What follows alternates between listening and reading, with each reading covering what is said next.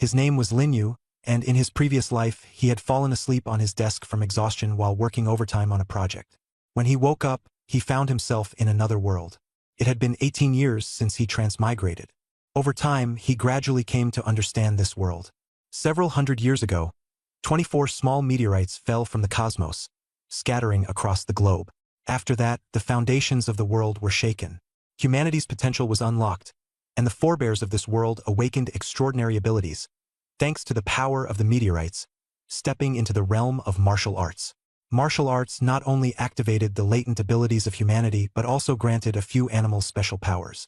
However, humanity's true enemy was not of this world. They were invaders from another universe, beings who called themselves gods. Humanity referred to them as calamities, harbingers of disaster.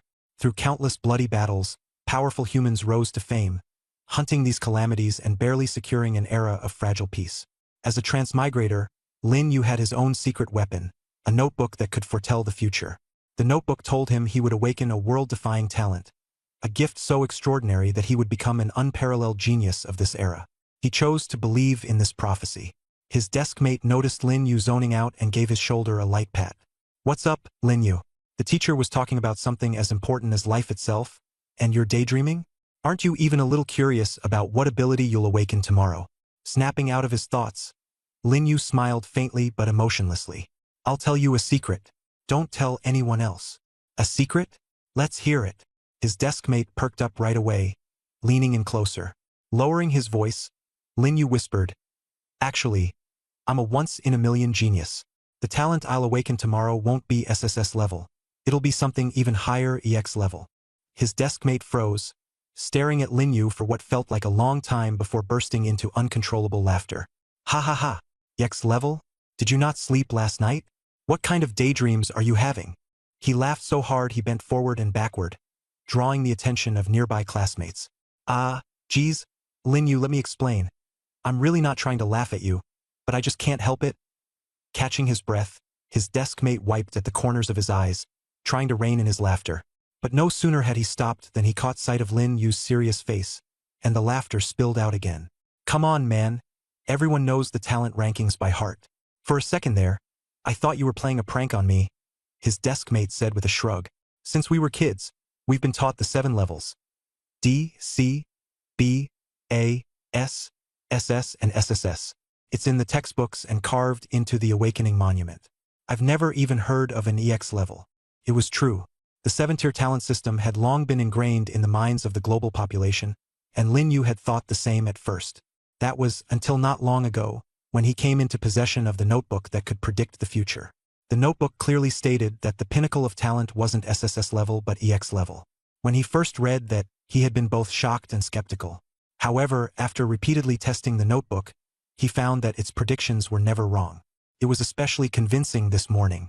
The notebook had written, "You will find 100 yuan on your way to school." Initially, Lin Yu was only half convinced.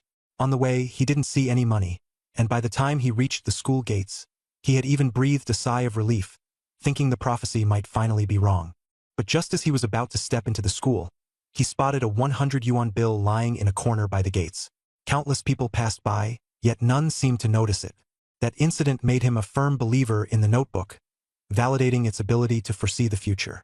The dismissal bell rang, and their teacher, Li, concluded, "All right, class, that's it for today. Go home, get a good rest, and remember to stay calm tomorrow. Make sure you're in your best condition for the awakening." Lin Yu's deskmate stood up, clearly unbothered by the whole EX level conversation, thinking Lin Yu was just making it up. Putting his hands together in a mock prayer, he said earnestly, "Dear ancestors, please bless me with a talent above D level tomorrow. I'm not greedy. Forget S level. Just give me at least a B level or A level talent." Lin Yu looked at his deskmate's overly serious expression, his lips twitching in amusement, but said nothing. He simply walked around him and left the classroom, anticipation building in his heart for tomorrow's awakening. When he got home, Lin Yu went straight to his room. Although he had lived in this world for 18 years now, the pressures from his family made it hard for him to breathe. He wasn't an only child. He had an older sister named Lin Lin. The key point was, Lin Lin was a legendary prodigy at Nanxing No. 1 High School. She had awakened an SSS level talent, the Blade of Time and Space. During monthly evaluations, her blood energy reached an astonishing 108, earning her direct admission to the strongest academy in Jing City. That level of blood energy was practically on par with what a newly awakened warrior should possess, and she had achieved it in less than a month since awakening. Even among peers at the Jing City Academy, Lin Lin was an elite. Lin Yu's ability to enroll at Nanxing No. 1 High School was largely due to her reflected glory. Both their teachers and their parents had high expectations of him, holding him to extremely strict standards. He had no weekends to himself, spending all his time in supplemental classes for training spiritual power and blood energy, skills not taught in ordinary schools. Lin Yu worked tirelessly, but without an awakened talent, all his efforts felt like they were for nothing. He wasn't even sure which direction to focus his efforts on. What if he awakened a useless talent? Would all his effort go to waste? In this world, effort often wasn't enough. Talent was everything. The disparity in talents could even dictate one's fate. There were ancient families with traditions spanning over a century, capable of using unique methodologies to ensure that members of the same bloodline awakened identical talents. Then there were those who awakened D-level talents, but those born into prestigious families were worlds apart from people like him, their environment and circumstances completely different. Lin Yu's room was simple, containing only a bed and a desk. The desk was piled high with books on talents, and amidst them was a notebook tucked away. He walked over, picked it up, and opened it. The handwriting inside was still clear, written earlier that morning. "You will find 100 yuan on your way to school." He flipped to the next page, where he'd written a question that had lingered in his mind for a long time. "Will I ever be stronger than my sister?" The words began to blur, and suddenly they vanished, leaving the page blank. Lin Yu was startled. This was the first time he'd seen the notebook act like this. But before he had time to process, new handwriting gradually became clear. "Yes, you will be stronger than her." Leaning back in his chair, Lin Yu mused that, if he were to surpass his sister Lin Lin, his talent level would have to reach SSS or even EX. Anything less wouldn't be enough. Moreover, the notebook had proclaimed him to be the only genius of this era. Lin Yu couldn't help but think, maybe, just maybe, he really was a genius. After hesitating for a moment, he posed another question to the notebook. "What level of talent will I awaken tomorrow?" Then he turned the page, his nerves tightening as he anxiously awaited an answer. His heartbeat quickened, and just as the handwriting began to appear, a sudden knock at the door startled him. "Knock, knock, knock. You've locked yourself in your room as soon as you got home. Come out and eat. You need to eat well tonight and prepare to awaken a good talent tomorrow." It was his mother's voice. Lin Yu exhaled in relief, letting go of his tightly wound nerves. He glanced again at the notebook, noticing that the handwriting hadn't fully formed yet. Deciding to take a break, he left the notebook behind to clear his head and grab dinner. After all, the sudden knock had genuinely scared him. It wasn't surprising to be jumpy under such tension. He took one last look at the notebook, held his breath, and pushed open the door to head to the living room. At the dinner table, his parents were already seated, and the atmosphere was heavy and subdued. Lin Yu was used to it. Ever since his sister's awakening as an SSS talent last year, the family's mood had been perpetually oppressed, especially in her absence. His father put down the newspaper and said coldly, "First thing you do after coming home is hide in your room. Who knows what you're always up to? Sit down and eat." Lin Yu stayed silent, taking his seat. His mother ladled out a bowl of thick soup and placed it in front of him. "Drink up. This is iron-armored rhino bone soup. I asked Aunt Wang to prepare it especially for you. Boiled for 6 hours, it's excellent for your bones and mental strength. Tomorrow's awakening day, you better not let your sister down." Her words were veiled in pressure, and her gaze inadvertently flitted to the family photo on the wall. In the picture, Lin Lin stood beside the awakening pillar, surrounded by golden light, her sword aura radiating powerfully. Nearby were photos of Lin Lin with important figures, as well as her acceptance letter from the illustrious Capital Academy. Lin Yu stared into the soup. It was so thick and unappetizing, but he forced himself to drink a few sips. His father ate a few bites of food before picking up the newspaper again. Casually, he remarked, "Your sister advanced a couple of days ago. She's officially a mid-tier awakener now." Lin Yu was stunned. How long had it been? Just a little over a year since she awakened as an SSS talent, and she'd already advanced to mid-tier? Such speed was extraordinarily rare. At many academies, the graduation requirement was merely to reach the peak of low-tier awakening. His mother chimed in proudly, "Linner is at Capital Academy now. Not only does she have a full scholarship, but she also has her own personal cultivation room and dormitory. The best part? She's being personally mentored by a super-tier powerhouse. She sighed, turning her gaze to Lin Yu, her tone laced with complexity. Xiao Yu, your dad and I aren't trying to pressure you, but do you know? Your sister personally approached the principal of South City High to make sure you got in. There are so many eyes on you there. Everyone knows you're Lin's little brother. South City High is incredibly hard to get into. Most people fight tooth and nail for a spot, and your academic scores in literature and history are so mediocre. Her words trailed off, but Lin Yu understood.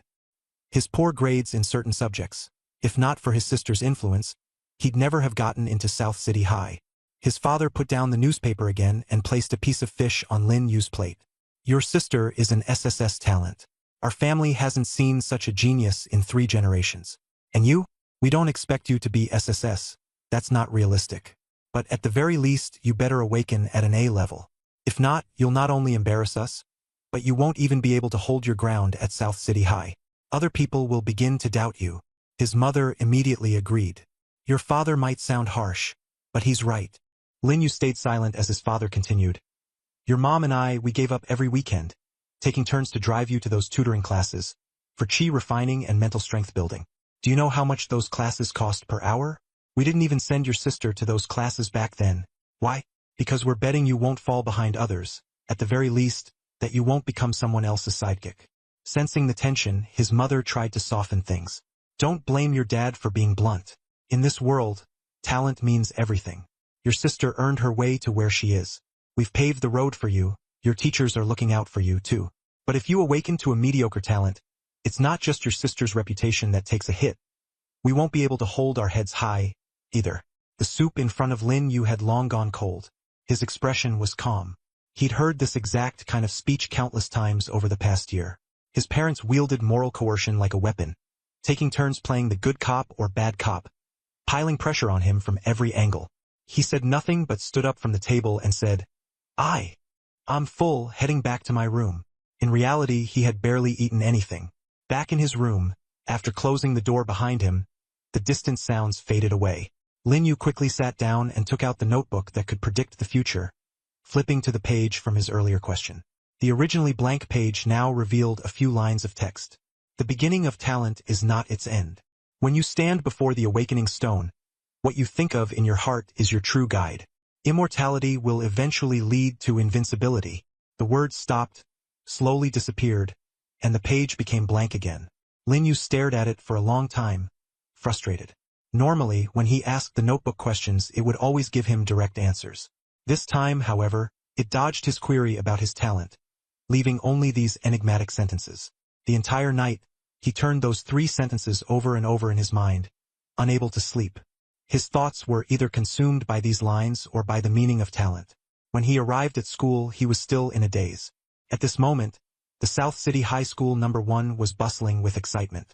Many parents had come personally to drop off their children, and the perimeter of the school walls was packed with onlookers eager to catch the action. The moment Lin Yu appeared, it was as if someone had dropped a stone into a calm pool, creating ripples. Too many people recognized him, or more accurately, knew he was Lin's little brother. Because of this, his parents had chosen not to accompany him to avoid unnecessary attention. A small group of people fixed their gaze on him and whispered, "Look, that's Lin Yu, right? I know him. My son talks about him all the time. He looks pretty decent, clean-cut. I wonder what his talent is like though. I heard talent is hereditary through bloodlines. His sister's an SSS rank. There's no way he could be too bad off. At least an A rank, I'd bet." Not necessarily. Talent is also a matter of individual fortune. Who could have imagined Lin was an SSS rank before her awakening? His sister is so extraordinary. It must be a lot of pressure for him. Conversations buzzed everywhere. Lin Yu kept a calm face as he walked into the school. He was already used to situations like this, no longer fazed by them.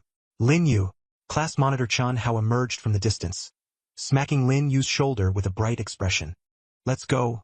The awakening ceremony is about to begin. Normally, Class 1 starts first every year. But this year, our Class 7 gets to go first. The homeroom teacher specifically asked me to come get you." "Thanks." Lin Yu forced a faint smile. Having lived through 2 lives, he could read people's intentions easily. Chun Hao wasn't entirely pure-hearted. But since the guy had never gone too far, there wasn't any need for confrontation. "Don't be nervous. You'll definitely do great, Chun Hao said quietly. Your sister's so amazing, and talent is inherited through bloodlines. Even if you're not as extraordinary, you won't be bad. My parents are just regular people. Jealousy tinged with admiration laced his tone. Lin Yu didn't reply and only gave a polite smile. Gene lineage? His parents were ordinary people too. Since Lin Lin's SSS awakening, she had become South City's brightest star. Their parents had benefited from her fame, even getting personal escorts wherever they went. This was what people called ascending to godhood and taking mortals along for the ride. Chun Hao led Lin Yu toward the athletic field. At the field center stood a high platform, atop which was a nearly 3-meter-tall black stone monolith covered with strange patterns resembling veins of flesh. That was the awakening stone, the key to determining the fates of thousands of students standing below. A few people stood at the edge of the platform, beyond the stern principal and some school officials. The figures drawing the most attention were 3 young men and women in white uniforms, about the same age as Lin Yu. However, from the way the school leaders regarded them, their status was clearly far more distinguished. Lin Yu's gaze lingered on the trio. 2 young men and 1 woman, their expressions radiating cold indifference. At one point, Lin Yu made eye contact with one of the young men, and just a single glance filled him with an oppressive sense of danger. These are awakened ones? Lin Yu felt a tremor in his heart, instinctively sensing that this young man could end his life with ease. Attention! South City Principal Mu Tianzhao spoke. His voice wasn't loud, but it echoed across the entire field. The noisy crowd instantly quieted. Today marks South City High School's Awakening Day. The path of a warrior begins with innate talent. The Awakening Stone will reveal the latent power within you. You. Proceed by class and student ID number. Class 7. Step forward to begin. The ceremony officially commenced. The first boy from Class 7 ascended the high platform. At that moment, Yuan Hao leaned in close to Lin Yu. Brother Yu, did you see those 3? They're from South City's top academy. That tall beauty in the middle was a student at our school just last year and was known as a peerless talent. Too bad your sister was so famous. Not many even remember her name. Do you know her? Lin Yu turned to ask Yuan Hao. Yuan Hao was Lin Yu's close friend, coming from a wealthy family. His parents were influential figures in South City's commercial circles, and he himself had received excellent education, along with impressive talent. I wouldn't say I know her, but I know of her. Pointing at the girl in the center, Yuan Hao chuckled. Her name's Yun Shishue. She was one of the top 3 beauties in South City High back in the day. Her admirers were so numerous they could have reached River City. After awakening an S-rank talent, she was invited to join South City's top academy, but she turned them down. Later, during the martial exams, she achieved an S+ ranking and got into the top school. She's practically defying the heavens. Lin Yu raised an eyebrow slightly. How do you know so much about her? Heh, my brother's also in the top academy. He keeps tabs on who's back here to oversee awakening. This is no trivial matter, Yuan Hao said excitedly. To be honest, Yun Shishue is someone I've decided to apply to Nanqing's top academy, Lin Yu said. Yet, he didn't respond to Yuan Hao's words. His gaze was fixed on the high platform. The awakening ceremony for Class 7 had begun. The first boy placed his hand on the stone pillar, causing faint white patterns to light up on its surface before fading out after a few seconds. D-level talent. The student recording the data beside the pillar remarked flatly. Awakening a D-level talent was considered ordinary among regular individuals. But this was Nanqing No. 1 High School, an institution where students either came with significant backing or excelled academically. Having a D-level talent here made one stand out for all the wrong reasons. Disappointment briefly flashed across the boy's face, but he accepted the reality soon after. Though a D-level talent was mediocre, it was better than not awakening at all. The others followed. Some awakened with D-level, others with B-level, their talent ratings varying widely. The stone pillar only revealed the rank of talent. It was up to the student to discover its actual usefulness. As the line moved slowly forward, Lin Yu and Yuan Hao swapped places. Yuan Hao, noticing that Lin Yu seemed a bit tense, decided to go ahead of him in line. He didn't appear nervous at all. Instead, he even found time to exchange playful glances with Yun Shishue, who stood on the stage.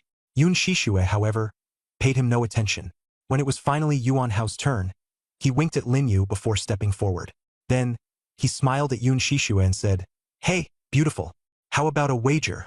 Yun Shishue glanced at him coldly, her eyebrows slightly furrowed, but she remained silent. The school staff and leaders were stunned. None of them had expected a student to disrupt such a solemn occasion. Unconcerned, Yuan Hao grinned and continued, "Let's bet that I'll awaken at least an A-level talent today. If I win, beauty, we exchange contact info and I get to pursue you. If I lose, I'll run 10 laps around the track." The school leaders turned ashen-faced while the students below erupted in laughter. Who is this guy, acting so full of himself? It's Yuan Hao. Rich family, decent talent too. Doesn't matter whether he's rich or not. The point is, he actually dares to flirt with the senior. He's asking for trouble. Before Yun Shishue could respond, a composed young man standing next to her narrowed his eyes in disapproval and was about to intervene, only to be stopped by Yun Shishue. "I'm not betting," she said, her voice calm yet firm. "I'll give you my contact information, and you can pursue me if you like, but only if you make it into Nanqing's top academy. Otherwise, you won't even get the chance to see me." Yuan Hao froze, clearly not expecting her to agree like that. However, he quickly recovered and replied, "All right." The entire crowd was stunned. Even the two young men standing beside Yun Shishue were taken aback. No one had expected her to give out her contact information so easily, and the atmosphere instantly became charged with tension. Among the crowd, Lin Yu could only shake his head helplessly. Yuan Hao was truly unpredictable, but perhaps boldness was the key to winning. Without waiting for more reactions, Yuan Hao wiped the grin off his face, suddenly turning serious. He reached out and placed his hand on the stone pillar. Seconds later, patterns on the pillar erupted into radiant blue and white light. The glow stabilized, crackling faintly with electric arcs. A-level talent. The representatives from Nanqing's top academy recorded the result, their gazes filled with respect. Nanqing's prestigious institution required at least an A-level talent for admission, and that was just for starters. Yuan Hao had effectively placed one foot in the doorway of success.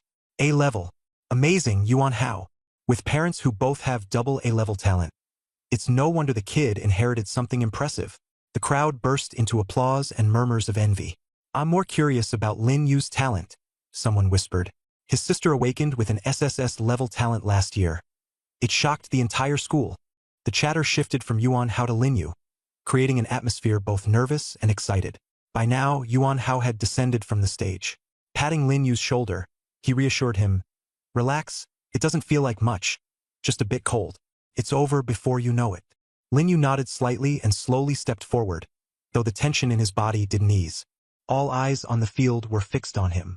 Lin Yu had transferred into Nanqing No. 1 high school unexpectedly. Many believed it was thanks to his connections, given that his sister Lin Lin had a towering reputation. No one dared challenge him openly. But Lin Yu knew too well that true recognition required undeniable strength. Yun Shishue's gaze had lingered on Lin Yu the entire time. There was a profound, unreadable depth in her eyes. Lin Yu forced himself to calm down and followed the instructions of the student guiding him. He placed his hand lightly on the stone pillar.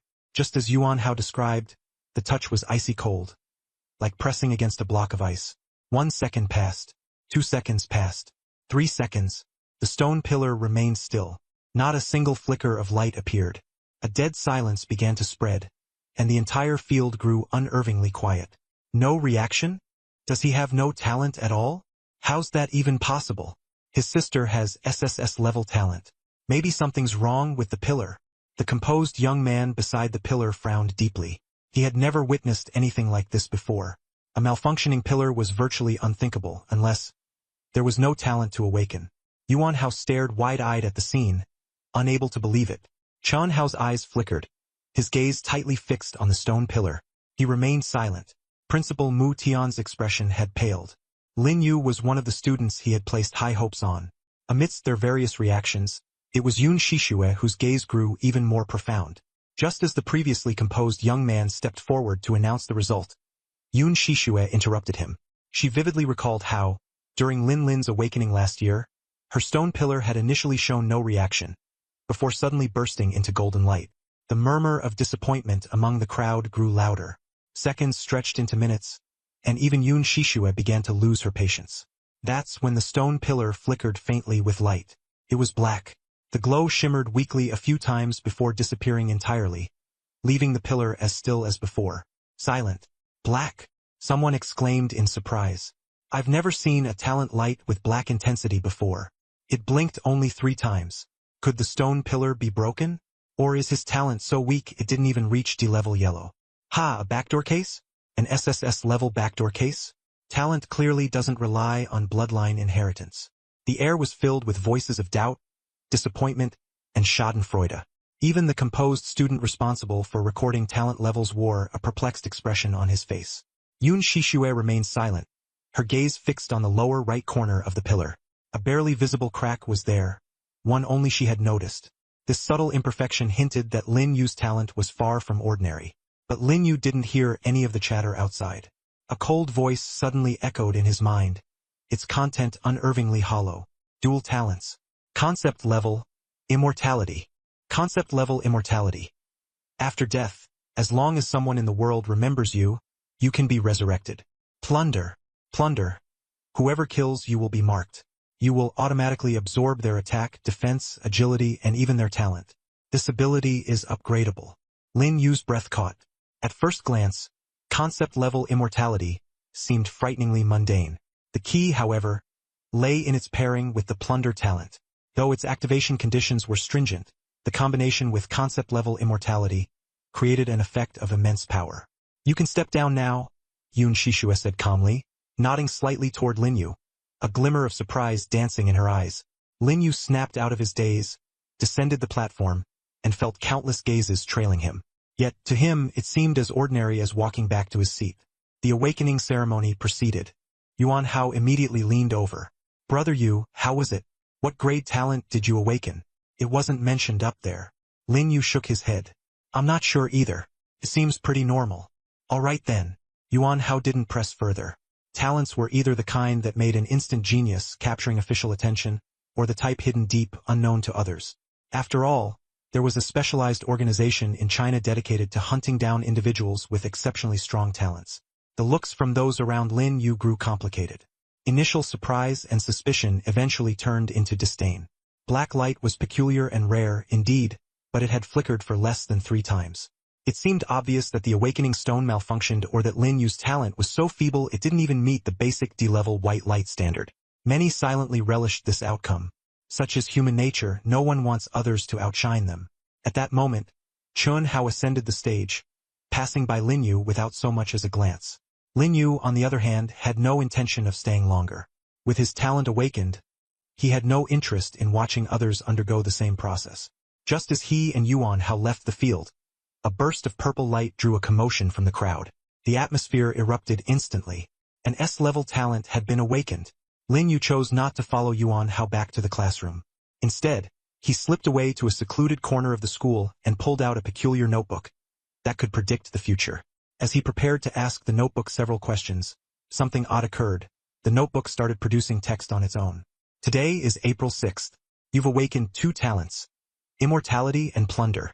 Individually, each would be a useless talent. Combined, however, they form the strongest in existence.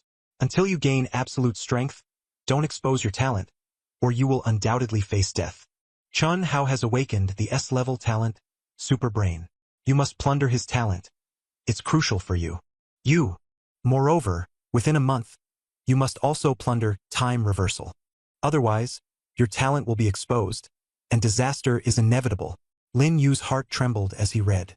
The notebook clearly knew the nature of his talents, yet it had only hinted indirectly about them the night before. When he saw the words plunder, he froze. To plunder someone's talent meant to kill them. Once his talent became evident, it would undoubtedly expose him. Was he supposed to first acquire Time Reversal, then plunder Chun Hao's talent, and eventually use Time Reversal to reset everything? Lin Yu lowered his head, furrowing his brows in deep thought. He felt torn. Chun Hao had shown no obvious hostility toward him and had even been relatively neutral. To send him to his death felt ruthlessly cruel. This was, after all, a battle for talents, but it was a morally heavy burden for Lin Yu to bear. Just as he prepared to shut the notebook and contemplate further, more text appeared, blurry yet legible. You are physically weak. Your vitality and mental strength are lacking. You can enhance your abilities by choosing to commit suicide, jumping off a building. Lin Yu's eyes widened in shock. What kind of absurd suggestion was this? Suicide? Jumping off a building? Unable to contain himself, he asked, "Jumping sounds too painful. Is there another way, like taking sleeping pills instead?" The notebook replied, "You can try that." Lin Yu let out a bitter laugh. Without absolute strength, He couldn't expose his talents, and he had to grow stronger as fast as possible. It seemed suicide was the quickest and most effective option. He didn't return to the classroom but instead left the school grounds. Not long after, he realized someone was following him. Lin Yu abruptly turned around. It was Chun Hao. "Class president? Why are you here? Why are you following me?" he asked, narrowing his eyes. This couldn't be a coincidence. There was no way Chun Hao. He's locked onto him. With a faint smile on his face, Chun Hao carried a sense of smugness as he basked in the euphoria of recently awakening the S-rank ultimate brain. "Lin Yu, did you know? South City's top academy just extended me an invitation for direct admission without exams. That means I won't even have to prepare for the martial arts exam 2 months from now. I'm heading straight to a place countless people dream of getting into." Chun Hao leisurely strolled with his hands casually tucked into his pockets. The once disheveled and dispirited version of him was gone, now replaced by an overwhelming air of superiority. The ultimate brain endowed him with the ability to learn at lightning speed, analyze with precision, and even innovate in ways previously unimagined. While some called it the ultimate brain, it could be more aptly described as a full-body enhancer. "So, are you just flaunting it in front of me?" Lin Yu's voice was cold as he responded. Chun Hao shook his head slightly and replied, "Don't misunderstand. I looked into it. You didn't even reach a D-level talent. In fact, your aptitude is alarmingly low. You're categorized as F-level. This level of aptitude hasn't been officially recorded before, not because it doesn't exist, but because it's so weakly manifested that no one bothers to acknowledge it. I saw you looking troubled as you left school, and out of concern, I wanted to check if you were okay or needed help. To be honest, your test results today were so bad I got worried you might do something irrational." Lin Yu kept his face composed, but inside, his alarm bells were ringing. Chun Hao's sudden appearance wasn't coincidental. Could he be planning to kill him right here? Should he let things play out or resist? The only thing certain was that awakening his S-rank talent had made Chun Hao insufferably arrogant. His superiority practically oozed out of him. This moment made Lin Yu see Chun Hao's true nature entirely. Forcing a faint smile, Lin Yu replied, "Class president, thanks for your concern. I'm just in a bad mood. Not thinking of doing anything drastic." He turned and walked away before Chun Hao could say more. In truth, Chun Hao was probably only following him to show off his recently awakened S-rank talent. If Chun Hao had the intention of killing him, he likely wouldn't dare. What Chun Hao truly wanted was to return the humiliation of the past year. The source of that humiliation, only Chun Hao himself would truly know. For someone with an extremely sensitive ego, even the smallest slight could cause them shame and anger. As expected, Chun Hao didn't follow him further. Instead, he let out a cold snort and muttered, "What a useless guy, can't even talk back. Do you really think you'll become the next Lin Lin? Just wait, Lin Yu. The gap between us will only grow wider, you'll see." An unsettling grin crept across Chun Hao's face, and his voice echoed in the empty surrounding space, reverberating for a long time. Whatever complex feelings Chun Hao once had were now entirely buried beneath the smugness brought on by his S-rank talent. Arrogance had fully taken root. Lin Yu wasn't a saint. It was impossible to quell the fury ignited by Chun Hao's blatant provocation, but he suppressed it. "Oh, Chun Hao, do you really think an awakened S-rank talent allows you to flaunt as much as you like? I'd love to see the look on your face when you lose it all.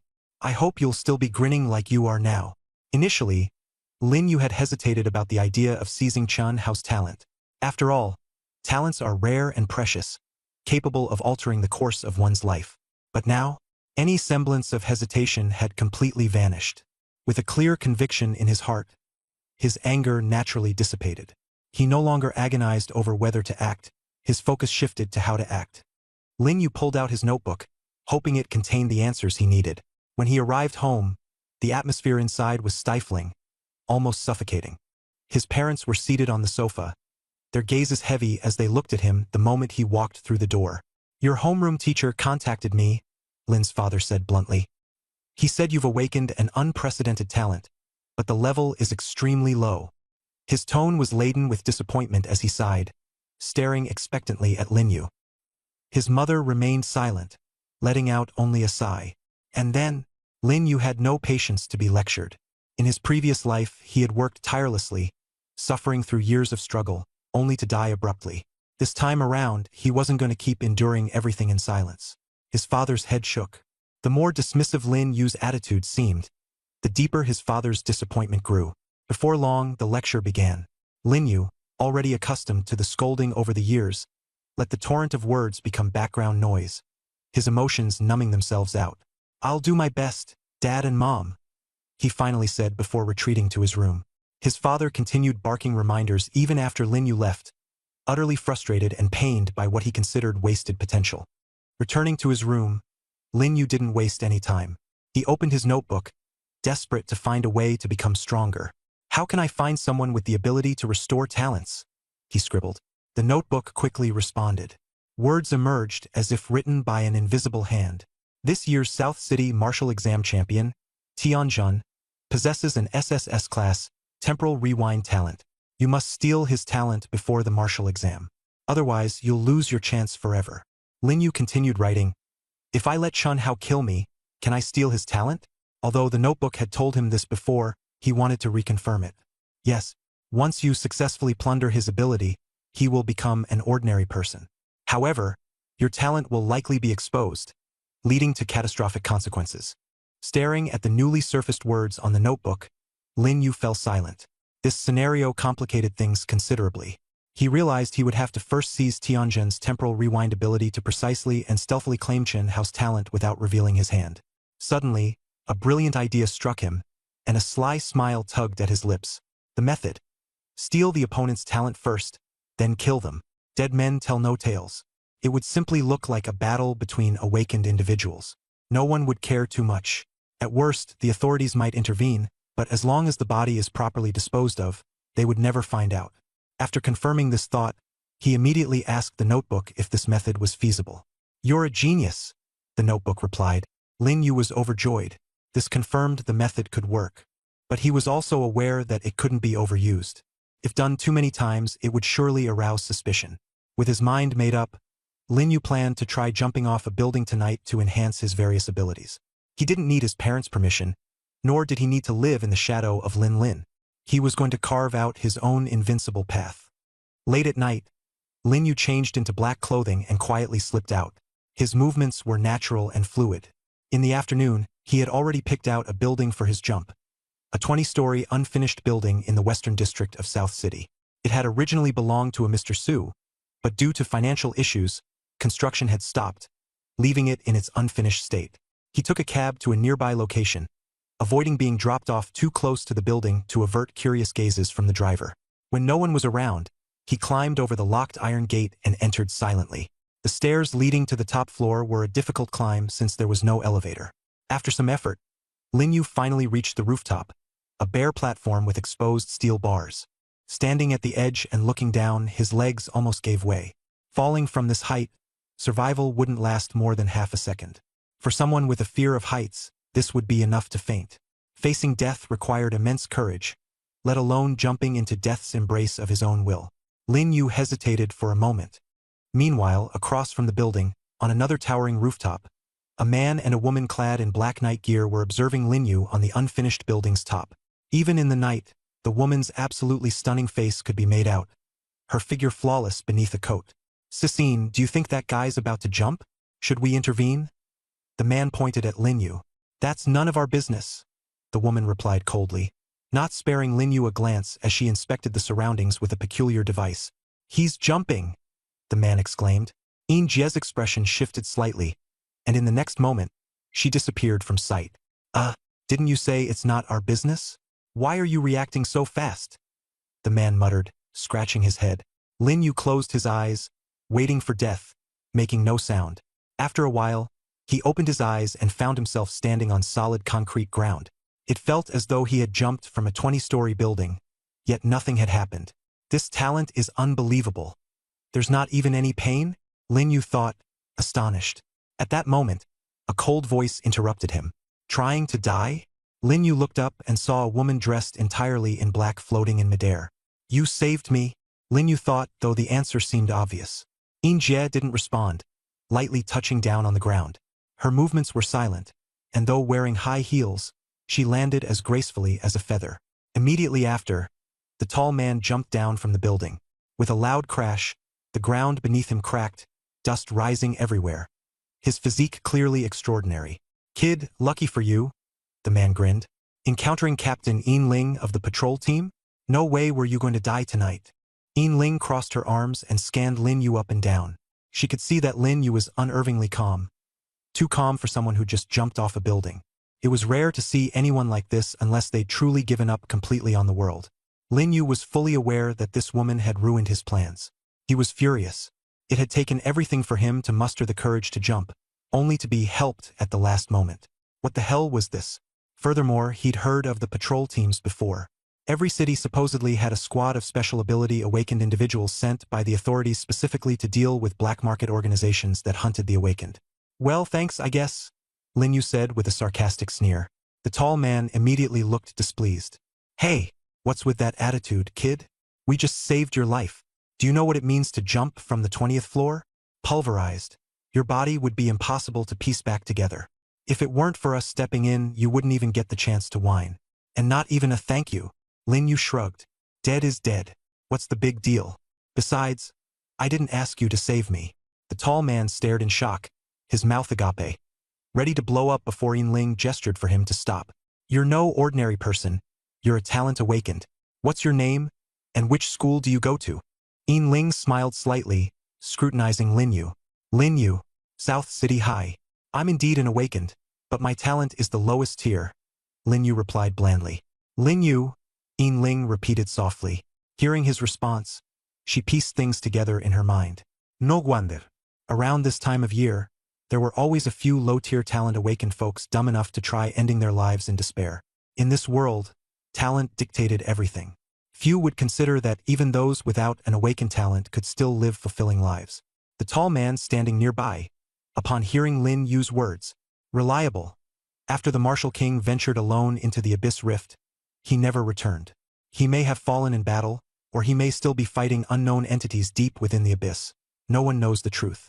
Lin Yu was stunned. After a long silence, he finally asked, why was he so desperate? Ling Yin glanced at him and said calmly, perhaps because he didn't want to be defined by fate. Anyone with an awakened D-rank talent would be told their future is limited.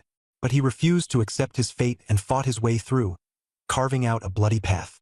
Lin Yu fell into deep thought, clenching his fists as if brewing something in his mind. He could sense just how determined and proud the man Ling Yin called the Martial Prohibition King was, so much so that even fate couldn't restrict his path. Ling Yin suddenly said, you think your path is difficult, but compared to the Martial Prohibition King, at least you don't face people's contempt and disdain. Since you've already made your choice, walk it with resolve. Otherwise, you might as well admit defeat early. Those words struck Lin Yu's heart like a heavy hammer.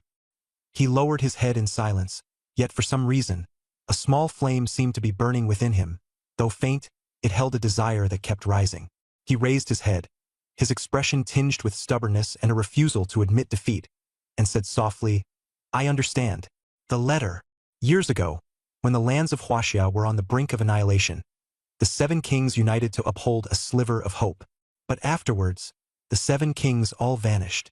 This is merely a rumor, impossible to verify.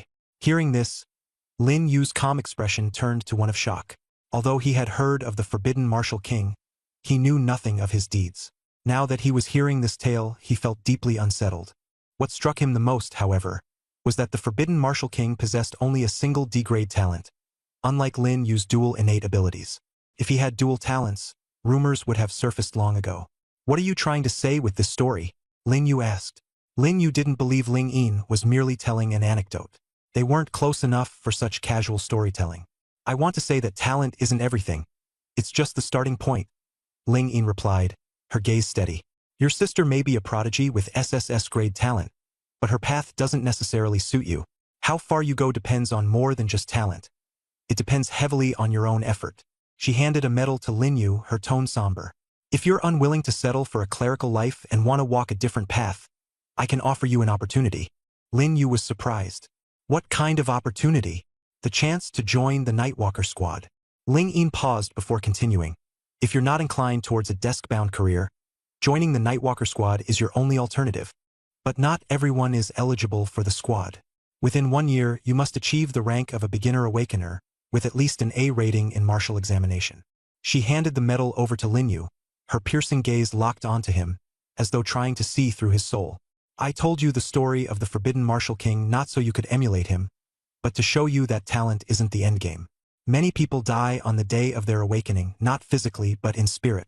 In this era, to simply live is a blessing. What you must understand is that on the battlefields at the borders, the pioneers of humankind are still fighting against disasters. Lin Yu listened, his chest tightening. He wanted to argue but found himself unable to speak. As her words faded, Ling Yin's figure blurred and disappeared, leaving behind only a lingering fragrance and the Nightwalker squad medal in Lin Yu's palm. Lin Yu stared at the medal for a long moment, ultimately deciding to pocket it without a word. What he didn't tell Ling Yin was that his leap from the 20th floor earlier wasn't a suicide attempt but an effort to enhance his attributes and test his innate ability. As he prepared to head downstairs, he had stumbled upon the Nightwalker patrol squad.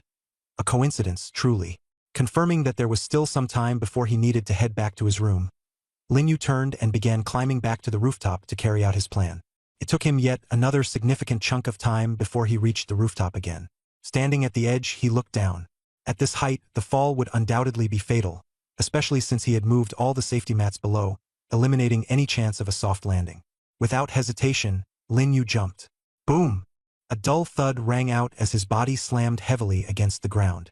Pain exploded across every inch of his being, making him feel as if his entire body were about to fall apart. Consciousness faded, and for a moment, Lin Yu was convinced he might actually die. In that fleeting instant of near death, a thought flickered across his fading mind. But even as he teetered on the edge, he realized that he wasn't fully prepared. Conceptual immortality. As long as there remains anything in this world that remembers your existence, you can be resurrected. His parents were asleep. Perhaps that didn't count as remembering him. As his consciousness blurred further, a sudden warmth surged through his body. It began to mend his wounds rapidly, the pain subsiding as clarity returned to his mind. His ability had activated. This wasn't some last-ditch hallucination. It was a genuine awakening. Lin Yu swiftly stood up. The body that should have crumbled from the fall now felt completely unharmed. In fact, his strength had noticeably increased compared to before. He clenched his fists, his knuckles cracking audibly, with faint tearing sounds echoing through the air around him. This wasn't an illusion. His power had indeed grown. He turned to look at the massive stone pillar nearby. It was the primary support structure for the half-built building, at least 4 to 5 meters thick, made of reinforced concrete. In the past, if he pushed himself to his limits and struck it with full force, at best, he'd end up breaking his hand, while the pillar would remain practically unscathed. But now, Lin Yu took a deep breath, spread his fingers, and smashed his fist into the pillar with a sharp motion. Buzz! The pillar caved inward with a massive dent, exposing its steel reinforcement. Around the point of impact, cracks spread outward like a spiderweb. Lin Yu felt certain.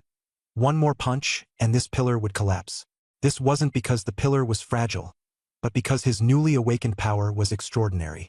Looking at his slightly reddened knuckles, Lin Yu's heart raced wildly. A crazed thought crept into his mind.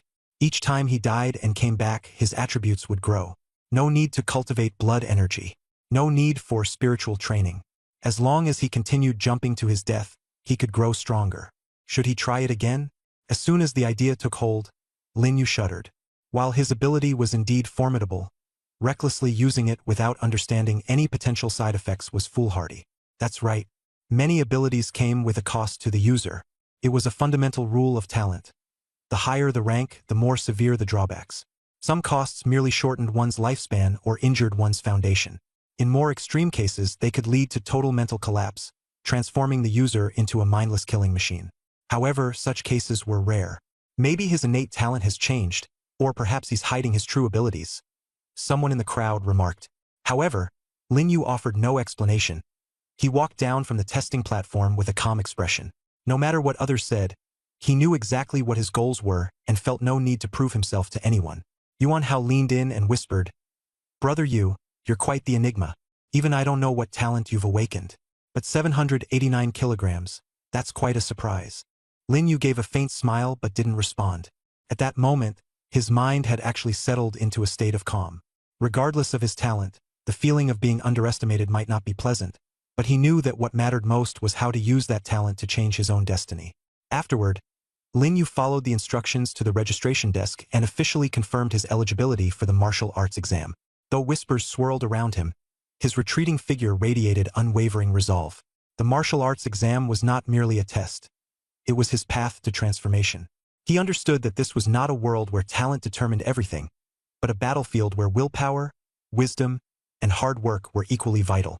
On the way home, Yuan Hao accompanied him, chattering away the whole time as he analyzed the outlook for this year's martial arts exam and discussed the rumored powerhouses in each grade. Lin Yu listened silently, saying nothing, but in his mind, he was already sketching out his own blueprint.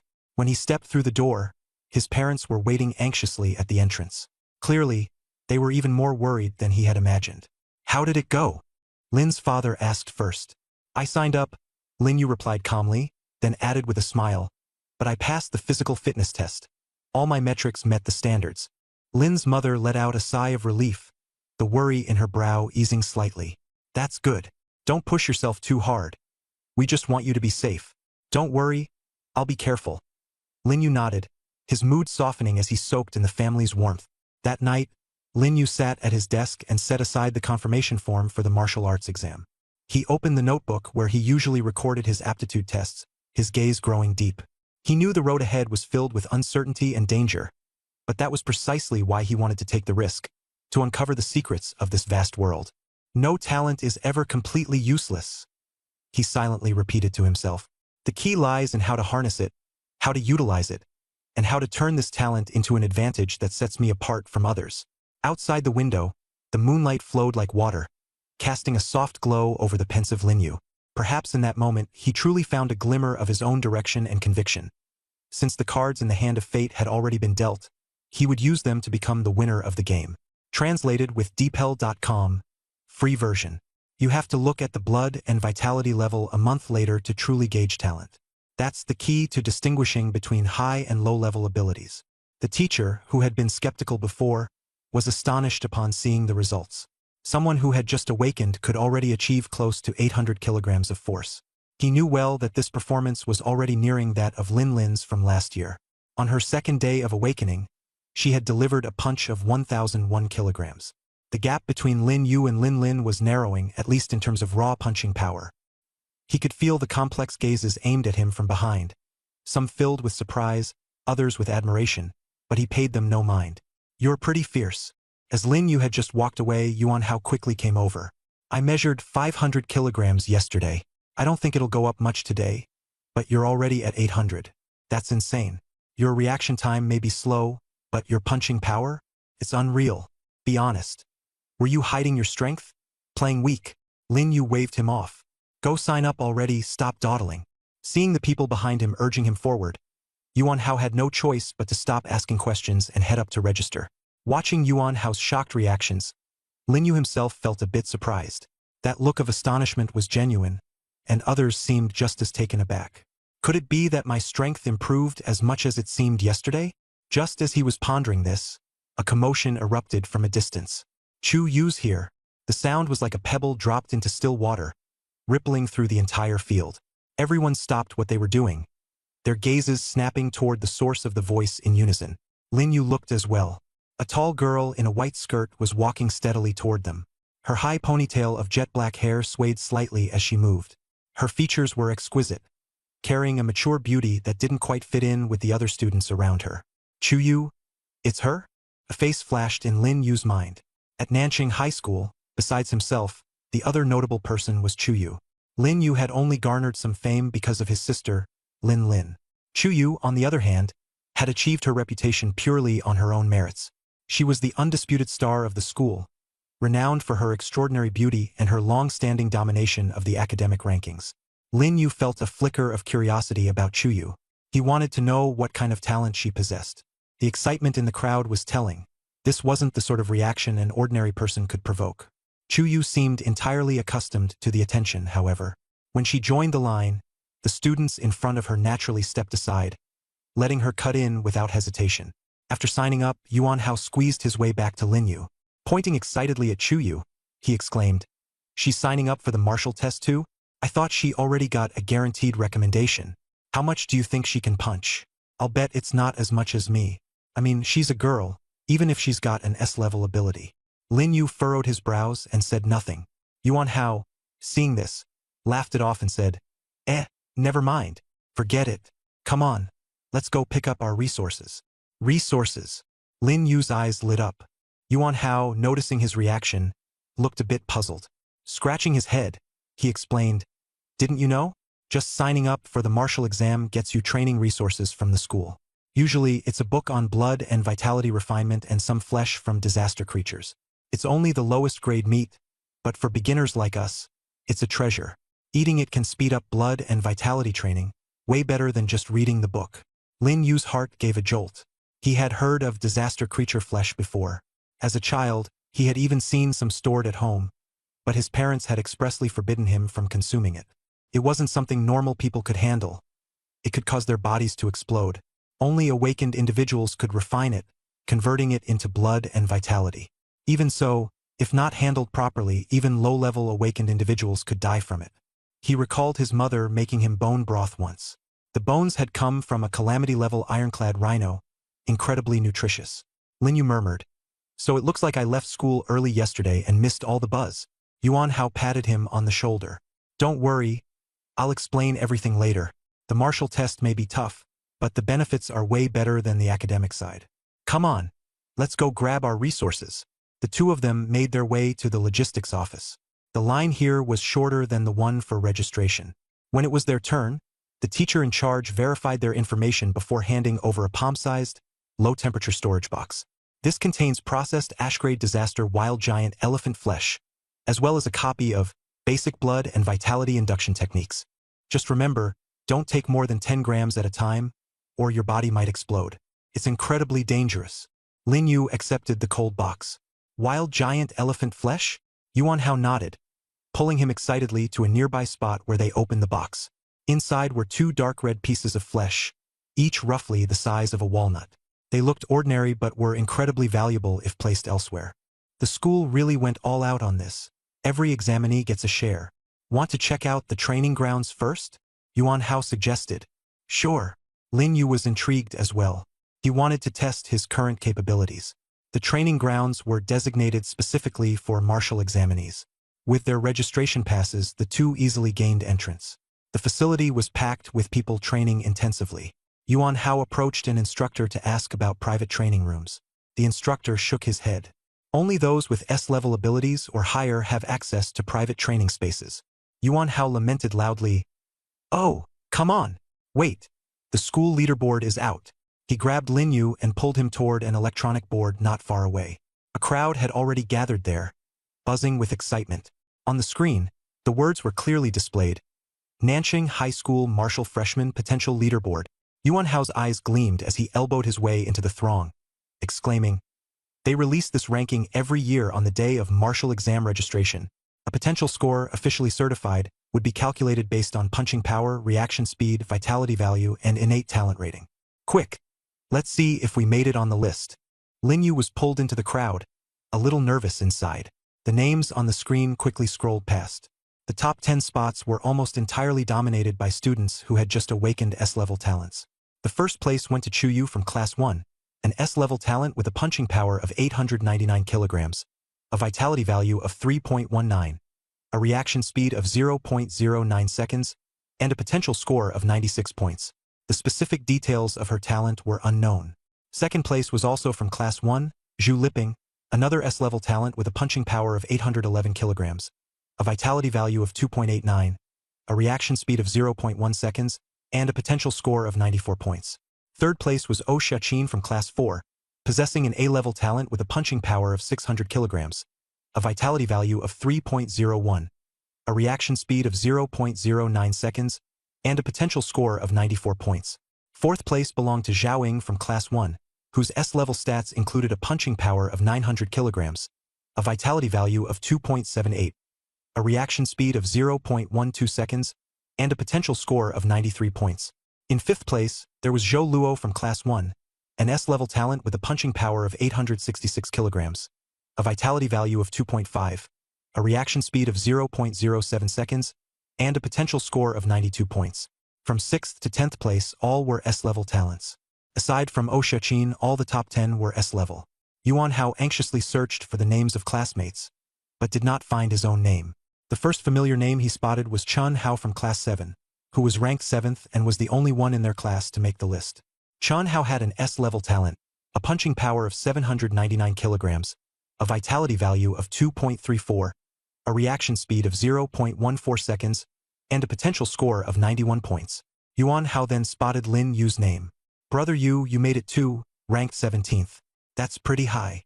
Lin Yu's name indeed appeared on the leaderboard with a punching power of 789 kilograms, a vitality value of just 0.89, a reaction speed of 0.3 seconds, and a potential score of 84 points. His talent level and specific abilities were not displayed. Looking at the data, Lin Yu's overall performance seemed average. His vitality and reaction scores were relatively low, but his punching power stood out. Outside the top 10, most had an average punching power of around 600 kilograms. The voices of discussion among the crowd grew louder, a mixture of envy and fear. Chu Yu's already been scouted by top universities in the capital. Why is she even taking part in the martial arts examination? Who knows? Maybe she wants to aim for the provincial champion title in this year's martial arts exam. Most people with S-level talent are participating anyway. Look at that. Even an S-level student is working so hard. We B-levels don't stand a chance in comparison. That cripple, Lin Yu, he's probably on the list because of connections. His vitality doesn't even reach 1, and his reaction speed is terrible.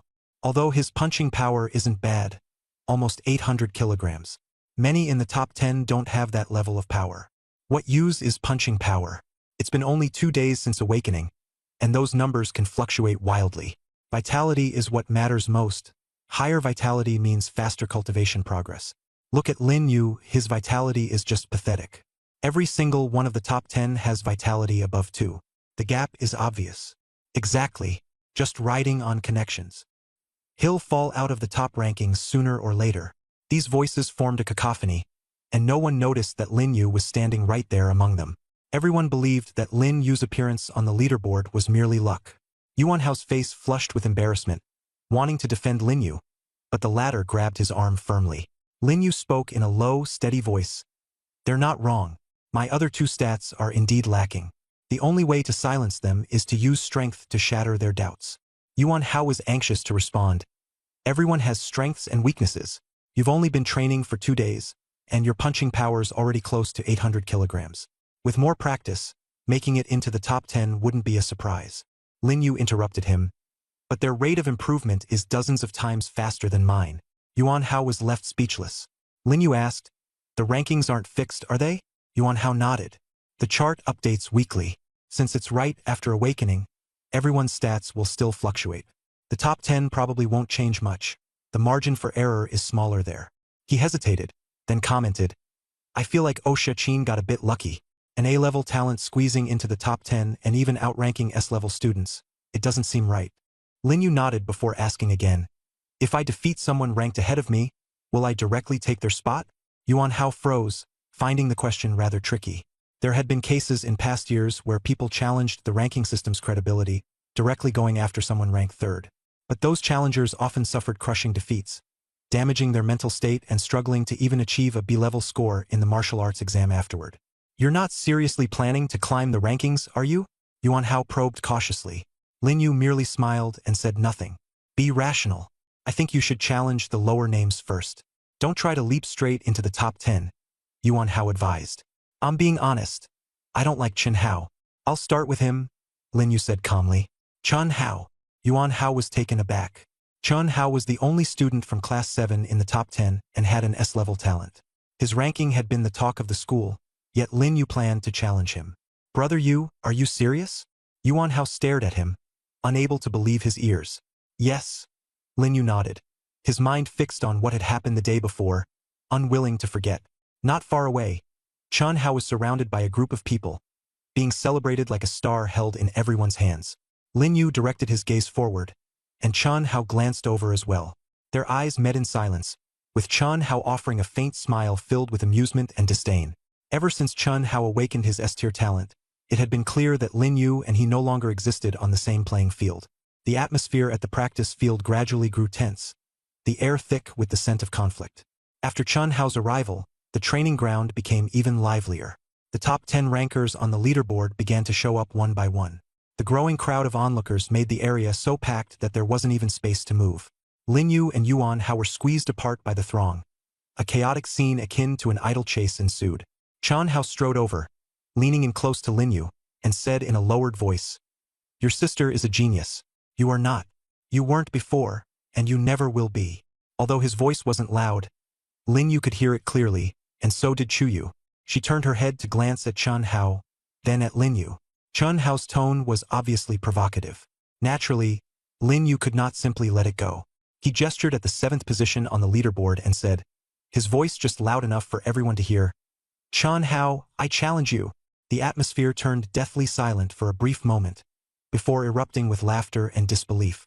Even Chun Hao hesitated momentarily in his steps. Challenge me? Chun Hao laughed aloud. I'm an S-tier talent, ranked 7th. And you? You're just a measly 17th place with the lowest tier talent. What makes you think you're qualified to challenge me? A cold smile tugged at the corner of Lin Yu's lips. If you're scared, just admit it. From now on at Nanqing First High School, whenever you see me, Lin Yu, lower your head and act like a proper subordinate. Chun Hao's expression turned cold. However, after a momentary silence, he chuckled and replied, all right, I accept. Let me show you the insurmountable gap between talents. He raised his voice and declared to everyone present, everyone here is my witness. Don't say I was bullying Lin Yu. He's the one who threw out the challenge first. The crowd quickly formed a circle, clearing space in the center, eager to watch the spectacle unfold. Yuan Hao squirmed his way to the very front, face pale. He couldn't help but think, if only he could have prevented Lin Yu from doing this. Holy crap! This is basically a declaration of war. He's practically seeking death. An F-tier talent challenging an S-tier? The outcome's obvious even without thinking. Their punching power is almost the same, though. Lin Yu has 789 kilograms, and Chun Hao has 799. Punching power isn't everything. What about blood vitality and reaction speed? In a real fight, it takes more than raw strength. Lin Yu's way too cocky, saying Chun Hao should lower his head. Chun Hao only just became the first student yesterday to awaken an S-tier talent. Most of the crowd was there just for the drama. Although many knew Lin Yu had a genius sister, it was no secret that he had awakened the lowest-tier talent. The news had already spread across the entire school. Some had even jokingly graded Lin Yu's talent as F-tier, not even worthy of D-tier. I can be the referee, said a bespectacled boy stepping forward from the crowd. Who are you? Why should you be the referee? Someone asked, unconvinced. My name is Zhou Luo, the boy replied politely. Zhou Luo? The Zhou Luo ranked 5th on the leaderboard. As soon as the name left his lips, those who had been protesting fell silent and retreated sheepishly. The students in Class 1 gathered together, their attention drawn toward the commotion. What do you think, Yu? Someone asked Chu Yu. Ouyang Qin cast a casual glance at both Lin Yu and Chun Hao. She was ranked 3rd on the leaderboard and was Chu Yu's close friend. After hearing Ouyang Qin deem Lin Yu's challenge hopeless, Chu Yu, on the other hand, shook her head and said, I actually rather admire him. Admire him? Don't tell me you have a crush on Lin Yu, Ouyang Qin teased. Chu Yu smiled but shook her head. The courage to challenge someone with an S-tier talent is rare. I admire his boldness. As for liking him, impossible. My man would have to be someone with better talent and greater strength than me. Ouyang Qin couldn't help but laugh. Yu, you're an S-tier talent. There's practically no one your age in all of Nanqing who can surpass you. You're setting yourself a ceiling. I think Li Peng is a better match for you. You'd make the perfect talent power couple since he's also S-tier. Chu Yu didn't respond. Standing nearby, Zhu Liping scratched his head and chuckled nervously after hearing their conversation. Everyone knew he liked Chu Yu. For 3 years in high school, he had stayed by her side, proactive and diligent, and most assumed they would end up together. But only he understood that Chu Yu had never once looked at him with anything other than indifference. He never found the courage to confess. Zhu Liping was Chu Yu's only suitor, as all the others had been scared off by him. Soon, Zhou Luo announced the start of the match. Lin Yu and Chun Hao began their official bout. As the class monitor of Class 7, Chun Hao used to be a nobody. Ever since awakening his S-tier talent, however, he had attracted an increasing number of followers, and now most of the girls in his class gravitated around him. With a confident smile, Chun Hao stepped forward and extended his hand. In the past, Lin Yu might have shaken it. But after encountering Chun Hao's true nature yesterday, Lin Yu had changed his mind. He now knew that being overly kind only invited bullying. There was no need to pretend to be a good person anymore. He was living for himself, not for the approval of others. Looking at Chun Hao's outstretched hand, Lin Yu stood motionless, a faint smirk curling at the corner of his lips as he said, When you lose, you'd better learn to lower your head and stay out of my way. Chun Hao's smile froze, place crowd immediately dispersed. Lin Yu stopped where he was and casually glanced at the approaching instructor, expression unbothered by the earlier fight. Lin Yu, Chan Hao, both of you come with me to the coordinator's office, the instructor stated coldly, his stern gaze sweeping over the two combatants. Lin Yu silently followed, his demeanor indifferent and calm, while Chan Hao clutched his chest, blood at the corner of his lips, struggling to maintain his composure as he trailed behind. The surrounding crowd couldn't help but murmur among themselves, most still in shock over the unexpected outcome. Lin Yu's transformation is terrifying. He suddenly defeated Chan Hao so convincingly. No one expected this. An F-level awakening overpowering an S-level awakening? That's unheard of. In the corridor, Lin Yu walked at a steady pace, ignoring the whispers that lingered around him. His expression showed no pride, no joy, just an impenetrable tranquility. Chan Hao, however, was brewing a storm within. He clenched his fists, veins bulging on his temple. The humiliation of the defeat burned hotter than the pain in his chest. Once inside the coordinator's office, the instructor shut the door firmly, his sharp eyes scanning both of them. "Explain yourselves," he demanded in a low, threatening voice. Chan Hao gritted his teeth, lips trembling as he struggled to organize his thoughts. Lin Yu, on the other hand, remained stone-faced, unbothered by the pressure. "I'm the one to blame," Lin Yu finally spoke, his tone level and calm. "I challenged Chan Hao and things escalated. I apologize for causing trouble." The instructor's expression softened slightly at Lin Yu's composed and direct response, but he still turned to glare at Chan Hao. "Chan Hao, is that correct?" Chan Hao hesitated, swallowing his pride. "Yes, it's correct," he admitted reluctantly. "Fighting on campus is strictly prohibited, regardless of the circumstances," the instructor said sternly. "Lin Yu, Chan Hao, both of you will receive disciplinary warnings. Given the circumstances, the consequences could have been far worse." Both nodded silently, accepting the punishment without protest. As they exited the office, Chan Hao couldn't suppress his fury any longer. He glared at Lin Yu's back, shouting, "We'll see how long this sudden strength of yours lasts. Next time, you won't be so lucky." Lin Yu paused, slowly turning his head to meet Chan Hao's gaze. A faint, enigmatic smile tugged at the corners of his lips. "Next time," Lin Yu said, his voice cold and detached. "If you last until next time." Without waiting for a response, Lin Yu turned away and walked off, leaving Chan Hao rooted in place, fists trembling in rage and frustration. The crowd that had gathered to watch instantly dispersed. The school had explicitly forbidden private fights, with violators facing disciplinary action, and in severe cases, immediate expulsion. A teacher responsible for maintaining order in the training field walked over. He glanced at the scene, frowned, and was just about to speak when Zhou Luo pulled him aside.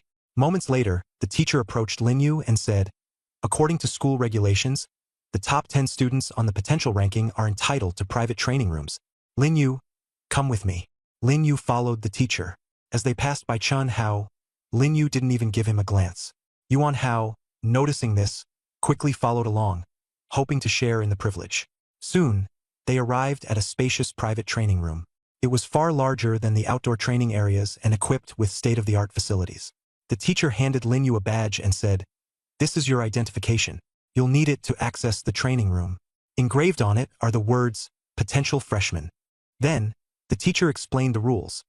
The top 10 on the potential ranking are all classified as potential freshmen.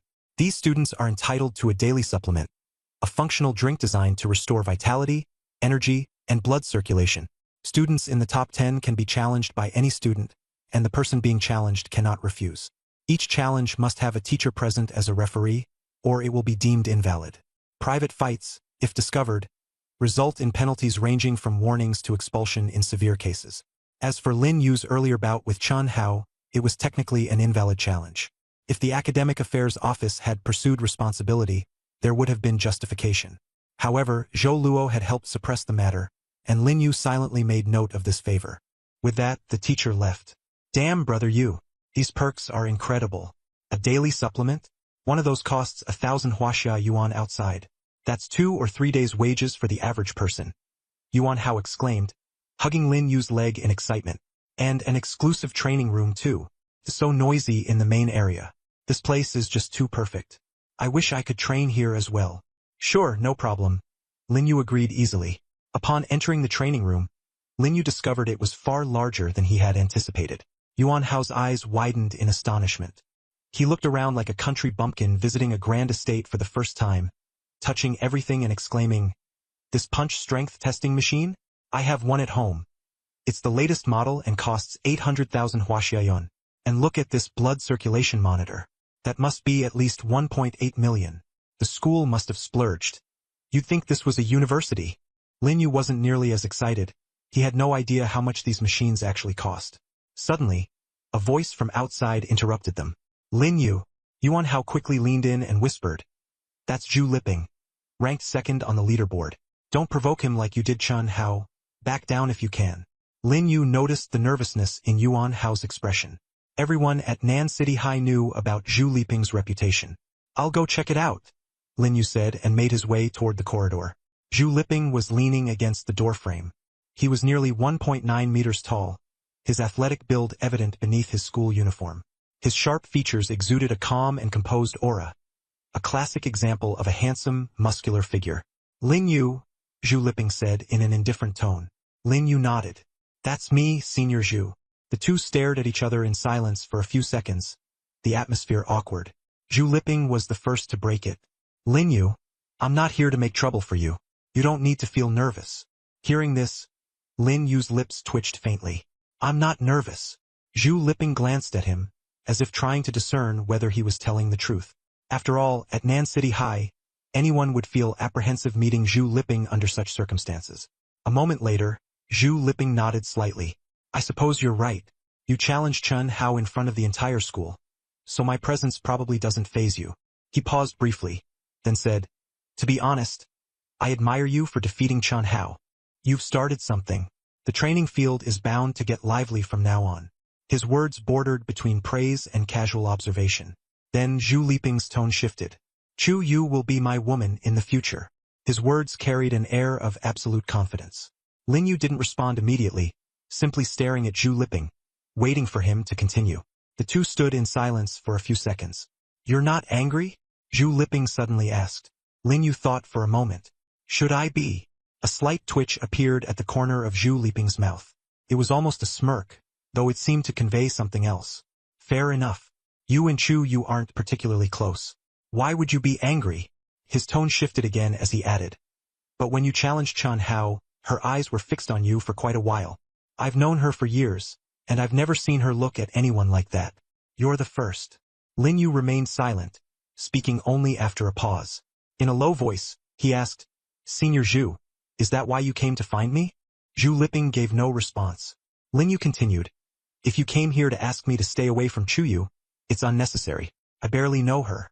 I won't even be at Nan City High for an entire year, and we've crossed paths fewer than 3 times, if that, by chance." His tone was calm and detached. Zhu Liping, towering over him, scrutinized Lin Yu with a sharp gaze. Lin Yu remained composed and continued, "Even if I did like Chu Yu, that would be my own business, not yours. You say Chu Yu is your woman, but who can predict the future? In fact, I could just as easily say Chu Yu is my woman."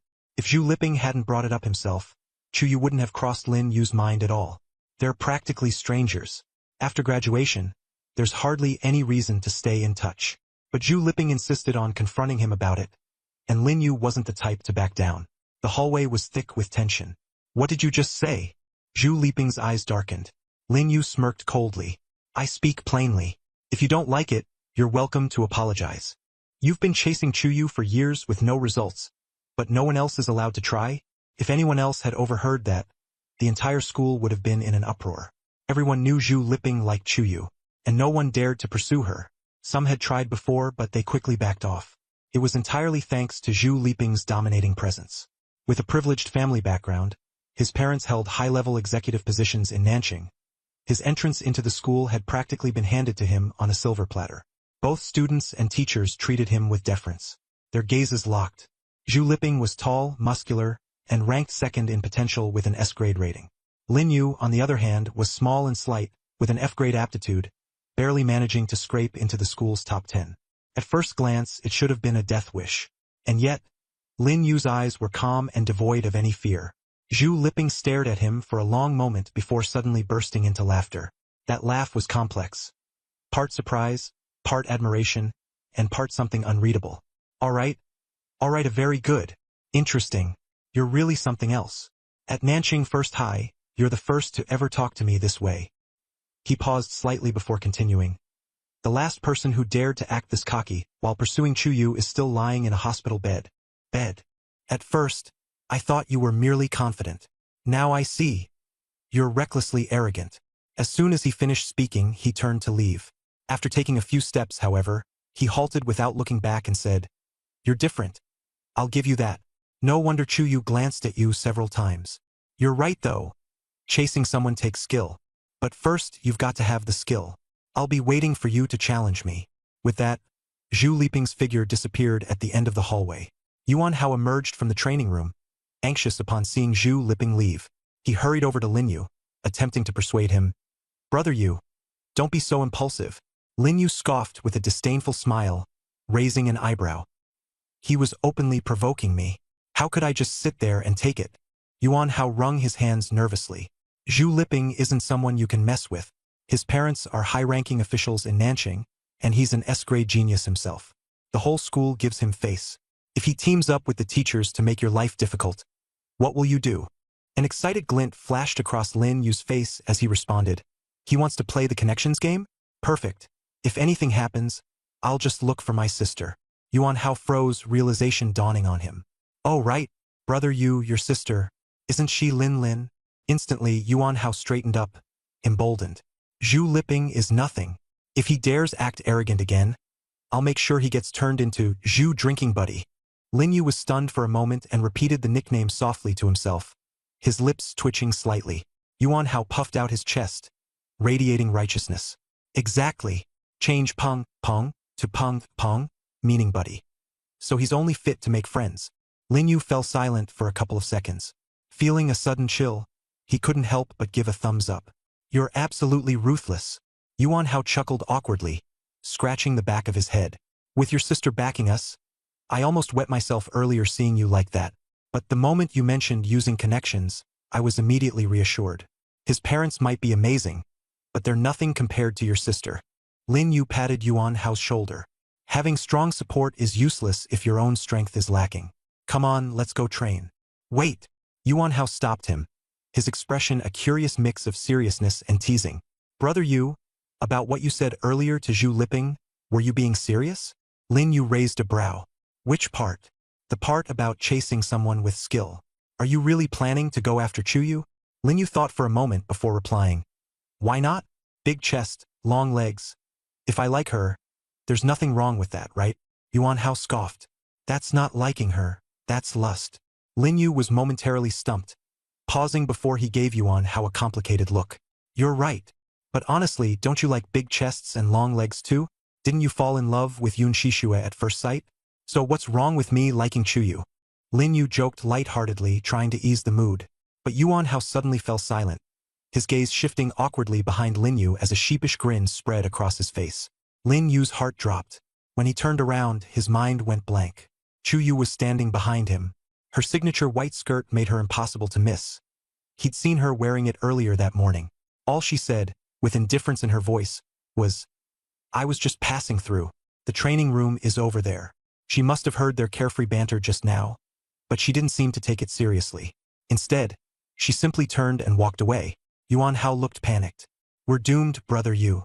You just managed to offend the two most powerful people in school. Lin Yu dismissed the concern nonchalantly. What's there to be afraid of? She didn't say anything, which means she isn't angry. Yuan Hao took on a serious tone. You don't understand. Girls' minds are complicated. They may look calm on the surface, but inside, they're already furious. Lin Yu mercilessly countered. Have you ever been in a relationship? Yuan Hao was silenced instantly, his expression shifting between embarrassment and annoyance. No, but I've read plenty of romance novels. Lin Yu was rendered speechless. Before Yuan Hao could justify himself, Lin Yu cut him off. Really, novels always say that when a girl says nothing's wrong, it means something's wrong. When she says, I'm not mad, she's mad. When she says no, she means yes. I remember reading this one novel where the girl kept saying no, but before he could finish, Lin Yu interrupted him. Stop. Are the novels you're reading even reliable? Quit daydreaming and get to training. Don't you still plan to pursue Yun Shishue? Lin Yu gave Yuan Hao a light smack on the back and dragged him into the training room. What's the most important thing right now? Lin Yu asked. Yuan Hao blurted out. Chasing Chuyu? Lin Yu shot him a glare. No, it's getting stronger. He pulled out the school's issued manual, Basic Blood Energy Guiding Technique, and began practicing. As soon as Lin Yu started, a warm current surged through his body.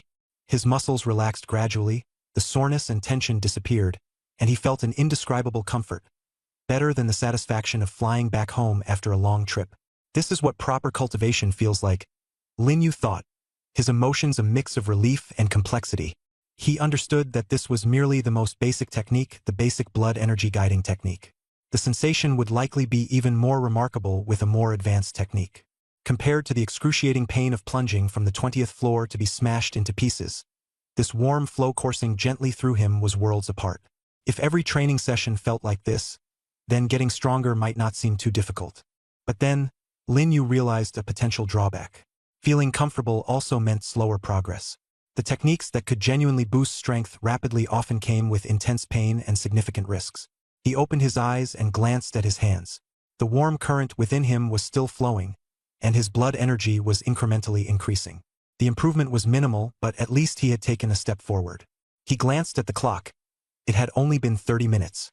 In half an hour, his blood energy had barely increased by a fraction. At this rate, even training for over 10 hours a day wouldn't get him anywhere close to becoming a beginner awakener. Achieving prominence in the martial examination with such slight increases in blood energy was laughably impossible. After all, Chu Yu's blood energy was already over 3.0 points, and it would be even higher by the time of the exam. Lin Yu sat silently for a long time. Beside him, Yuan Hao couldn't hold back any longer and exclaimed, "Man, this cultivation is ridiculously slow. Only 0.1 increase in blood energy after 30 minutes? At this speed, how many years would it take to become a beginner awakener?" Yuan Hao was standing on the testing device, staring at the numbers with frustration. "Brother Yu, you're awake? How's your training going?" Lin Yu replied, "About the same, just a 0.1 increase." Yuan Hao stroked his chin, his dissatisfaction evident. Could there be something wrong with the school's guiding technique? Even if we trained 10 hours a day, that would only give us 2 points of blood energy in a day, 60 in a month, and that's being optimistic. It's going to get even slower later on. Lin Yu shook his head. Don't overthink it. Everyone's using the same guiding technique here at school. It's a safe method without shortcuts. Everyone starts at the same point. With that, he stopped discussing it further and resumed practicing basic blood energy guiding technique with his eyes closed. Having gotten the hang of it, he no longer needed to consult the manual. The steps were clear in his mind. The warm current once again surged through his body. This time, he focused completely, immersing himself in the cycles of guiding blood energy. Time ticked by second by second. When Lin Yu opened his eyes again, it was already noon. He stood up, stretched his stiff limbs, and felt the warm energy fully integrated into his bones and body. His mind was clear, and his state was noticeably better. His strength had noticeably increased. He could feel the difference in his body. Without hesitation, he walked over to the strength testing machine. He threw a punch. The numbers climbed rapidly. From 100, they skyrocketed to 1,000, and finally stopped at 1,800 kilograms. Lin Yu's pupils constricted. 1,800 kilograms. That morning, his punching power had only been 800. In such a short time of cultivation, it had more than doubled. Holy crap! Yuan Hao shouted in excitement. Brother Yu, look at this. I broke through 1,000 kilograms of punching power. He turned around to look at Lin Yu's data, and his eyes practically popped out of his head. He hurried over. You punched 1,800 kilograms? Yuan Hao looked like he'd seen a ghost. He'd thought his 1,000 kilograms was impressive, especially since even the reigning champion, Chu Yu, hadn't hit that level yet. Achieving 1,000 kilograms in just half a day made him feel like a genius. But seeing Lin use 1,800 kilograms made him suddenly question whether he might actually be a fallen genius. Lin Yu calmly explained, "This result is normal. During the initial cultivation stage, strength increases significantly. The people at the top of the ranking board will also see their punching power double. The earlier test results only measured innate talent strength before anyone had cultivated. Now that we've started proper cultivation, the first session will naturally show dramatic improvements. Over time, the rate of progress will slow down." Yuan Hao listened in a daze and nodded. Sorta makes sense. Everyone's cultivating for the first time today. If you want to know whether what I'm saying is true, we can check the leaderboard. While we're at it, we could also borrow some martial techniques from the library that suit us, Lin Yu suggested. Sounds good. Besides, I'm beat. Yuan Hao lazily stretched out his arms. The man stepped out of the training room and walked to the center of the field. The rankings were surrounded by a crowd, everyone scanning for their names and rankings. Wow, brother Yu, you were right. Chu Yu's punching power has surged to 2,000 kilograms. Almost tripled. The others have at least doubled too. Yuan Hao exclaimed in surprise when he saw the updated rankings from a distance. Lin Yu glanced at the leaderboard. The punching power of the top 10 had all exceeded 1,500 kilograms. Even the 10th place had reached 1,590 kilograms, and their vitality levels had also slightly improved. The most significant change overall was in punching power, causing the rankings to constantly adjust. It was clear that the arena had been especially lively during this period, with positions outside the top 10 frequently changing hands. Chun Hao had been pushed beyond the 30th rank. Most likely, this was because Lin Yu had injured Chun Hao, and many people seized the opportunity to challenge him. According to the rules, Chun Hao couldn't refuse challenges, which led to his rapid decline. Whispers buzzed among the bystanders. Lin Yu's punching power has risen to 1,800 kilograms. Isn't he an F-grade talent? That's strange. All top 10 punching powers have surpassed 1,500 kilograms. Could there be an error in the rankings? Impossible. This is the school's most authoritative leaderboard. These newcomers were still unclear about the recent events. Lin Yu and Yuan Hao had no interest in explaining. After one last glance at the rankings, they left and headed toward the library.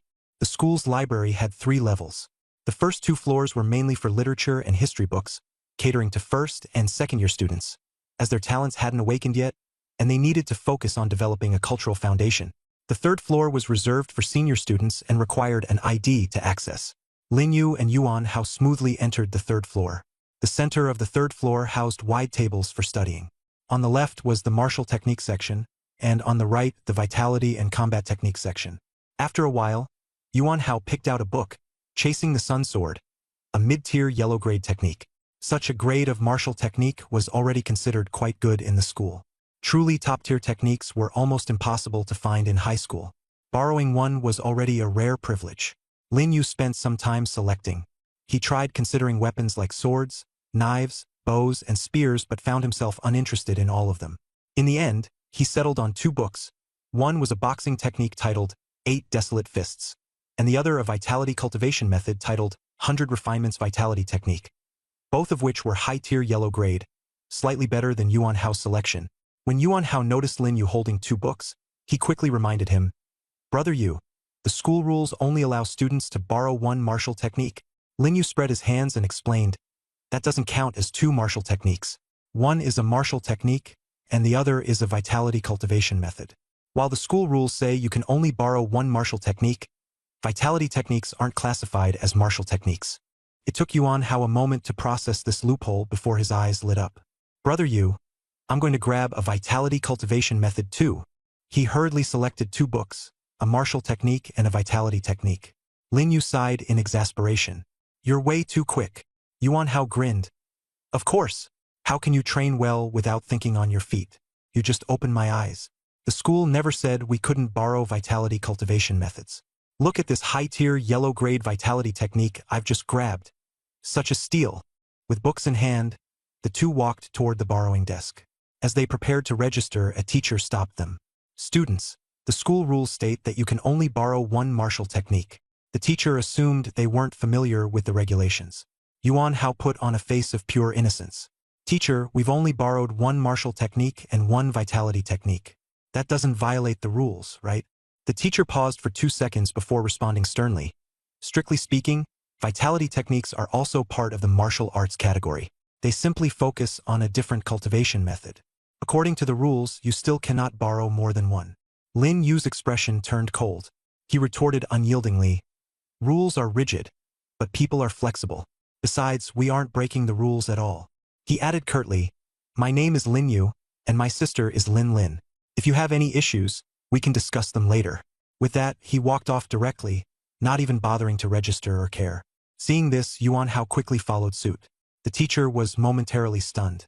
Just as he was about to reprimand them, He suddenly remembered who Lin Lin was, the invincible genius from the last academic year, born with an SSS grade aptitude, directly admitted to the capital's prestigious academy.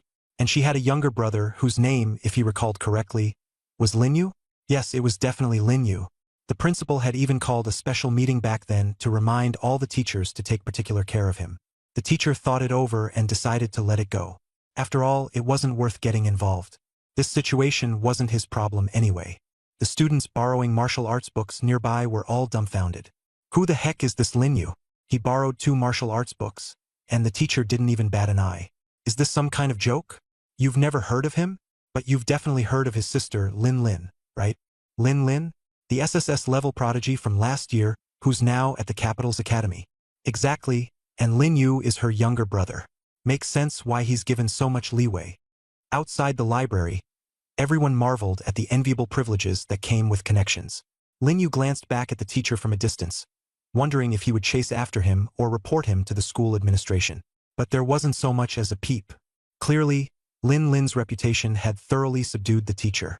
Damn, Brother Yu, that was unreal. Not only did we skip the registration process, but maybe we won't even have to return the books. Do you know how much high-tier yellow-grade martial arts books go for on the black market? You'd easily make tens of thousands. Yuan Hao laughed heartily. Lin Yu glanced back at him. Still planning to keep your place in the school? Stop having twisted ideas. These 2 books are school property. You might be able to hide them at home and not return them, but if you try selling them on the black market and get caught, the school will definitely hold you accountable. Yuan Hao opened his mouth as if to say something but swallowed his words and forced an awkward smile. I was just joking. Who would really dare to sell them? The 2 continued walking forward. Brother Yu, that move you pulled really worked. As soon as that teacher heard your name, he completely backed down. Lin Yu immediately interrupted. Stop sucking up. I'm not sucking up to you. I'm sucking up to our sister. Yuan Hao grinned. From now on, whenever we're in trouble, we just need to mention Lin Lin's name, and we'll be able to walk around without fear. Even Zhu Liping and Chen Hao, and the teachers as well, will have to give us some respect. Lin Yu stopped walking and looked at him seriously. Do you think you're in a gang or something? Now you want to be the big boss of the school, making even teachers give you face. Yuan Hao scratched his head awkwardly with a forced laugh. It's all just a joke. Who can actually walk around like that? I'd look like a crab. Lin Yu said no more, but a plan had already formed in his mind. The time was almost right. It was about time to seize Chen Hao's talent. At the training ground, Lin Yu had already provoked Chen Hao intensely. He defeated him in front of everyone, causing Chen Hao's potential ranking to plummet from 7th to over 30th. The drastic fall was too significant. Chen Hao was bound to hate Lin Yu to his core, wishing he could kill him. But Chen Hao wouldn't dare act rashly and actually attack him. At most, it would just be a lingering thought. Lin Yu just needed to push him a little further, and the tide would turn in his favor. With this in mind, a faint smirk played at the corner of Lin Yu's lips. Brother Yu, why are you smiling like that? It's creepy. Yuan Hao shuddered beside him. Lin Yu quickly withdrew his smile. It's nothing. Before the school day ended, Lin Yu discreetly slipped a note into Chen Hao's desk. Then, Lin Yu left the school and headed to the same alley from the day before. If Chen Hao were attentive enough, he might notice something was off. But most likely he wouldn't, because Lin Yu had written the note in Lu Shi's name. Lu Shi was the class representative of Class 7 and the recognized beauty of the class. With her delicate features and soft-spoken manner, her grades in literature and history consistently ranked in the top 20 of their grade. Half the boys in the class had a crush on her, while the other half pretended not to. Chen Hao belonged to the former group, and was the most fanatical of them all. Using his position as class monitor, he tried his best to get close to her. From the moment Lin Yu had met Chen Hao, he'd noticed how tirelessly Chen Hao pursued Lu Shi, bringing her breakfast, writing her love letters, pretending to run into her after school. He had tried every trick in the book. But Lu Shi remained indifferent, neither accepting nor rejecting him, keeping him on the hook.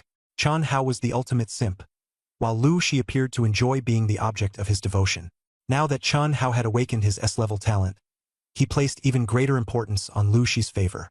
Lin Yu took advantage of this by using Lu Shi's name to lure Chen Hao out. The note read, Chen Hao, meet me in the old alley behind the school after class. I have something to tell you. A simple sentence, ending with Lu Shi's name. Chen Hao would never suspect its authenticity and would rush immediately to the spot. As expected, Chen Hao was overjoyed when he saw the note. After 3 years, Lu Shi had finally made the first move.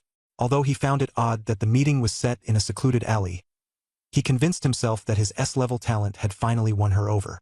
After all, only geniuses awaken S-level talents, and he was one of those few who deserved to be her boyfriend. The out-of-the-way location. He believed it might be Lu Shi's subtle hint. His head filled with anticipation. He pocketed the note and hastily made his way to the meeting spot. Moments later, Chen Hao appeared at the alley entrance, his steps quick and face filled with excitement.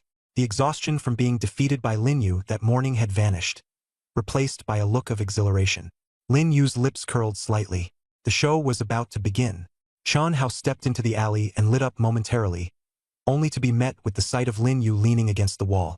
His footsteps came to a halt as his expression shifted rapidly. First anticipation, then confusion, and finally fear. Why is it you? Where's Lu Shi? She called me here. Where is she? Chen Hao asked urgently. Lin Yu let out a cold chuckle. That note you're talking about? Look carefully at the handwriting. Chen Hao pulled the note from his pocket and stared hard at the writing. Lu Shi's handwriting was supposed to be neat and elegant. Yet the scrawled letters on the note were messy, entirely unlike hers. Suddenly, realization dawned on him. His face went as pale as a sheet, his body trembling. Not from cold, but from rage. He had waited 3 years, finally thinking that Lu Shi had reached out to him, dressing up for the occasion, rehearsing the words he wanted to say to her, only to realize it was all Lin Yu's ploy, using Lu Shi's name to toy with him. The resentment he felt from losing to Lin Yu that morning was already deeply rooted, and now, with his emotions being toyed with like this, his fury erupted. Lin Yu regarded him coolly. So quick to anger? Chen Hao said nothing, his eyes reddening, resembling an enraged bull. Lin Yu still had something he wanted to confirm. He asked, "Your talent is the ultimate brain, right?" Chen Hao's face turned an even ghastlier shade of white, and he instinctively stepped back. How do you know that?" His voice trembled even as he blurted out the words. While S-level talents, the detector only revealed that he was S-rank. As for the specifics, only he himself knew. No one else had ever told Lin Yu. So how could Lin Yu possibly know? Noticing Chen Hao's terrified reaction, Lin Yu's smile deepened. The notes were right. I didn't guess wrong. Don't be scared. I'm not here to fight you, Lin Yu added. Then what do you want? Chen Hao retreated even further. When he had first awakened, he'd never taken Lin Yu seriously. But after suffering both defeat and humiliation, he now wanted nothing more than to avoid a direct confrontation. All he wanted was to slowly plot his revenge in the future. Lin Yu said calmly, "I just want to tell you this, your ability. I'll be taking it." Upon hearing this, Chen Hao's pupils shrank sharply. What kind of nonsense is this? My ability? That's impossible. Lin Yu cut him off coldly. I forgot to tell you, my ability is plunder. As long as I kill someone, I can seize their ability. That can't be true. Chen Hao took another step back, trying to convince himself otherwise. Your ability is clearly at the lowest level. Yet Lin Yu's words continued to echo in his mind. Kill someone, seize their ability. Chen Hao refused to believe it, his eyes darting around in panic. You're trying to scare me. An ability like that has never existed before. Lin Yu said nothing, walking toward him slowly. Stay back. If you come any closer, I'll expose your ability. When that happens, everyone will turn against you. You'll be despised by all. Chen Hao warned as he backed away in alarm. Lin Yu's expression remained calm. Go ahead. It doesn't matter. Because today you won't be leaving this place. Panicking, Chen Hao reached for his back pocket. Lin Yu had already anticipated this but pretended not to notice, walking straight into the trap. With quick reflexes, Chen Hao pulled out a foldable knife, aiming directly at Lin Yu's heart. Lin Yu didn't dodge. His expression changed, as though caught off guard. Chen Hao stabbed him repeatedly, each blow aimed to kill. He only stopped when he was sure Lin Yu had died on the spot. The fear dissipated, replaced by a cold calmness. He comforted himself this was merely survival. If Lin Yu didn't die, Chen Hao knew he himself would. Lin Yu's body went limp, collapsing to the ground. His face froze, lifeless, as though the end had come for him. Standing over Lin Yu, Chen Hao looked down at him with a hoarse voice. You thought I'd believe you? Killing someone to steal their ability? What kind of nonsense is that? Some kind of fantasy novel. Suddenly, Lin Yu's muddled consciousness snapped back to clarity. A cold, robotic voice echoed in his mind. Ability activation. Conceptual immortality. Successful. Resurrecting. Condition restored to pre-death state. Ability activation. Plunder. Successful. Target's ability has been seized. S-rank ability acquired. Supreme Brain. Supreme Brain enables heightened clarity of thought, airtight logic, and the imagination of any scenario. It also allows automatic adjustments to bodily functions and states, maintaining stability. In short, it enhanced physical functions, including brain faculties and cultivation speed. Hearing the notification in his mind, Lin Yu confirmed he had successfully taken Chen Hao's S-rank ability. Meanwhile, Chen Hao, still gloating in misplaced triumph, remained oblivious to the fact that his innate talent had completely vanished without a trace of sensation. At that moment, Lin Yu did the unthinkable. He stood back up. Chen Hao's jaw dropped. His eyes nearly popped out of their sockets. You're still alive? Impossible. He had stabbed Lin Yu's heart multiple times. How could he possibly still be breathing? Lin Yu smiled faintly, surprised. Chen Hao's mind went completely blank. Just moments ago, he'd watched blood gush from every stab wound. Yet here Lin Yu was perfectly fine. It defied all reason. I stabbed your heart multiple times. You shouldn't be alive. Chen Hao's voice trembled, his mind reeling, desperately trying to make sense of it all. Lin Yu gazed at him, a fleeting trace of pity flashing in his eyes, but it vanished in an instant. After all, everything that was happening now was merely Chen Hao reaping the consequences of his actions. To Lin Yu, Chen Hao was nothing more than a stepping stone, a minor obstacle that wouldn't hinder him for long. This once exalted S-rank genius was now nothing more than a desperate, stray dog, groveling without an ounce of dignity, clinging to survival. As Lin Yu closed the gap, Chen Hao's expression twisted with ferocity. He lashed out, swinging the knife viciously. If I can kill you once, I can kill you again. Stop pretending to be invincible. This stab aimed directly at Lin Yu's throat, faster and more ruthless than all his previous strikes, with murderous intent fully unleashed. But to Lin Yu, sidestepping the attack took no effort at all. He moved slightly, avoiding the blade with ease. For him, dodging was a simple task. After activating his abilities, his reaction speed had become astonishingly fast. Even a bullet fired from 7 steps away would struggle to reach him. Chen Hao froze in disbelief. He had launched a sneak attack, yet missed entirely. I was going to give you a chance, Lin Yu sneered coldly. But your actions just now? Enough to justify killing you 10 times over. With a flicker of movement, Lin Yu effortlessly snatched the folded knife from Chen Hao's grasp.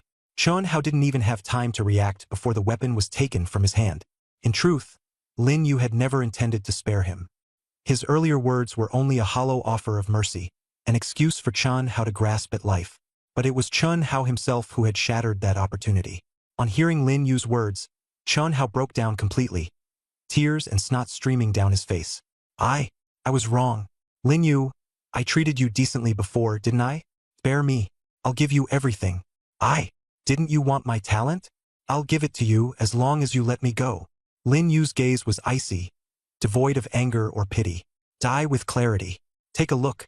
Do you still have your talent? Chen Hao tentatively attempted to sense his talent.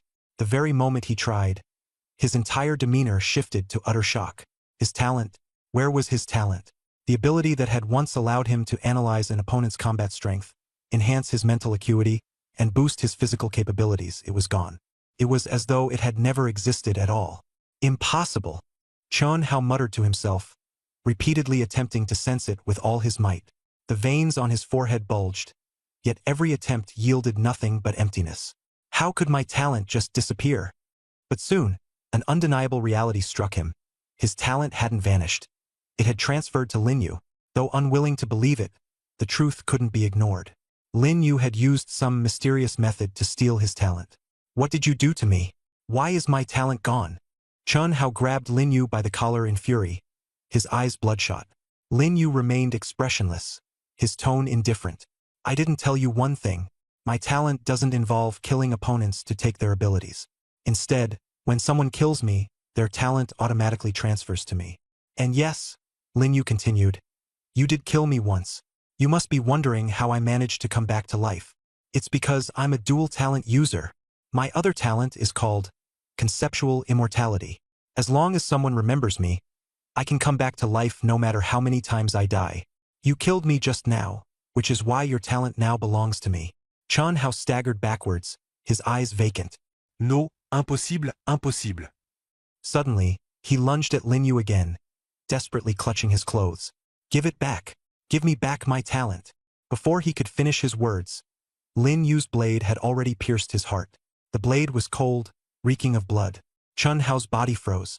Looking down, he saw a folding knife buried deep into his chest, blood slowly seeping out. You! He wanted to speak, but the words caught in his throat, escaping only as vague, garbled sounds. His vision blurred. His pupils began to dilate. In his final moments, he came to a horrifying realization. Lin Yu had planned everything from the very beginning. From using Lu Shi's name to lure him out, to provoking him, and then deceiving him into believing talents could be taken, all to force his hand. Every step had been meticulously calculated. Chun Hao's lifeless body slumped to the ground, eyes wide open, filled with indignation even in death. Not only had he lost his talent, but also his life. Why? He used the last of his strength to gasp those 3 words. Lin Yu looked down at him from above, his tone chilling. You're nothing more than a stepping stone on my path to power. Your death was inevitable. Hearing those words, Chun Hao's body lost all traces of life. From the moment Lin Yu revealed his secret, Chun Hao's fate had been sealed. Even though Lin Yu harbored a flicker of hesitation deep inside, only the dead could keep secrets. Yet, killing for the first time weighed heavily on Lin Yu's heart. Despite his mental fortitude, his body betrayed signs of unease. But the corpse couldn't simply be left untouched. The alleyway was far too exposed. It would be discovered sooner or later, inviting unnecessary trouble. What should I do with my first body? Lin Yu pondered over and over. He had envisioned this very moment countless times. The moment he decided to take Chun Hao's talent, he knew it would come to bloodshed. But no amount of planning could prepare him for the disparity between imagination and reality. Outside the alley, occasional footsteps echoed past. Lin Yu stared at his own slightly trembling hands, his heartbeat racing. He hesitated for a long time before finally deciding against moving the body. The alley was too narrow, and attempting to deal with the corpse carried significant risks. If caught, the consequences would outweigh any benefits. He methodically collected the folding knife and any notes or objects that might leave traces, wiping away all evidence of his involvement. Once the task was done, he prepared to leave. Before stepping away, Lin Yu turned back to confirm that no one had noticed anything. The alley was old and secluded, unlikely to draw attention. Even if the body were discovered, most would assume it was the work of the Wuming Palace. After all, killing an S-rank talent holder was no trivial matter.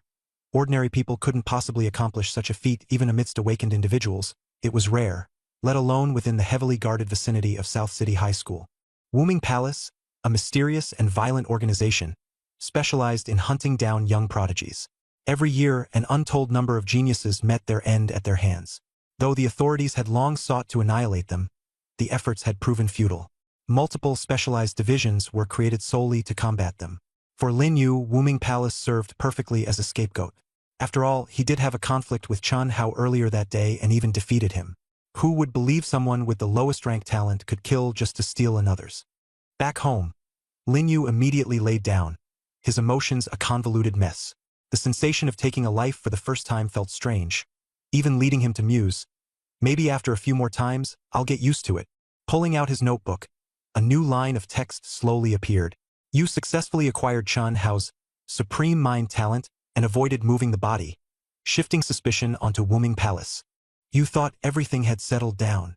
The next day, news of Chun Hao's death spread through the school, but you remained unbothered. Until the officials arrived. The body and identification are complete. Their target is you. You have been arrested and imprisoned. Lin Yu abruptly sat up from the bed, his pupils contracting fiercely. The notebook showed no further content. What kind of joke is this? He felt a surge of agitation in his heart. Just moments ago, it had stated successfully shifted blame to the nameless Hall. How could it suddenly pivot to him being targeted by the authorities and arrested? Lin Yu quickly calmed down and began to analyze. The note and folding knife were well hidden, his fingerprints and footprints were cleaned thoroughly, and there were no surveillance cameras or witnesses in the alley. There was no evidence to trace back to him. How could the authorities possibly pin it on him directly?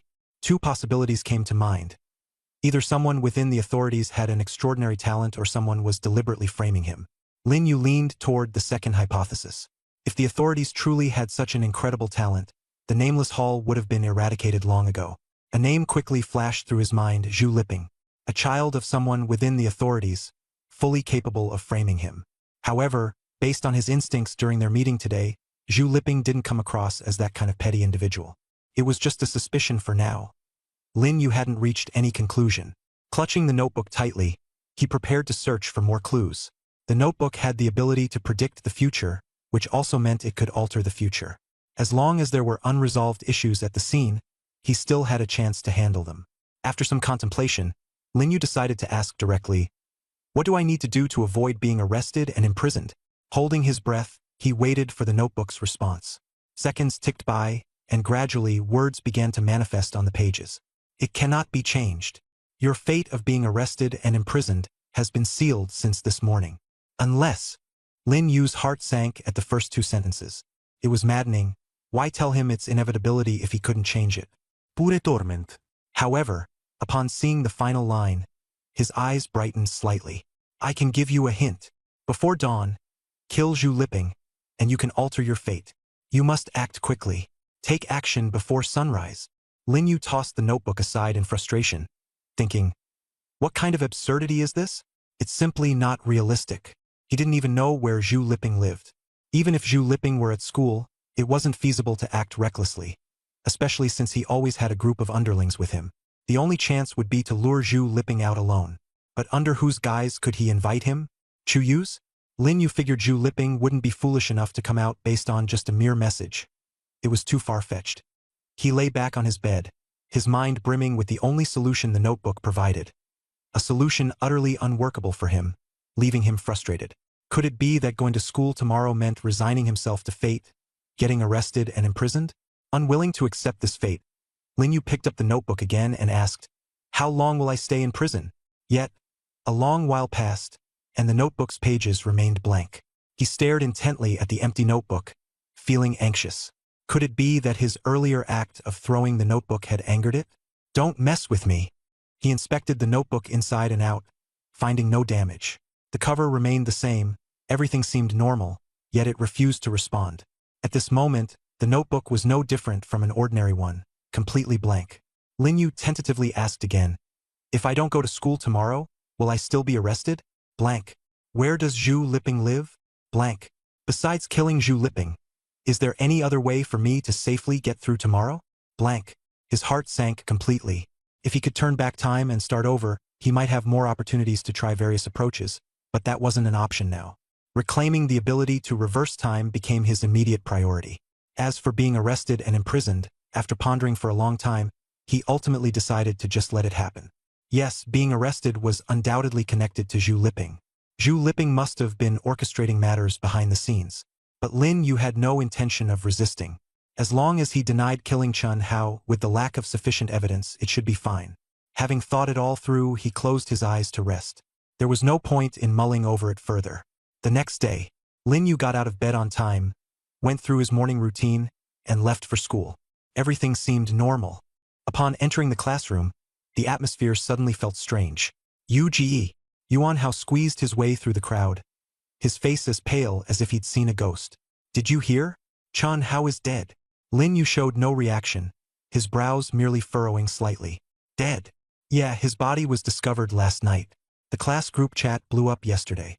Yuan Hao lowered his voice, unable to conceal his shock. "The body was found near the alley beside the school, stabbed straight in the heart. Killed in one blow." Lin Yu remained silent for a few seconds. "Are they sure it's him?" "Definitely. Even the officials showed up. Haven't you noticed the buzz in the class about it? A newly awakened S-class genius, killed in one strike on his way home from school.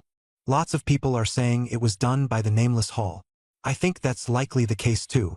Yuan Hao nodded. "That being said, we seem pretty lucky not to have drawn the Nameless Hall's attention. I've never heard of them targeting anyone A-class or lower." Before long, Li, the teacher, entered the classroom. Teacher Li, in his 40s, had lost most of his hair. He usually wore a stern expression, but today his demeanor seemed even grimmer. He scanned the classroom and fixed his gaze on Lin Yu. "Lin Yu, step outside for a moment." The classroom instantly fell silent. The news of someone being called out immediately stirred a wave of speculation. Could it be that Lin Yu killed Chun Hao? Someone whispered in suspicion. "Impossible. Lin Yu is just an F-level talent while Chun Hao was S-level. The gap in their strength is too vast. Another person rebutted. But did you see his expression this morning? I heard about Chun Hao's death, and Lin Yu didn't even react, almost as if he already knew. Don't speak nonsense. That's called staying calm. If he had panicked and shouted, that would be suspicious. But he fought with Chun Hao yesterday, and Chun Hao lost. Now Chun Hao's dead the same night. There are just too many coincidences. Sometimes coincidences are inevitable. I think Lin Yu is suspicious. Yuan Hao, angered, cut everyone off. Shut up. Do you have evidence? If not, stop spreading rumors. Lin Yu stood up calmly, following the homeroom teacher out of the classroom. The teacher said nothing, merely leading him in the direction of the principal's office. The door to the principal's office was open. Inside sat 3 individuals. 2 men and 1 woman, dressed in plain clothes, exuded an extraordinary aura. They were all awakened. An elderly man with snowy white hair and piercing hawk-like eyes, a short-haired woman with a sharp appearance casually fiddling with something in her hands, and a middle-aged man engaged in a quiet conversation with the principal. The collective gaze of all 4 turned towards Lin Yu at his arrival. Lin Yu, please take a seat, said Mu Tianzhao, the principal of South City High School. Lin Yu was no stranger to Mu Tianzhao. He had encountered him several times during his enrollment. After sitting, Mu Tianzhao continued, the Bureau wants to ask you a few questions. Answer if you can, and if you can't, you're not obligated to respond. Lin Yu's brow furrowed faintly. Just as he expected, the Martial Arts Bureau had intervened. The middle-aged man presented an identification badge. We're from the Martial Arts Bureau. My name is Zhang Rui. These are my colleagues, Zhou Tianshan and Li Wan. Lin Yu nodded. Why are you looking for me? Zhang Rui met Lin Yu's gaze directly. Chun Hao died yesterday. You had a conflict with him in the morning, and by the afternoon he was dead. Based on our investigation, you're currently the prime suspect. Don't be nervous. We've questioned others as well. This is just routine questioning. You're merely one of the individuals being interviewed. Lin Yu was silent for 2 seconds before suddenly smiling. Officer, I'm a widely acknowledged F-level cripple. How could I possibly kill someone with an S-level talent like Chun Hao? This made Zhang Rui and his colleagues momentarily speechless. The elderly man broke the silence. Lin Yu, there's no need to be nervous. We're just here to gather information. Lin Yu sneered coldly. You've already decided I'm the culprit, haven't you? Li Wan interjected unexpectedly. Chun Hao's fingerprints were found on his corpse. Lin Yu's face remained expressionless. What had happened in the alley that night was known only to him. He had cleaned up the scene meticulously, leaving no trace. He was certain of that. Given his intelligence, he knew this better than anyone. Li Wan's eyes locked onto him, attempting to extract a hint of weakness, fear, or panic. But Lin Yu didn't flinch. Zhou Tianshan slowly rose from his seat. Lin Yu, you'll need to come with me to the Bureau for further investigation. Lin Yu did not resist, only complying quietly. He knew that without sufficient evidence, he would eventually be released without charge. Resisting would only bring trouble upon himself. The Martial Arts Bureau governed all awakened individuals and handled a wide range of cases. Their power was unmatched. If you were under their scrutiny, there were only 2 options: cooperate or end up in prison. Unless you were overwhelmingly powerful enough that they couldn't suppress you, resistance was tantamount to courting death. Although Lin Yu possessed an undying talent, being taken into custody now was essentially the same as digging his own grave. He understood that he had no other way out. Let's go, Lin Yu said softly, his demeanor calm, though he had long since prepared himself mentally. Zhou Tianshan nodded, his gaze complicated. He had not expected a high school student like Lin Yu to remain so composed, with not the faintest hint of panic. The 4 of them left the principal's office together. In the hallway, the homeroom teacher was already waiting. Seeing Lin Yu being taken away, his expression grew complicated. He opened his mouth to speak but ultimately let out a sigh instead. Only after the Bureau's people had left did he rush into the principal's office. Principal, about this. Before he could finish his sentence, Mu Tianzhao interrupted him. I know what you want to say. Leaning back in his chair, Mu Tianzhao massaged his temples. I believe in Lin Yu, but this is beyond our intervention. The homeroom teacher stomped his foot anxiously. That's right, it's beyond us. But someone will ensure that justice is served. Mu Tianzhao's gaze turned deep and contemplative. Who? He pulled out his phone and dialed a number. At the same time, Lin Yu followed Zhang Rui and the others out of the school. A black car was parked at the main entrance, adorned with an official emblem. Zhang Rui opened the rear door, and Lin Yu stepped inside. Li Wan sat beside him. Zhou Tianshan took the front passenger seat, and Zhang Rui drove. Back in the classroom, Yuan Hao stood by the window, watching Lin Yu being taken away, his expression dark and stormy. He was convinced that Lin Yu couldn't have killed Chen Hao. There had to be some kind of misunderstanding. But inside the classroom, the room was in an uproar. See that? I told you Lin Yu was suspicious all along. That's the Martial Arts Bureau's car. They came all the way here to arrest him personally. It's not a simple case. A thin-faced boy with sharp features exclaimed excitedly, as though his previous suspicions had been completely validated. Stop talking nonsense. The quiet girl with glasses next to him rolled her eyes. Lin Yu just defeated Chen Hao yesterday. Why would he have any reason to kill him? Who can say for sure? Anyway, he's the prime suspect. That's why the bureau stepped in. Another boy shook his head. But Lin Yu is only F rank. How could he possibly kill someone like Chen Hao, who's S rank? Don't forget, yesterday morning, Lin Yu, an F rank, unexpectedly managed to beat Chen Hao. No one saw it coming. The classroom buzzed with spirited discussions one after another. Yuan Hao, unable to hold it in any longer, slammed his fist onto the desk with a loud bang. Everyone shut up. The deafening sound instantly silenced the room. Yuan Hao swept his cold gaze across everyone. Lin Yu is my brother. Say another word, and I won't let it slide. The sharp-featured boy looked down, shrinking back. He knew someone like Yuan Hao with his A-rank talent wasn't someone you messed with. As a mere C-rank himself, he muttered under his breath anyway. Not like he's anything special. News spread fast. It wasn't just Class 7. Soon, the entire school knew Lin Yu had been taken away. Did you hear? Lin Yu from Class 7 was taken away by the Martial Arts Bureau. Wasn't he the one who just defeated Chen Hao yesterday? He was at the peak of his fame. Why was he suddenly arrested? Chen Hao's dead. Lin Yu is the main suspect.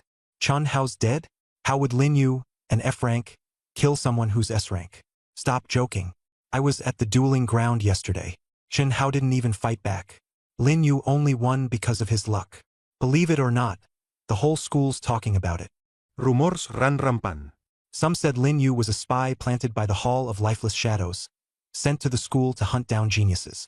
Others claimed he'd used forbidden techniques, which is why the Bureau had stepped in. And some even more ridiculous ones said he was in love with Chen Hao, confessed, was rejected, and then killed him out of spite. Up on the school rooftop, Zhu Liping stood with his hands in his pockets, watching the black car that had taken Lin Yu disappear into the distance. His expression calm. Brother Liping, you're here too? Footsteps sounded from behind as a tall, lanky boy ran over, grinning gleefully. Did you hear? Lin Yu got arrested. The Martial Arts Bureau took him away themselves. Zhu Liping nodded. I know. The lanky boy leaned in closer, lowering his voice. This makes things easier. You don't even need to lift a finger anymore. That guy was getting way too cocky. He even dared compete with you over Chuyu. Now he's sitting in a cell. Honestly, I think he must have killed Chen Hao. Otherwise, why would the Bureau suddenly show up? Zhu Liping turned to glance at the boy. His lips curled into a faint smile, but he said nothing. The lanky boy seemed to suddenly understand something but didn't voice it aloud. Instead, he awkwardly chuckled on the side. Well, Lin Yu definitely had it coming this time.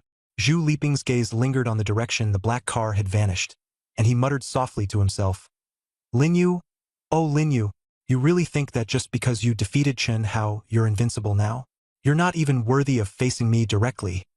Meanwhile, at the training hall, Chuyu stood by the window, silently watching as the black car disappeared into the distance. She remained quiet for a long time. Ouyang Qin stood beside her, a gossipy look in her eyes. You, the car's long gone. You're not seriously interested in that Lin Yu, are you? Chuyu replied calmly. I don't think he's the type to act recklessly. Ouyang Qin seemed to catch on and tentatively asked. So, you think Lin Yu might have been framed? Chuyu said nothing. Now that you mention it, that could make sense. Ouyang Qin continued. Lin Yu just defeated Chen Hao yesterday, climbed to 7th on the potential rankings, and even got his own private training room. By all logic, he should be riding high now. Why would he suddenly kill someone? Unless it's Brother Liping? She trailed off mid-sentence, her face changing color as if she'd realized something. Everything pointed to that one possibility. Chuyu turned to look at her. Stop overthinking it. Focus on your training. Ouyang Qin stayed rooted in place, increasingly uncertain about Chu Yu's thoughts. She had clearly stared after that car for so long, only to act indifferent the next moment. At this point, Lin Yu sat in the black car. He wasn't sure how much time had passed when the car finally came to a stop. He followed the 3 escorts into a gray building. He didn't look at all like a prisoner, more like a free man. If he wanted to escape, he could at any moment. But whether he'd actually get away was another matter. The 3 men surrounding him were relaxed, clearly unafraid of him fleeing. Lin Yu had no intention to escape anyway. He didn't believe the Martial Arts Bureau had any real evidence to convict him of killing Chen Hao. If they did, he would have been formally arrested already, not just brought in for questioning like he was now. Thinking back to the clues he found in his notebook last night, Lin Yu suspected Zhu Liping was pulling the strings behind the scenes all along. After all, Zhu Liping's parents were influential figures in the southern city government. Lin Yu was led to the 3rd floor. What greeted him was a brightly lit corridor, its walls lined with surveillance cameras stationed every few meters. The people passing by wore grim expressions, yet when they saw him, a high schooler in his school uniform, in life, people couldn't help but glance a few extra times. Clearly, being taken away by people from the bureau was not a good sign. They led Lin Yu into the interrogation room. The room was small, containing just a table and a few chairs. On the wall hung a one-way mirror, and the bright lighting was harsh. "Sit." Zhang Rui gestured to the chair in the middle. Lin Yu sat down with a calm expression. After the tense events of the previous night, this didn't feel like much at all. He didn't think he would be staying here for long.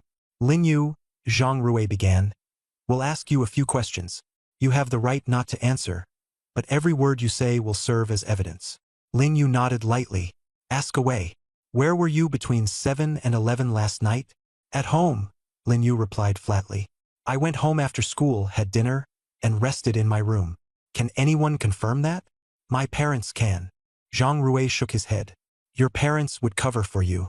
Is there any other evidence?" "There isn't," Lin Yu answered honestly. After a few seconds of silence, Zhou Tianshan interjected. "Lin Yu, what's your relationship with Chen Hao like?" "It was fine before. He's the class monitor. We didn't have issues getting along. But after he awakened his S-level talent, we didn't really interact much," Lin Yu said plainly, leaving his words vague. In truth, Lin Yu and Chen Hao had little interaction even before that. At best, Chen Hao knew his sister was Lin Lin, so he often tried to curry favor with him. But after Chen Hao awakened an S-level talent, his attitude became arrogant, disregarding Lin Yu entirely. "Why did it become that way?" Zhou Tianshan asked, frowning. Lin Yu answered indifferently, "No reason. Our paths are different. I didn't want to bother." Zhou Tianshan was about to press further when Li Wan beside him suddenly spoke up. "Lin Yu, stop trying to dodge the truth. We found hair belonging to you on Chen Hao's body. You're the one who killed him." Lin Yu couldn't help but laugh upon hearing this. "Miss, that's too ridiculous." He had heard this line before. It was such a cliché tactic to try and catch him off guard. But Lin Yu was confident. There was no way there were any traces of him on Chen Hao's body or at the scene. Thanks to the enhancement of his S-level ability, no evidence could be left behind. Li Wan's face darkened slightly. She hadn't expected a mere high school student to maintain such composure in the interrogation room, even mocking her in return. She wanted to argue back, but no words came to her. Though she was only in her early 30s, among the younger generation at the bureau, hearing Lin Yu refer to her as Miss somehow seemed fitting. Zhou Tianshan raised his hand to interrupt. "That's enough, Wanner. If you keep this up, leave the room." Li Wan gave a dismissive huff. Zhou Tianshan turned back to Lin Yu, his gaze scrutinizing. "Lin Yu, you're very calm. The average high school student would have been panicked coming to a place like this. From start to finish, you've been composed. I'll give you that." Lin Yu replied calmly, "I'm not an average high schooler. I'm an awakener." Zhou Tianshan nodded slightly, then continued, "Do you know why Chen Hao was killed?" Lin Yu shook his head. "I don't know. We have a preliminary suspicion. It was done by the Hall of Lifelessness. They specialize in hunting high-talent awakeners. Chen Hao, being S-level, though he hadn't fully developed, was a prime target." Zhou Tianshan spoke with a cold tone. Lin Yu's expression remained unchanged, but inwardly, he breathed a sigh of relief. The Bureau was already beginning to investigate the Hall of Lifelessness. "That's all for today.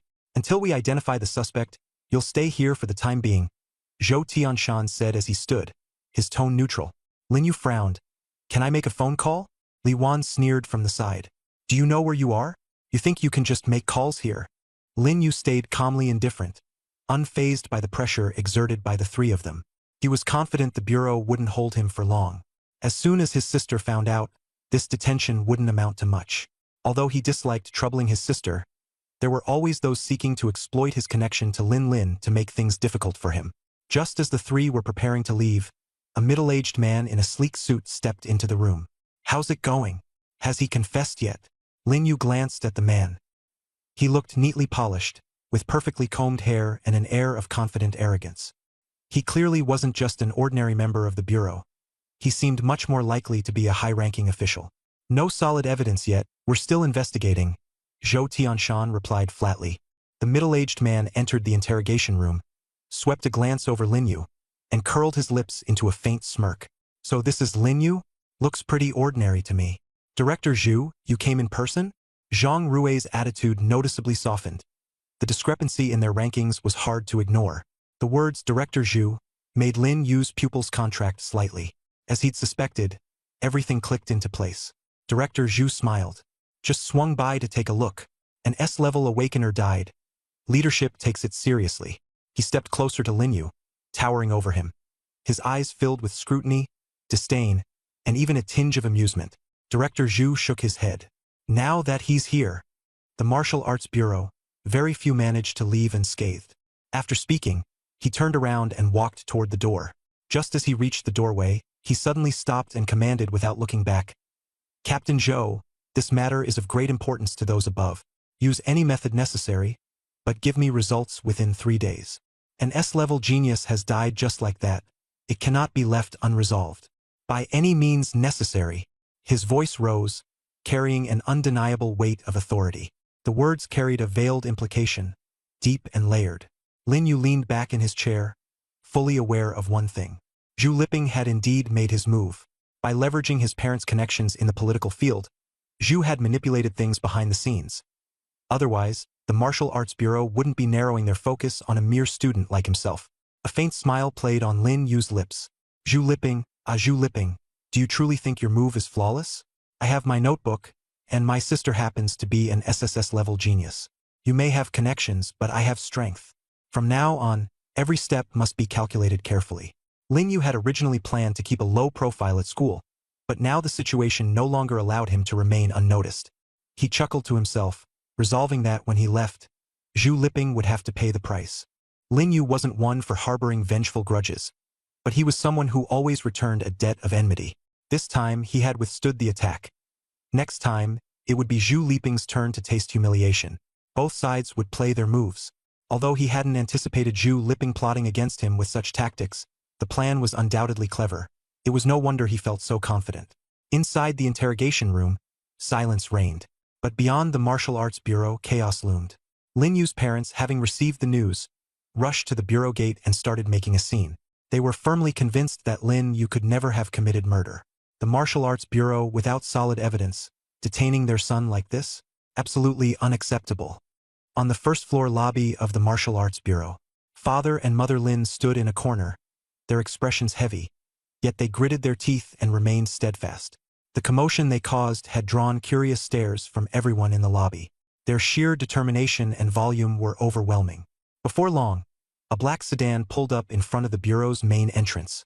The emblem floating above the hood was unlike the one on the cars Zhang Rui and the others had driven earlier. Someone frowned and started to step forward to chase it off, but upon recognizing the emblem, their expression changed instantly. The insignia on the car represented the Martial Arts Bureau, but the floating emblem belonged to the far more prestigious Martial Arts Command Office. The Martial Arts Command Office, headquartered only in the capital city, rarely intervened in local matters. It only stepped in when the Martial Arts Bureau was powerless to handle a situation. Meanwhile, the Extraordinary Affairs Committee, another government organization, was more mysterious and wielded even higher authority than both the command office and the bureau. Father and Mother Lin stared at the car in stunned silence. The car door opened, and a young woman stepped out, dressed in sharp, professional black attire. She appeared to be around 27 or 28, with short hair and sharp eyes. She held a folder in her hands and was clearly an awakened. Her gaze swept across the lobby before locking onto Father and Mother Lin. "Are you the parents of Lin Yu?" she asked. Mother Lin nodded. The woman strode over, bowing slightly as she introduced herself. I am Captain Fong of the 3rd Squad under the Martial Arts Command Office. Lin Lin sent me here. Hearing Lin Lin's familiar name, Mother Lin's taut nerves eased up slightly. Xiao Lin knows about this? Father Lin asked anxiously. They had rushed over in such a hurry that they hadn't even had the chance to inform Lin Lin. Captain Fong nodded. Deputy Captain Lin is occupied with a mission and couldn't free herself, so she sent me the moment she was informed. I have a message for you both. There's no need to worry. I'll be taking over this matter.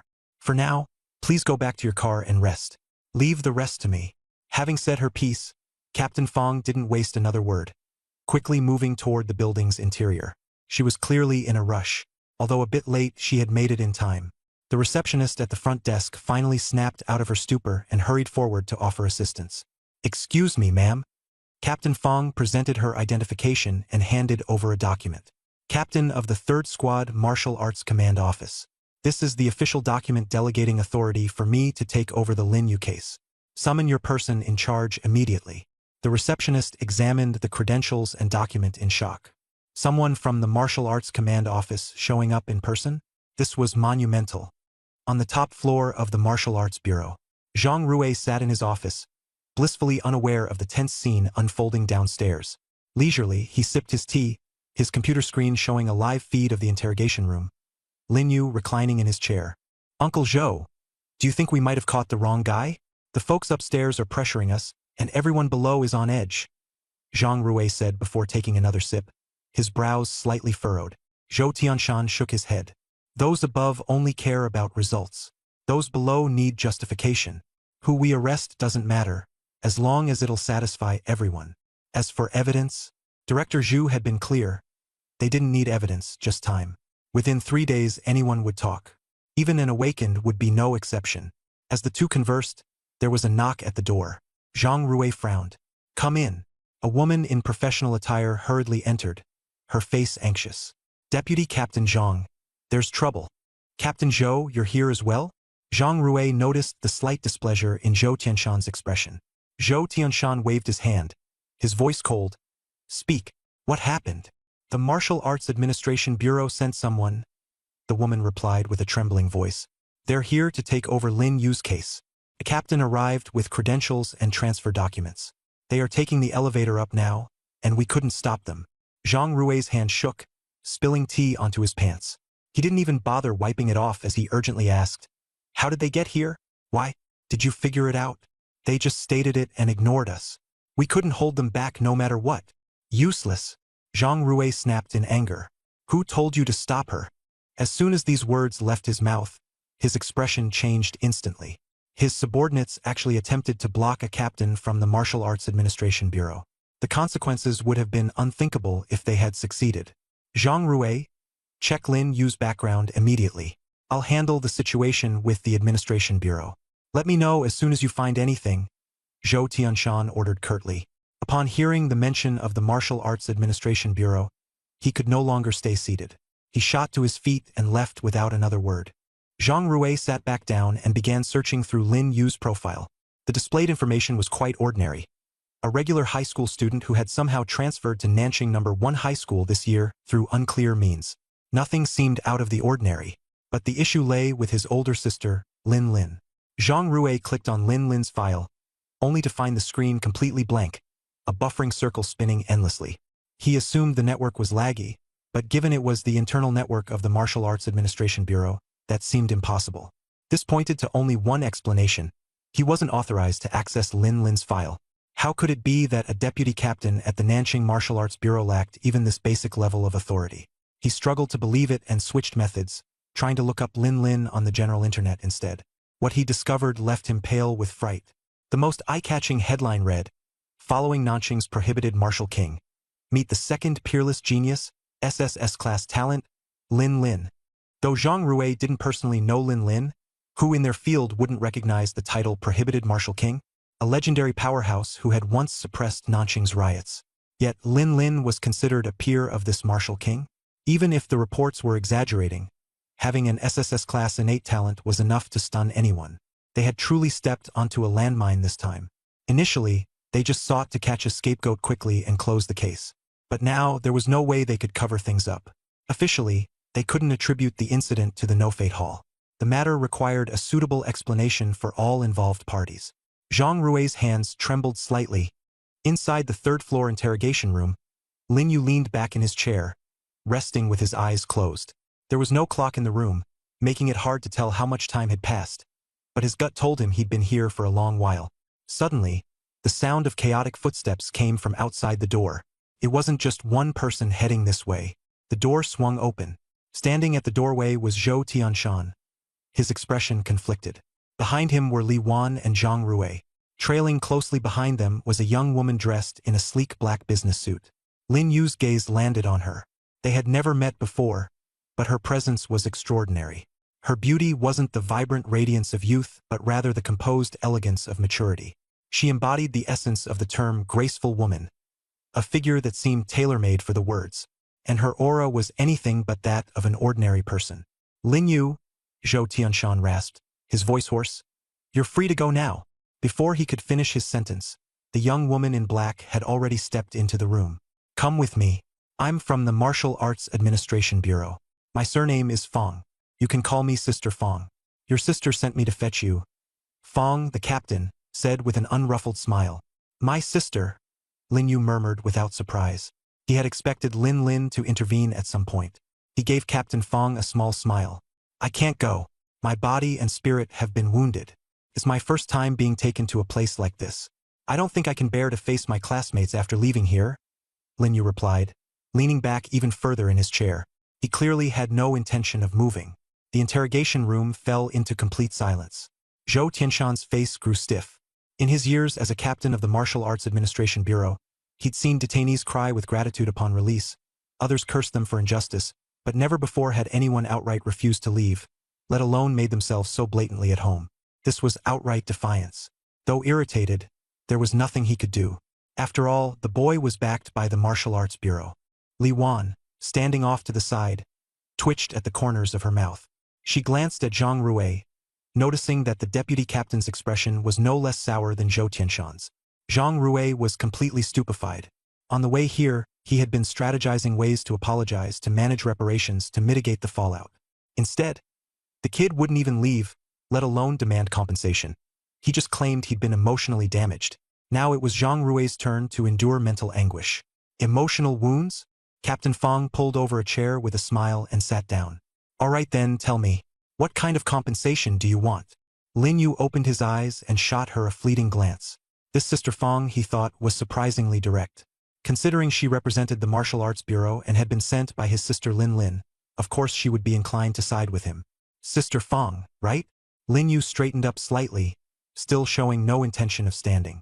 Your bureau is supposed to uphold justice and fairness in law enforcement. Isn't that true? Captain Fong nodded. Of course. Good, Lin Yu replied, raising a finger. First of all, I was just starting school when your people interrogated me and then took me to this place.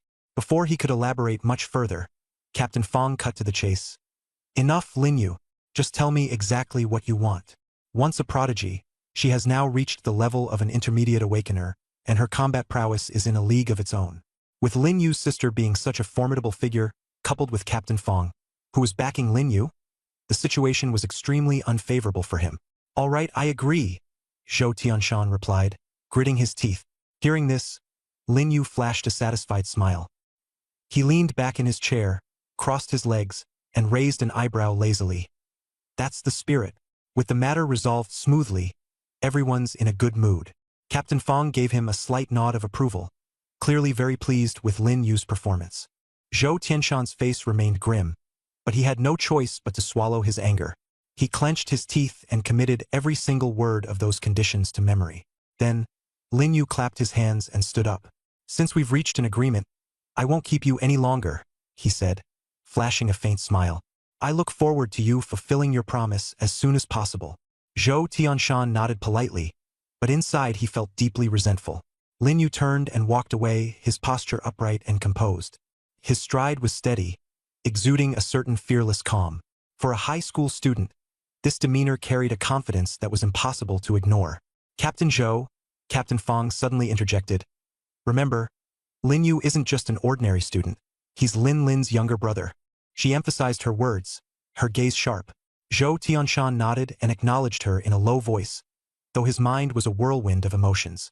In his many years as a captain of the Martial Arts Administration Bureau, this was the first time he had felt utterly helpless in the face of a teenager. And this young man seemed to have only just begun to show his true potential. Translated with DeepL.com, free version. She was quite talented, but having only cultivated for less than 2 years, her speed was truly astonishing.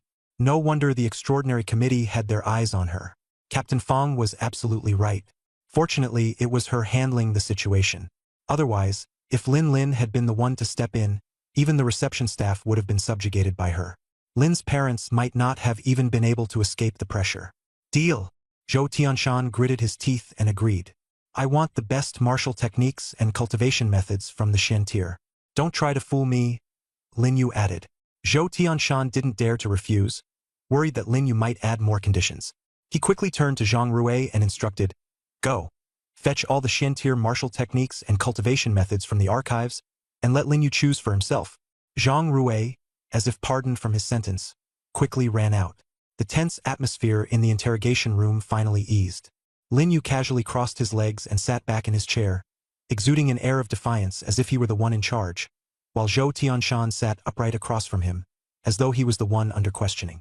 Not long after, Zhang Rui returned holding a tablet and handed it to Lin Yu. Here's the directory of the archives. Take your time choosing. Lin Yu accepted it and asked, You didn't tamper with it, did you? Zhang Rui's expression changed dramatically, and he quickly shook his head. No, definitely not. This is the authentic directory from the archives. How would I dare to mess with it? Lin Yu stared at him for 2 seconds before smirking. Captain Zhang, relax. I was just asking. Zhang Rui awkwardly chuckled twice. He had indeed thought about tampering with it, but time had been too tight, and he hadn't had the chance. Luckily, he hadn't had the time to do anything. Otherwise, if Lin Yu had caught on to it, the consequences would have been unimaginable. Chances were, Lin Yu would have proposed even more outlandish demands. Ignoring Zhang Rui, Lin Yu lowered his head and began scrolling through the tablet.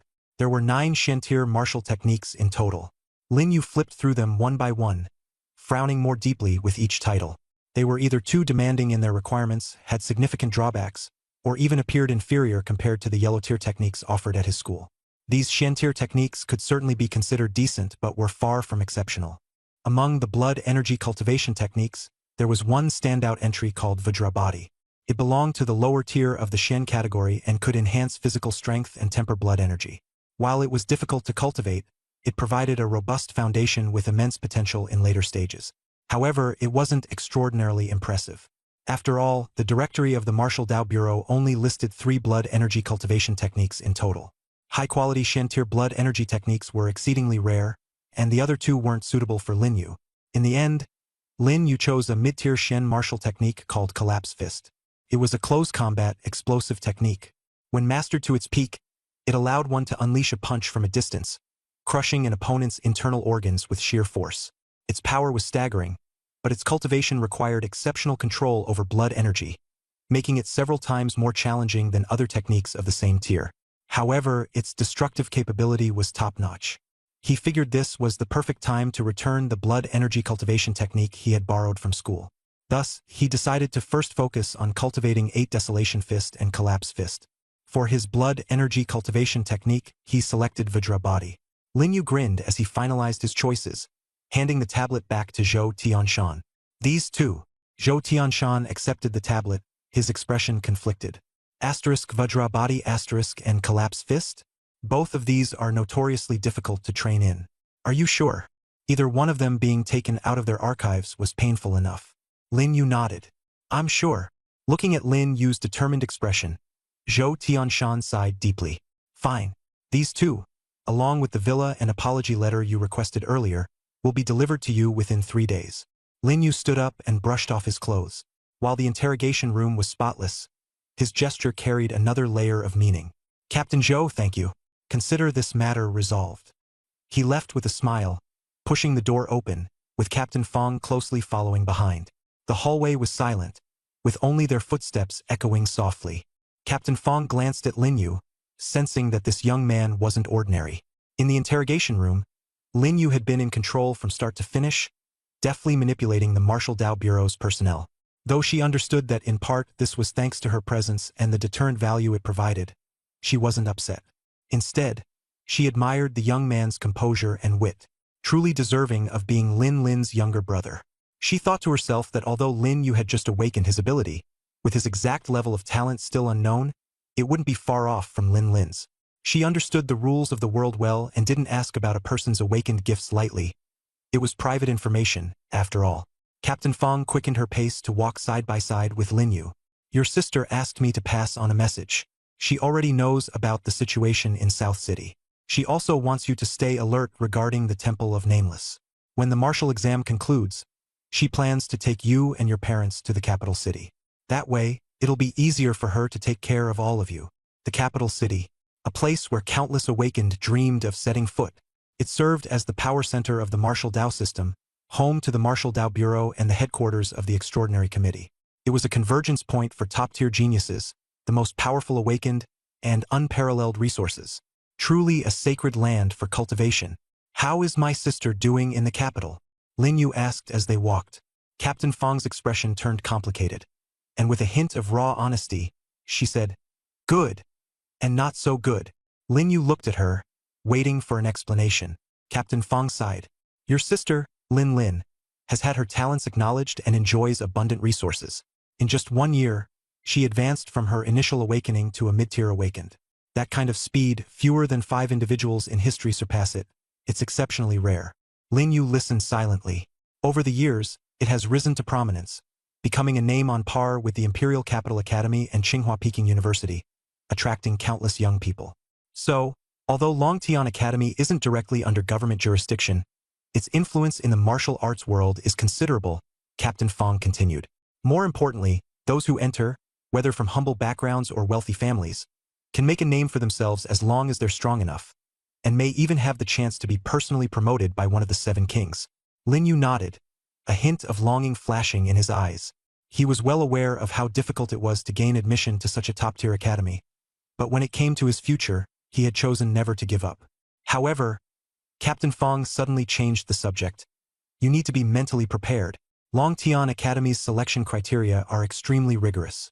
Very few pass the entrance exams each year, and those who do are almost all prodigies of monstrous caliber.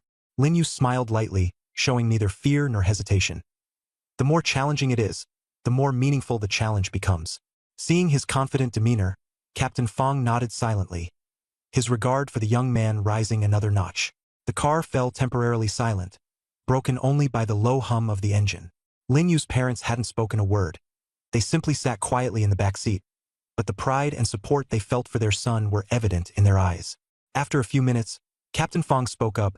Lin Yu, no matter which academy you ultimately choose, don't forget that you're carrying more than just your own future on your shoulders. You're also carrying your sister's hopes. Lin Yu paused for a moment, then nodded, his expression turning serious. I understand, Sister Fong. Hearing this solemn reply, Captain Fong gave a soft chuckle, said nothing more, and focused on driving.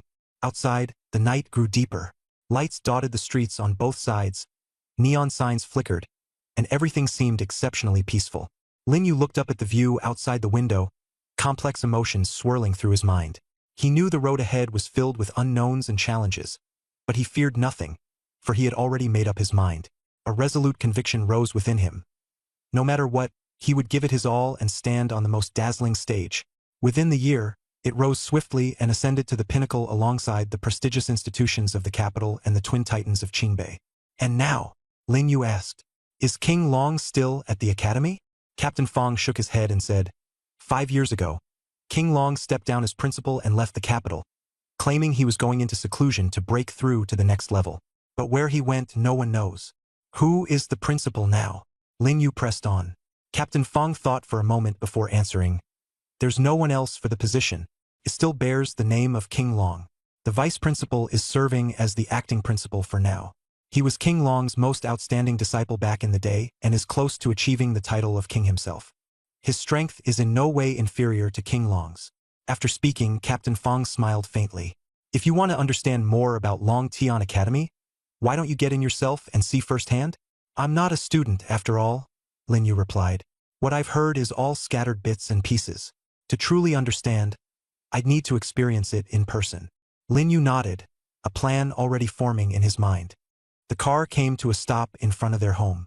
As Lin Yu and his parents exited the car, his mother glanced toward Captain Fong, and his father stepped forward solemnly, bowing deeply. Captain Fong, we're deeply indebted to you today. Captain Fong quickly supported Lin's father upright. Uncle Lin, no need to be so formal. It's simply my duty. Lin's father straightened up, his voice heavy with sincerity. If it weren't for you, who knows how much suffering our Xiao Yu might have endured today. We're not people of great power or wealth, so this kindness will forever be remembered.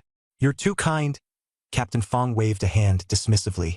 If I hadn't come, Lin would have found someone else to handle things. Besides, your son Lin Yu held his own in there. I was merely present for appearance's sake. If there's anyone to thank, it should be your daughter, Lin. When Lin was mentioned, Lin's mother's tense expression softened slightly. The thought of her sensible daughter, who had grown into someone capable and accomplished, was indeed a source of comfort. Captain Fong, still, we owe you thanks, Lin Yu said, looking at Fong Xian. Fong Xian waved it off without hesitation. Not at all. If Martial Bureau matters come up later, just get in touch with me. I'll be stationed in South City for a while. She handed Lin Yu a simple business card, white with black text, bearing only her name and contact information. Looking down at the card, Lin Yu finally learned Captain Fong's name, Fong Xian. The card was plain, but the authority behind her position was immense. Captain of the 3rd Squad under the Bureau of Martial Affairs. This wasn't just a title. It was a testament to her formidable strength. People from the South City Bureau treated her with exceptional courtesy. Even Zhou Tianshan dared not object to her seemingly unreasonable demands. Fong Xian. Lin Yu murmured the name, nodding. I'll remember this. Fong Xian smiled. No need for formalities. Go upstairs. Your parents were shaken today. Rest early and head back to school as usual tomorrow. Only after Lin Yu's parents went inside did Fong Xian drive away. This world was far more complex than Lin Yu had imagined. What he had known before was merely the tip of the iceberg. If it weren't for his connection to Lin, he wouldn't have been able to extricate himself from the grip of the Martial Bureau. That man Zhu Liping alone could have kept him trapped forever. Even with his notebook that foretold the future, it would have made no difference. The notebook could reveal future events, but it wasn't a master key to every door. Once a door was opened, how far one could go depended entirely on one's strength and qualifications. When he was locked in the interrogation room, Zhou Tianshan and Zhang Rui had taken turns questioning him. At first, Lin Yu thought it was just routine, but as soon as Director Zhu appeared, everything changed. Someone was pulling the strings from behind the scenes. Even without evidence, evidence could be fabricated out of thin air. Without testimony, testimony could be manufactured. Back home, Lin's mother quickly headed to the kitchen to make noodles to ease her nerves, while Lin's father sat on the couch, newspaper in hand, though his eyes never left Lin Yu. Dad, if you have questions, just ask. Stop staring at me. Lin Yu, knowing his father had something on his mind, didn't rush to his room. After a moment's silence, Lin's father asked, "Why did people from the Martial Bureau arrest you?" "Someone accused me of killing an awakened," Lin Yu answered bluntly. "It was fake, of course. I didn't kill anyone. I just happened to cross a big shot at school." He deliberately emphasized the term big shot. Who would be that spiteful? Lin's father frowned. Lin Yu smirked faintly. "Mom, Dad, don't worry about it. Life isn't always smooth sailing. Those people at school just don't like me and made trouble on purpose. But it's all right now. I'll take care of things myself." His eyes turned sharply steely as he spoke. Lin's father said no more. "We can't help you with matters of cultivation, but if anything happens, make sure to contact Captain Fong. If that doesn't work, go to your sister. Don't hide things if you're in danger. You haven't taken on the family's burdens yet." Lin Yu nodded. "Got it, Dad. If the sky ever falls, my sister can hold it up first." At the mention of Lin's father's expression softened noticeably. To them, Lin, with her impressive capabilities, could ensure that their son wouldn't suffer any great loss. After finishing the noodles his mother made, Lin Yu lingered to chat with his parents for a bit before retreating to his room. Once the door closed, the entire world fell silent. Today's events had made him fully realize the harshness of the world. A searing, tearing pain shot through his entire body, as if countless steel needles were piercing his flesh. Beads of sweat instantly broke out on his forehead, soaking through his clothes, and he felt on the verge of collapse. He clenched his teeth and summoned every ounce of strength to endure the agony, silently telling himself, I can still hold on. I haven't reached my limit yet. However, the agony only intensified. His internal organs seemed to be churned like a raging sea by this violent surge of chi and blood. The warning on the first page of the diamond body echoed in his mind.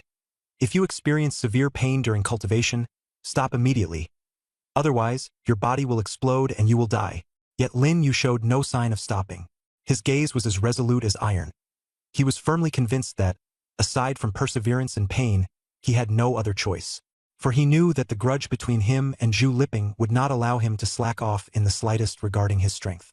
Just then, the warm current surged once more, even more powerful than before, spreading almost to every fiber of his being, making his capillaries feel as if they were about to burst.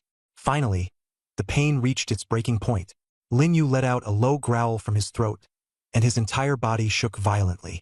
His blood seemed to boil, and the energy surging from within instantly melted the pain, transforming it into an indescribable sense of refreshing coolness, like a spring breeze sweeping over ice and snow. Hugh? Lin Yu exhaled deeply, opened his eyes, and found his vision crystal clear. He glanced at his arms. The muscles, once slightly lean, seemed to have been reshaped, now appearing sharply defined and brimming with power. Lin Yu stood up, sensing the changes within his body. That unprecedented sense of fulfillment brought a faint smile to his lips.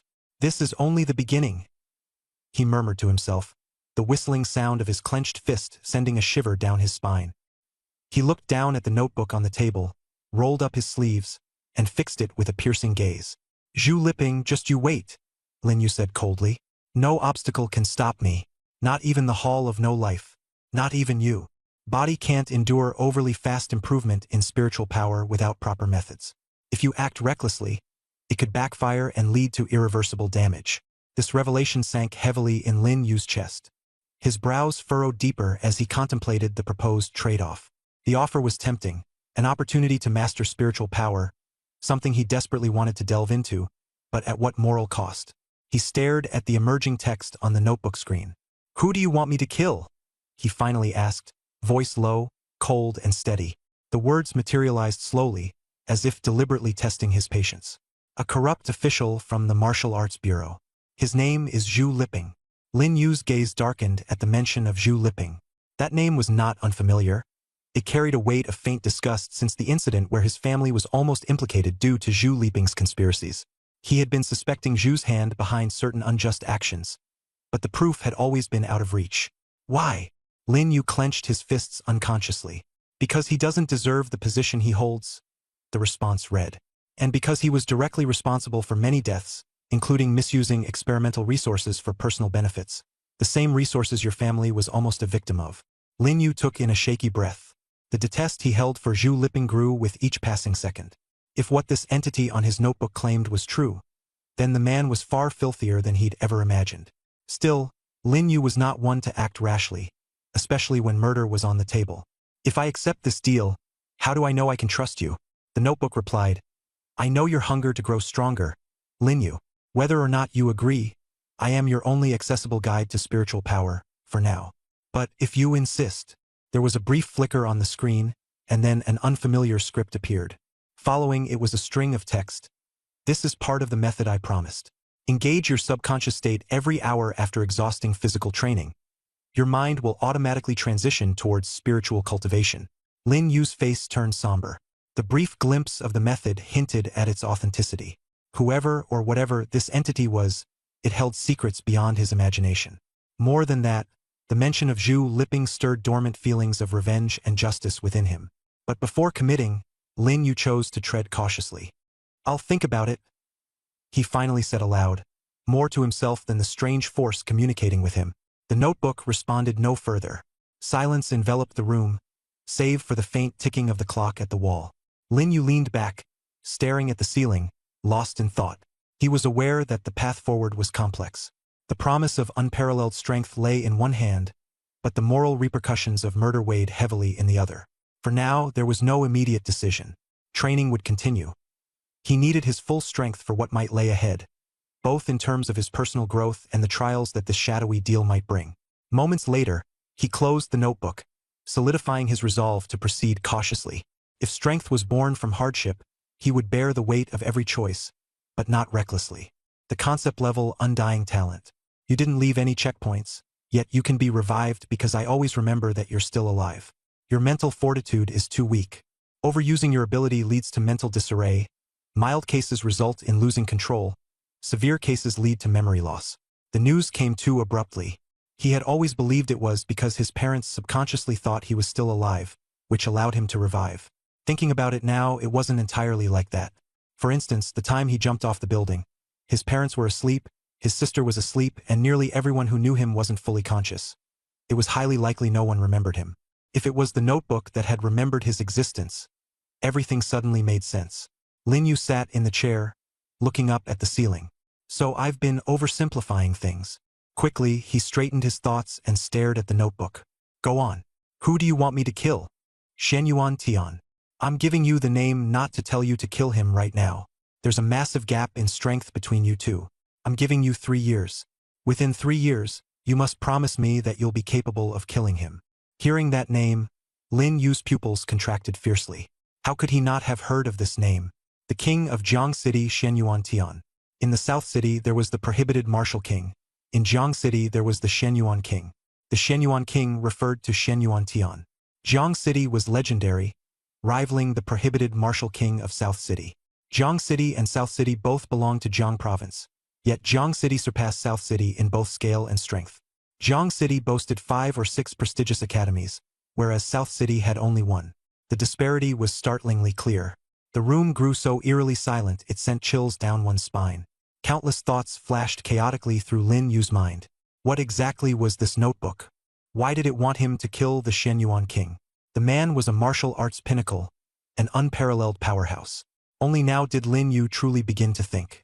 The handwriting surfaced once more. Agree, and I'll immediately provide you with a mental cultivation method. You have dual talents, both at the apex level. 3 years, with my assistance, and you'll undoubtedly be able to kill the Shenyuan king. Lin Yu took a deep breath, working hard to remain calm. Give me a reason. Why must I kill him? This was a pinnacle warrior of humanity. Shenyuan Tian, the ruler of Jiang City for humankind. Killing him would make Lin Yu a criminal. Not to mention whether he even had the power to kill. Figures like him defended China, holding back countless disasters year after year with their lives. Without them, China would already be steeped in calamity. The handwriting continued.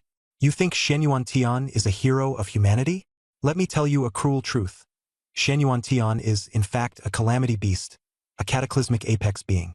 Their massive beast forms can't withstand their power, so they transform into human form, infiltrating mankind. Lin Yu's breathing stopped. A calamity? A calamity beast? How could the king of Jiang City, Shenyuan Tian, possibly be a calamity beast? He simply couldn't accept it. No way. Absolutely no way. Shenyuan Tian is the king of calamity beasts. You think he safeguards Jiang City's peace? Wrong. Within 10 years, Jiang City will fall to the calamity. In recent years, he's nurtured countless turncoat allies, infiltrating every corner. When the calamity invades, Jiang City won't hold out for more than 7 days before becoming another fallen city. Lin Yu's mind was blank. The notebook had never been wrong in its future predictions. I know this is hard for you to accept, but time is running out. You need to grow stronger quickly. Within 3 years, you must reach the level of a high-tier awakener. It's difficult for others, but it's easy for you. With your dual talents and my support, 3 years from now, you'll become the sharpest blade that severs that traitor's head. Lin Yu took a deep breath, exhaling slowly. He had to stay composed. The information from the notebook was overwhelming. How can you prove Shenyuan Tian's a calamity beast? Someone questioned. I can't prove it, nor do I need to, the other replied coldly. You can wait. Wait until 10 years later, when Jiang City's devastation is splayed before your eyes. By then, you'll naturally understand. I need time to think. I'll give you time, but you don't have much left. Lin Yu leaned back in his chair and closed his eyes. Inside his mind, a storm raged. A ruler of humanity was actually a calamity beast. This news was too earth-shattering. He needed time to process it. But no matter the case, he knew one thing. He had to get stronger, strong enough to protect everything he cared about. Shenyuan Tian was a calamity beast, and in 10 years, Jiang City would fall.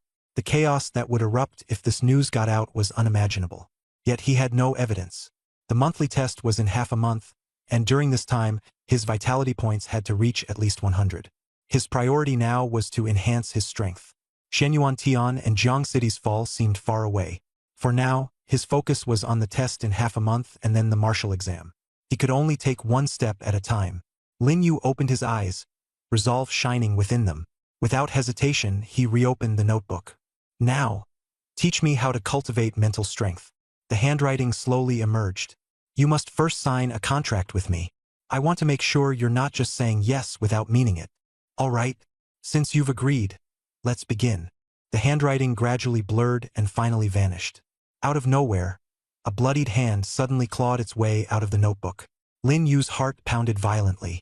This blood-smeared hand exuded a menacing aura, a kind of fear that not even the awakened elite of Nanqing's top academy had managed to evoke in him before. The index finger of the blood hand was lightly grazed by something, causing a drop of fresh blood to drip onto the notebook page. As the blood hand slowly vanished, that single drop of blood floated above the blank page, pulsating faintly as though it were alive. "This is my blood," a line of text appeared. Or rather, it was once my blood. Now stretch out your hand and form a contract with me.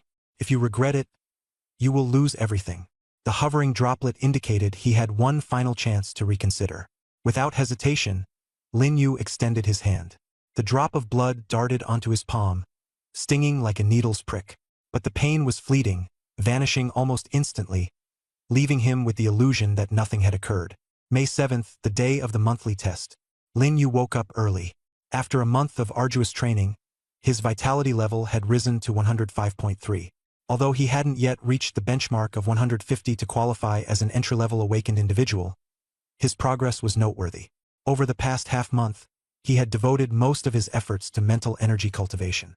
Were it not for that focus, he would likely already have surpassed the 150-point threshold. Now, he could clearly sense the flow of vitality within his body. The enhancement in mental energy had significantly sharpened his awareness. Stepping out of his room, he found his mother busily serving breakfast in the living room. Upon seeing his alert demeanor, she appeared pleasantly surprised. "Xiaoyu, go wash your hands and come sit down for breakfast," his mother called out. Lin Yu nodded. After quickly finishing his meal, he left the house. South City High School. Lin Yu arrived close to 10 o'clock, which was considerably late. Cars cluttered the school entrance as students and parents bustled about.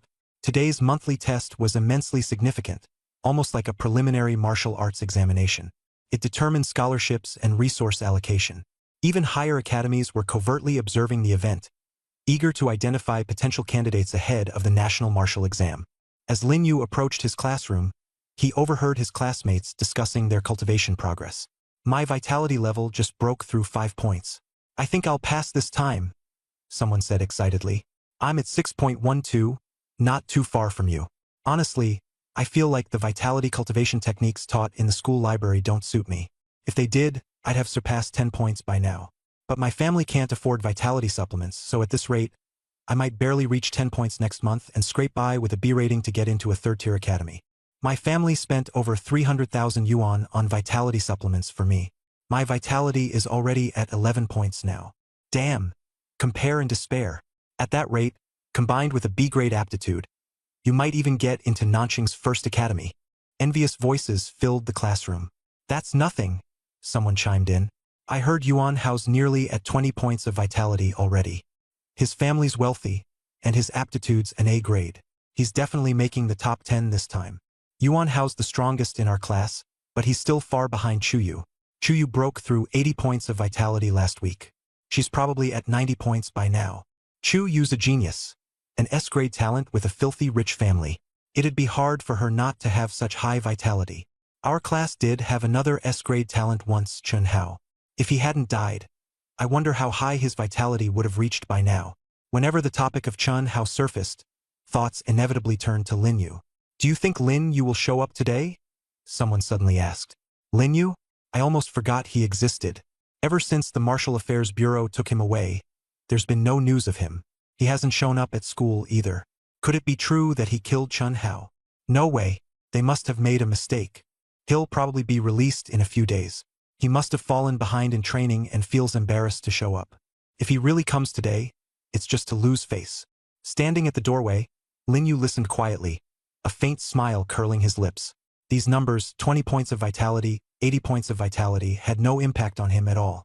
A month ago, 80 points had seemed like an unattainable peak to him. But now, his vitality had already reached 105.3. Chun Hao, that S-grade talent, flashed through Lin Yu's mind, stirring a twinge of nostalgia. If Chun Hao were alive, how high would his vitality be now? 50, 60, maybe even 70 or 80. But alas, he was dead. Dead at Lin Yu's hands. Lin Yu pulled himself from his thoughts and stepped into the classroom. The chatter immediately ceased as soon as he entered. All eyes turned toward him, filled with surprise, awkwardness, and curiosity. The boy who had just ridiculed Lin Yu for losing face flushed beet red, lowering his head, unable to meet Lin Yu's gaze. Lin Yu walked up to him, a faint smile on his face. He didn't say a word, just fixed his eyes on the boy. The intensity of Lin Yu's stare made the boy squirm. After what felt like an eternity, the boy finally mustered the courage to lift his trembling head. What do you want? Oh, nothing. I just wanted to see who it was that said I'd lose face.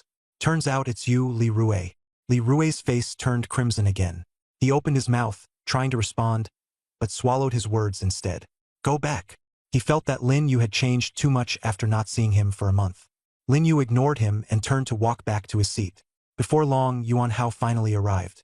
The moment he stepped into the classroom, he immediately spotted Lin Yu. His steps faltered, and his expression swiftly shifted from surprise to excitement as he speedily approached. Wow, Brother Yu, you're finally here. I knew it. On such an important day, there's no way you'd be absent. Yuan Hao sat down next to him, his face full of concern as he asked, Brother Yu, where have you been this past month? The Martial Arts Bureau didn't give you a hard time, did they? I've been so worried. It's fine. They just questioned me a bit, and then I went back home. I figured coming to school to train was a hassle, so I practiced at home instead. Lin Yu replied casually. Yuan Hao nodded and didn't press further. It wasn't that Lin Yu didn't want to explain, but the situation was just too complicated to summarize. Oh, by the way, Brother Yu, my vital energy score has reached 21 points now, Yuan Hao said, his face lighting up with pride. Lin Yu nodded and remarked nonchalantly, Not bad. What's that supposed to mean? Yuan Hao froze, his confident smile stiffening awkwardly. Lin Yu glanced at him, a faint, enigmatic smile tugging at the corners of his mouth. Something about that smile made Yuan Hao feel uneasy. He leaned in closer and whispered, Brother Yu, don't keep me in the dark. Be honest with me. What's your vital energy score now? Don't lie. We're close like brothers. Lin Yu also leaned in closer, his tone serene. Not quite 200. So, what's the exact number? Yuan Hao was momentarily dumbfounded. 105.3. Yuan Hao's face went rigid. How much? His mouth hung open in disbelief, his eyes wide as saucers. 105.3. Lin Yu repeated calmly. It took a good while, but Yuan Hao eventually snapped out of his shock, practically jumping out of his chair. Holy crap! Holy crap! Holy crap! Brother Yu, you've got to be kidding me. Right? The commotion caused everyone in the classroom to turn their heads toward them. Yuan Hao coughed awkwardly, trying to play it off, then lowered his voice.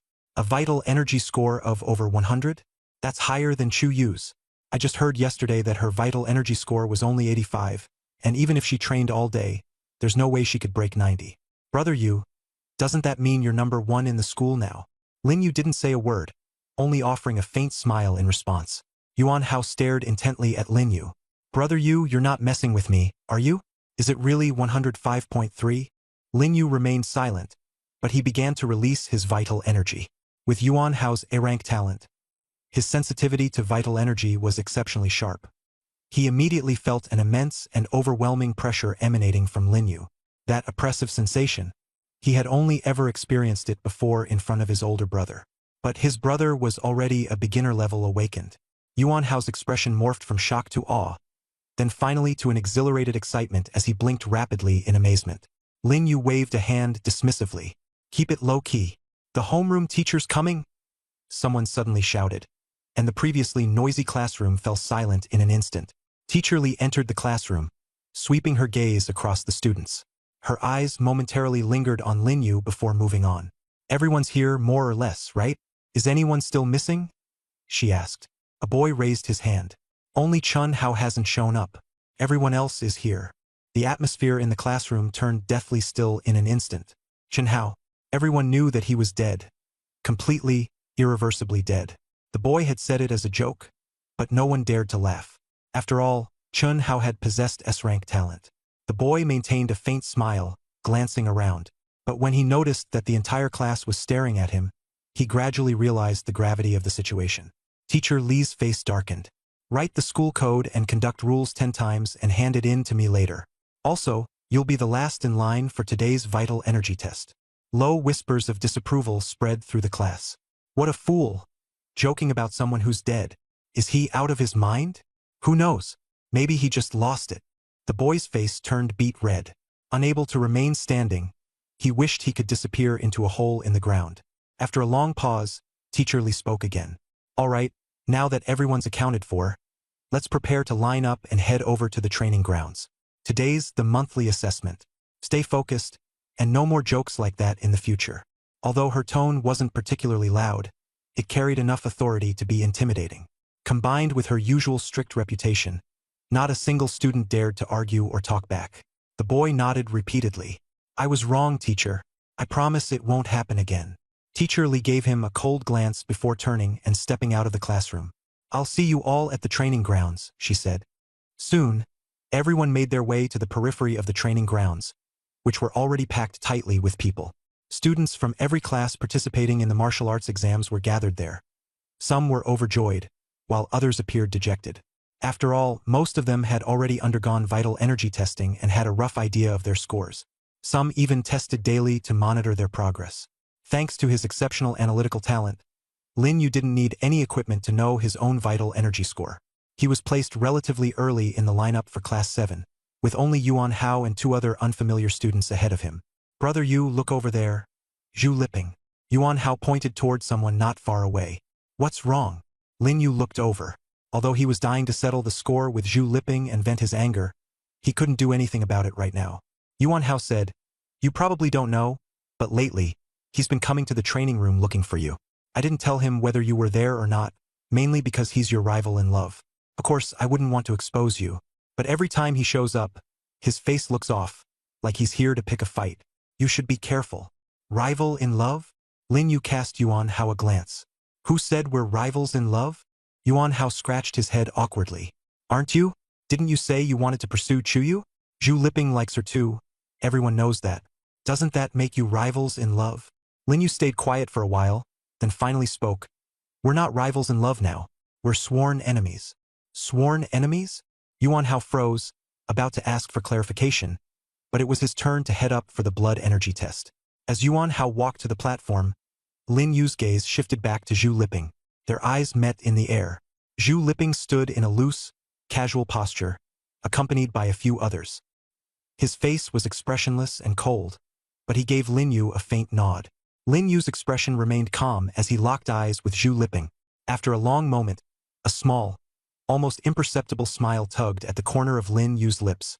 Both men quickly looked away, as if their brief encounter had never happened. Yuan Hao's blood energy level was 22.91, significantly higher than the expected 21. In Class 7, that was almost the highest score. Even their homeroom teacher, Mr. Li, looked surprised.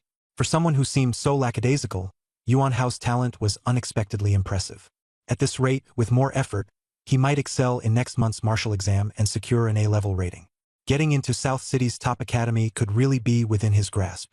Before long, it was Lin Yu's turn. At the same time, not far away, Chuyu was also undergoing her test. Nearly everyone's attention was on her. No one noticed Lin Yu. She was already well known in the practice arena, and her F-grade talent had been a hot topic for a while. But all of that was in the past. People only cared about the present. And blood level. She estimated it was over 90. After all, this week she had focused mainly on martial techniques, and her chi and blood cultivation had slowed down. The numbers on the tester jumped rapidly before finally settling at 93.21. Several martial arts representatives hurried to record the data. This number was just average to Chuyu. Her goal was to break 100 and strive to reach the level of a beginner awakener by the time of the martial exam. As chi and blood values continued to rise, her cultivation speed would also get faster. Whispers spread around her. Chuyu is rock solid. She's definitely taking first place in the whole school. With this result, she's guaranteed an S on the martial exam. Yaya improved again. Ouyang Qin walked over, a look of delight on her face. She only had an A-rank talent, and her potential was far inferior to an S-ranks. On the potential rankings, she had originally been 3rd, but had dropped to 7th. Her results were still decent but not dazzling enough. Talent determined early-stage cultivation speed. The higher the rank, the faster the improvement. As expected, I guess, Chuyu replied indifferently, her gaze passing over the crowd to look at the testing platform on the other side. Lin Yu's. Ouyang Qin glanced over. Why are you looking at Lin Yu again? Yeah, you still haven't forgotten him? He only has an F-rank talent, and he was even taken away by the Martial Arts Bureau before. Even if it was later proven they made a mistake, his cultivation must have been delayed a lot. And with such poor talent, he can't compare to us at all. Even if he was once ranked 7th on the potential list, that's all in the past. He's probably long since dropped out of the top 10. Who remembers him now? Honestly, brother Li Peng suits you better. This time his qi and blood even broke through 80. Chuyu shot her a glance but said nothing. The other teachers were all watching Lin Yu. They all knew who his sister was. Although Lin Yu had only awakened a very low-level talent that had not yet been confirmed. Mu Tianzhao was also watching Lin Yu nearby. The numbers on the device began to jump, from 1, 2, all the way up to 10. The jumping qi and blood value was not fast, but it was steadily rising, showing no sign of stopping. Yet the discussion around them did not stop either. Most people were still caught up in Chuyu's qi and blood result from earlier, and few were watching Lin Yu. Only the school leadership and some officials from university admissions offices were paying attention to him. When Lin Yu's qi and blood value surpassed 40, the entire school's attention began to shift toward him. In their eyes, Lin Yu was just an F-rank talent, and since he had been taken away by the Martial Arts Bureau and hadn't been cultivating for long, his qi and blood value should not have been this high. Yet a qi and blood value of 40 was already very eye-catching. The qi and blood value continued to rise, 45, 50, 55, 60. The teachers straightened up. Is that Lin Yu from class 7? Yes, that's Lin's younger brother. Isn't he an F-rank talent? How could his vitality and blood value be this high? 65707580. Once the number passed 80, the surrounding chatter gradually quieted down, and more people fixed their eyes on him. Everyone wanted to know just where the limit of this F-rank talent really was. 859095100. When the vitality and blood value broke through 100, the venue fell eerily silent. No one dared to believe their own eyes. The numbers slowed their climb and finally stopped at 105.3, shocking the entire school. A vitality and blood value of 105.3 was enough to secure him first place in the monthly test. The previous high was Chuyu's 93.21. Ouyang Qin's mouth fell open, her face burning red. Chuyu's expression stiffened. 105.3 was not only higher than hers, but more than 10 points higher in vitality and blood value. She pressed her lips tightly together, a complicated emotion flickering in her eyes. Not far away, Zhu Liping's expression changed repeatedly, from shock and disbelief to jealousy.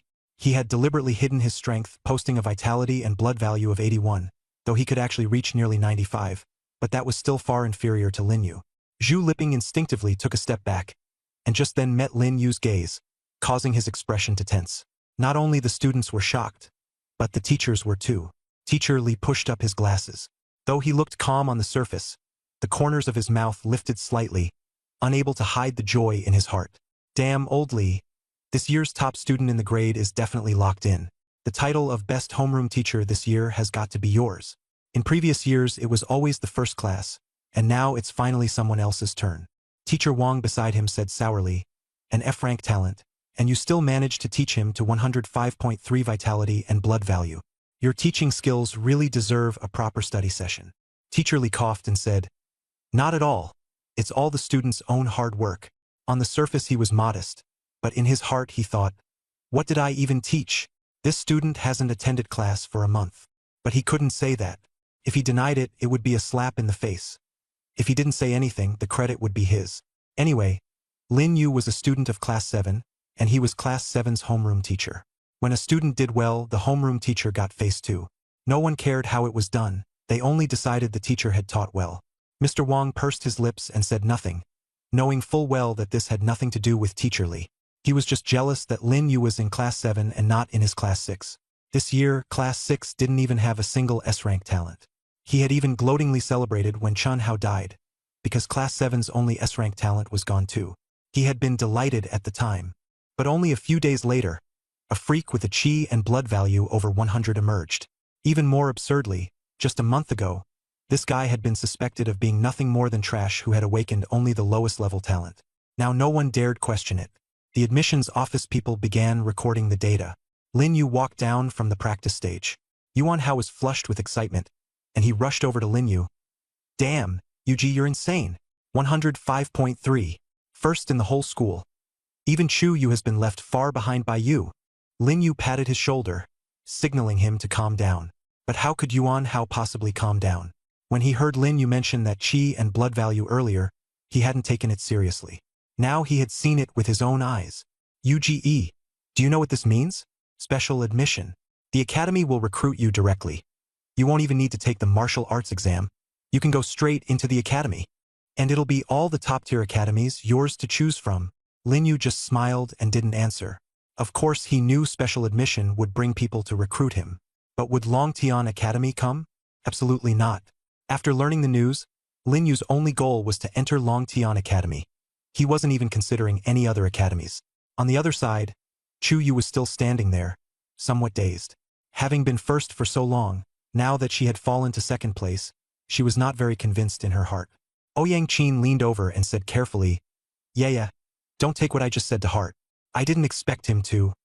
Chu Yu interrupted her. It's fine. He really is strong. Not like the rumors said. Last time, you easily defeated S-rank Chen Hao, and this time your chi and blood value is even far above everyone else. You are definitely not a loser. Ouyang Qin still wanted to say something, but when she saw Chu Yu's expression, she swallowed it back. Chu Yu looked calm on the surface, but anyone familiar with her knew that this kind of calm was only a mask for the turbulence within. Chu Yu turned to leave. Lin Yu and Yuan Hao were also about to leave. Chu Yu suddenly stopped, and their gazes collided. You're very impressive, Chu Yu said with a smile at the corner of her mouth. You've made me look at you in a new light again. You won this time, but next time, I'll win. Lin Yu smiled faintly. You're very strong too, but I'll keep getting stronger. Chu Yu froze for a moment. The smile at the corner of her mouth didn't fade as she turned and left. Yuan Hao hurried over to Lin Yu, eyes wide. Bro Yu? Did you hear that? Lin Yu glanced at him. What are you so excited about? I'm not deaf. How can I not be excited? Chu Yu, the school's #1, the universally acknowledged campus belle, took the initiative to talk to you. Didn't you see how many people around were staring at you?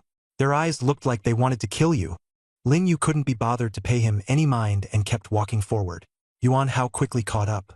Bro Yu, now you're the school's #1. Even Chu Yu has admitted defeat. That kid Zhu Lipping only dares to spout harsh words. From now on, if you say 1, who dares say 2? Not long after the two had walked off, an unfamiliar man in a suit stopped them. Lin Yu didn't know him, but the person beside him, Mu Tianzhao, did, the principal. Mu Tianzhao shook his head helplessly. The man in the suit handed over a business card and said with a smile, Student Lin Yu, I'm Zhou, Deputy Director of Admissions at Jiangcheng Martial Arts Academy. May I borrow a moment to talk? Lin Yu took the business card and glanced at it. Jiangcheng Martial Arts Academy, ranked among the top 15 nationwide and one of the most prestigious institutions in Jiang Province. He looked up at the middle-aged man and asked, Teacher Zhou, is there something you need? Vice Director Zhou smiled and said, Student Lin Yu, we already know all about your test results. A blood chi value of 105.3 is excellent. Our Jiangcheng Martial Arts Academy values your potential. If you're willing, we can admit you through special recruitment, waive the entrance exam, and let you start school directly in September. Special recruitment. Yuan Hao, standing nearby, drew a sharp breath. Sure enough, this even skipped the martial arts exam. He kept winking hard at Lin Yu. Agree. It'd be stupid not to take such a great opportunity. Lin Yu didn't agree right away. He asked calmly, Teacher Zhou, which is better, Jiangcheng Martial Arts Academy or Longtian Academy? Vice Director Zhou's smile suddenly froze. Longtian Academy was one of the nation's top institutions, personally founded by King Longtian.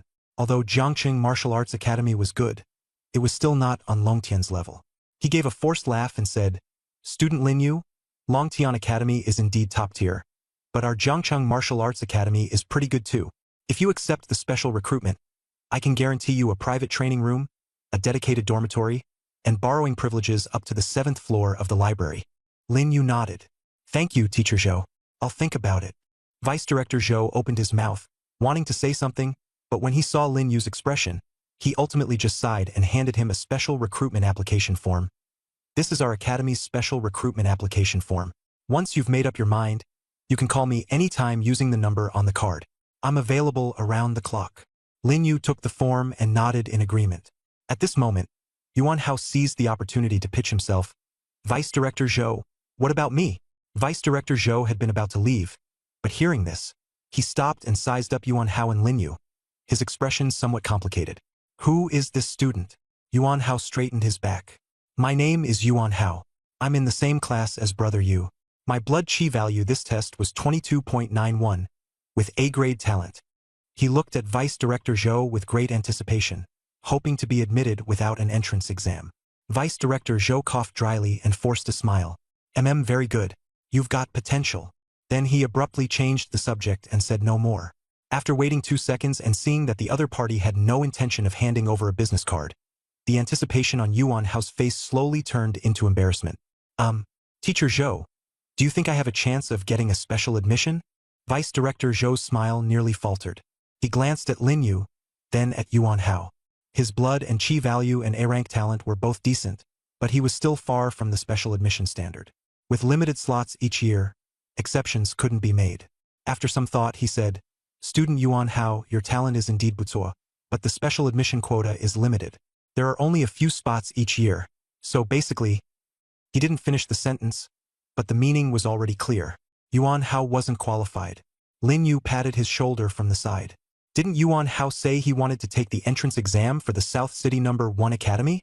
Yuan Hao's face fell and he gave no response. Lin Yu looked at Vice Director Zhou and helped him out by saying, Teacher Zhou, although Yuan Hao's blood and chi value isn't top tier, he works very hard and has a quick mind. He's dependable in what he does. If there are any extra slots, you could consider him. Vice Director Zhou was stunned for a moment, then after a brief silence nodded. I'll seriously consider Lin Yu's suggestion. He took out a business card and handed it to Yuan Hao. Yuan Hao, if your blood and chi value can rise to 50 before the martial arts exam, contact me. I'll consider it then. Yuan Hao took it, his eyes lighting up. Thank you, Teacher Zhou. I'll definitely work hard. Vice Director Zhou nodded. This was just a bit of personal favor. He then turned to Lin Yu. Lin Yu, keep the special admission form. Think it over and contact me anytime.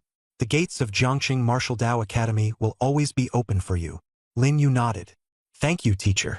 Only then did Vice Director Zhou leave. Nearby, Mu Tianzhao watched this scene, shook his head, and smiled. Kid, you're quite the hot commodity now. Those academy people were all watching you just now. Lin Yu smiled. Principal Mu, don't joke around. Mu Tianzhao waved a hand. I'm not joking. A blood and chi value of 105.3 could rank in the top 3 in the history of South City No. 1 High School. Your sister only had about 102 back then, and now you've already surpassed her. He studied Lin Yu, his tone warning. The tall tree catches the wind. You've stolen the show today, and there won't be few people who set their sights on you, especially the Hall of No Fate. Remember, it's the people who grow up who are the real geniuses. Take care of yourself. Lin Yu's heart tightened, and he nodded repeatedly. Thank you for the reminder, Principal Mu. Mu Tianzhao patted him on the shoulder and turned to leave. At that moment, Yuan Hao came over excitedly. Yuji, you just spoke up for me? And Vice Director Zhou even gave me a business card. Lin Yu looked at him and asked, if I remember correctly, weren't you going to take the Nanqing First Academy exam? Why did you change your mind? Yuan Hao grinned. Maybe Yun Shishue is still waiting for you. I just want to be recognized. I already got that just now. My goal is still Nanqing First Academy. It hasn't changed. Lin Yu patted him on the shoulder and smiled. Yuan Hao went on, Yuji, let's take it easy today? A new entertainment center just opened downstairs from my place. Let's go have some fun.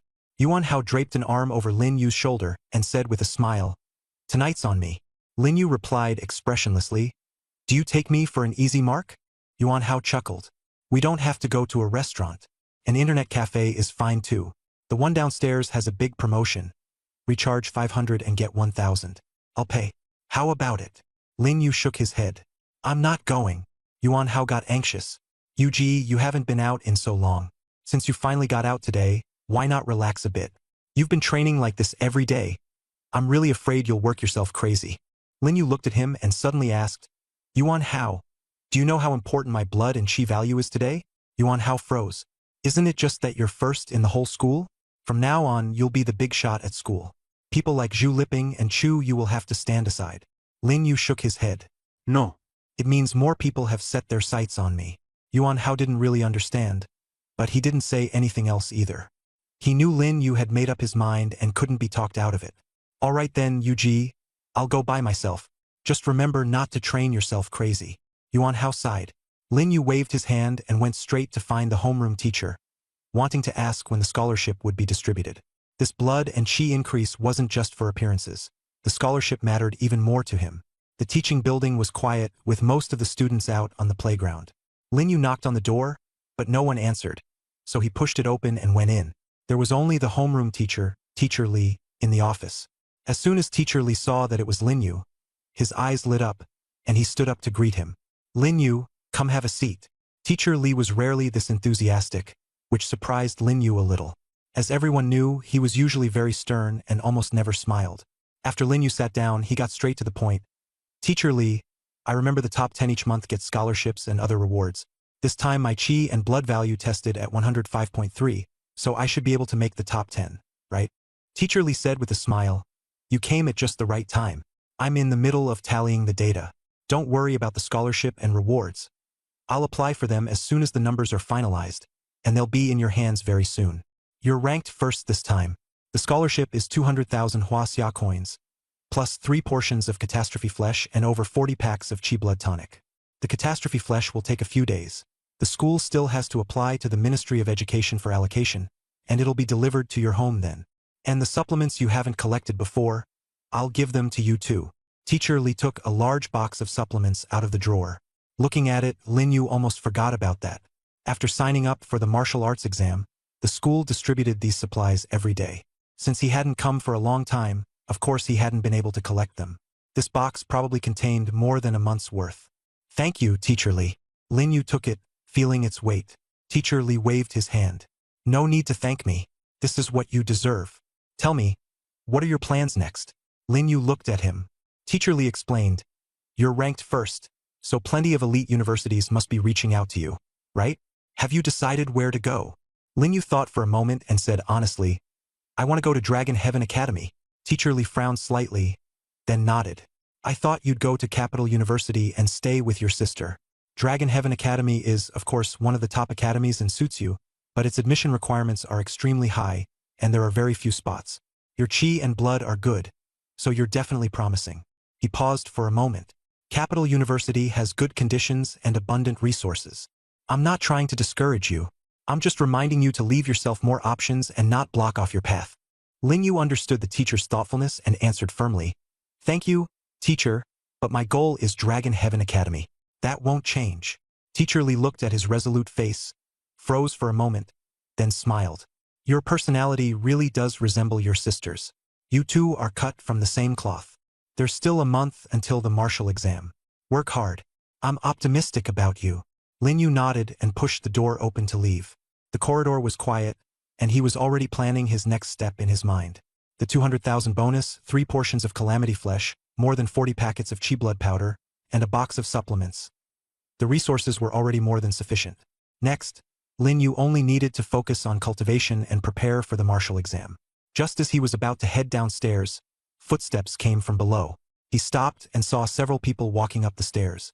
The leader was a middle-aged man in a black suit, followed by 2 young men. When they saw Lin Yu, their gazes fell on him in unison. The middle-aged man asked with a smile, Excuse me, are you classmate Lin Yu? Lin Yu nodded. Yes, I am. And you are. The man stepped closer and handed over a business card. I'm Director Chun from the admissions office of Eastland Academy. May I have a word with you in private, classmate Lin Yu? Eastland Academy, one of the nation's top 10 academies, held an eminent position. Lin Yu glanced at the business card and refused outright. Teacher Chun, I've already chosen my academy. I'm not considering any others. Director Chun froze, glanced at the box in Lin Yu's hands, and smiled. No rush. I'll only take up a few minutes of your time. Lin Yu shook his head. Sorry. I really have no intention of changing. He picked up the box and continued downstairs. The smile on Director Chen's face gradually vanished, turning incomparably cold and sinister. The young man behind him muttered softly. This kid is way too arrogant. Why not just deal with him on the spot and save the trouble? Director Chen coldly stopped him. This is South City First High. Mu Tianzhao is watching too. You want to die?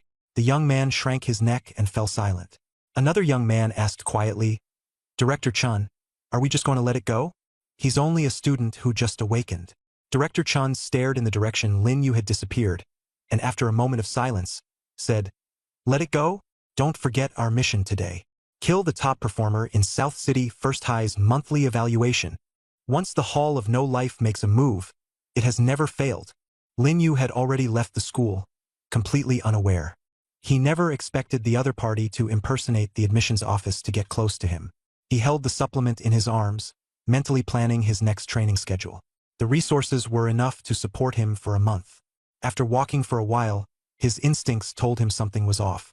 The surrounding crowd was bustling, everything seemed normal. But with his keen nerves, Lin Yu could sense even the slightest hint of potential danger. He stopped and looked back, but saw nothing unusual. Frowning, he quickened his pace and moved on. When passing a crowded alley entrance, he suddenly turned into the narrow lane. The alley was tight, barely wide enough for one person to pass, and Lin Yu's tension eased slightly. But the next second, his pupils contracted sharply as a figure suddenly blocked the way ahead. Kid, pretty sharp, huh? The man before Lin Yu was one of the two young men behind Director Chen in the teaching building earlier. Wearing a gray coat and a smile on his face, his eyes were so cold they sent shivers down one's spine. That gaze was unlike the clear purity from before. It carried killing intent that made Lin Yu tremble all over. His heart tightened. This man was extraordinary. Worse still, Director Chen and the other young man must also be nearby. Student Lin Yu. The man in gray approached with light steps. Why run? We're not bad people. Alertness rose in Lin Yu as he prepared to counterattack at any moment. A chi and blood value of 105.3. Truly remarkable. The man in gray smiled and said, Those who died at my hands before didn't even notice my presence. You're kind of interesting, really not bad. He took 2 more steps forward, and Lin Yu instinctively backed away. The man in gray smiled. Don't be nervous. I just want to chat. Lin Yu suppressed the panic in his heart and asked calmly, About what? Your fate. The moment he finished speaking, the man's smile vanished. His speed was astonishing as he instantly charged up to Lin Yu and threw a punch. Lin Yu barely had time to react before that fist slammed hard into his chest. A searing pain exploded instantly.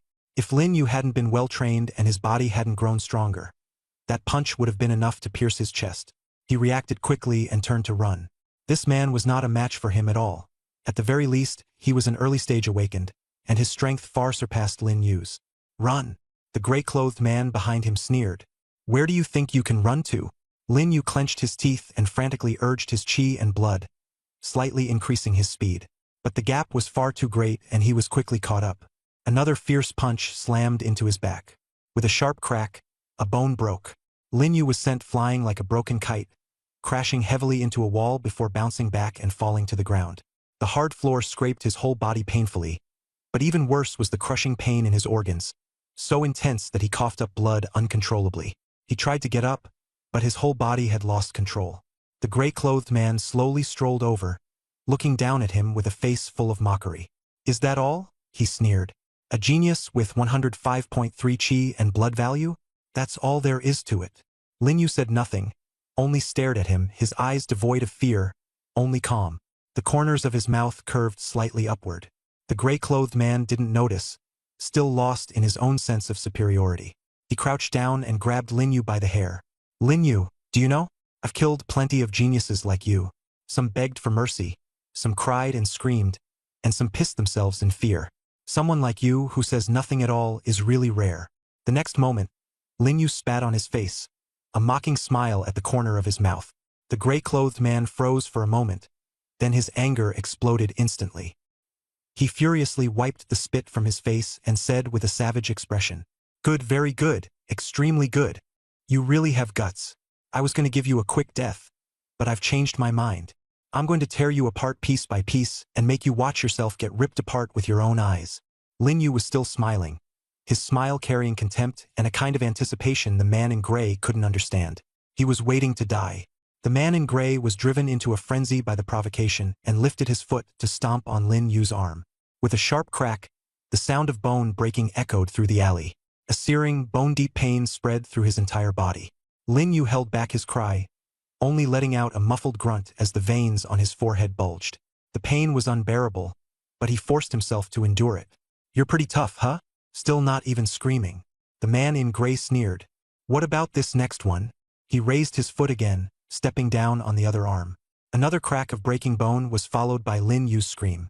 "I thought you were the Teenage Mutant Ninja Turtles or something. Didn't expect you to still scream from the pain." The man in gray revealed an even more vicious grin. "That's more like it. Geniuses are still people too. They hurt, they scream. Stop pretending to be some tough guy." Lin Yu panted heavily. This kind of agony, worse than death itself, was far more unbearable than dying. "Forget it. This is boring. Go die." The man in gray shrugged and raised his foot again, this time aiming for Lin Yu's head. He kicked out. Blood splattered. Lin Yu was dead. The man in gray withdrew his foot and looked down at the headless corpse on the ground, a satisfied smile appearing on his face. "I thought you had some backbone, but you couldn't even last a single kick. This so-called genius is nothing but trash." After speaking, he turned and prepared to leave. He was acting alone, while the other two were still waiting for news. He had to hurry to regroup and leave so they wouldn't be discovered. After taking 2 steps, he instinctively activated his talent. His talent was wind path, not controlling the wind, but perceiving the trajectory of the wind, allowing him to go anywhere by following it. In simple terms, he could turn into wind and teleport instantly. But this time, something was wrong. Frowning deeply, he tried several times, but still couldn't activate it. "What's going on?" he wondered, while also sensing the flow of air around him. This had always been his instinct. He could sense it even with his eyes closed, but now he couldn't feel any trace of wind at all, as if everything had been sealed off. At the same time, Lin Yu's consciousness began to awaken from the haze. A mechanical voice rang out in his mind. "The concept-level immortality talent has activated successfully. Lin Yu has been revived and restored to his state before death. The plunder talent has activated successfully. Lin Yu has successfully plundered the other party's talent. A-rank talent, Wind Path. Wind Path can become wind, perceive the trajectory of the wind, and instantly move to anywhere one wishes by following those trajectories." Lin Yu slowly opened his eyes and found himself in a space that was not void, but made of wind. The flow of air was clearly visible, and the intricate wind paths interwove before his eyes into a net. Those intangible currents of air now had form in his eyes, swaying gently. He reached out and touched one of the wind paths, and his body suddenly felt light. The next second, he was already at the mouth of the alley. Lin Yu froze. The man in gray was even more dumbfounded. What kind of joke is this? He was in disbelief. He had clearly stomped Lin Yu's head to pieces. Yet now Lin Yu was standing perfectly intact before him. He turned back to look for the headless corpse on the ground, only to find that everything had vanished. Not even a trace of blood remained. Impossible.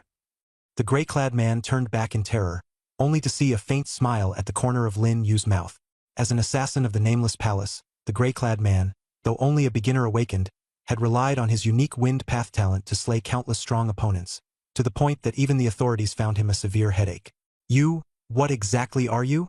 His voice was hoarse, filled with confusion and fear. Lin Yu looked up and asked coldly, "Didn't you want to kill me?" The gray-clothed man's legs began to weaken. The twisted reality left him utterly unprepared. A dead man whose head had been blown off could actually revive instantly and appear before his eyes. Lin Yu smiled faintly. "Wind Trace. As expected, it works pretty well." The gray-clothed man's mind went blank. "Wind Trace works well?" he murmured. Lin Yu said nothing more. His body immediately dissipated, merging into the wind. The gray-clothed man's eyes widened, shocked beyond measure. He was all too familiar with this scene. That was his exclusive talent, becoming wind. "Impossible," he muttered under his breath. The next second, a fist struck straight at his face. Bang! A crisp, piercing crack of bones rang out, and blood splattered everywhere. The gray-clothed man was sent flying heavily and crashed to the ground. Lin Yu had shown no mercy with that punch. If it had been an ordinary person, they would already have been reduced to a bloody mess. Although the gray-clothed man had lost his talent, his physical condition was still far beyond that of an ordinary person. How do you have my talent?" The gray-clothed man lying on the ground spat out a mouthful of blood and stared at Lin Yu in terror. Lin Yu did not answer. Instead, he asked, "You're from the Temple of No Fate?" The gray-clothed man instantly went stiff. Lin Yu stepped down, and with a bang, the gray-clothed man let out a miserable scream. His left hand was brutally stomped off, causing agony that pierced straight to the heart. Just as the gray-clad man had broken Lin Yu's arm moments ago. Cruelly. Yes, I'm from the Hall of No Life. Please spare me. My talent. Before he could finish, he suddenly stopped. He had wanted to say, I'll give you my talent too, but swallowed the words back down.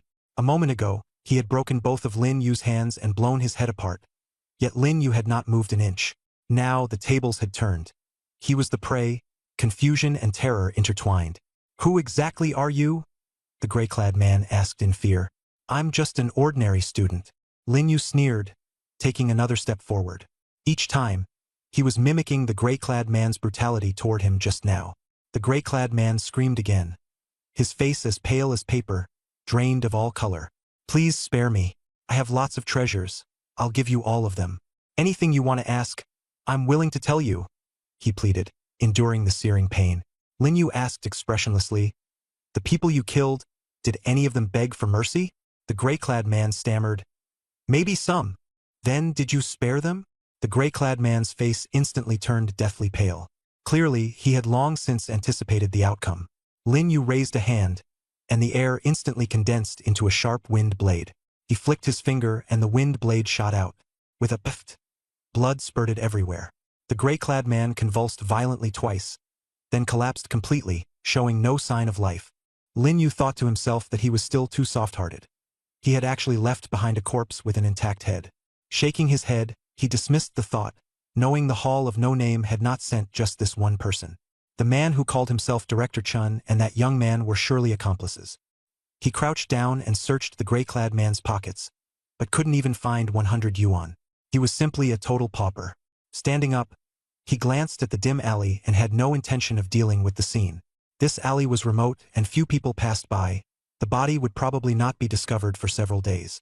He was convinced that the Martial Arts Bureau knew people from the Nameless Hall, so he deliberately left the body intact just so they could identify it. He didn't want them randomly arresting people like last time. Lin Yu raised his hand, the air rippling as wind tracks formed. His figure dispersed like the wind, rapidly moving along the wind tracks. A few seconds later, he had left the scene dozens of meters away. Though his speed wasn't particularly fast, it was enough. He also discovered that the speed of wind track was closely tied to spiritual power. The stronger the spiritual power, the faster the speed. In the future, he might even be able to appear at any windy place anywhere in the world at any time, as long as his spiritual power was strong enough. With wind track, he could even save on taxi fare. On the other side, room 302 of the hotel. Director Chun and the young man were waiting for news from the man in gray. Director Chun sat by the window, pulling the curtain halfway open, staring at the activity below while a cigar hung from his mouth. The young man lay on the bed playing with his phone, looking bored. Why hasn't Huang Kuan come back yet? The young man put down his phone. It's just killing a student. Why is he dragging it out so long? Director Chun said nothing, his brows slightly furrowed. The young man sat up. Brother Chun, this has taken too long. Normally Huang Kuan would be back in half an hour, but it's almost an hour now. Could something have gone wrong? If we stay here too long, we'll be exposed. He looked a little panicked. Director Chun answered calmly. What could go wrong? That newly awakened student isn't Huang Kuan's match. Huang Kuan also has the wind track talent. Even if he can't win, he can still escape. Unless a mid-tier awakened steps in, no one can keep him there. The young man nodded, but a faint unease still lingered in his heart. Suddenly, he thought, right, Lin Yu's sister is Lin Lin. Could someone be protecting Lin Yu in secret? Director Chen's eyes narrowed slightly. Lin Lin was also on the Nameless Hall's hit list, but her rank was too high, so they weren't qualified to make a move. The Nameless Hall had launched several attacks, all of which had failed. The young man's words woke Director Chun up to the possibility of someone protecting Lin Yu, but he still decided to wait a little longer. Huang Kuan had never failed. This time should have been no exception. The room fell into silence, and time passed second by second. Another hour went by. The young man could no longer sit still. He got up anxiously from the bed and said, Brother Chun, it's been 2 hours. Something's definitely wrong. In the past, Huang Kuan would be back after killing and eating. Something must have happened. Someone's protecting Lin Yu. Director Chen still didn't turn around. He said indifferently, Wait a little longer. The young man panicked. Still wait? Brother Chen, the longer we stay, the more exposed we become. Besides, our identities were stolen from the people we killed at East Sky Academy. If we're discovered, we won't be able to get out of Nanching. I said wait a little longer. Director Chen's tone was cold, carrying an air of command. We've worked together for years. If he's alive, we need to see the person. If he's dead, we need to see the body. Wait a bit longer. If there's still no news, we'll leave. He had no choice but to do this. If Huang Kuan really died, he would also have to bear the charge of poor management. The layers of management in the Nameless Hall were extremely strict. This mission's target was Lin Yu. By rights, the three of them should have acted together. But after a few lessons, everyone had tacitly agreed to let Huang Kuan make the move. Huang Kuan's talent was special. Even if he couldn't kill the target, he could still escape. If those above learned that he had led the team but lost a subordinate out of underestimating the enemy, the punishment would definitely be even harsher. Director Chun called Huang Kuan several times, but no one had answered on the other end. By now, the number of calls was uncountable. Brother Chun, how about we withdraw first? The young man asked cautiously. Even if Huang Kuan has run into trouble, he can still get away. But if we stay here too long, we're likely to expose ourselves. Director Chun was silent for a few seconds before finally standing up. He tossed the cigar into the trash can, walked to the window, drew back the curtains, and carefully looked outside. Then he said, "You're right. Let's withdraw first. Meet at the usual place. But we need to find out where Huang Kuan was last seen." The young man's expression grew even uglier. Brother Chun, if something really happened, wouldn't going there be walking right into a trap? Director Chun shook his head. We just need to find his last known location. If something really happened to Huang Kuan, we need to know who did it. As he spoke, he took out a black device from his chest and handed it to the young man. Take this and search near Nanching No. 1 High School. It can sense Huang Kuan's aura. The young man took the device, his hands trembling. He had assumed Director Chun would go with him, but in the end, he was the only one. Brother Chun, you want me to go alone? He was only a low-level awakened himself and didn't have Huang Kuan's special talent. If he were caught, there would basically be no escape. Director Chun looked at him calmly. What else? Go with you? And die together? The young man said nothing and could only nod. When he reached the door, he looked back again. Brother Chun, I'm a little scared. Director Chun was silent for 2 seconds, then smiled. Don't be afraid. The Martial Dao General Bureau doesn't know you have the Wuming Hall backing you. Go quickly and come back quickly. The young man opened his mouth but couldn't say anything. Director Chen patted his shoulder. Be careful. If something seems off, run. He took a deep breath and pushed the door open before leaving. After the door closed, Director Chun stood there, his smile slowly fading. He took out his phone and dialed an unfamiliar number. Has the mission been completed? A deep voice came from the other end. It probably failed. Huang Kuan is dead, Director Chun replied. There was a 2-second silence on the other end before it asked, What about that kid? Let him check it out. I've done a little something to him. He probably won't live, but before he dies, he can still help us probe the way. Director Chen's voice was calm. The voice on the other end gave a faint laugh. Chen Zhan, you're ruthless. You won't even spare your own people. If the higher-ups find out, you'll bear the consequences. Cut the chatter. Meet at the old place and withdraw from Nanching first. Lin, you can't be touched for now. Someone is watching him. After saying that, Chen Zhan hung up. He took out a lighter and threw it onto the bed.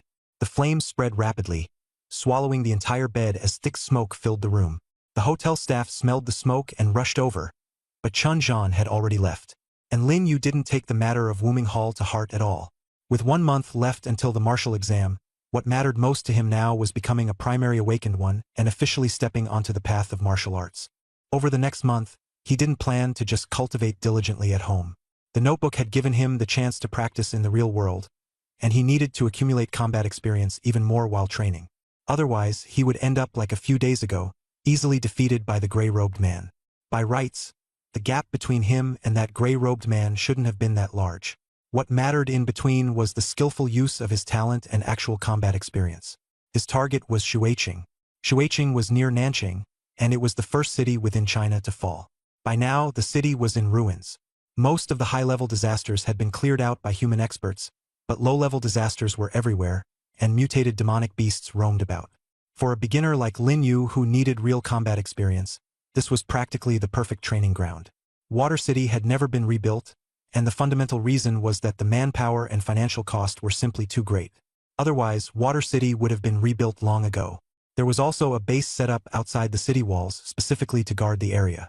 Low-level disasters and demonic beasts ran rampant here, and the authorities were worried that ordinary people would get into trouble if they came in, so they sent people to keep watch. But martial artists weren't restricted. Most of the strange materials circulating in the country, such as disaster flesh and blood, came from Water City, so quite a few martial artists gathered here. However, most of them were lone cultivators. They made a living by reselling things like beast pelts. There were also people like Lin Yu who came out here to gain experience. As soon as Lin Yu came out of the south gate, he spotted the base from afar. It was actually more like a small market, with several rows of crude wooden boards forming a circle. In the open area in the middle, off-road vehicles were parked everywhere, and on the ground some people were setting up stalls, others were recruiting teammates, and a few were chatting in small groups. This place was full of martial artists. The ones who really made a living through combat were not the students training in school, but hard men like the gray-clothed man. Lin Yu took a deep breath and flew over on a gust of wind. Only when he got closer did he see what was being sold at the stalls. Disaster crystals of various colors, mostly from low-level disasters, as well as beast skins, bones, claws, and teeth, all piled up in heaps.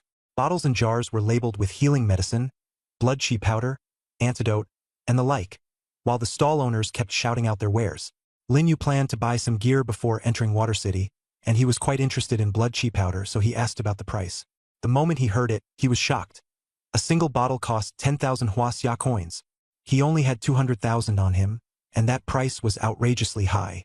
The stall owner said confidently, "Young man, these are all specially supplied by the military. There's no one around here cheaper than me. Don't believe me? Go ask elsewhere." Lin Yu waved his hand and refused. 11,000 a bottle was simply beyond his means. Fortunately, the school had issued him a few bottles so he could make do for now. Only then did he realize that blood chi powder was truly the privilege of rich kids. No wonder wealthy students had higher blood chi values when they awakened, because they were being propped up by medicine. Lin Yu moved between the stalls when a particular one caught his eye. On it lay a black short knife, about 30 centimeters long, pitch black and dull, with a thin cord wrapped around the hilt and some rust on the blade. He needed a weapon anyway, and fighting with bare fists was unreliable, so he set his sights on it at first glance. The stall owner was a man in his 40s, a cigarette hanging from his mouth, his face covered in stubble. "Good eye. This blade was dug out from deep in Water City. I can guarantee its former owner was at least an intermediate awakened one. Right now, this knife doesn't cost 99,999, and it doesn't cost 9,999 either. Just 8,888, and it's yours." Lin Yu frowned and weighed the knife in his hand. "How do you know its former owner was at least an intermediate awakened one?" The stall owner froze for a moment, then burst out laughing. "Kid, there's still spiritual energy residue on the blade. It's faint, but anyone who knows their stuff can tell at a glance. Awakened ones who use their own weapons leave a unique aura on them.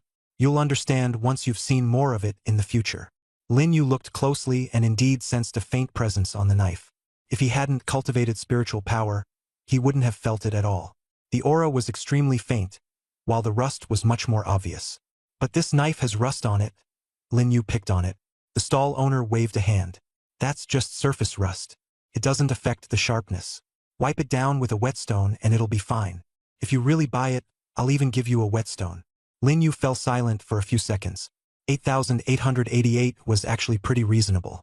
After all, blood chi powder was 11,000 a bottle. Compared with that, this was even cheaper. "Deal. I'll take it." After paying and receiving the knife and whetstone, Lin Yu walked away. Once he was clear of the stall, he took out the knife and examined it carefully. The rust was only superficial. With a cloth, it would come off much more easily, not to mention with a whetstone. And the whetstone was no ordinary one. Satisfied, he nodded, put the knife away, and continued browsing the stalls.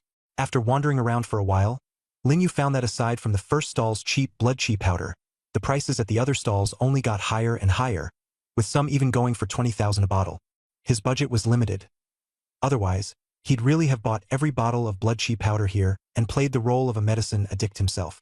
Leaving the market, Lin Yu headed deeper into Water City. For the next month, he would basically be spending his time here.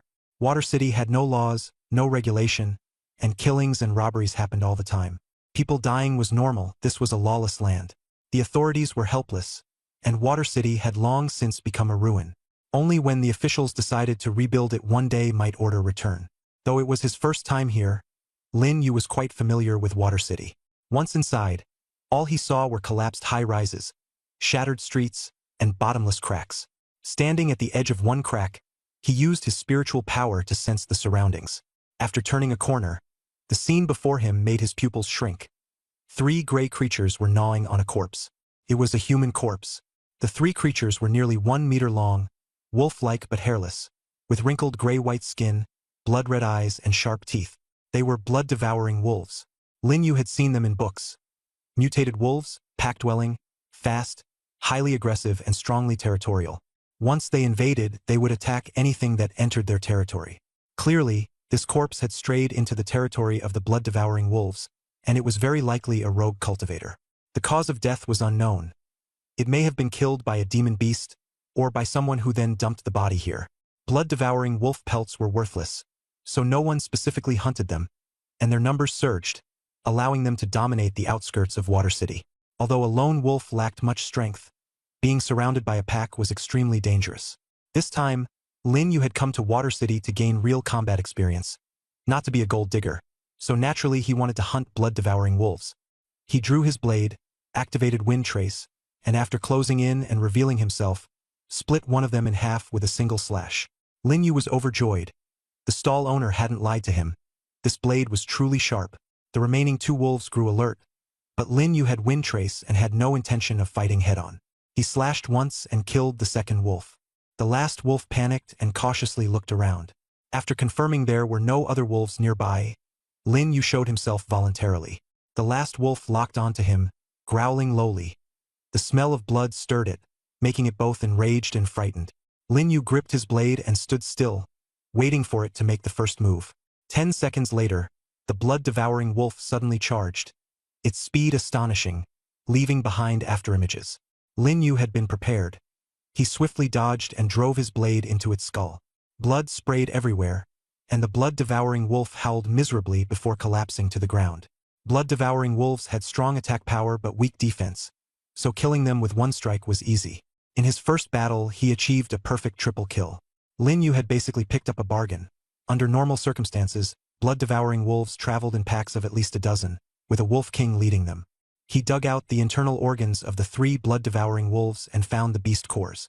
Beast cores were helpful for cultivation, like unrefined blood chi powder. The effect was not as good, but they could still aid training. Free was king. Although the flesh could be eaten, the internet said it tasted awful, and just looking at that color made Lin Yu lose his appetite. He definitely had no intention of trying it.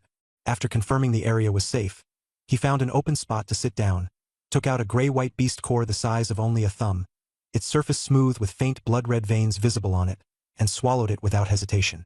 Instantly, a scorching liquid seemed to burst inside his body, and waves of heat surged outward. Lin Yu felt as if a ball of fire was burning within him, rapidly spreading through his blood vessels to every limb and bone in his body. In an instant, his whole body went taut, the veins on his forehead bulged, and beads of sweat rolled down one after another. Then came a wave of intense pain, but compared to the suffering he had endured while cultivating the golden body technique before, this was much lighter. He clenched his teeth and circulated the golden body technique, allowing the violent energy within his body to run smoothly. He did not know how much time had passed before Lin Yu slowly opened his eyes.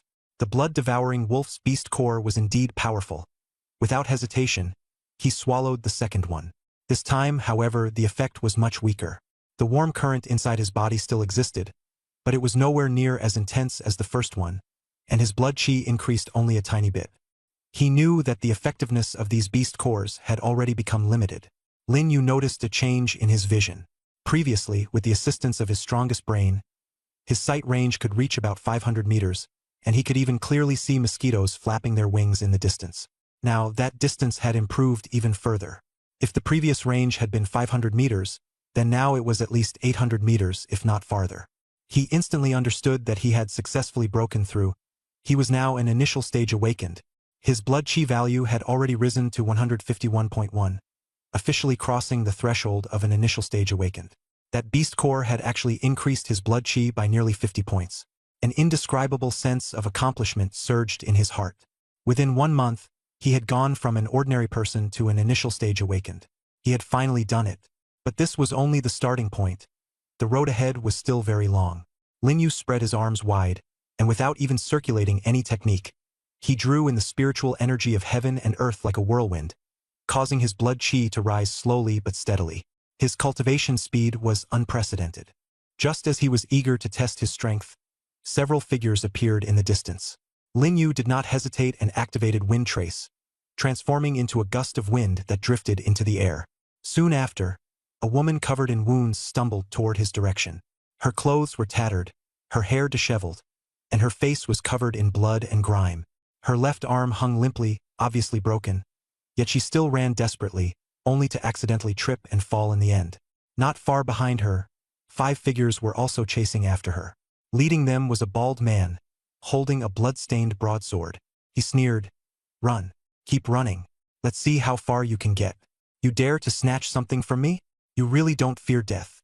Another woman snorted coldly, "Cut the nonsense. Move. She has 3 mid-tier beast cores on her." Mid-tier beast cores? Lin Yu's eyes lit up. A blood-devouring wolf's core counted as low-tier. A mid-tier core was worth at least 10 low-tier ones. 3 mid-tier cores were worth 30 low-tier cores. No wonder they were chasing her so hard. The woman looked back in despair, and Lin Yu observed from midair. Save her or not. He wasn't interested in saving people, but he really wanted those 3 cores.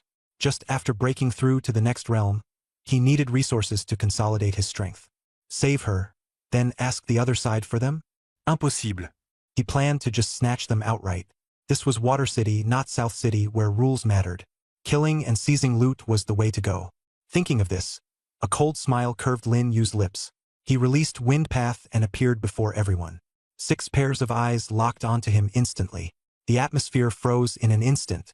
The bald man held his blade as he stared at him, filled with vigilance.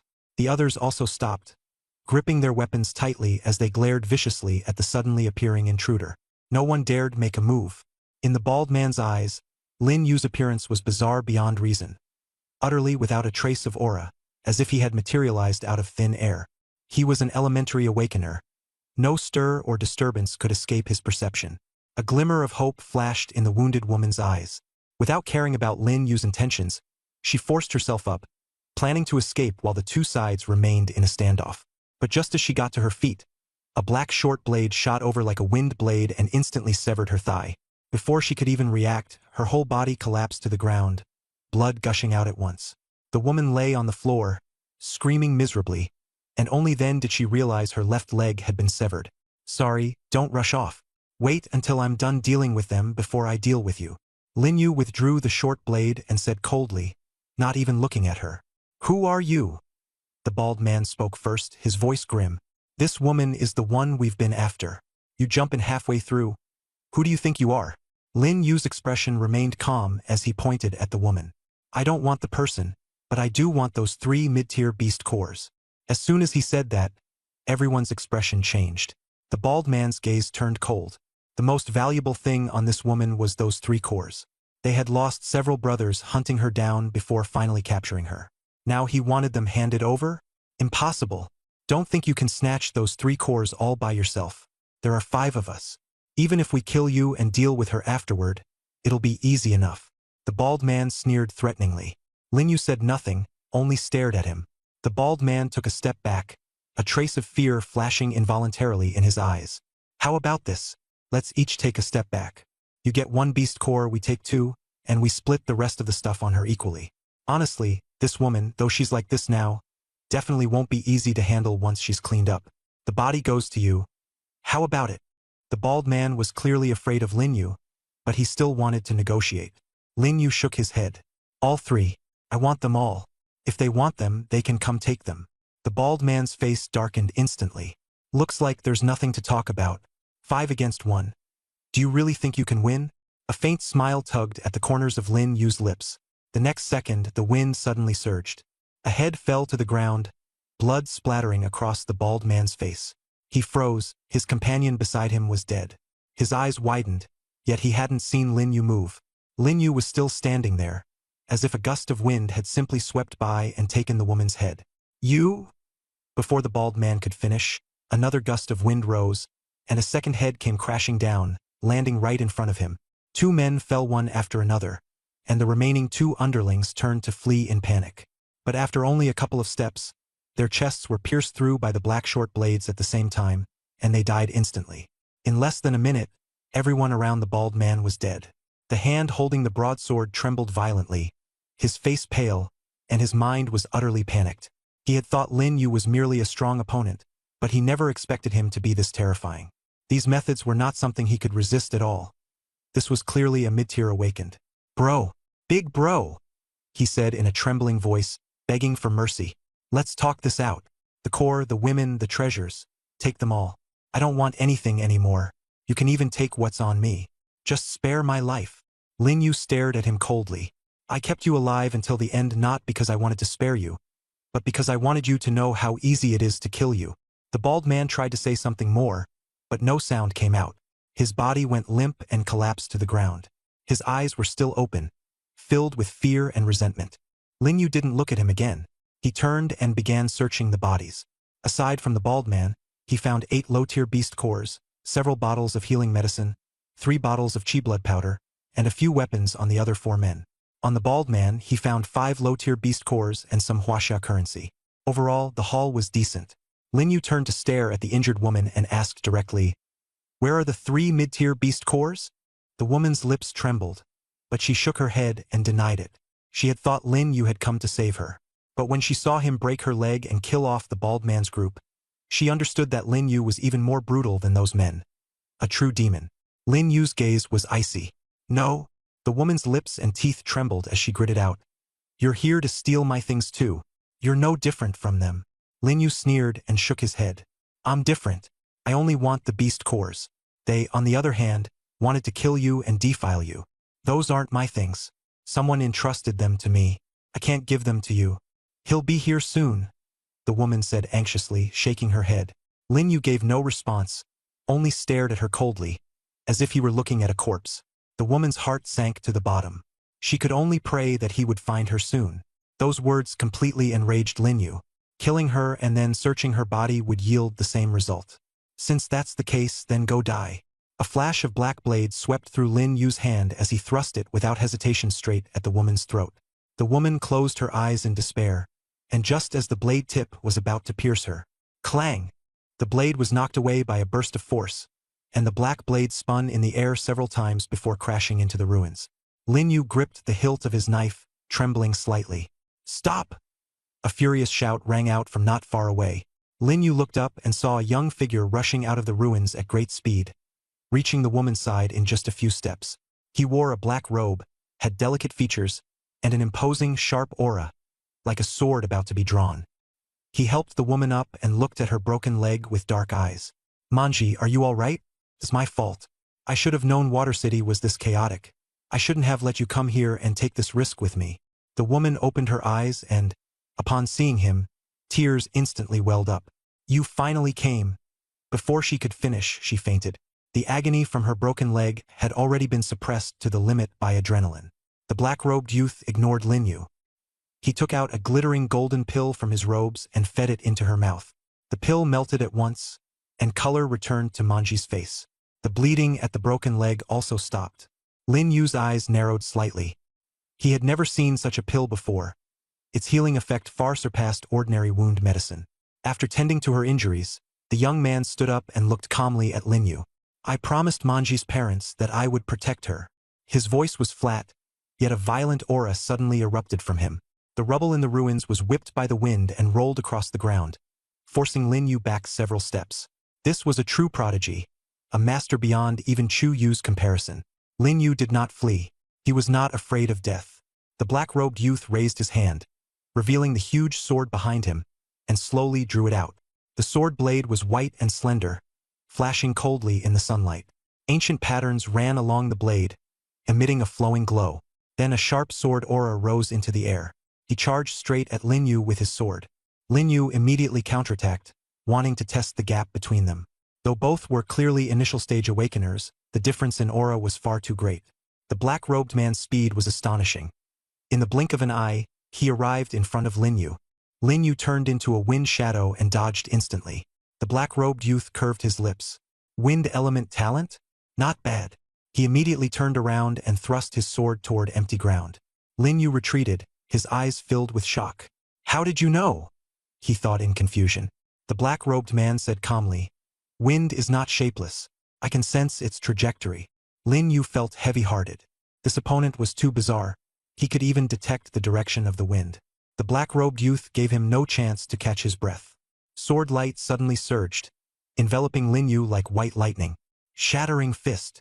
Lin Yu erupted with a punch, his surging blood energy transforming into fist wind as he forcefully collided with the stabbing sword light. Clang! Fist and sword collided, producing a loud metallic clash as the battle erupted instantly. A faint golden light rose over Lin Yu's fist. This was the protective technique he had cultivated after practicing the Vajra body, directly enhancing his fist and making it as hard as iron. However, even so, he was still knocked back, a streak of blood drawn across the back of his palm, with cracks faintly visible in the bone. The black-robed youth before him was terrifyingly strong, standing his ground without retreating even half a step, yet a trace of surprise flashed in his eyes. With such strength, no one of the same level could withstand the full force of his sword strike. What kind of fist technique is that? The black-robed youth muttered under his breath. Lin Yu, however, did not answer. He was merely waiting for an opportunity. He turned into a gust of wind and lunged again. The black-robed youth sneered and shook his head. You think you can win with that little skill? His sword thrust at empty air on the left, and a futile slash on the right was equally empty. Wind roared all around. The wind of Water City happened to rise at this moment, making it hard for the black-robed youth to lock onto Lin Yu's true position. He spread out his spiritual power, trying to form a net with the surrounding wind to catch Lin Yu, but it was all in vain. Suddenly, a fierce killing intent came from behind. The black-robed youth whirled around and thrust his sword, only to strike air again. The real Lin Yu appeared from the other side, holding a black short blade straight at his throat. The black-robed youth's pupils shrank sharply. He hurriedly sidestepped, but he was still half a step too slow and could only use his sword to block the blade. As the blade swept past, it left a shallow bloody line on his arm. He was injured. For the first time since awakening his talent, he had never been hurt. Stunned for half a second, Lin Yu's attack closed in again. Wind Trail activated, and blade light swept in from all directions, deadly beyond measure. Damn it, why is it windy of all times now? The black-robed youth growled. His spiritual power couldn't keep up with Lin Yu's rhythm, and he could only defend passively. In shock, he finally understood that the Lin Yu before him was no soft persimmon. He took a deep breath, closed his eyes, gave up resisting, and actually stood there motionless. Lin Yu frowned, sensing that something was off, but he still prepared to end the opponent with one strike. The instant before he drew his blade, the black-robed youth suddenly opened his eerie silver-white eyes and murmured, Time-space rewind, time-space rewind. The next second, a sword thrust straight into Lin Yu's heart. Lin Yu froze. He had just triggered Wind Trail and, before he could counterattack, he fell. Before dying, he struggled to lift his head and look at the black-robed youth, trying to speak but unable to utter a single word. The black-robed youth pulled out his sword and sheathed the blade. Lin Yu's body crashed to the ground, and blood quickly stained the broken stones below. You are indeed strong, but among those of the same rank, I am invincible. His tone shifted. However, you're the first one who forced me to use my talent.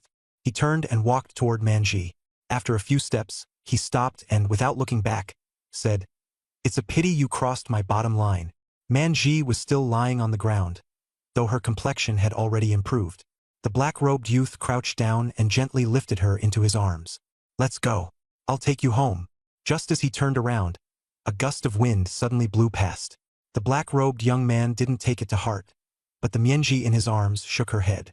Tension, I'm so cold. The wind was extremely gentle, and he couldn't feel the cold at all. With a slight furrow of his brows, Mianji suddenly grew unbearably heavy. He lowered his head to look, and his pupils abruptly contracted. Mianji's throat had somehow been slit by a blade, and blood was flowing out along the wound. In just a short time, Mianji's aura weakened, her life hanging by a thread. The black-robed young man prepared to activate Time Rewind again.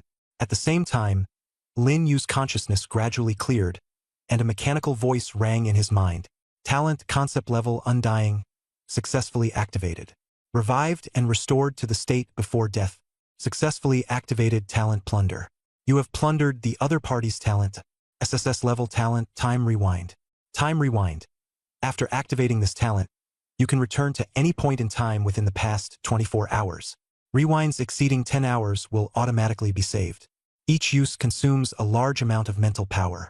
If you continuously rewind for more than 10 hours, your body will collapse when your mental power is insufficient. So that's how it is. Lin Yu opened his eyes and stood up, finally understanding why the black-robed young man had been able to stab his heart with a single sword strike. He hadn't reacted at all because the other party had used the Time Rewind talent. On the other side, the black-robed young man Tianjin tried to activate his talent. But there was no response. How could this be? He tried again and again but still failed. No, this is impossible. His voice trembled, his face pale. Suddenly, a gust of wind blew from behind him. He whirled around abruptly, only to see Lin Yu standing 3 meters away, unharmed, with no wound in his heart, his clothes spotless, and a faint smile on his lips. Tianjin, I finally found you. Tianjin's mind went blank, and he instinctively retreated. How do you know my name? Lin Yu did not answer. He only stepped forward, his eyes turning silver-white and flashing with light. Tianjin froze. It was exactly the same effect as when he activated his talent. You! Lin Yu raised a hand, silver light swirling in his palm. Time Rewind, SSS rank talent. Thank you for your talent. After saying that, Lin Yu prepared to make a move and kill Tianjin. He had already taken Tianjin's talent, and Tianjin was no longer of any use. He hadn't expected to run into Tianjin in Water City. This was neither an accident nor a coincidence, but the arrangement of the notebook. Everything had already been foreseen. Seeing Lin Yu, who had been brought back from the dead, Tianjin's legs went weak and he nearly dropped to his knees. He finally understood that the person before him had not only been resurrected, but also possessed the ability to seize other people's talents. Lin Yu had already displayed 4 talents: Time Rewind, Wind Track, and the 2 from before. Tianjin had heard that the peak of talent was not only SSS rank. Above that was EX rank, representing a transcendent level. Resurrection and talent theft both belonged to EX rank. This should have been nothing more than legend, but everything before his eyes proved it was real. Manji! Manji! Tianjin turned and lunged toward the woman on the ground whose aura was faint. Manji lay still, a weak trickle of blood flowing from her throat. Her eyes open but her pupils already blurred. Holding her in his arms, Tianjin trembled uncontrollably. In his heart there was no longer anger, only anguish. Please, save her. He looked at Lin Yu, his face full of pleading. Rewind to 20 hours ago. I know that way everything could be avoided. Please, save her. He knelt on the ground and kowtowed again and again. Lin Yu looked at him coldly and, after a moment of silence, finally spoke. Do you know what it feels like to be pierced through the heart by a sword? Tianjin's body froze. It was me who killed her. Why would I waste my mental power to bring her back? A faint, cold smile rose at the corner of Lin Yu's mouth. Tianjin's eyes reddened. He suddenly stood up and looked at Lin Yu. Then I'll kill you and make you accompany Manji in death. After we die, we'll go to hell together. Lin Yu saw through the trick at a glance. It was clearly meant to enrage him and force him to use temporal reversal. Without your talent, can you still be my opponent? Lin Yu mocked. You just said I offended your reverse scale. Then do you know what my reverse scale is? Tianjin froze, but the hand gripping the sword tightened even more. Lin Yu gave a chilly smile. My reverse scale is this. If no one offends me, I won't offend anyone. But if someone offends me, I'll strike back 1,000-fold. As soon as he finished speaking, Lin Yu's figure flashed. With Wind Trace activated, he easily dodged Tianjin's sword strike, then drew his blade and slashed out. In an instant, countless blades surged in from every direction, each one striking Tianjin. He could not block them at all, and blood splattered everywhere. Tianjin's expression changed drastically, and he hurriedly retreated, but his instincts told him there was killing intent lurking behind him as well. Tianjin decisively turned and raised his sword to defend, only to see Lin Yu suddenly appear in front of him, the black short blade in his hand stabbing straight toward him. He was being attacked from both front and back. Clearly, Lin Yu was only one person. Lin Yu's blade technique and talent made Tianjin feel as if he were facing a great enemy. If his temporal reversal talent were still intact, he could easily evade this strike. But now, he could only watch helplessly as the black blade pierced his chest and abdomen. His eyes had reacted, but his body simply could not keep up. The blade tip pierced through his chest and abdomen, with blood dripping down the blade. Tianjin looked down at the wound, and there was also a gash on his back. He staggered in shock, then collapsed weakly to the ground, his breathing faint. If not for the fact that he had already reached the realm of a beginner awakener, this strike would have taken his life long ago.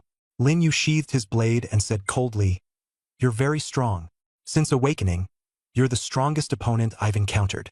Tianjin did not retort, not even able to make a sound. He could only stare at Lin Yu with those eyes that were gradually growing hazy. He felt no anger, no fear, only an obsession that was impossible to ignore. He struggled to grab onto Lin Yu's clothes. "Please, save Manji." Lin Yu looked at him, then suddenly smiled. "When you were killing me, did you ever think this day would come? Save her? On what grounds?" With that, he abruptly kicked Tianjin's hand away and turned to walk toward Manji. Manji was lying on the ground, breathing weakly, her face deathly pale. She was not far from dying. Not even a god could save her, unless he activated his talent. Lin Yu glanced back at Tianjin. The genius who had just been full of swagger was now sprawled on the ground like a dead dog, covered in blood, still struggling to crawl toward him, with the last vestige of hope in his eyes. Lin Yu began searching Manji's entire body, his purpose crystal clear, the 3 mid-tier beast cores. He searched her thoroughly, but found nothing. His brows furrowed, and he checked again carefully, yet there was still no trace of them. What a joke. He had gone to such lengths just for those 3 beast cores. At this point, he almost wanted to strip her bare and search every inch. Manji had clearly said before that the beast cores were being held in safekeeping on her person by someone else. Although that had been a lie, the beast cores themselves should have been real. Otherwise, why would those bald men have pursued her so relentlessly? Lin Yu returned to Tianjin's side and stomped heavily on his chest. The pain made Tianjin's pupils dilate sharply. He had a strong will, or else he would already be dead. "Speak. Where exactly are those 3 mid-tier beast cores?" Tianjin opened his mouth as if to speak, but could only cough up a mouthful of bloody froth, unable to make a sound. With all his strength, he stared fixedly at Manji with those increasingly unfocused eyes. Lin Yu increased the pressure. "Say it. Where are the beast cores?" Tianjin still could not speak. Lin Yu looked at him, silent for a few seconds, then lifted his foot and crouched down. "You really want to save her, don't you?" Tianjin nodded with difficulty. "Okay, I'll save her. As long as you tell me where those 3 mid-tier beast cores are, I'll never go back on my word." After all, Lin Yu and Manji didn't have any deep grudge. What he wanted was only those 3 beast cores. Tianjin responded silently with his eyes. Lin Yu fell silent, then walked toward Manji again. Manji's breathing was already almost imperceptible, her face as white as paper. If this dragged on for one more minute, she would definitely die. Time rewind. Lin Yu's pupils turned silver white, and a silver beam of light enveloped them. Time began to flow backward. Manji's face gradually changed from ghastly pale to rosy, and her breathing slowly stabilized. Lin Yu stopped rewinding, not daring to delay any longer. If he rewound further, the injury on Manji's thigh would disappear, and it would consume too much mental energy. This was his first time using time rewind, and the mental drain was far greater than he had expected. Not long after, Manji woke up. Before her eyes was a scene of ruins. Her left leg was still broken, but she didn't immediately feel any pain. She struggled to her feet and saw Tianjin lying not far away. Her eyes widened at once. "Tianjin." She wanted to run over, but the excruciating pain from her broken leg made her cry out and tumble back to the ground with a thud. "Don't move." A cold voice came from beside her. Manji looked up and found Lin Yu standing right next to her. The devil who had cut off Manji's leg. Lin Yu was standing right before her. Manji's face turned deathly pale, and she hurriedly shrank back. What are you going to do?" she asked in terror. Lin Yu drew out the black short blade and said coldly, "I saved you, not to let you two flirt." Manji froze. "You saved me?" Lin Yu didn't answer directly, only demanded, "Say it. Where are those 3 middle-tier beast cores hidden?" Manji looked at her broken leg, then at Tianjin, and seemed to understand what she should do. She began, but Lin Yu cut her off. "Make it clear. I don't want to hear nonsense. Tianjin can't hold on for more than a few minutes. Every second you hesitate, he suffers for one more second." She looked over there. Tianjin's breathing was faint, and Lin Yu's gaze was cold and merciless, making her tremble all over. I. Manji swallowed, then finally pointed in one direction. "The cores are hidden in the ruins. I marked the spot, so it's easy to find." Lin Yu's voice was icy. "Take me there." Now. She tried to refuse, but Lin Yu cut her off forcefully. I'm not asking you. This is an order. I can save you, and I can kill you too. He doesn't have much time left. Tianjun's breathing grew weaker and weaker, and tears kept streaming down Manji's face. I'll take you there. Lin Yu put away the blade and directly grabbed her up with one hand. Go! Manji gritted her teeth, enduring the searing pain in her broken leg, and pointed at a crumbling building not far away. That was where the core was hidden. Lin Yu activated Wind Track, and a gust of wind carried the two of them swiftly toward the dilapidated building. She knew the middle-tier beast cores were precious, but this was the only chance. If they couldn't find them, Tianjun was definitely doomed. In less than a minute, Lin Yu reached the foot of the building. The building was half collapsed, overgrown with weeds, and scattered with broken stones. Manji pointed to a corner. Right under there. Lin Yu kicked away a stone slab, revealing a pit, and inside it was a cloth bag. When he opened it, 3 pale gold inner cores from mid-tier demon beasts lay quietly inside. A slight smile curved at the corner of Lin Yu's lips. Victory was within sight. He put away the inner cores and turned to look at Manji. Let's go. Once again, he lifted her up in one motion, activated the wind path, and quickly returned to the ruins. Tianjun was still lying there, his breath even weaker than before. His eyes half open and half closed, pain plainly written all over his face. Tianjun! Manji endured the pain from her broken leg and ran over to ball him. He forced his eyes open, and upon seeing her, a weak smile appeared at the corner of his mouth. It's good that you're alive. Those were his last words. Tianjun no longer had the strength to go on and collapsed completely into Manji's arms. His body was utterly lifeless, and his heartbeat gradually faded away. Manji froze, holding him tightly as tears welled up. Tianjun, wake up! You promised you'd protect me for the rest of my life.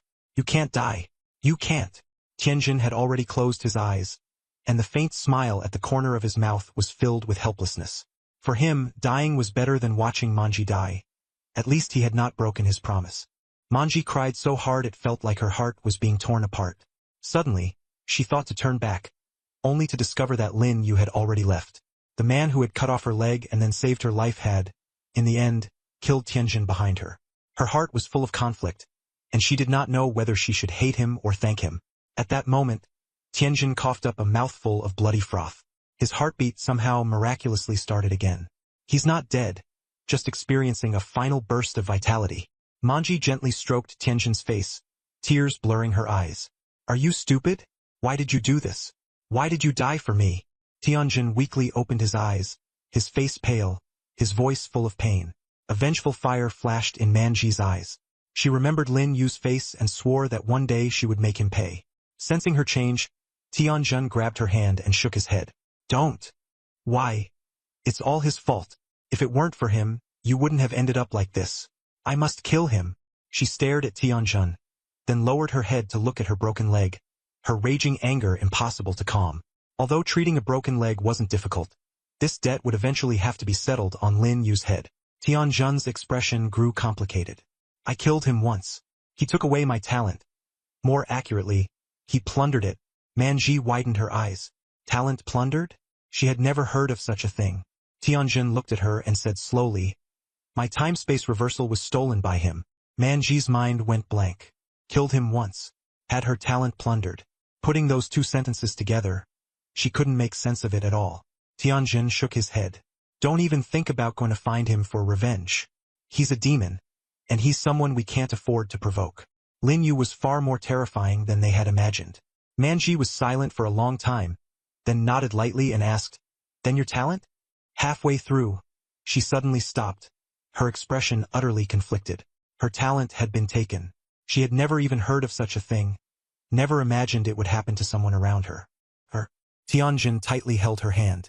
Though weak, his grip was firm. It's gone. He murmured to himself, as if he still couldn't quite believe it. Manji's eyes reddened. How could this be? That was your strongest talent. An SSS grade 1. Why is it gone? Tianjun sighed and shook his head. As long as you're still alive, that's the best outcome. Manji's hand trembled slightly. His talent had now fallen into that demon's hands. I'll go find him. She struggled to get up, pushing the pain to the back of her mind. No matter what, I'll make him return your talent. I'll even beg him if I have to. as long as he saves you and brings you back. Tianjin grabbed her tightly. Don't go. Manji was puzzled. Why? Tianjin's gaze was firm. He will kill you. Manji, listen to me, that man is not someone we can provoke. He killed me once and he can kill me a second time. He can save you and he can kill you. The fact that he didn't bring you disaster already is a blessing. Tears slid down Manji's face. But your talent, gone is gone. Tianjin cut her off. To me, talent is nothing more than an external thing. What I regret most is that I can't accompany you on the road ahead. She looked at his pale face, and a faint pain flashed in her eyes. He was comforting her. With his talent taken away, how could he not be heartbroken? Talent was the pride of an awakened. Now he had nothing. Tianjin? Manji hugged him and buried herself in his chest. I'm sorry. It's all my fault. If I hadn't dragged you down, you wouldn't have ended up like this. Tianjin gently patted her back. It's not your fault. It was me who was too weak and failed to protect you. Manji fell silent. Tianjin suddenly called her full name. Li Manji. She looked up. Promise me you won't go seek revenge on him. Manji opened her mouth, wanting to say something, but he interrupted her. Promise me. She remained silent, then finally nodded lightly. I agree. Tianjin let out a sigh of relief. Leaning against a rock, he closed his eyes. He was too exhausted. He just wanted to rest for a moment. This time, once he closed his eyes, perhaps he would never open them again. Manji looked at his pale face, feeling complicated. How could she ever forget everything that had happened today? In just a few hours, she had experienced despair, hope, and then despair again. She couldn't even make sense of her own feelings now. She lowered her head and looked at her broken leg.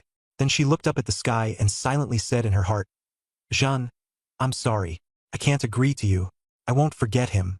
I will remember today, and one day, I will make him pay. One day. As soon as the words fell, her hair began to move on its own in the wind, and her whole body was enveloped by a faint green light. The ground trembled, splitting open into countless cracks. Green vines burst out from the fissures, growing and spreading wildly. Within a minute, they had covered a radius of 10 meters.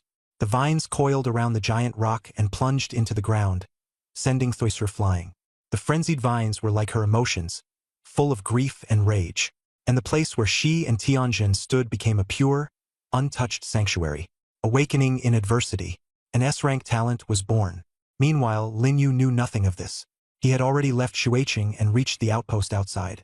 This time, being able to snatch the time reversal talent was a complete and unexpected windfall.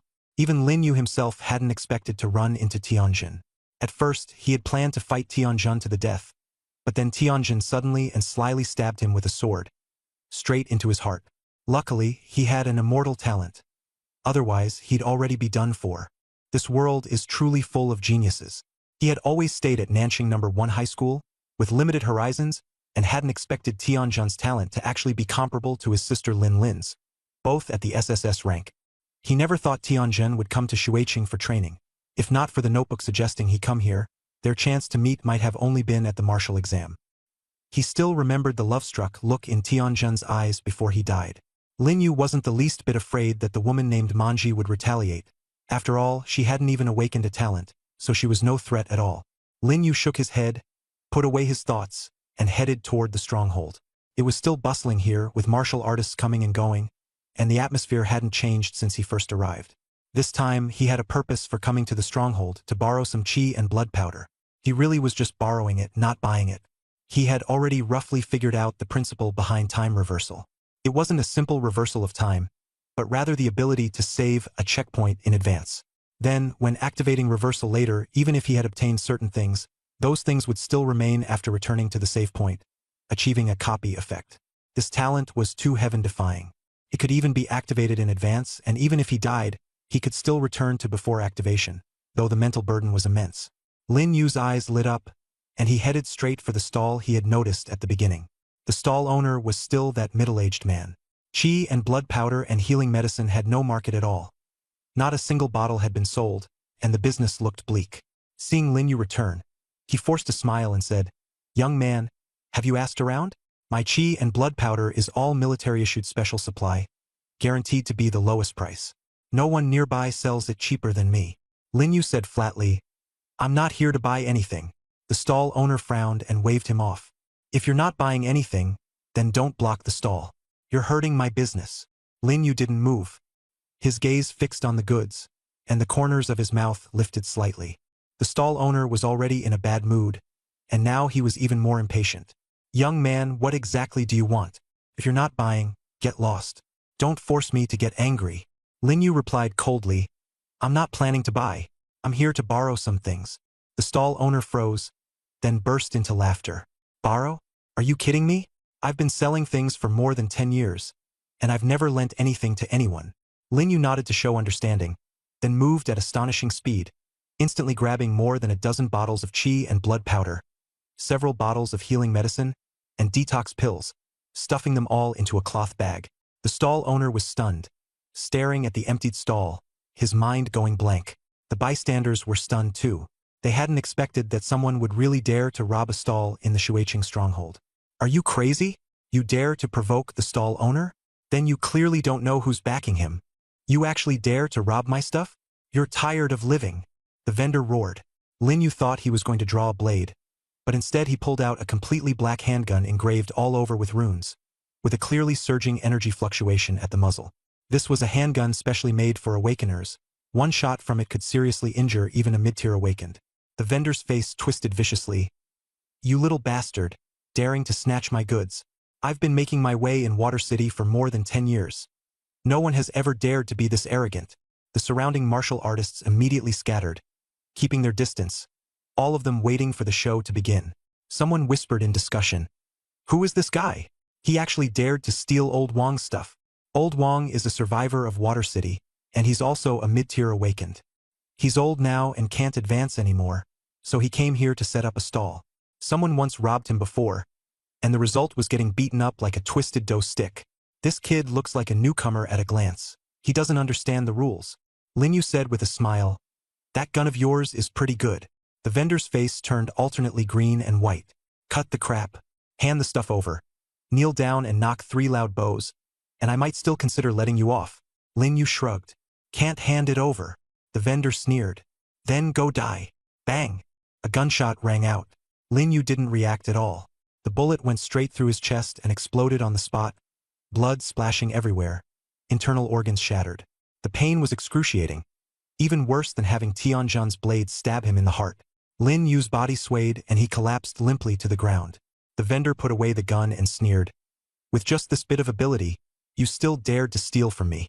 The surrounding martial artists shook their heads and sighed. Ah, another one dead. Bad luck to run into Old Wong like this. He's only at the beginner level too, but it's a pity he died just like that. Serves you right. The vendor squatted down and reached out to snatch Lin Yu's cloth bag. The Undying talent activated. The time reversal talent triggered. Time flowed backward, and everything around him rewound. Lin Yu returned to the moment he had just left Shuiqing. He touched the cloth bag and found the snatched blood-boosting powder, healing medicine, and antidote inside. As expected, it worked great. He raised his foot and walked toward the stronghold. This time, he wasn't just going to take the blood-boosting powder. He was also going to get the vendor's handgun. Again, the 10th time, Lin Yu already had more than 40 bottles of blood-boosting powder in his hands, along with over 100 bottles of healing medicine and antidote. He had also taken several of the vendor's handguns. The vendor was a seasoned veteran. The goods displayed openly were just a cover, and the real merchandise was hidden away tightly. For Lin Yu, this blood-boosting powder was enough. Next, he was going to ruin Old Wong's business. Not by smashing the place directly, but by stealing his customers. Lin Yu set up a stall right next to Old Wong's, piled high with blood-boosting powder, healing medicine, and antidote. Old Wong didn't pay much attention. He knew that at this base no one sold blood qi pills cheaper than him. He had practically monopolized the blood qi pills here, and the other vendors all bought from him and resold them at a markup. No one could undercut him. Kid, planning to steal my business? Old Wong squinted at him. Lin Yu didn't respond, only smiled. He placed the blood qi pills in the most conspicuous spot and wrote on a cardboard sign. Blood qi pills, 5,000 per bottle. Healing pills, 3.000 per bottle. Antidote, 1.000 per bottle. Old Wong's smile froze instantly. He rubbed his eyes and looked again, but the prices were still the same. He sold them for 10,000 a bottle. Was Lin Yu really cutting the price in half and selling them? You're fucking crazy? Old Wong jumped up. Cutting everything in half. Are you here to trash my stall? Lin Yu gave him a cold glance. I feel like it. These things had no cost to him anyway. They were all snatched from Old Wang. Old Wang was stunned and hurriedly checked the blood chi pills. They really were identical, genuine goods. He frowned. How did this kid get such cheap goods? Lin Yu continued setting up his stall. Cheap blood and chi pills quickly attracted the surrounding martial artists. Holy crap! Blood and chi pills are selling for 5,000 now? Seriously? Old Wang sells them for 11,000 a bottle, right? This kid's selling them for half price. A lot of people crowded around. Someone picked up a blood and chi pill and looked at it suspiciously. Boss, this isn't fake, is it? Lin Yu looked up and said with a faint smile. Even fakes cost money. I never sell counterfeit goods. A martial artist hesitated, then pulled out 10,000 huaxia coins and handed them to Lin Yu. Give me 2 bottles first. Lin Yu took the money and handed over 2 bottles of blood and chi pills. The martial artist opened one bottle, sniffed it, and his eyes lit up. He confirmed it was genuine. The purity was about the same as Old Wang's batch. Once someone started buying, word spread, and even more people swarmed over. Give me 5 bottles of blood and chi pills, 5 bottles of healing medicine, and 5 bottles of antidote. 10 bottles of blood and chi pills. Don't snatch them. I got here first. Lin Yu's stall was instantly packed solid, and even the people who had been lingering at Old Wang's stall rushed over. Old Wang stood to the side, his face ashen. Not a single bottle of his 10,000 per bottle blood and chi pills had sold, and he was furious enough to shake all over. Kid, just you wait. Old Wang threatened through clenched teeth. Lin Yu couldn't be bothered to deal with him. The medicines on the stall were quickly snatched up, and Lin Yu made a fortune. He hadn't expected making money to be this easy. Over 200,000 had come in with almost zero cost. Lin Yu took the money but didn't rush to pack up. His gaze swept over Old Wang as he said with a smile, Old Wang, how's business today? Old Wang's expression was dark. Kid, you're courting death. Lin Yu shrugged. Low prices attract people. If you've got the guts, drop your price too.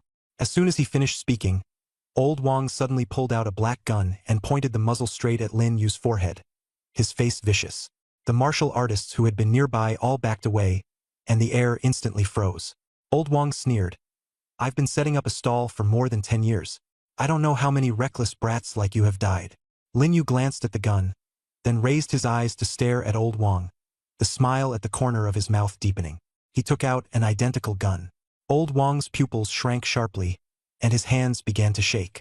That gun was his one-of-a-kind exclusive weapon from more than 10 years ago, the only one of its kind. But now there was actually a second one. Why do you have this gun too? Old Wang asked in a trembling voice. Lin Yu slowly approached, the muzzle pressing against Old Wang's forehead. Unfortunately, you'll never know. Old Wang reacted quickly, suddenly twisting aside to dodge and firing a shot. Lin Yu's figure vanished instantly, slipping away like a gust of wind. Old Wang's shot missed, and his expression changed drastically as he searched everywhere for Lin Yu. Suddenly, a cold hand clamped around his neck. Lin Yu appeared out of nowhere and asked coldly, Is that all? Old Wang struggled, his face turning purple. But Lin Yu was like a pair of iron tongs, gripping his neck so tightly that he couldn't move an inch. Why you? Who exactly are you? Old Wang gasped for breath. Lin Yu sneered, tightening his grip. I can't hold on anymore. Old Wang's eyes rolled back, and he was completely cut off from breathing.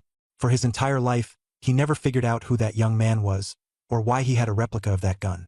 Lin Yu put away the gun, crouched down to search him, and pulled out several tens of thousands of huaxia currency, even stuffing all the medicine from Old Wang's stall into his pockets. He returned to his own stall, laid out those pistols, and prepared to sell them at a good price. Old Wang's corpse lay on the ground, eyes wide open in death, refusing to rest in peace. Yet no one paid any attention. People died here every day. The once imposing Old Wang now had only a corpse left, with no deterrent power at all. His influence shifted onto Lin Yu. The other stall owners all watched him, but none dared to provoke him. After all, Old Wang's fate was shocking to behold. The medicine from Old Wang's stall was taken away and divided up by a few daring stall owners. Lin Yu couldn't be bothered to care. If he didn't want it, he'd let them take it. He carefully arranged the 10 pistols he had taken from Old Wang, kept one for himself as a backup, and felt that this thing really was useful. Then, he took out a piece of cardboard and wrote a line of text. Old Wang-style pistol, 50,000 each. Lin Yu had thought someone would rush to buy them right away, but after waiting half an hour, there was still no movement at all. Lin Yu frowned and called over a martial artist nearby. Although the martial artist was a little hesitant, having witnessed the scene with Lin Yu and Old Wang, he still walked over. "Big brother, what's up?" the martial artist asked. Lin Yu pointed at the guns on the stall. "Want one?" The martial artist froze for a moment, then quickly shook his head. "Big brother, forget it. Is the gun not good?" Lin Yu asked in confusion. "No, the gun is very good. It's just too expensive. I'm only a wandering cultivator, and I don't even have 50,000 huaxia coins on me. And a gun costs 50,000, plus the money for bullets. I simply can't afford it." Lin Yu nodded, suddenly realizing he hadn't considered the cost of bullets. There were about 3 bullets in a pistol, but bullets also cost money, so he couldn't underestimate that. "All right, nothing to do with you anymore. Go on." Lin Yu waved his hand and sent the martial artist away. He picked up all the guns in his hand and carefully took out the bullets. Then he rearranged the guns and directly slashed the price to 20,000 each. Since the bullets had already been taken out, cost didn't matter. This time, after the price change, someone finally stopped. "Boss, I'll take one." The speaker was the same martial artist who had just complained he couldn't afford one. Lin Yu raised an eyebrow. "Didn't you say you couldn't afford it?" The martial artist smiled. "You lowered the price, so 20,000 is acceptable to me. Besides, I still have some bullets of my own." Seeing someone buy one, several nearby martial artists were tempted and came forward to purchase as well. In less than 20 minutes, all the pistols were sold out. Including the Qian blood powder from before and the money found on Old Wang, Lin Yu made more than 500,000 in one go. It was all pure profit with almost zero cost. "Boss, no more guns? I just want to borrow some money?" A tall, thin martial artist stood in front of the stall and asked. Lin Yu waved his hand. "They're gone. Go look elsewhere." "Then will the boss be here tomorrow?" the tall, thin martial artist pressed. "Not," Lin Yu replied without thinking too much. The tall, thin martial artist walked away in disappointment. Yet Lin Yu felt a little regretful inside. He thought he had killed Old Wang too early. How great it would have been if he could have used Old Wang a little longer to make more money. But Old Wang fired first and he had no choice. For the remaining month, Lin Yu decided to focus on preparing for the martial arts exam. He had already awakened his talent for more than a month, and far too much had happened during that time. Looking at his own hands, he remembered that these hands had once killed people, and had also killed demon beasts. He had thought killing would make him feel nauseated and keep him awake at night, but unexpectedly, apart from the discomfort during the first few minutes, he became completely used to it afterward. Lin Yu was not born cold-blooded or bloodthirsty. Rather, in this cruel world, if he did not kill others, he would be killed. Without the undead talent, he would have been dead long ago. Lin Yu entered Xueqing, planning to spend the next period of preparation here. He chose a safe place, cleared out a patch of open ground, put down the cloth bag, and began sorting through his things, taking out the 3 mid-tier demon beast inner cores, blood chi powder, and the like one by one. After finishing the Dongli, he opened the notebook, and the doubts in his heart surfaced as he asked, "You already knew Tianzhan would appear in Xueqing, so you deliberately brought me here, right?" The handwriting slowly appeared. "Why don't you think it was a coincidence?" Lin Yu looked at those words and gave a bitter smile, shaking his head. A coincidence? There were no true coincidences in this world. Water City was so vast, with so many ruins. Why had they happened to run into each other here? Not to mention that theirs was not the only group in Water City. Too many things that seemed like coincidences were, in fact, destined. More writing surfaced on the notebook. "Some things are better left unknown to you. You obtaining the time reversal talent before the martial exam was, in theory, a good thing. The smile at the corner of Lin Yu's mouth instantly turned cold. "But you're using me. We've always been using each other, haven't we? I help you answer your questions, and you follow my trajectory to do what you want to do. Lin Yu fell silent, his heart tangled and complicated. He stared at the words on the notebook and remained silent for a long time. Although the notebook explained everything clearly, Lin Yu still felt uncomfortable. It felt as if he were a robot being controlled, while the notebook was the manipulator behind the scenes. Though he hadn't said it outright, that was exactly the result of the notebook's schemes. If one day the notebook controlled him into a dead end, and he couldn't even activate his talent, then what would he do?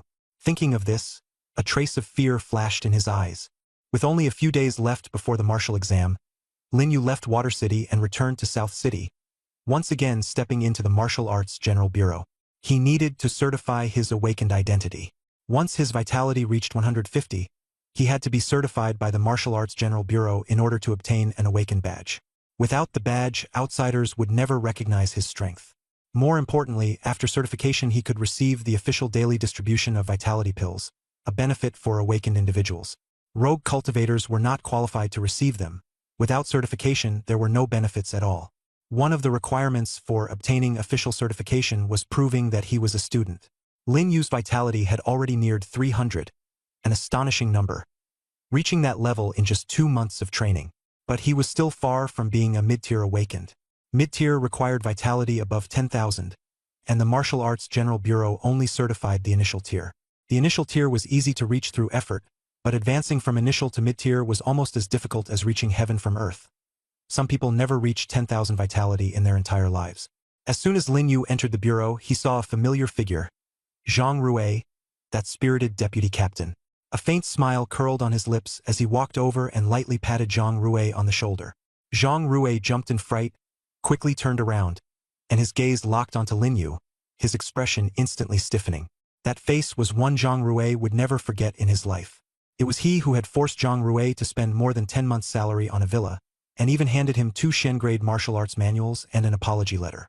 The other things were fine. Luckily, he hadn't been made to apologize in public, or else he would have had no face left to continue at the bureau. Captain Zhang, long time no see, Lin Yu said with a smile.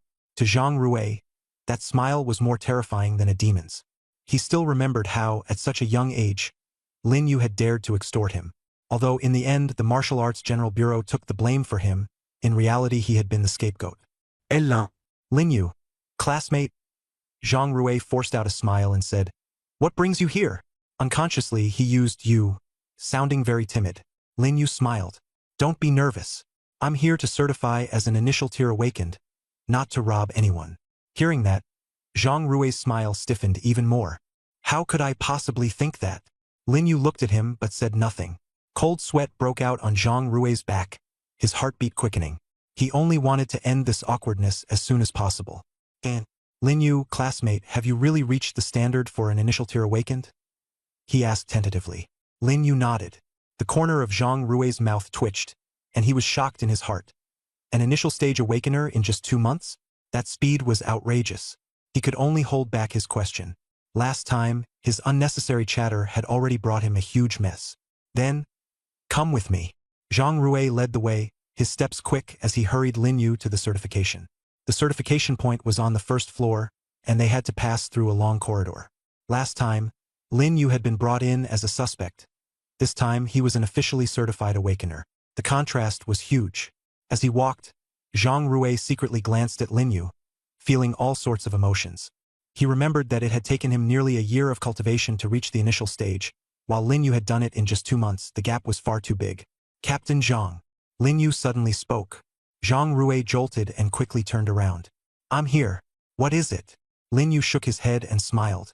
"Don't be nervous. I just want to ask what the process is for certifying as an initial stage awakener." Zhang Rui finally breathed a sigh of relief. The process for certifying an initial stage awakener was quite complicated. Usually, an appointment had to be made in advance, along with a school recommendation letter, and the paperwork was cumbersome. But Lin Yu was an exception. None of that was needed. Zhang Rui briefly explained, "The process is simple. First test your qi and blood value. If it exceeds 150, you pass. Then register your information, and finally receive your awakener badge." Lin Yu nodded. It really wasn't difficult. The two of them soon arrived at the testing room. There were quite a few people lining up at the entrance, all students about Lin Yu's age, hoping to be certified as initial stage awakeners. Lin Yu asked, "Are all of these here for certification?" Zhang Rui said, "Yes. Graduation is approaching, so there are especially many students lately." Lin Yu fell into thought. There really were quite a lot of talents. "Do I need to line up too?" Lin Yu asked. Zhang Rui was stunned for a moment, then shook his head. "No need. Follow me straight in." Lin Yu followed Zhang Rui into the testing room, and the students lining up were instantly dumbfounded. In the testing room stood a device far more sophisticated than the school's testing machine, and beside it stood a staff member in a white lab coat. Seeing Zhang Rui, he nodded in greeting. "Captain Zhang, and this is?" "Lin Yu, here for initial awakened certification," Zhang Rui introduced. The staff member stared at Lin Yu for a few seconds, curiosity and scrutiny in his eyes. For Zhang Rui to personally bring someone in and even cut the line, His identity had to be anything but ordinary. He smiled and said, "You're Lin Yu, right? Put your hand on it first. I'll measure your blood and qi." Lin Yu placed his hand on it and began channeling his blood and qi. The testing device was much more precise than the one at school, with extremely small error. The door wasn't closed. Students waiting outside looked into the room and whispered among themselves. "Who is that?" It was clearly my turn, but he got cut in line. Some connected backer, obviously. I despise people like that the most. He'll definitely fail the blood and qi check. Lin Yu heard these words and the corners of his mouth lifted slightly, but he ignored them. Zhang Rui heard them too, yet he still didn't close the door, seemingly intending to use this to save face. The numbers began to jump. 10, 30, 50, 80, 100. The speed was normal, and the staff member nodded. 120, 140, 160, 180. The numbers rose faster and faster, and his expression started to change. 200, 220, 240, 260, stopping at 298.2. The room fell silent. The staff member was stunned. In 5 years of work, he had seen plenty of students, and anyone over 200 was an S-rank genius. The initial awakened before him was nearly twice that. He had originally thought Lin Yu got in through connections, but it turned out to be completely different. "Passed," the staff member said in a daze. Lin Yu asked, "What's next?" "Register your information, then go to the lobby to collect your badge." "I'll go get the form," the staff member said as he pulled out a form and handed it over. After Lin Yu filled it out, the staff member took one look and his eyes immediately widened. "South City First High School? Awakening time 2 months ago?" The staff member froze, not expecting him to still be in high school, and to have awakened only 2 months ago. From 0 to 298.2 vitality in 2 months. That speed was simply insane, completely beyond common sense. Zhang Rui stood nearby, his expression complicated. Although Lin Yu had told him in advance that this was an Awakener certification, seeing Lin Yu's astonishing vitality value with his own eyes still made his heart pound uncontrollably. Outside the door, the young people in line erupted into an uproar. 298.2? Are you kidding me? Our school's top score on last month's exam was only 101.2, and the average vitality value over 2 months was just 150. Seriously? Isn't Chuyu the strongest at South City First High? When did some monster named Lin Yu appear? How come I've never heard of him? I've never seen him either. The staff member put away the form. After operating the computer for a few taps, he pulled out a stamped sheet of white paper and handed it to Lin Yu. "Congratulations, you are now officially a low-tier Awakener. You can collect your Awakener badge in the lobby with this paper." "Thank you." Lin Yu took the white paper. The staff member hurriedly waved his hand. "You're welcome. It's what I should do." Lin Yu stood up and turned to leave. Passing by Zhang Rui, he paused for a moment and gave him a meaningful look. "Captain Zhang." Zhang Rui jolted and quickly straightened his back, his voice steady. "Classmate Lin Yu, what is it?" Lin Yu smiled and patted his shoulder. "Do your best, Captain Zhang." Zhang Rui froze, staring at Lin Yu's calm face, not knowing what to say. All of his little calculations had been seen through by Lin Yu. In the corridor, the young people in line automatically made way for Lin Yu. Their gazes toward Lin Yu were filled with envy and awe. Lin Yu did not linger and turned to leave. "Classmate." Lin Yu was startled and turned around to see a girl with a ponytail jogging over. Her face lit up with excitement. "Lin Yu, I finally get to meet you," the girl said as she ran up to him, her eyes sparkling. "I wanted to get to know you during the monthly exam, but I never got the chance. Now I do. Can I add your contact info?" She took out her phone and waved it. Lin Yu looked at her but said nothing. Su Xiaoyu quickly added, "Oh, my name is Su Xiaoyu, from class 6. We're right next to your class." Lin Yu nodded. "What do you want to add me for?" Su Xiaoyu froze for a moment. She was pretty, the kind of girl who would be considered a class beauty. Though not quite at the level of Chuyu, no one in the class would dare turn her down easily. But Lin Yu seemed to keep her at arm's length, cold and distant. She didn't give up. Strong people always had something special about them. If she could get on good terms with someone that strong, it would surely be useful in the future. "It's nothing, we're all schoolmates. It's always good to make a friend," Su Xiaoyu said with a sweet smile. Lin Yu shrugged. "No need. I don't need it. Why?" Su Xiaoyu smiled stiffened. Lin Yu glanced at her and said casually, "I like big ones." Su Xiaoyu's smile vanished instantly. She stared at Lin Yu blankly, her mind going completely empty. "By big ones?" Lin Yu nodded. said nothing more, and turned to leave. Su Xiaoyu stood there, stunned, not understanding what he meant. Someone behind her reminded her with a laugh. Su Xiaoyu, why don't you look down? She lowered her head and saw only her shoes. She still hadn't reacted. The people in line were already laughing. Haha, a genius is a genius. If geniuses like big ones, I like big ones too. Doesn't that make me a genius too? A genius uses liking big ones to reject Su Xiaoyu. If you like big ones, you're just plain lustful. Su Xiaoyu is really miserable this time. Ha ha, look at her. Her face has gone green. Su Xiaoyu finally realized what Lin Yu meant by liking big ones. She bit her lip, her face flushing bright red. Red all the way to the roots of her neck. Looking down at her chest, it really wasn't large, but it was still around average, definitely not flat. Besides, she was only 18. She could still grow. What right did Lin Yu have to be so picky? Lin Yu, you stop right there. Su Xiaoyu suddenly shouted, her voice full of unwillingness and anger. Lin Yu, who was far ahead, heard Su Xiaoyu's furious shout but didn't even turn back. Su Xiaoyu was so angry she kept stamping her feet, but she didn't dare chase after him. The crowd behind her burst into laughter, and she wished she could find a hole to crawl into. She clenched her teeth, watching Lin Yu's figure gradually disappear, and silently vowed in her heart. Lin Yu, just you wait. Someday, I'll become stronger. Lin Yu walked into the hall. What he had just said was only a casual remark. He didn't like Su Xiaoyu at all. Saying he liked big ones was just an excuse to turn her down, nothing more. Of course, big does have its advantages. Lin Yu's mind began to wander to Chuyu.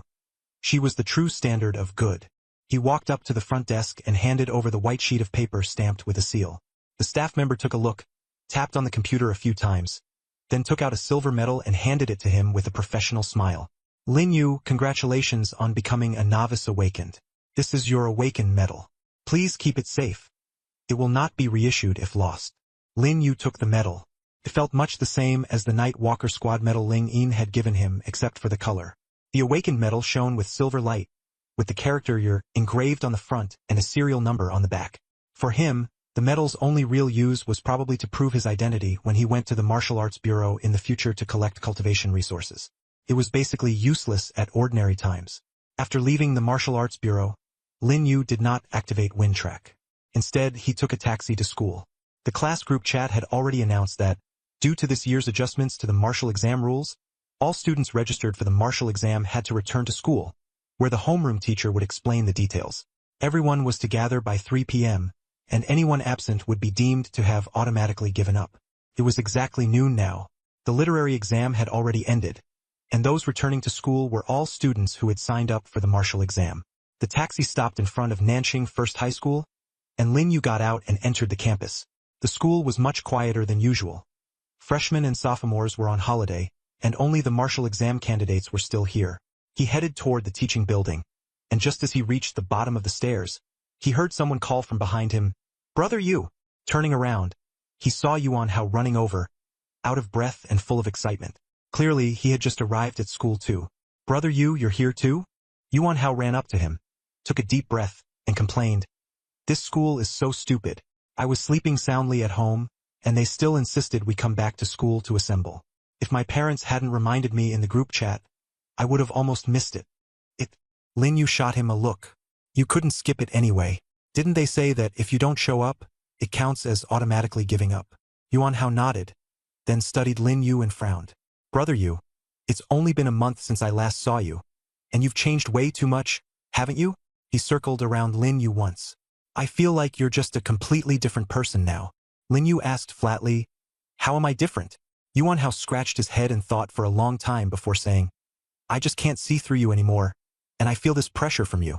The most obvious thing is that you've got this murderous aura about you." Lin Yu froze for a moment, then gave a wry smile. Over the past month, he had killed a lot of demonic beasts and quite a few people too. That kind of aura wasn't something he could shake off for the moment. No wonder Zhang Rui had been so frightened when he saw him. The extortion before had only been part of it. What truly made people afraid was this murderous aura. "Don't overthink it." Lin Yu patted Yuan Hao on the shoulder. "Let's go upstairs together." The two walked into the teaching building. Along the way, students occasionally brushed past them, stealing a furtive glance at him. "Isn't that Lin Yu?" "Yeah, it's him. He beat Chu Yu last month in the monthly test and took first place." I haven't seen him in a month. I was in the next class over at the time. Lin Yu scored a 105.3 chi and blood value, shocking the whole school. Chu Yu got so angry she ran off.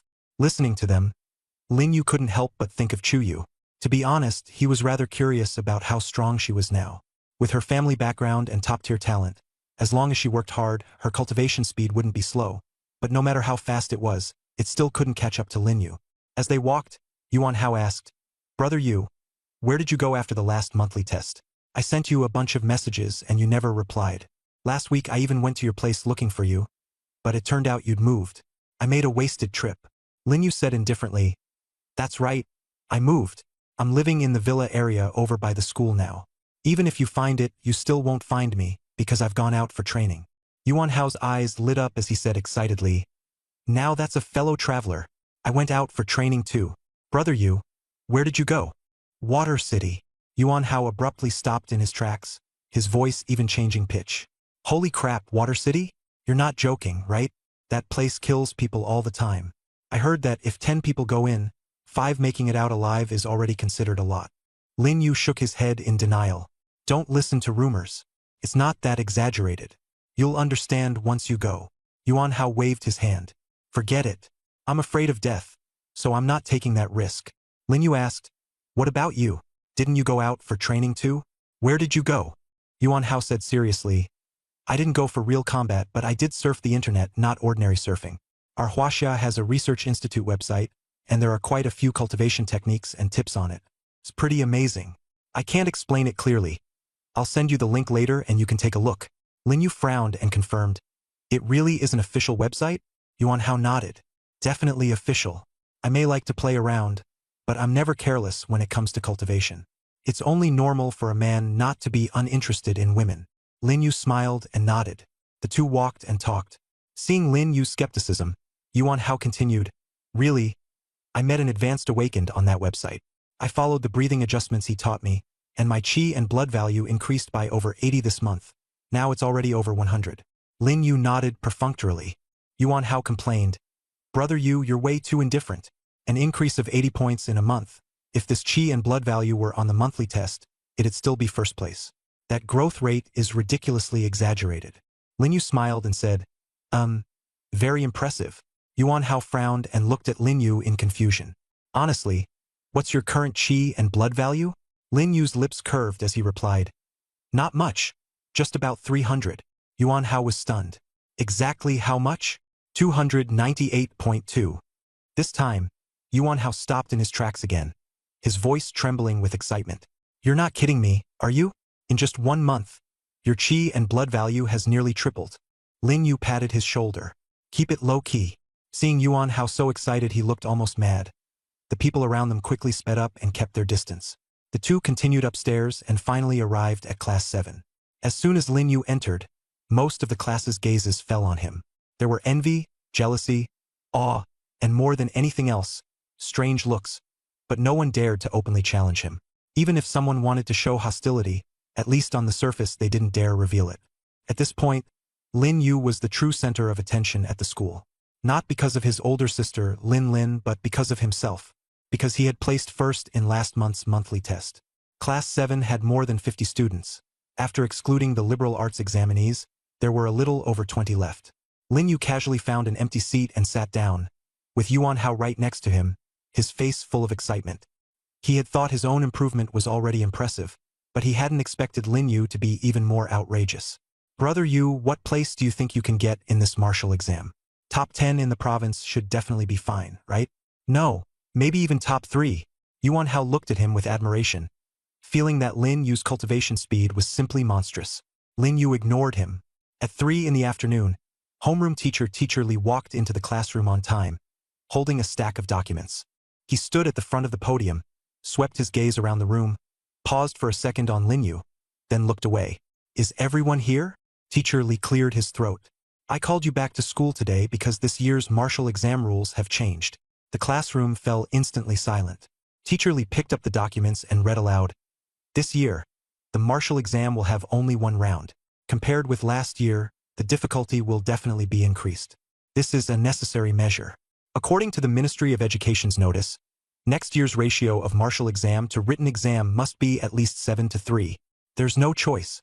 The borders are in crisis, disasters are increasing, and yet there are hardly any new awakeners being added. Teacher Li sighed. So we can only force you to grow through this cruel method. Someone raised a hand and asked, Teacher, what exactly has changed in this year's martial exam? Teacher Li glanced at him and replied, There won't be any ring matches this year. It's only real combat. The classroom erupted at once. Real combat? What kind of real combat? Where will the combat take place? Teacher Li pressed his hand down, signaling everyone to quiet down. The martial exam site is set in the outskirts of Jiang City. In a dedicated area there are low-level disasters, demonic beasts, and other candidates. All candidates from the province will gather there. You'll have to hunt enough enemies within 24 hours and be scored based on the number killed and your performance. His expression turned serious. But you must remember, people are more dangerous than demonic beasts. If you defeat an enemy, you can seize their special items and spoils of war. Basically, their results. If you're defeated, just surrender, and the officials will teleport you out. But it's different with demonic beasts and disasters. If you can't hold them off, you must run, because they can kill people. Someone drew in a sharp breath. Isn't this basically a free-for-all brawl? Teacher Li nodded. That's right. The classroom exploded in reaction. Isn't that way too dangerous? What if you run into a strong opponent who tries to steal your score? The chance of dying is even higher than before. Teacher Li suppressed the commotion. Calm down. The Ministry of Education is monitoring the entire process, with no blind spots. If you run into someone you can't beat, use the special item to withdraw. Don't try to force it. If it really comes to that, someone will be sent to rescue you. The surveillance is to prevent people from the Hall of No Life from slipping in, and also to stop students from killing each other. Someone else shouted, It's monitored the whole time? Every move is being watched. If we run into classmates, can we cooperate? What's the special item? How do we use it? Questions came pouring in. Teacher Li raised his hand to signal for silence. One question at a time. Continuous monitoring is a good thing. Last year they only monitored parts of it. This year it covers the whole region, so the protection is much better. The special item is a wristband with a button on it. Press it, and the authorities will immediately receive the signal and send someone to rescue you. But the rescue is delayed, so pressing it doesn't mean nothing can happen. The classroom fell silent. No one dared ask how long the delay was. What about cooperation? This year's rules don't forbid it. You can cooperate with anyone, including students from other schools, but your scores are independent. If you want a high score, you'll have to rely on yourself. He pulled out a map. This entire area is forest and ruins. The authorities have already completed the basic infrastructure. Someone muttered softly, What if someone just keeps stealing other people's scores? Teacher Li sneered. If he can steal them, that means he's strong enough. But if you get robbed, you'd better be prepared for it. This martial exam isn't a game. It's real combat. Sooner or later, you'll all be going to the battlefield. So just treat this as training. After speaking, Teacher Li called Lin Yu over to the side. Didn't you say before that you wanted to go to Longtian Academy? I've already spoken to the school leaders, and the school has contacted people from Longtian Academy. A representative from the admissions office is now in the academic affairs office. I'll take you to meet them, Teacher Li said. Longtian Academy has heard about your achievements and is very interested. This left Lin Yu somewhat stunned. Was the admissions office representative from Longtian Academy actually in the academic affairs office? That meant that, given his current condition and level of martial awakening, he might very well be able to enter without an exam and wouldn't need to take the martial exam. Teacher Li's expression was complicated, both relieved and emotional. Stop spacing out. Come with me. Teacher Li turned and walked toward the stairwell. Longtian Academy taking the initiative to arrange an interview is extremely rare in the history of Nanxing No. 1 High School. Only Lin and you have such an opportunity. After taking just a few steps, Teacher Li realized Lin Yu hadn't followed. Turning back, he froze. Lin Yu shook his head and refused. Teacher, I'm not going. Teacher Li stopped in his tracks and asked in disbelief, What did you say? Lin Yu calmly repeated, I'm not going. Teacher Li opened his mouth, but no words came out. Lin Yu explained slowly, I really want to get into Longtian Academy, but I don't want to take this route. I want to rely on the martial exam and enter there openly and honestly. Actually, you could first enter the school through special admission, then continue to take the martial exam. Teacher Li sighed. That would be more secure. Teacher Li's words left Lin Yu silent for a few seconds. Indeed, this was a compromise just like his sister Lin Lin had done back then. First special admission, then the martial exam. It seemed like the best of both worlds. But Lin Yu shook his head. It's different. Teacher Li frowned. What's different? Enter the academy first, then take the martial exam. The result would still be yours. Who would say anything? Lin Yu's gaze remained calm. People would say I relied on the special admission spot to take the martial exam, that the result didn't matter because I'd already gotten in. He paused. I want to prove that I can get into Longtian Academy by strength alone, without relying on any fallback. And I want to enter the academy as the provincial top scorer. Teacher Li was stunned. The young man before him suddenly seemed unfamiliar. Since Lin Yu entered Class 7, he had always been low-key and quiet, never flaunting himself. But now he seemed like a different person with a hint of Lin Lin in him. Lin Yu? Teacher Li sighed and advised. You know the martial arts exam is full of variables, especially since the rules have changed this year. If something unexpected happens or you get injured, it will affect your final score. Special admission is your safety net, your fallback. Why force yourself into such an extreme corner? Lin Yu smiled, so faintly that it was almost impossible to see. Teacher Li, I just want everyone to know that I'm no worse than Lin Lin. Standing at the stairwell, Teacher Li looked at him and was suddenly at a loss for words. Lin Yu's gaze was calm, yet it burned with a fierce flame. Teacher Li stopped trying to persuade him. As his homeroom teacher, he had already done all he could. The remaining choice was up to Lin Yu. He gently shook his head, a smile of relief and expectation on his face. Good. He patted Lin Yu on the shoulder. When the time comes, the principal and I will go to Jiangqing to watch your martial arts exam, and let the whole province know that Nanqing No. 1 High has produced a genius stronger than Lin Lin. Lin Yu nodded. Teacher Li turned and headed toward the stairs. By the way, I'll help you explain things to Longtian Academy, so you don't need to worry. In the next few days, prepare well for the martial arts exam and get plenty of rest. Looking at Teacher Li's retreating figure, Lin Yu's lips curled slightly. Thank you, teacher. Brother Yu, you gave up such a great opportunity. Yuan Hao had been listening at the door for a while. As soon as he saw Teacher Li walk away, he rushed out and shouted. Opportunities have to be fought for yourself. Lin Yu replied calmly. Yuan Hao shook his head. I really don't get you.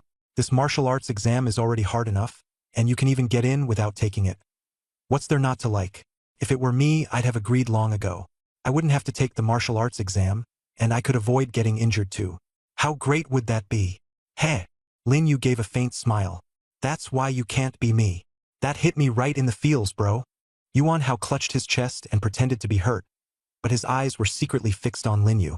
Brother Yu, that was way too harsh. Though I know everything you said is the truth. Lin Yu smiled and ignored him. Stop acting. Nothing much is going on today. Come on. I'll go with you to the internet cafe. Just as Yuan Hao was getting a little excited, a group of homeroom teachers walked out of the classroom in the distance, followed by a batch of students. Chu Yu was among them. She walked at the very front, still as cold as ever, as if the world around her had nothing to do with her. Yuan Hao's eyes lit up, and he deliberately hinted to Lin Yu. Brother Yu, look, Chu Yu is looking at you. Lin Yu sighed helplessly. I know. She's right in front of me. How could I not see her? She's not looking at you. What are you so excited about? Yuan Hao let out a dissatisfied tch and said, Brother Yu, you don't get it.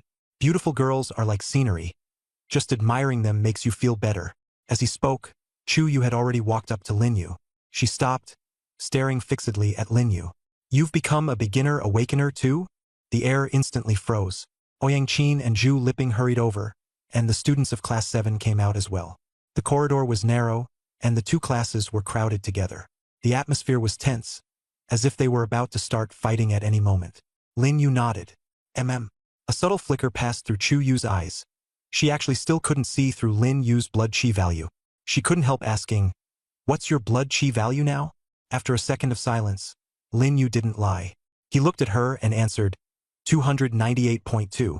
As soon as the words fell, the air seemed to solidify, and the surroundings fell dead silent. Ouyang Qin was so shocked she couldn't speak. Zhu Liping's face went pale and he took a step back. The students of Class 7 looked at one another, shock written all over their faces. They hadn't expected Lin Yu's chi and blood value to rise so quickly. Only Yuan Hao wasn't surprised. He had known for a long time. Chu Yu was stunned for quite a while before she came to her senses and nodded lightly. I understand. A month ago, their qi and blood values were about the same, and the gap during the monthly test wasn't that big. But over the past month, Lin Yu's progress had nearly tripled. While Chu Yu had only risen from 93.21 to over 200, she had exhausted all her resources and cultivated desperately, yet still fell behind Lin Yu. That number, 298.2, weighed on her heart like a mountain. Lin Yu didn't look at Chu Yu. Instead, he stared at Zhu Liping. At this moment, Zhu Liping's face was pale, his eyes darting around, and his arrogance was completely gone. A cold smile appeared at the corner of Lin Yu's mouth. In Zhu Liping's eyes, that smile was more deadly than any threat. Sweat broke out on Zhu Liping's back. 2 months ago, he had used his father's influence to frame Lin Yu, causing Lin Yu to be taken away by the Marshal Dao Bureau for investigation. But Lin Yu was quickly released without charges. At the time, Zhu Liping had been shocked and gone to find his father, only to discover that his father had been suspended and sent on leave. He hadn't realized the two incidents were related. A month later, Lin Yu came back and even turned in a qi and blood value of 105.3, ranking first in the entire school. Zhu Liping finally panicked and pressed his father for the reason. His father's expression was grim. Someone from the Marshal Dao General Administration intervened. From then on, his suspension was extended indefinitely, and his old friends all kept their distance from him. He was feeling the harshness of the world for the first time. Fortunately, he had an S-rank talent. As long as he was bound to Chu Yu, his family still had a chance to turn things around. But now, Lin Yu, the trash he had once looked down on, was standing right before him, becoming a mountain that pressed down on him until he could hardly breathe. A vitality value of 298.2, Chu Yu's gaze remained fixed on Lin Yu. He was completely helpless, like a powerless husband, unable to do anything at all. Zhu Liping. Lin Yu suddenly spoke, interrupting his thoughts. Zhu Liping jolted and looked up at Lin Yu. Panic surged through him. He wanted to speak, but his throat seemed blocked, and not a single word came out. Lin Yu looked at him, his smile deepening. In his eyes, Zhu Liping was now no threat at all. He could be crushed effortlessly with one hand. He had already sensed that Zhu Liping's vitality value was 187. Though stronger than ordinary people, it was merely average for an S-rank genius. This showed that he had slacked off in cultivation over the past month. Lin Yu had no intention of making a move at school. He simply left with Yuan Hao, tossing out a cold remark. Zhu Liping, enjoy the rest of your time. During the martial exam, it's best if you don't run into me. After all, deaths in the martial exam are a common occurrence. Those words stabbed into Zhu Liping's heart like a knife. Lin Yu had unilaterally turned his spearhead toward him. The students around them immediately started whispering. Just what did Zhu Liping do to piss off Lin Yu? My guess is it has something to do with Chu Yu. Zhu Liping is pursuing Chu Yu, and Lin Yu likes her too. Zhu Liping used to be stronger and always suppress Lin Yu. Now that Lin Yu is stronger, he's definitely looking to get even. Damn. Is Lin Yu really going to kill Zhu Liping at the martial exam? Forget it, let's go. These two have a deep grudge. Don't drag us into this. The crowd gradually dispersed. Chu Yu glanced at Zhu Liping, her eyes cold and tearless, as if she were looking at a stranger. She had never liked him in the first place. Brother Liping, you have to hang in there. Ouyang Qin offered a brief word of comfort, then left with Chu Yu. Everyone wanted to distance themselves from Zhu Liping, and no one dared offend Lin Yu. Lin Yu was now unquestionably number 1 at South City number 1 High School, the school's backbone. Only Zhu Liping remained in the corridor. Lin Yu's harsh words had already been laid down. Was he going to take the martial exam or not? Zhu Liping clenched his fists, gritted his teeth, but in the end let go. He was powerless. The current Lin Yu was definitely not his match. If he really ran into him on the day of the martial exam, he didn't even dare think further. At 6 in the morning, the day before the martial exam, although South City had 7 high schools, only just over 1,000 students were taking the martial exam. Jiang Province arranged for candidates from all cities to take the exam in Jiang City. South City wasn't far from Jiang City, and with the large number of students, the authorities arranged more than 10 buses to send them there in batches. 1 bus per class, with the journey taking 5 or 6 hours. For once, Lin Yu's parents personally came to see him off. Usually, parents wouldn't accompany their children. Xiao Yu, this time your mom and I don't expect you to get a great score. We just hope you can come back safely, Lin's father said with concern. Don't worry, Mom, Dad. Lin Yu nodded and turned to board the bus.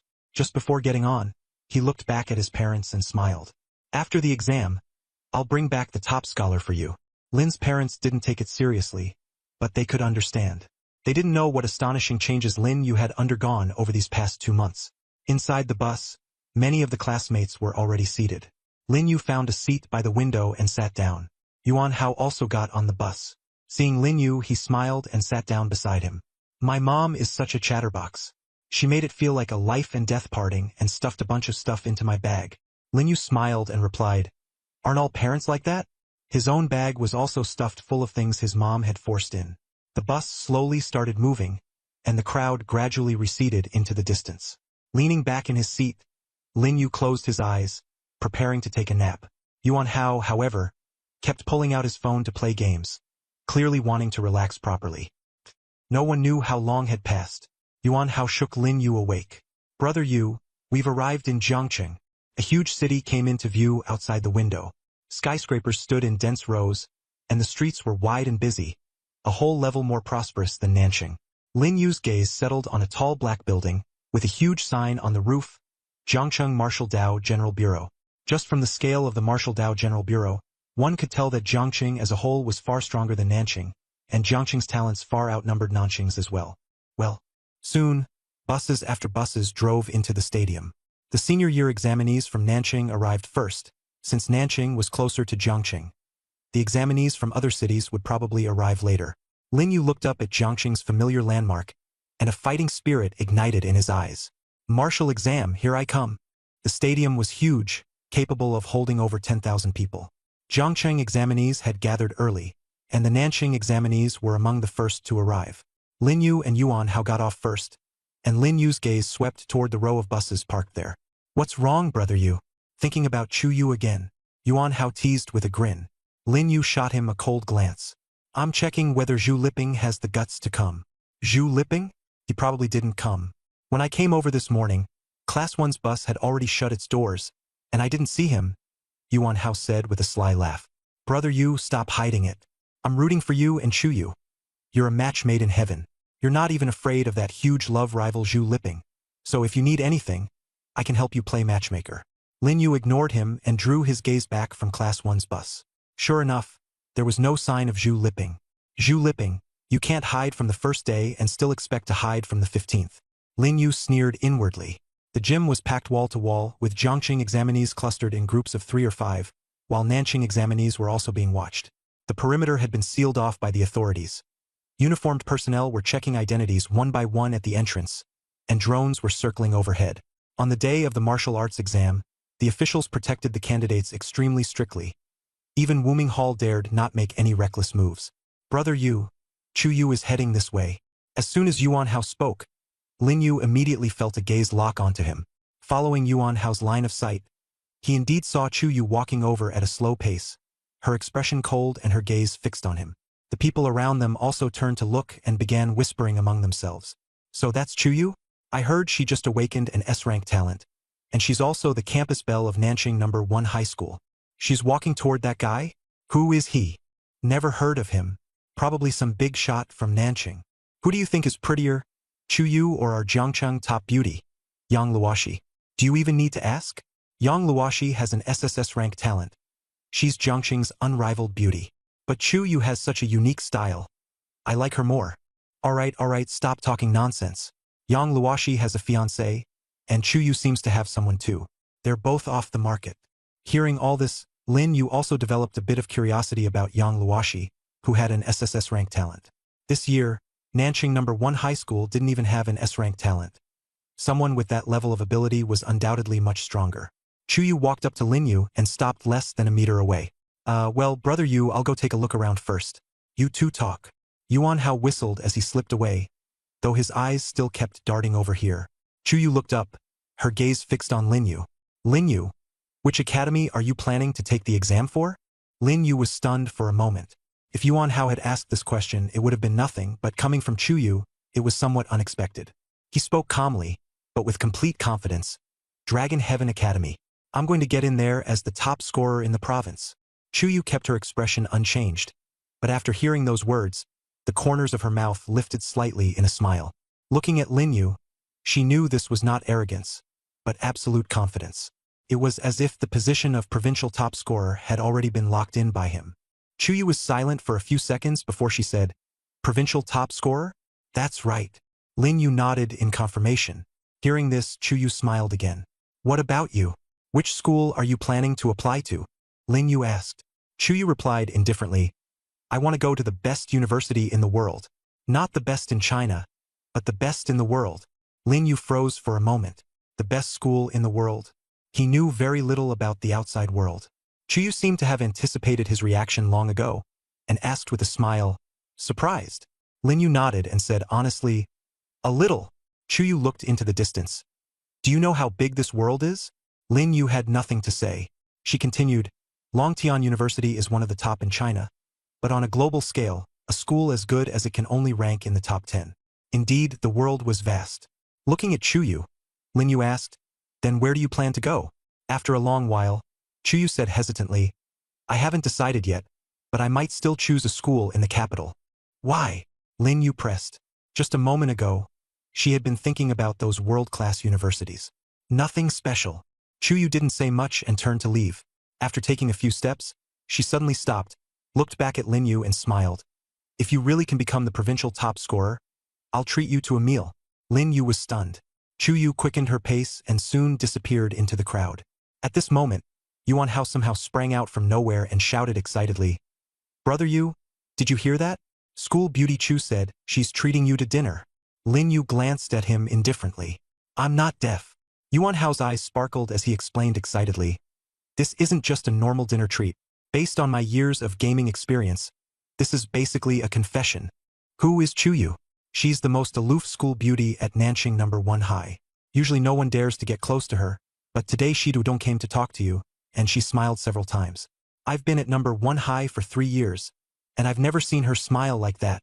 And she even said she'd treat you to dinner in the end. That's clearly a direct hint. You have to seize this chance." Lin Yu remained silent. Seeing that he had no reaction, Yuan Hao grew a little anxious. "Brother Yu, do you not feel anything for girls? Or do you like someone like me?" After saying that, Yuan Hao even deliberately put some distance between himself and Lin Yu. Lin Yu pretended to hit him, but Yuan Hao quickly dodged with nimble reflexes. "You're embarrassed out of anger, aren't you?" Lin Yu withdrew his hand, too lazy to bother with him. At that moment, the sports stadium announcement system crackled to life. "All candidates, please line up in order.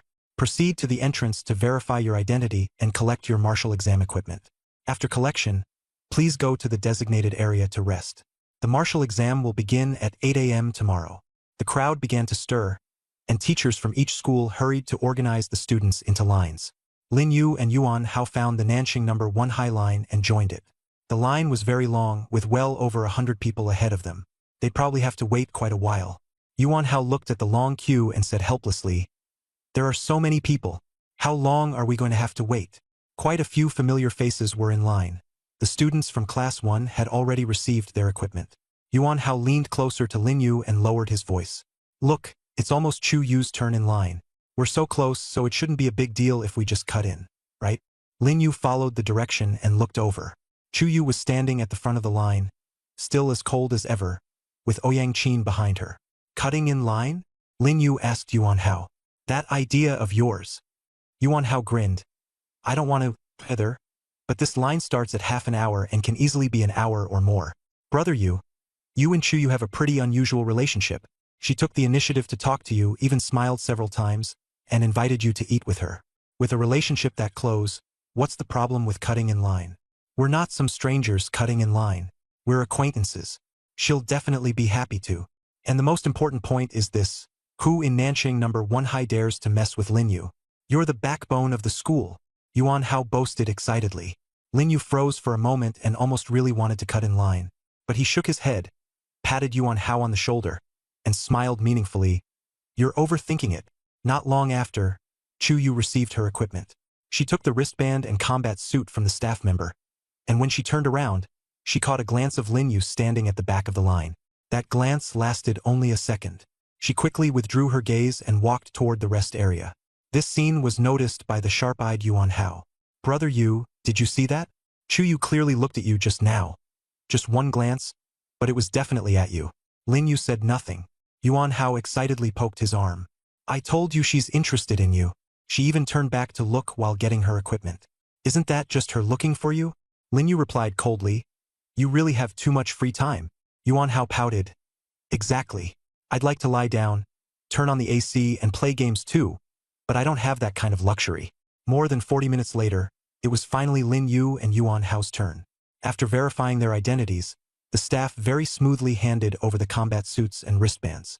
With high-tech enhancements, this combat suit only needed the wristband to be worn and a fingerprint to be scanned, and it would automatically adjust to fit any body type, saving the trouble of custom tailoring. The two then headed to the rest area. The space here was fairly open, with a place selling food, and quite a few candidates were already resting there. Chu Yu and Ouyang Qin were sitting in a corner, holding books in their hands. This is a temporary rest area. Once the candidates from the other areas have also collected their equipment, hotel accommodations will be arranged collectively tonight. The official exam will begin at 8 o'clock tomorrow morning. Yuan Hao stared at Chu Yu and secretly nudged Lin Yu. Bro Yu, there aren't many open seats left.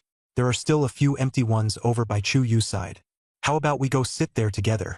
This time Lin Yu didn't refuse. After all, there really were no seats left. The line was too long, and he and Yuan Hao were near the back, so they had been delayed and arrived late. There happened to be a few empty seats in the area where Chu Yu and Ouyang Qin were sitting. Lin Yu nodded. Let's go. Yuan Hao was overjoyed and followed him over. Chu Yu was reading with her head down and didn't notice them. Ouyang Qin, however, looked up and saw Lin Yu, her expression changing slightly. She was a little afraid of Lin Yu. A few days ago, Lin Yu had threatened Zhu Liping in the teaching building. Zhu Liping hadn't come to take the martial arts exam at the time, and Ouyang Qin had also badmouthed Lin Yu behind his back, so seeing him made her a little flustered. What are you here for? She asked hesitantly. Before Lin Yu could say anything, Yuan Hao cut in first. There aren't any seats left, so we're just borrowing a spot to sit. He pointed at the empty seats. We're all from Nanxing First High. The school beauty Chu shouldn't mind. Ouyang Qin opened her mouth, wanting to say something, but seeing that Chu Yu had no reaction, she stayed silent. Chu Yu looked up at Lin Yu and silently picked up the backpack beside her. Though she said nothing, her action was already an implicit agreement. Lin Yu nodded. Thank you. The two sat down. Yuan Hao didn't notice Ouyang Qin's expression. After sitting down, he even grinned at her. Ouyang Qin rolled her eyes, muttered a few words under her breath, and turned away. The four of them sat there, and the atmosphere was a little awkward. Yuan Hao rummaged through his backpack and took out his combat uniform, fiddling with it. Brother Yu, look at this combat suit. Such great quality, and it feels so comfortable. My brother said this set costs over 100,000 huaxia coins, and we have to turn it in after the martial arts exam. What a waste. Such good clothes, and we can't even keep them. Lin Yu gave a perfunctory response and closed his eyes to rest. Just then, a gentle yet firm voice sounded. Students from Class 7 of Senior Year 3, line up. I'll take you to the hotel. The martial arts exam is at 8 tomorrow, so don't be late. Teacher Li's voice carried an unmistakable authority, cutting through the quiet of the entire rest area. Teacher Li actually came, and we can even go back to the hotel early to rest. That's amazing. Yuan Hao excitedly stuffed the clothes back into his backpack, grabbed Lin Yu and stood up, grinning from ear to ear. Finally, we don't have to squeeze into this crappy lounge anymore. Back to the hotel to sleep. Chu Yu closed her book and looked up, meeting Lin Yu's gaze. See you tomorrow, Lin Yu said with a smile. Chu Yu nodded and replied, see you tomorrow. Lin Yu led Yuan Hao through the crowd toward Teacher Li. More than a dozen students from Class 7 had already gathered in front of Teacher Li. When Teacher Li saw Lin Yu, a look of relief appeared on her face. Let's go. I'll take you to the hotel to get some proper rest and recharge yourselves. Tomorrow, give the martial arts exam everything you've got. At 7 o'clock the next morning, a huge viewing platform had been erected 1 kilometer outside Mist Town. The platform was tiered and could accommodate more than 100 people. Various instruments were set up on it, and several large screens floated in the air, giving a clear view of everything happening inside the town. Each screen displayed a different area. Heavily armed guards were stationed all around the viewing platform. Members of the Martial Dao General Bureau in black uniforms wore special weapons at their waists, scanning their surroundings vigilantly. Further away, patrol teams moved back and forth, while drones circled overhead. Today was the big day of the martial arts exam. Prominent figures from all over Jiang Province had gathered here. In the front rows of the viewing platform sat the admissions officers from various major academies. A row behind them were the higher-ups from the Jiang City Education Department, along with several middle-aged men in plain clothes, all wearing faint smiles. Farther back were the education department leaders from other cities, as well as the principals and homeroom teachers of the high schools. Mu Tianzhao and teacher Li from Nanqing No. 1 High School were seated in this row. The origin of Misty Town has been known for a long time. Everyone was well aware of it. Back then, when Shuiqing fell, that disaster swept in all directions like a tide, and the suburbs of Jiangqing were the first to bear the brunt, shrouded by calamity. It was only after King Shenyuan single-handedly slew the invading calamity that Jiangqing was pulled back from the brink of destruction. But in the places eroded by calamity, the mist never went away. This mist was no ordinary fog, but the lingering aura of calamity. Once inhaled, ordinary people would at best lose lifespan, and at worst lose their lives. As time passed, its danger gradually weakened, and it had now nearly become ordinary fog. The authorities had once planned to rebuild this place, but the mist refused to disperse for a long time, and in the end they gave up. Now, the education department was using this place as a practical battlefield for the martial exam. There were still demon beasts and calamities inside, but most were low-tier and kept in captivity by the authorities, so the threat was limited. The town was divided into an outer ring and an inner ring. Mid-tier demon beasts and low-tier calamities were concentrated in the inner ring, while the outer ring was almost entirely low-tier demon beasts. When faced with danger, candidates could press the wristband to quickly withdraw. What? There are actually bloodthirst wolves in this year's martial exam, and they're in the outer ring, someone exclaimed. Seriously? Bloodthirst wolves? My teacher said this year would be hard, but this is way too ridiculous. Bloodthirst wolves were known for their speed and strong attack power, with strength approaching that of a beginner awakened. More importantly, bloodthirst wolves never acted alone. At the very least, there were 7 or 8 of them lurking in the shadows. And that was only a conservative estimate. Someone scoffed. Are the candidates from Nanqing all trash? So what if it's a bloodthirst wolf? I could kill an iron armor ox with one punch. The voice came from a young man in black combat gear, with the sign on his chest reading, Jiangcheng Top High School.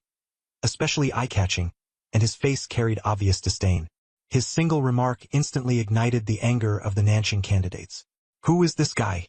So arrogant. Don't provoke him. We can't afford to. The anger in the candidates from South City surged, and they were already planning to turn back and settle accounts with that guy. When they saw who had arrived, the scene immediately fell silent. Lin Yu also showed a trace of curiosity and asked Yuan Hao, "Who is that? He's that impressive." Yuan Hao's expression changed slightly as he said in a low voice, "He's Wu Zhang from Jiangqing's top high school, an S-rank awakened talent, with a qi and blood value of over 200. Lin Yu was surprised. "How do you know?" Yuan Hao replied, "The school next to where I live is that one. I chatted with him all night, so I know him pretty well. There are 10 geniuses in Jiangqing's top high school, and Wu Zhang is one of them." Them. Lin Yu nodded, feeling that this guy was indeed no ordinary person, and walked over. Yuan Hao tried to stop him, but it was useless. Wu Zhang had a look of smugness on his face, with everyone's attention centered on him. Just as he was basking in his pride, Lin Yu said coldly, "You're Wu Zhang." Wu Zhang froze.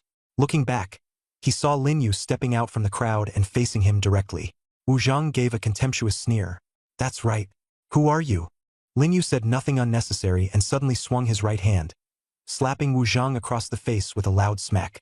Wu Zhang's pupils contracted, and he had no time to react at all. The crisp sound of the slap rang out. "You!" Wu Zhang covered his face, his cheeks flushed red. The surrounding candidates instantly exploded into an uproar. "Holy crap! Lin Yu made a move! Nice! Stuff like Wu Zhang is all trash. Good hit. Let him be arrogant. Let him look down on Nanqing. Brother Yu is awesome." If it weren't for the martial exam, Lin Yu would have already taught Wu Zhang a lesson. His time reversal talent meant he no longer had to endure. "Just now, you said Nanqing students are all trash?" Wu Zhang's face turned livid. He wanted to retort, but the words stuck in his throat. Lin Yu said coldly, "Now apologize to all the Nanqing candidates." A vicious look flashed in Wu Zhang's eyes, but he didn't dare disobey. Lin Yu slapped him again, even louder and harder this time. Wu Zhang clutched his face and staggered back, his face full of disbelief.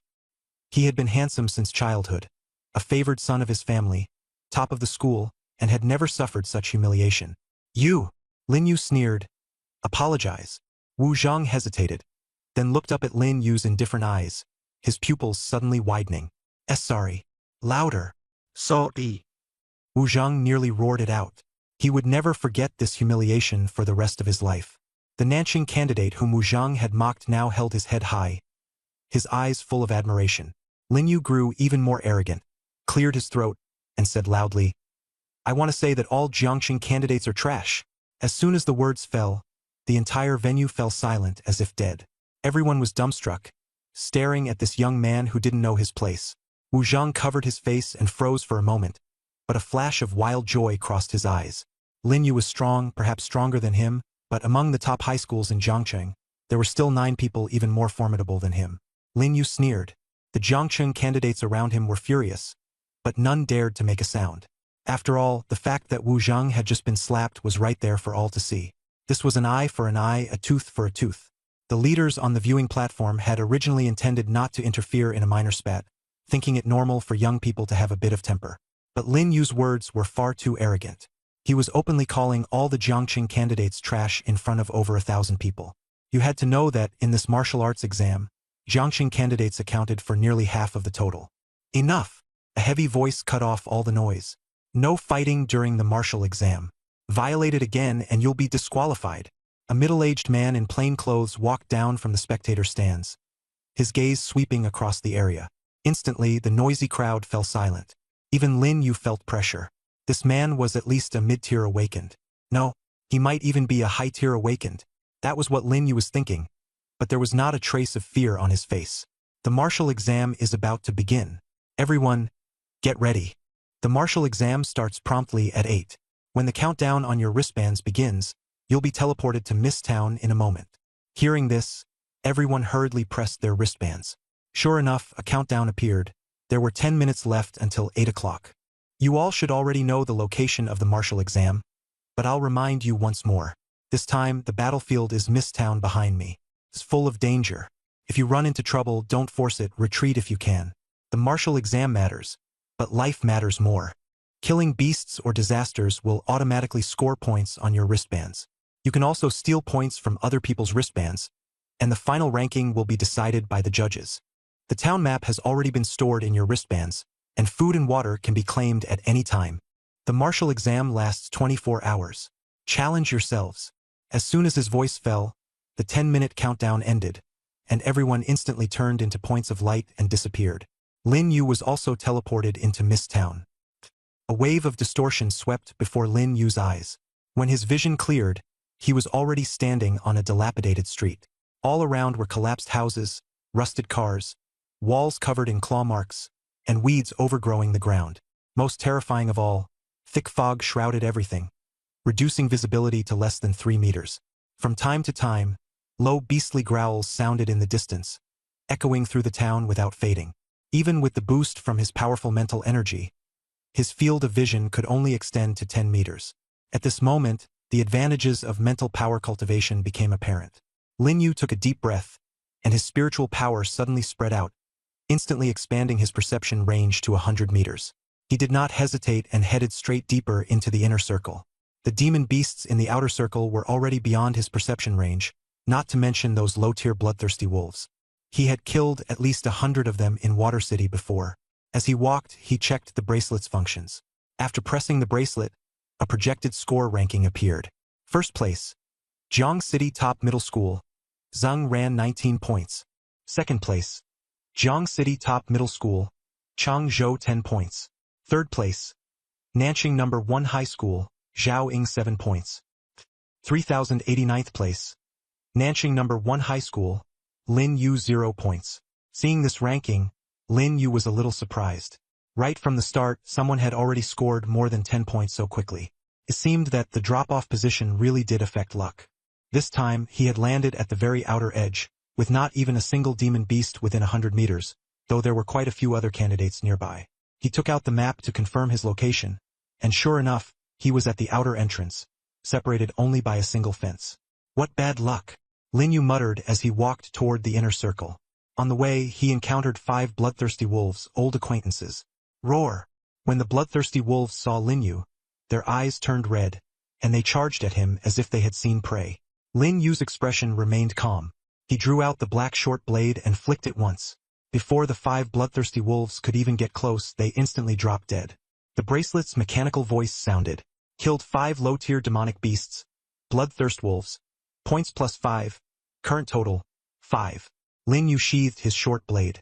The 5 corpses lay 3 meters in front of him, neat and quiet. His movements were smooth, and he didn't even spare the corpses a glance. In Water City, bloodthirst wolves were the most common and the official standard demonic beast for the martial exam. Their defenses were weak. Even an ordinary awakened could kill one with a single punch. For Lin Yu, these low-tier demonic beasts posed no threat at all. He moved inward as swiftly as the wind. Along the way, he kept hunting demonic beasts, but most of them were low-tier, and he didn't even encounter a single disaster level one.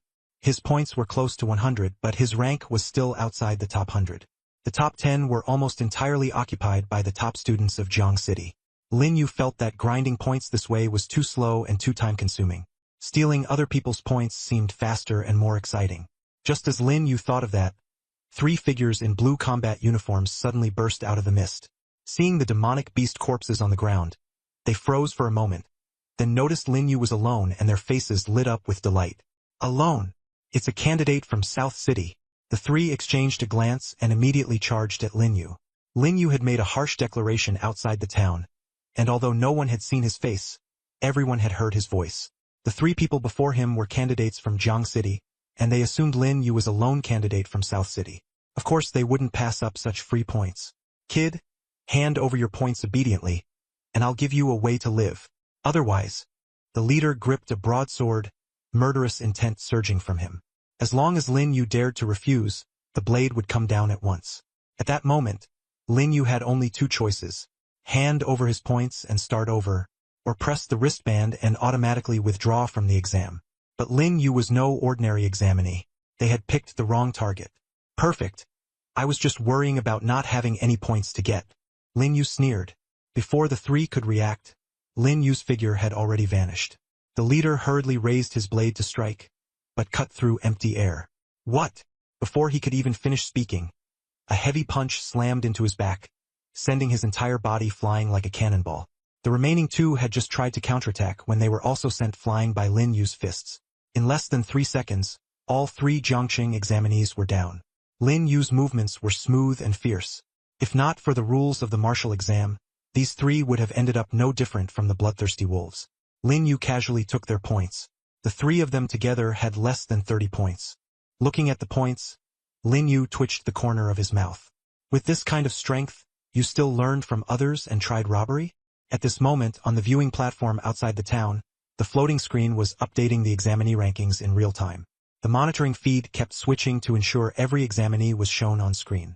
The moment Lin Yu snatched the points, the footage happened to switch to him. The entire viewing platform fell silent in an instant. In just 3 seconds, 3 Jiangqing examinees had collapsed unconscious. Lin Yu didn't even pause to catch his breath. He lowered his head to look at his wristband and kept walking toward the inner ring. As soon as he left, the footage switched again, leaving only the chaos on the ground. The viewing platform stayed silent for a full 5 seconds. Then, suddenly, a cold snort broke the stillness. Humph! The sound wasn't loud, but it spread across the entire viewing platform. Everyone followed the sound and saw that the cold snort had come from a middle-aged man. He was dressed casually, his hair meticulously combed, and his face was full of displeasure. Deputy Minister of the Jiangcheng Education Bureau, Zhou Mingyuan. Too arrogant. Zhou Mingyuan stared at the floating screen and said coldly, "This young man is far too arrogant."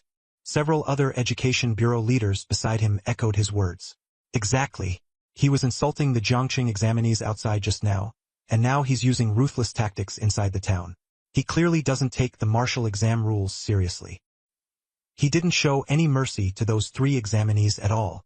He's obviously targeting our Jiangqing. Minister Zhou is right. He's far too hot-tempered. He needs to be taught a lesson. Zhou Mingyuan remained silent as he stared at the screen, his gaze dark. The principals of various Jiangqing high schools behind him began whispering among themselves. All kinds of ugly insults came flooding in. After hearing this, Teacher Li's expression turned gloomy. Just as he was about to retort, Mu Tianzhao pressed a hand on his shoulder. "Don't be impulsive," Mu Tianzhao said calmly. "No matter how nasty those words are, they can't affect Lin Yu. Everything Lin Yu is doing now doesn't violate the rules. They're just getting anxious." Teacher Li sighed, forcing down his anger, truly powerless to fight back. Zhou Mingyuan in the front row continued speaking. Lin Yu's methods are too ruthless. The martial exam is for selecting talent, not a stage for him to show off his ferocity. Those 3 candidates are still unconscious now. How are the others supposed to catch up in points with the remaining time? Someone nearby chimed in. Department head Zhou is right. Once the martial exam is over, we should have a talk with him. That sounded tactful, but in reality it meant settling accounts later. The martial exam was still ongoing, and although everyone was seething with anger, there was nothing they could do. Lin Yu had not broken any rules. The admissions office head from Qingbei Academy behind them held a teacup, his gaze shifting away from Zhou Mingyuan. The corners of his mouth lifted slightly, revealing a hint of a meaningful smile. The admissions office director from Jingqing Academy pushed up his glasses and said softly, "Old Chun, this Zhou Mingyuan seems especially concerned about that kid." The Qingbei representative took a sip of tea and replied lightly, "That's normal. Who told that kid to mock the Jiangqing candidates? He's practically openly provoking the Jiangqing Education Department. Still, this kid has real ability, and I quite admire him. From his talent, it seems related to the wind element." The Jingqing director nodded in agreement. Exactly. Taking down 3 people in 3 seconds without the slightest mercy. He really does have some skill. At this moment, Lin Yu in the town had no idea how the outside world was viewing him. He had already found a shortcut to rapidly improve his ranking. Killing demonic beasts and disasters made points increase too slowly, and it also drained stamina. It would be much better to simply rob points directly. The rules allowed it, and it was far faster. With that in mind, Lin Yu slowed his pace on the way to the inner ring, no longer activating Wind Trace, and instead walked on foot. He let the others in the inner ring rack up points first. After all, in the end, they would all be his. Not long after, Lin Yu finally reached the inner ring of the town.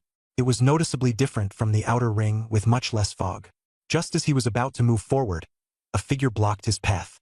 The girl was tall, with short hair that reached her ears and a sweet face. Her form-fitting combat suit perfectly outlined her figure.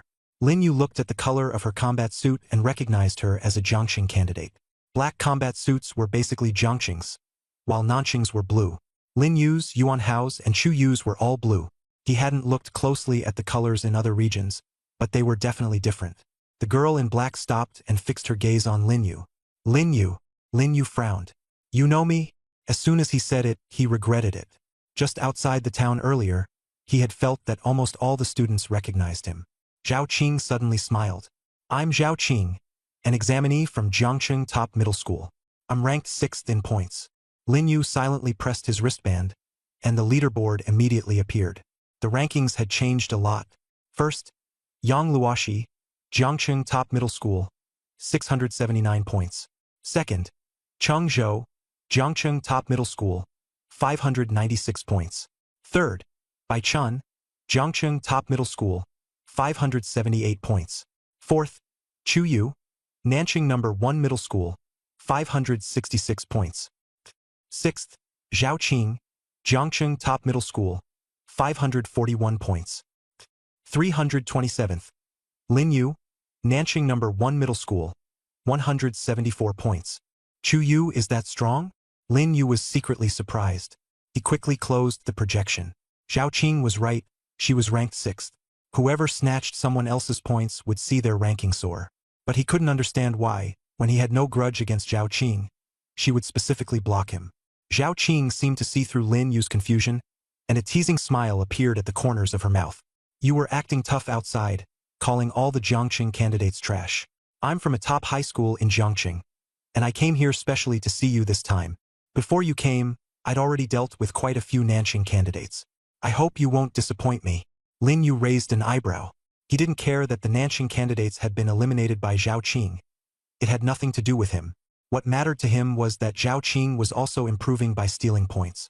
It seemed he wasn't the only one who knew this trick. Most of the people on the leaderboard were probably using it. After all, stealing points was much faster than fighting demonic beasts alone. There was only one way to stop this kind of point stealing, become stronger. After figuring this out, Lin Yu shook his head. Zhao Qing noticed his reaction and grew a little irritated. "What? Looking down on me? I'm 6th in points, and your so-called top 10 ranking doesn't include you. Either way, I'm a lot stronger than you." Lin Yu smiled. "Perfect. I was just worrying no one would take the initiative to hand me points. You really are a good person." Zhao Qing froze, but her expression grew darker and darker. Whether I'm giving you points or not, you'll find out soon enough. I hope your strength matches your arrogance. As soon as she finished speaking, two blazing scarlet flames suddenly ignited in her hands.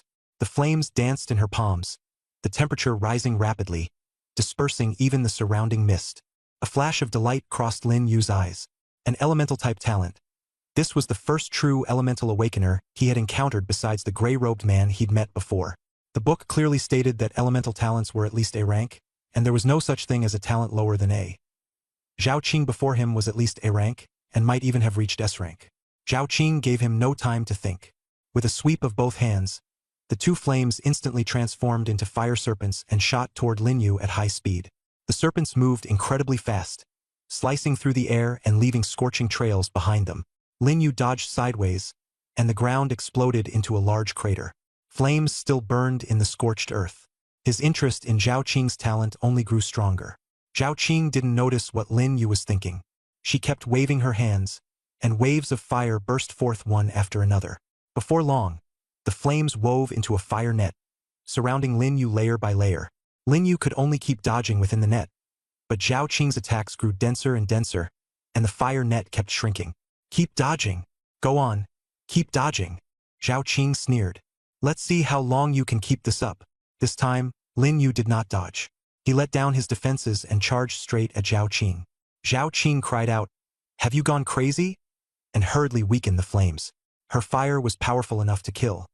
She only wanted to squeeze out points and had no intention of killing him. But one fire serpent still struck Lin Yu in the chest, and flames swallowed him instantly. Lin Yu only felt unbearable searing pain inside his body. Almost there. Push a little harder. Before Zhao Qing could react, Lin Yu rushed right up to her and threw a punch. Zhao Qing instinctively resisted, her whole body erupting with flames, and then she struck Lin Yu with a flaming palm. Bang! Lin Yu was sent flying hard, crashing to the ground, and lost all signs of life on the spot. Zhao Qing froze, her mind going blank with a deafening buzz. She had really killed someone. No. Impossible. Her whole body trembled. I only wanted to teach him a lesson. I didn't want to kill him.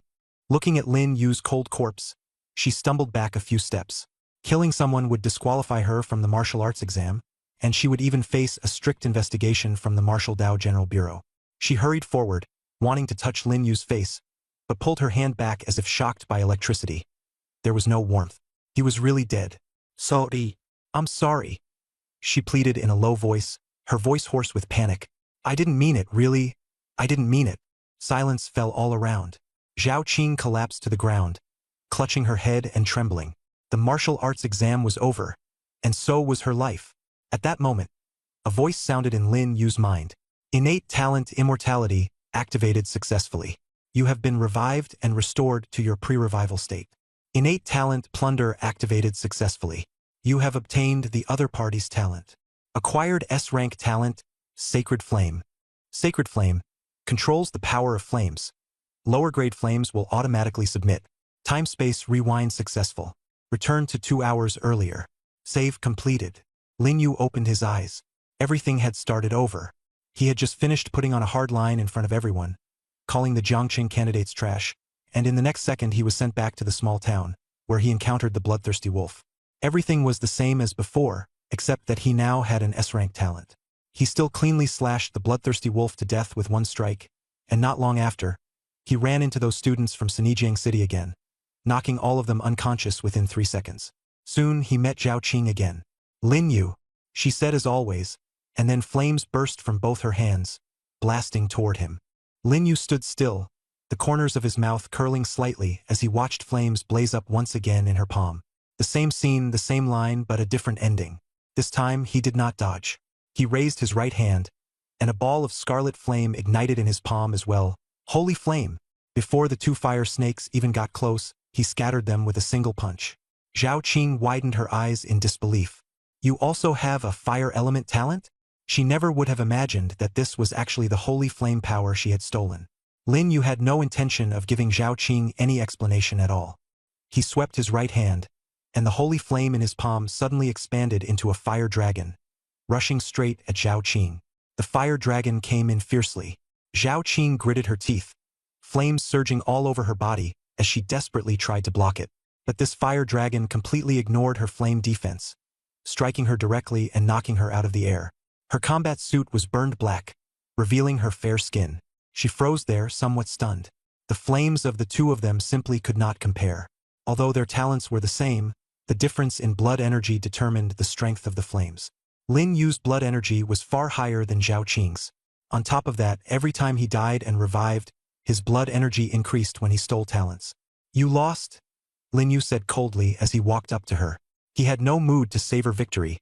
All he wanted were points. "I didn't lose." Zhao Qing forced herself to resist. Just as she stood up, a fire dragon suddenly wrapped around her. If this had not been during the martial exam, she would already be dead.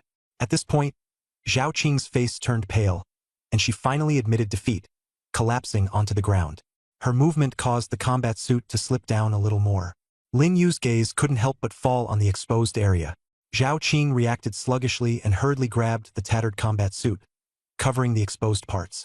But the clothes were too badly torn. Covering one side left another side exposed, making her face turn as red as a ripe apple. The sacred flame was too fierce, and the combat suit was burning more and more badly.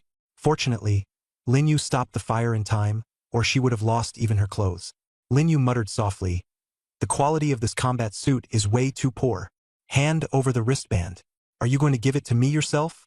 Or should I take it?" Lin Yu's tone was calm, but the pressure he gave off was overwhelming. Zhao Qing gritted her teeth and stopped resisting. She knew she couldn't win, and besides, she didn't have the strength to fight back in her current state. She threw the wristband out.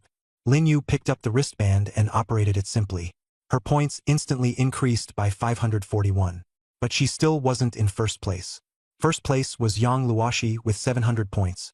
Lin Yu frowned, remembering that she had only had 679 points before. Her points had risen too quickly. "That's enough. Give me back my wristband." Zhao Qing's voice was both show and angry, with a hint of grievance. "Okay."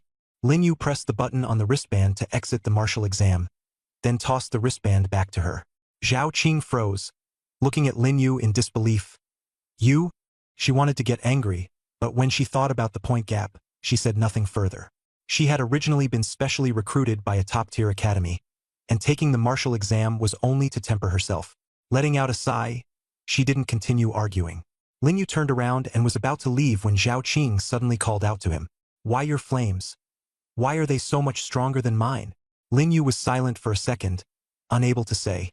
Their fire talent was the same, yet his flames completely suppressed hers.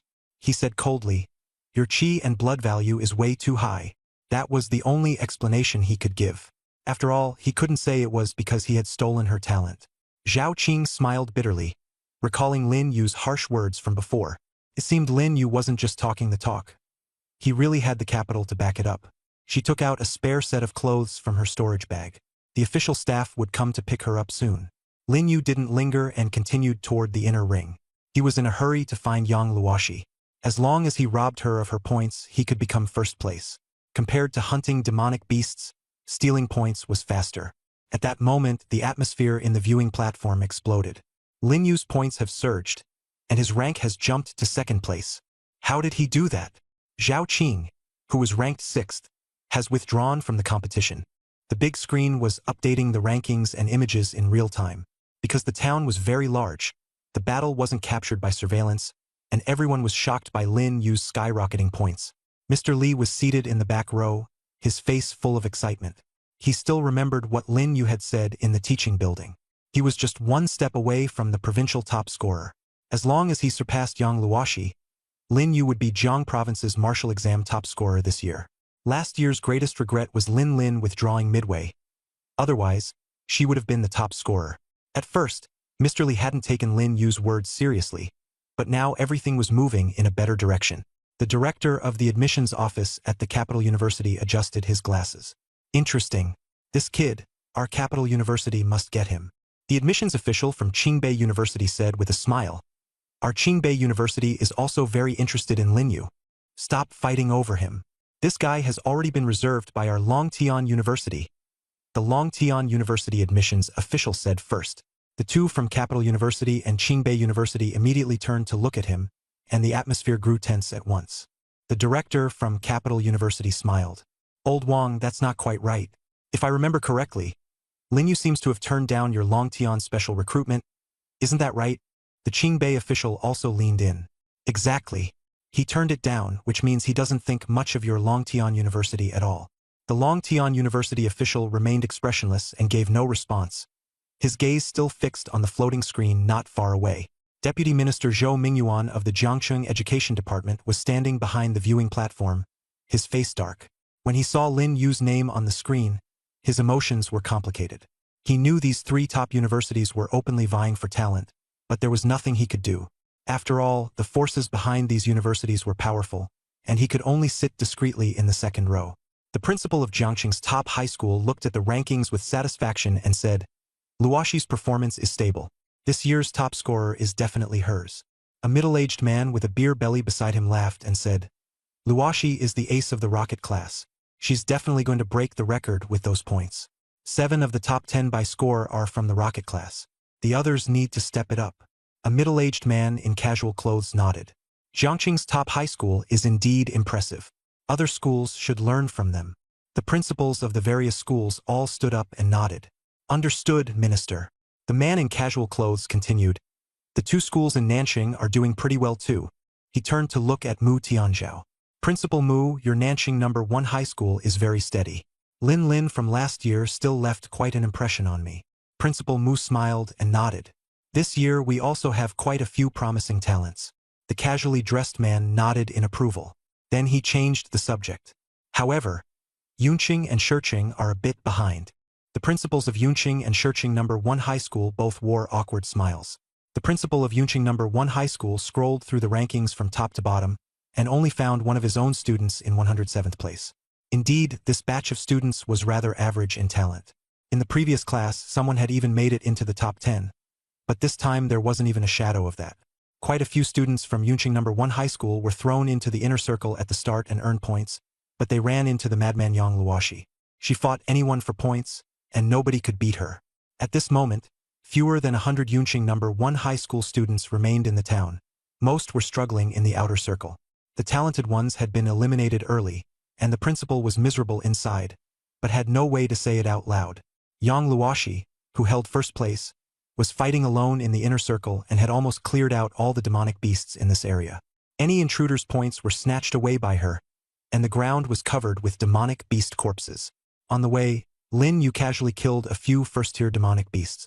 After going through the trials in Shuiqing, he felt that the martial exam was basically no challenge at all. Most of the demonic beasts in Misttown had come from Shuiqing, and he had already killed these beasts before. What he most wanted to encounter was Calamity. Calamity was far stronger than ordinary demonic beasts. Even the lowest-tier Calamity had destructive power beyond that of mid-tier demonic beasts. Lin Yu walked along the streets of the inner circle, his eyes sharp as he waited for a stronger challenge. The inner circle looked completely different from the outer circle. The fog had all dispersed here, and there were detached villas everywhere, though most had already been turned into ruins. Scratches covered the walls, dried bloodstains were everywhere on the ground, and the pungent smell of blood in the air was suffocating. Before long, Lin Yu ran into a 5-person team. He stopped and looked toward an open area not far away. There, 5 people were locked in fierce combat. 4 men and 1 woman, all wearing matching black combat uniforms, with chi and blood values around 150. They worked together with great coordination. Clearly, this was not their first time fighting as a team. Their opponent was a low-tier Calamity. Lin Yu's eyes narrowed slightly. This was the first time he had seen Calamity in person. Although he had seen it in Shuiqing before, he had never actually fought one. The Calamity before him was nearly 3 meters long, covered in black scales, with thick limbs and 3 blood-red eyes on its head. Each lash of its whip-like tail stirred up a swirl of dust. Most striking of all was the layer of faint black mist shrouding it. This was the key difference between Calamity and ordinary demonic beasts. Demonic beasts relied purely on brute force. When they encountered anything not of their kind, they attacked directly, and sometimes even turned on their own kind. Calamity, however, possessed a bit of intelligence and could even speak human language. The thicker the mist, the higher the level. The mist before him was thin, which meant it was a low-tier Calamity. Lin Yu had seen this kind of Calamity in Shuiqing before, commonly known as the Tricorn Demon Scale Beast. It had formidable defense and a wide attack range, making it nearly impossible to dodge, but its movement was extremely slow. The 5 people not far away clearly understood this point and adopted guerrilla tactics, with 3 on the main attack and 2 drawing aggro. The tactic worked, and the Calamity was already in grave danger. Lin Yu prepared to make his move. Bang! A deafening crash shook the heavens. The shield-bearing man was instantly blasted away by a violent force. The other 4 were stunned. Lin Yu descended from the sky and, with a single slash, cut down the nearly dead 3-horned demon scale beast. Points were immediately credited. This Calamity was worth 100 points, far exceeding Lin Yu's expectations. At this moment, Lin Yu's points overtook Yang Luoshi's and rose to the top. Lin Yu had 1071 points, temporarily in first place. Yang Luoshi had 913 points, ranking second. Lin Yu was basking in the joy of taking the lead. The 5 of them were burning with rage at the sight.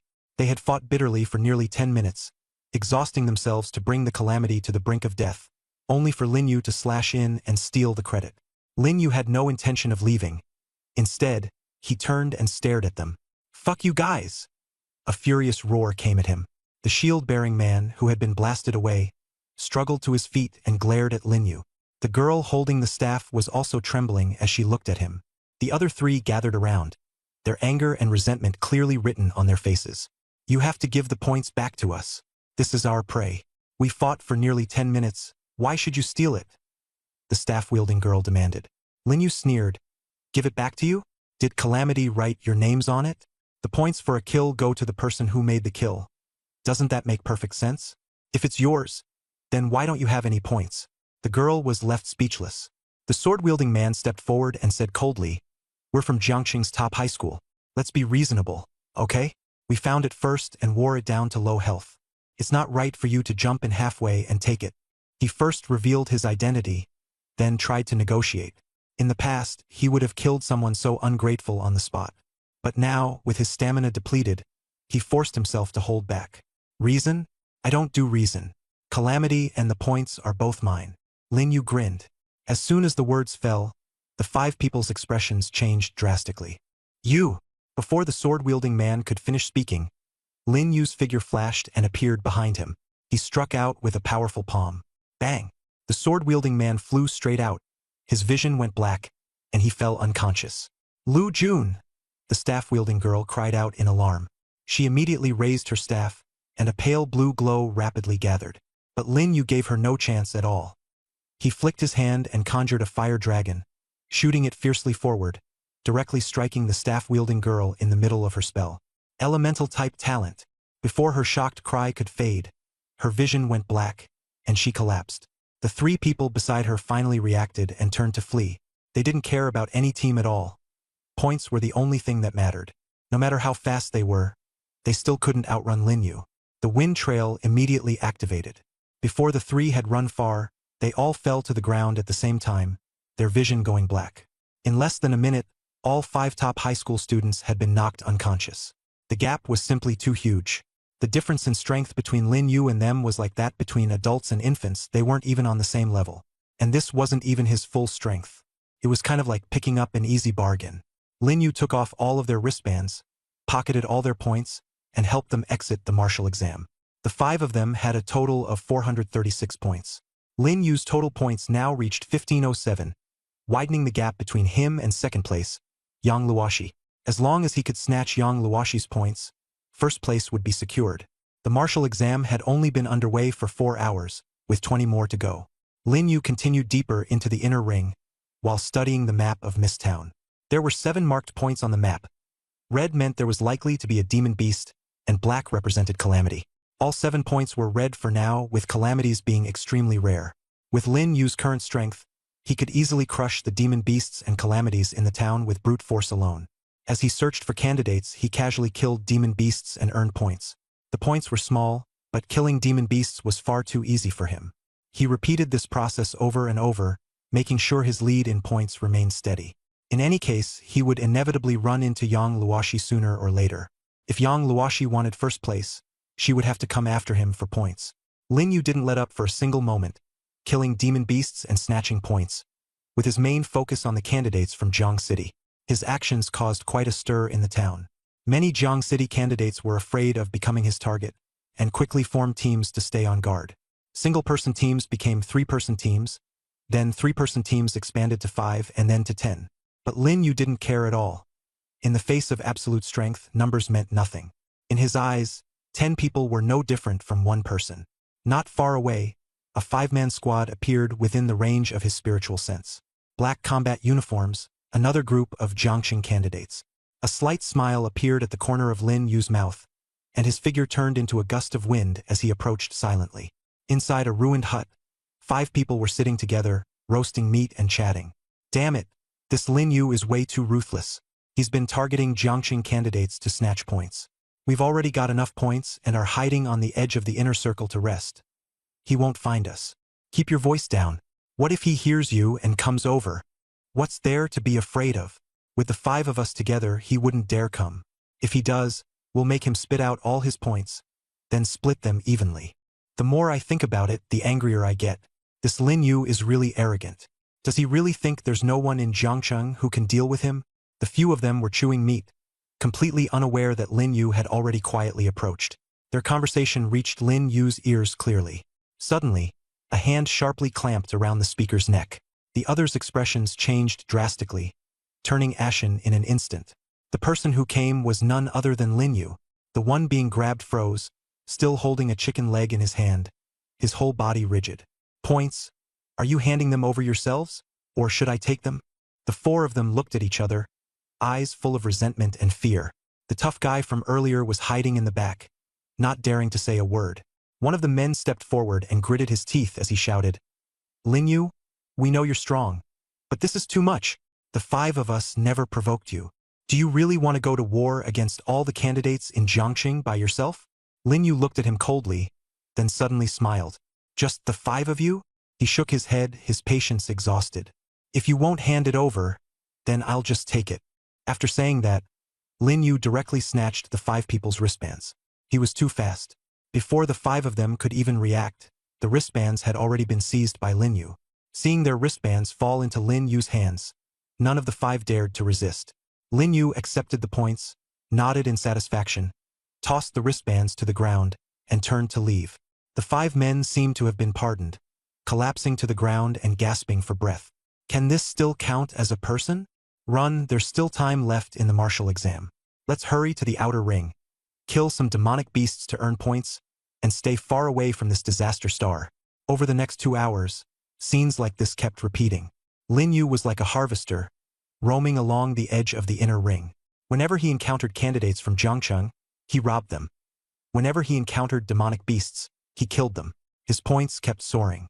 The martial exam lasted a total of 6 hours, and Lin Yu's score skyrocketed to 5,017 points. The second place Yang Luoshi had only 2,789 points, almost half of Lin Yu's. The viewing platform outside the town was completely in an uproar. The big screen was updating the rankings in real time. Number 1, Lin Yu, Nanxing Number 1 High School, 5,017 points. Number 2, Yang Luoshi, Jiangxing Top High School, 2,789 points. Number 3, Chu Yu, Nanxing Number 1 High School, 1,543 points. Seeing Lin Yu's points far ahead of everyone else, Teacher Li was so excited that his face turned red. As long as Lin Yu could keep steadily climbing, winning the championship was almost a foregone conclusion. He might even break last year's record set by Lin Lin in the final hour of the martial exam, 10,800 points, and even surpass the current highest record of 11,000 points. In that case, the provincial top scorer would basically be locked in. Mu Tianzhao looked at the scoreboard. Although he remained calm on the surface, the corners of his mouth were slightly raised, clearly unable to hide his inner joy. In front of the observation platform, several university admissions officers began discussing in low voices. The admissions director of Longtian Academy said with admiration, "If Lin Yu comes to us, we'll gain a lot." The director of Capital City Academy smiled. "Old Wang, if Lin Yu doesn't choose your Longtian Academy, then our Capital City Academy will definitely compete for him. His sister is already at Capital City Academy." The person in charge of Qingbei Academy frowned in dissatisfaction. "Old Chen, that's really out of line. Even though Lin Yu's sister is with you, this has to be Lin Yu's own choice." The people from Beijing smiled and said, "Wouldn't a brother and sister reunion be even better?"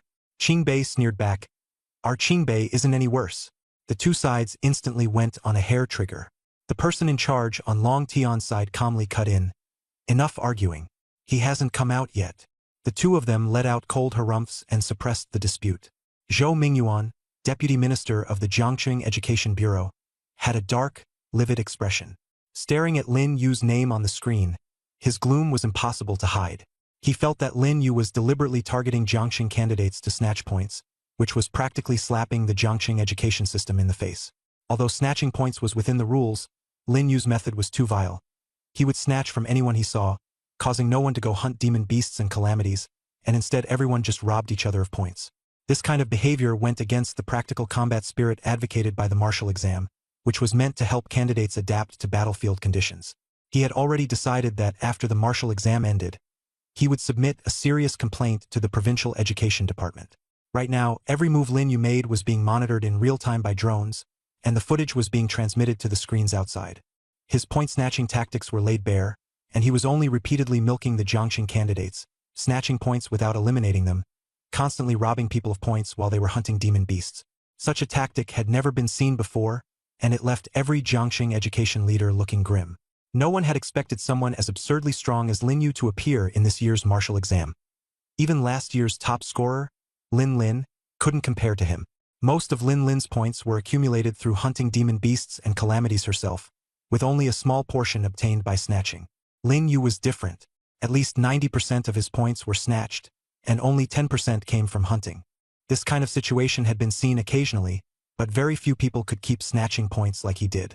After all, the students participating in the martial exam were all roughly on the same level, and very few could keep robbing others continuously. Lin Yu was clearly an exception, and this rule of point plundering was very likely to be removed after this martial exam.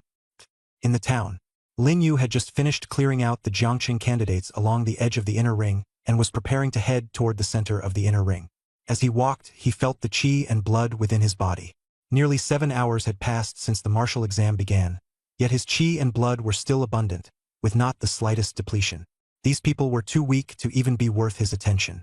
Passing by, he came across a mid-tier demonic beast and casually cut it down with a single strike. The viewing platform immediately erupted in an uproar. That's a mid-tier demonic beast, the red armor lizard. Even ordinary early-stage awakeners have a hard time dealing with it. How did Lin Yu slash it down with one strike? The red armor lizard was 4 meters long, covered in dark red scales all over its body, and could withstand attacks from ordinary awakeners. In the earlier footage, 5 examinees had besieged one for half an hour before finally killing it. Yet Lin Yu simply happened to pass by and took it out with one strike. Does that even count as a person? He earned 50 points. Not much, but at least it was points. As he walked, Lin Yu muttered, "The martial exam has been going on for so long. Why hasn't Yuan Hao come to seek me out? Shouldn't he have taken the chance to find me?" On the other side, at the center of the inner zone, a high-tier demonic beast, the Golden Fur Lion King, let out a low roar, its whole body covered in wounds and bleeding profusely.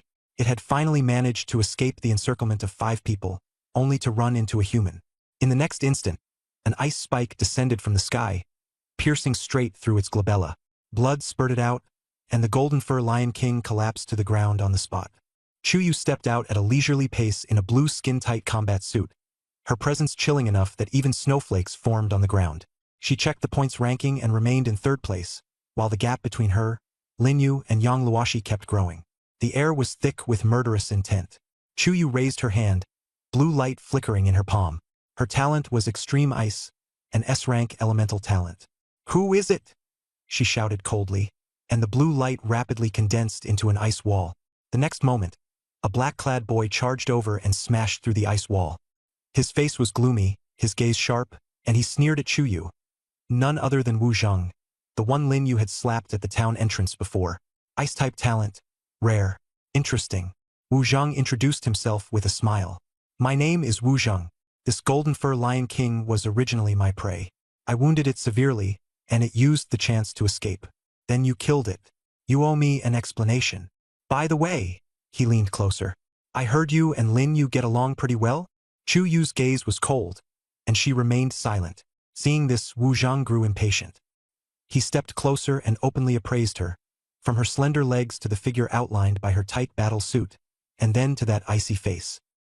He was captivated by the sight. This woman's beauty was no less than Yang Luoshi's. What, don't want to talk? This golden-maned Lion King is my prey. Tell me, how should this be settled?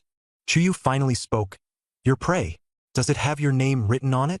Wu Zheng's smile instantly stiffened. Chuyu said coldly, when I killed it, it was injured, and there was no one around. You say it's your prey. Do you have any proof? Wu Zheng was at a loss for words. He really had no proof. This golden-maned Lion King had been hunted down by him and several teammates working together.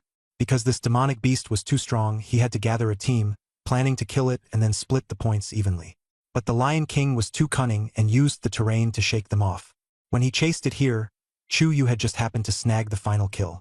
But who could testify to that? Wu Zheng suddenly sneered. Little girl, don't push your luck. If I say it's mine, then it's mine. Hand over 1,000 points and I'll let you go. Otherwise, as he spoke, he clapped his hands. 3 figures appeared swiftly. Chuyu's expression changed slightly. The auras of those 3 figures were powerful, in no way inferior to hers. She was confident in a one-on-one fight, but 4 against 1 would be difficult. She did not retreat. Her eyes were icy as blue light flickered in her palm. Wu Zheng chuckled. Interesting. I'd like to see just how impressive your S-rank talent really is. He waved his hand, and blood chi surged wildly through his body, his aura spreading out like an explosion. He lunged forward. Chuyu had already been prepared. With a sweep of both hands, an ice wall suddenly materialized before her. Just as the ice wall took shape, there was a sudden crack as it shattered, and Chuyu was knocked back several meters. She looked up and saw a refined-looking young man with a faint smile, clearly the one who had broken the ice wall just now. Chuyu had no time to think. She swiftly swept her hand again, and countless ice crystals turned into cold flashes, shooting toward Wu Zheng like a storm of arrows. Ice crystals sliced through the air, carrying a bone-chilling cold. Wu Zheng's eyes narrowed as he hastily retreated. But the ice crystals were too fast. With several chi-chi-chi sounds, a few ice crystals scraped past his shoulders and arms. Blood seeped out, then was instantly frozen. Damn it! Wu Zheng gritted his teeth and erupted with chi and blood, forcefully shattering the nearby ice crystals. Yet he was still surrounded by the storm of ice crystals. At that moment, a figure suddenly blocked his path. The refined young man raised a hand, and a pale golden light appeared in his palm. The ice crystals slammed into the light and instantly turned into fine snow, drifting down. Shatter! The young man shouted softly. The remaining ice crystals exploded in midair, turning into snowflakes that filled the sky. Chuyu stared at him intently, shaken to the core. This person was too strong. Her ice wall, summoned for the first time, had been easily broken by him. Although she hadn't used all her strength, this strike was by no means something an ordinary person could withstand. And this young man's chi and blood value was at least 200, far higher than hers. Wu Zheng stood panting behind the young man, his eyes filled with jealousy, yet also with wariness. Cheng Zhou, thank you, Wu Zheng said through gritted teeth. Chuyu frowned. Cheng Zhou? He was ranked 4th in points, just 1 place above Wu Zheng. Her female intuition told her that this person's true strength was definitely more than just his ranking. No need to be polite. After all, this is only a temporary alliance. I'm not as cold-blooded as they are. Cheng Zhou smiled faintly, his words carrying a hidden edge. His gaze shifted to Chuyu. This golden-maned Lion King is indeed our prey. In any case, this matter needs an explanation.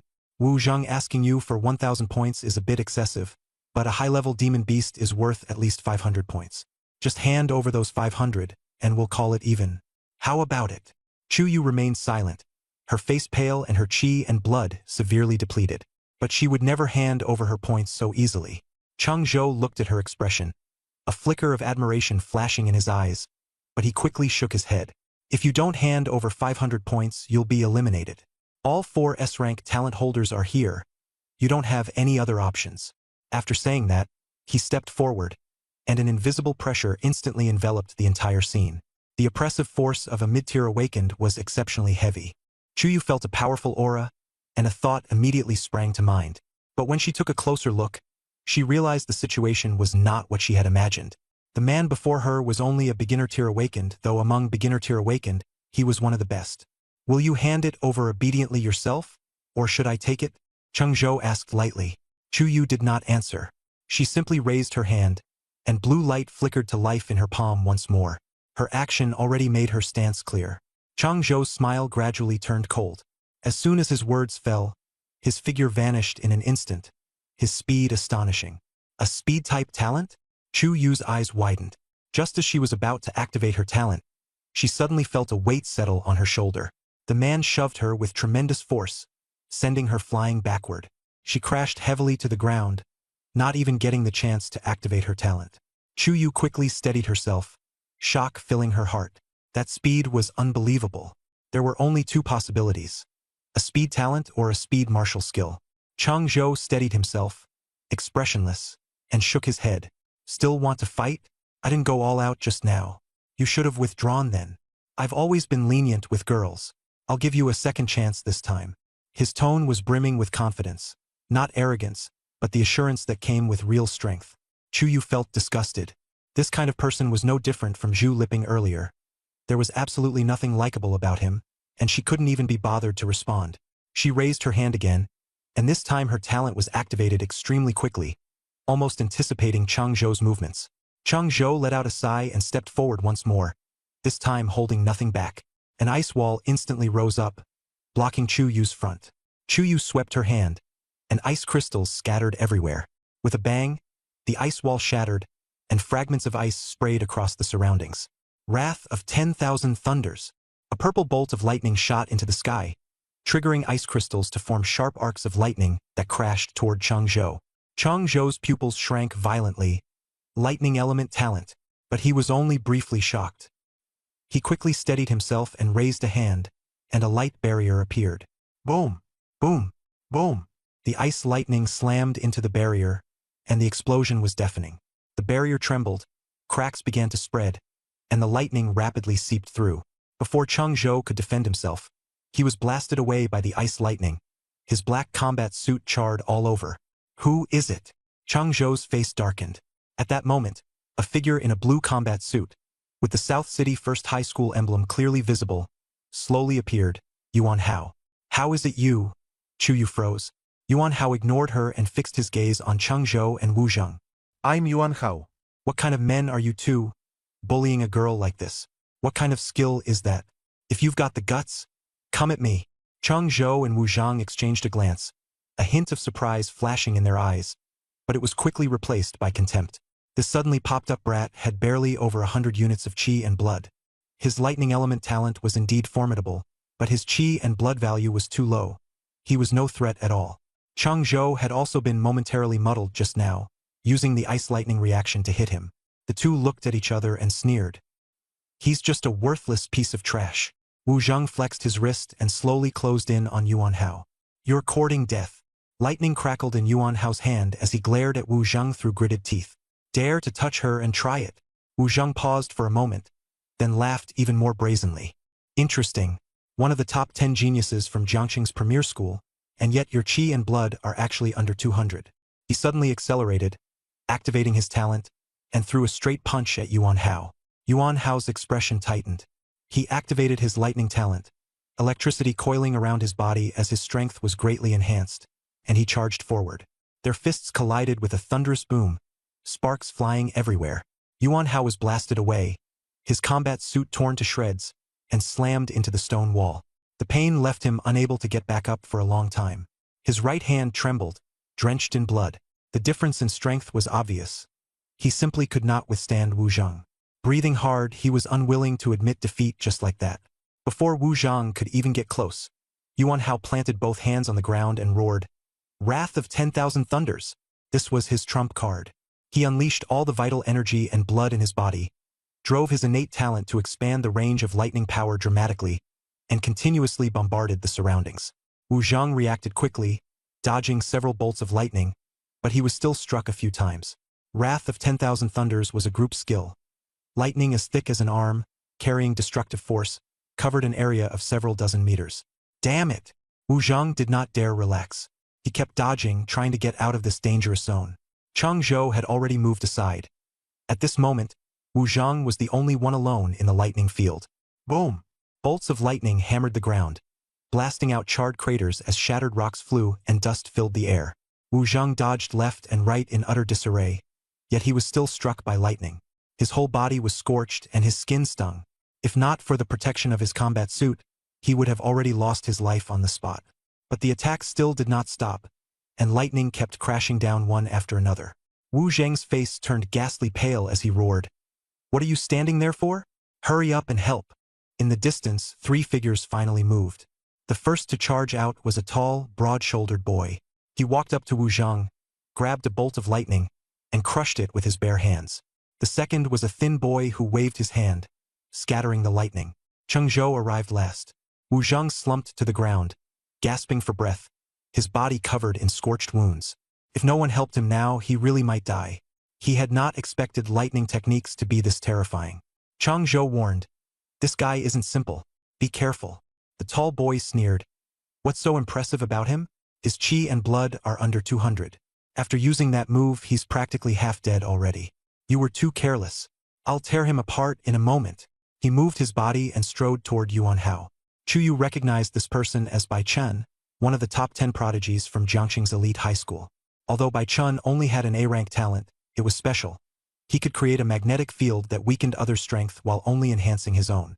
With this ability, he could take on several initial stage awakeners by himself.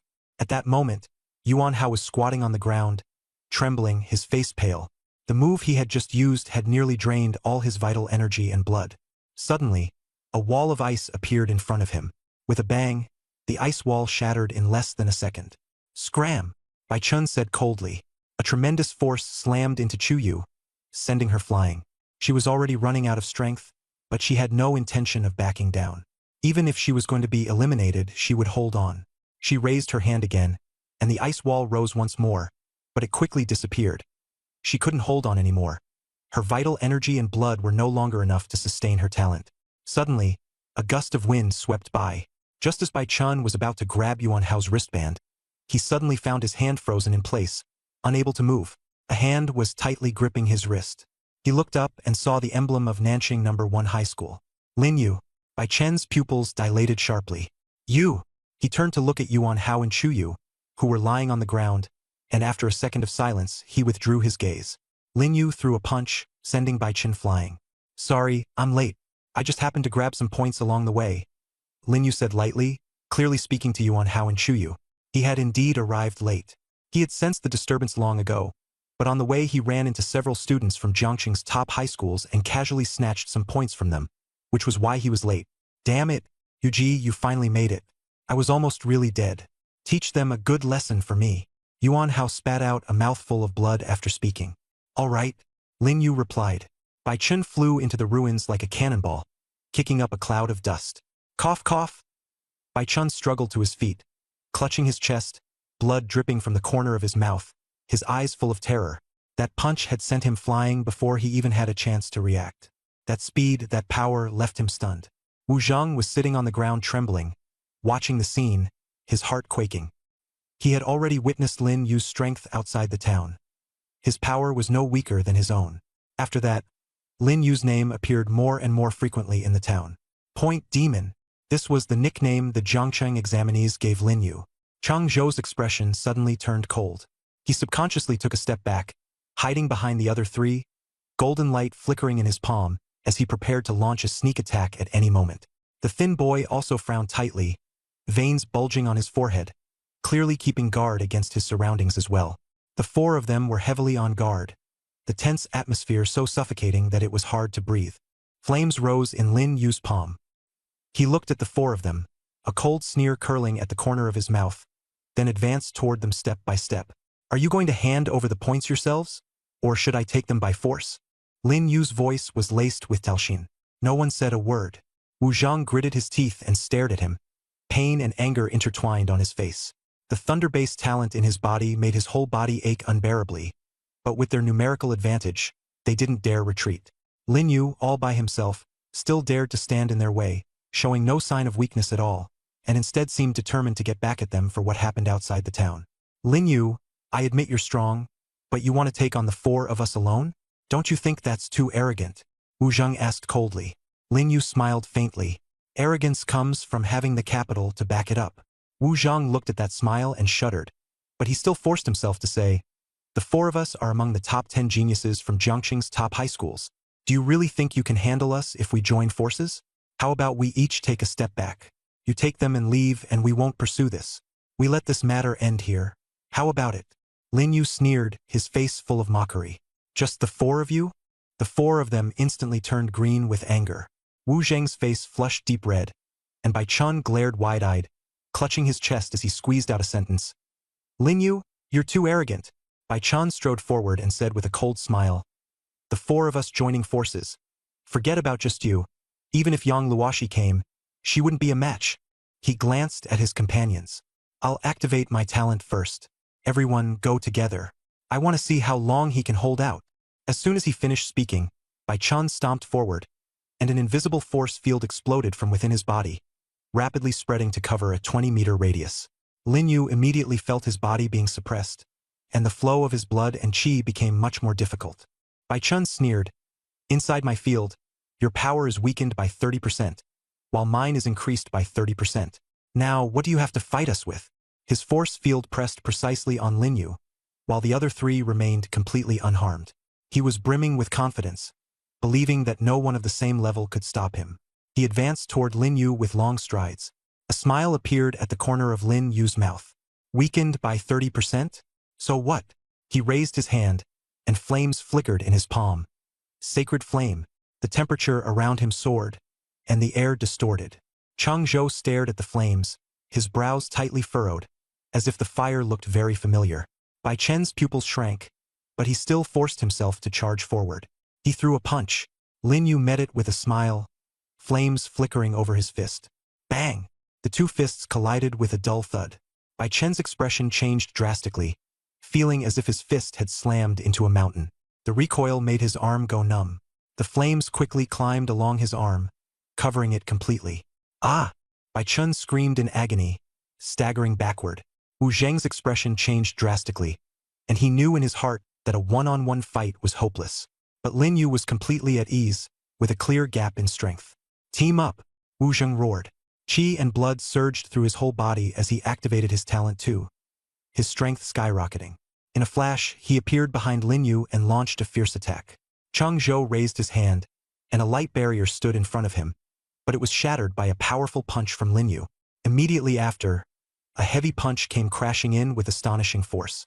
The thin boy also swung both hands, and blade-like streams of sword qi came pouring down like a torrential rain. The three attacked from front and back, their assault fierce and relentless. Lin Yu, however, did not budge an inch, standing his ground firmly. Brother Yu, watch your back, Yuan Hao hurriedly warned. A huge fist was already right behind Lin Yu's back. Lin Yu merely lifted his hands slightly, and the sacred flame instantly took shape. He struck out with a palm, and a fire dragon soared into the air. Boom! The fire dragon exploded in midair, turning into a vast sea of flames that instantly engulfed the three men's attacks. Wu Zhang took the brunt of it first. Struck precisely by the flames, he was sent flying back like a kite with its string cut, crashing into the ruins. His combat suit was charred black, and he immediately lost all fighting ability.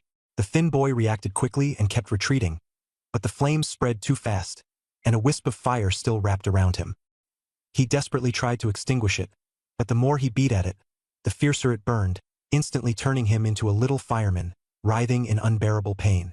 If not for the combat suit, that move would have killed him for sure. Of the three, Chang Zhou reacted the fastest. He had already been hanging back, and with his sharp reflexes, he managed to run 10 meters away in the blink of an eye, yet he was still grazed on the shoulder by the flames. He hurriedly activated his talent just to avoid being burned to death, but a scorched mark still remained on his shoulder. He didn't stop. He turned and ran. The outcome is already decided. There's no point in continuing the fight. For against one, and they lost miserably. Lin Yu already knew what was going on. Chang Zhou had run, and he didn't chase after him. The martial exam still had a long time to go, and there would always be another chance to fight Chang Zhou. The top priority now was to seize these three people's points first, so they wouldn't take the chance to slip away amid the chaos. Lin Yu withdrew the flames, stood still, and looked at the three groaning people on the ground. Hand over your points. No one moved. They simply couldn't. That line was unnecessary. He directly began taking their points. All three of them had their points taken by him. Lin Yu's total score quickly surged to 10,000, firmly holding first place. The only regret was that Chang Zhou had gotten away. Lin Yu frowned. He couldn't sense Chang Zhou's aura. He'd escaped pretty quickly. But it didn't matter. As long as he was still in the town, Lin Yu wasn't afraid of not getting another chance to seize his points. From then on, most of the points belonging to the top talents of Jiangxing's elite high schools had been snatched by Lin Yu. Only second place, Yang Luoxi, and the escaped Cheng Zhou remained. The entire top 10 rankings had changed faces. Although most were still Jiangxing students, they were no longer the original 10 greatest geniuses. Lin Yu turned and walked toward Yuan Hao. When he passed Bai Chen, he paused. To be honest, he was very interested in Bai Chen's talent. He could release a magnetic field to weaken an opponent's strength by 30% while boosting his own by 30%. It sounded quite tempting. But now that he was standing still, it would be hard even for Bai Chen to kill him. We'll have to wait until the martial exam is over before finding another chance to compete. Yuan Hao lay sprawled on the ground, grimacing in pain, but he still forced the corners of his mouth into a smile. Brother Yu, you're incredible. Those forgot beaten by you like dogs. Lin Yu took out a healing pill and stuffed it into his mouth. A real man belongs on the front lines. I thought you were hiding in the outer ring, but I didn't expect to run into you here. After swallowing the medicine, warmth surged through Yuan Hao's body and the pain eased a little. He smiled. I'm aiming for South City's top academy. How could I hide? Besides, I'm following Brother Yu. As he spoke, he coughed up another mouthful of blood. Yet his face still wore a bright smile. Chu Yu stood nearby, looking at the two of them with a complicated expression. Her injuries weren't as severe as Yuan Hao's. She had simply overdrawn her vitality and used up quite a few supplements and healing pills. After a short rest, her condition improved somewhat. She stepped forward and handed Yuan Hao some supplements and healing pills. These work better. Try them. Yuan Hao froze for a moment, then hurriedly waved his hands. No need, brother, you already gave me some. Keep them for yourself, you still have to continue the martial exam. My points are already enough. Even if I slack off for the rest of the time, I can still get into South City's top academy. Chu Yu didn't let him refuse and stuffed the pills into his arms. You got hurt protecting me. I owe you this. Yuan Hao scratched his head and accepted them a little awkwardly. Then thanks, School Bell Chu. Chu Yu shook her head and said nothing else. She turned to look at Lin Yu, lingering for a few seconds, her expression growing more complicated. Lin Yu, Yuan Hao, and Chu Yu found an abandoned house to serve as a temporary base. There were 2 rooms inside, one small but clean enough to rest in. Yuan Hao leaned against the wall, his injuries somewhat eased, and suddenly said, Brother Yu, I just realized, we're all elemental-type talents. Lin Yu was stunned for a moment after hearing this, then showed a faint, meaningful smile. Me? An elemental-type talent? Yeah, Brother Yu. Isn't that fire your talent? Yuan Hao asked back. Lin Yu nodded, not denying it. Fire was indeed one of his talents, but only one of them.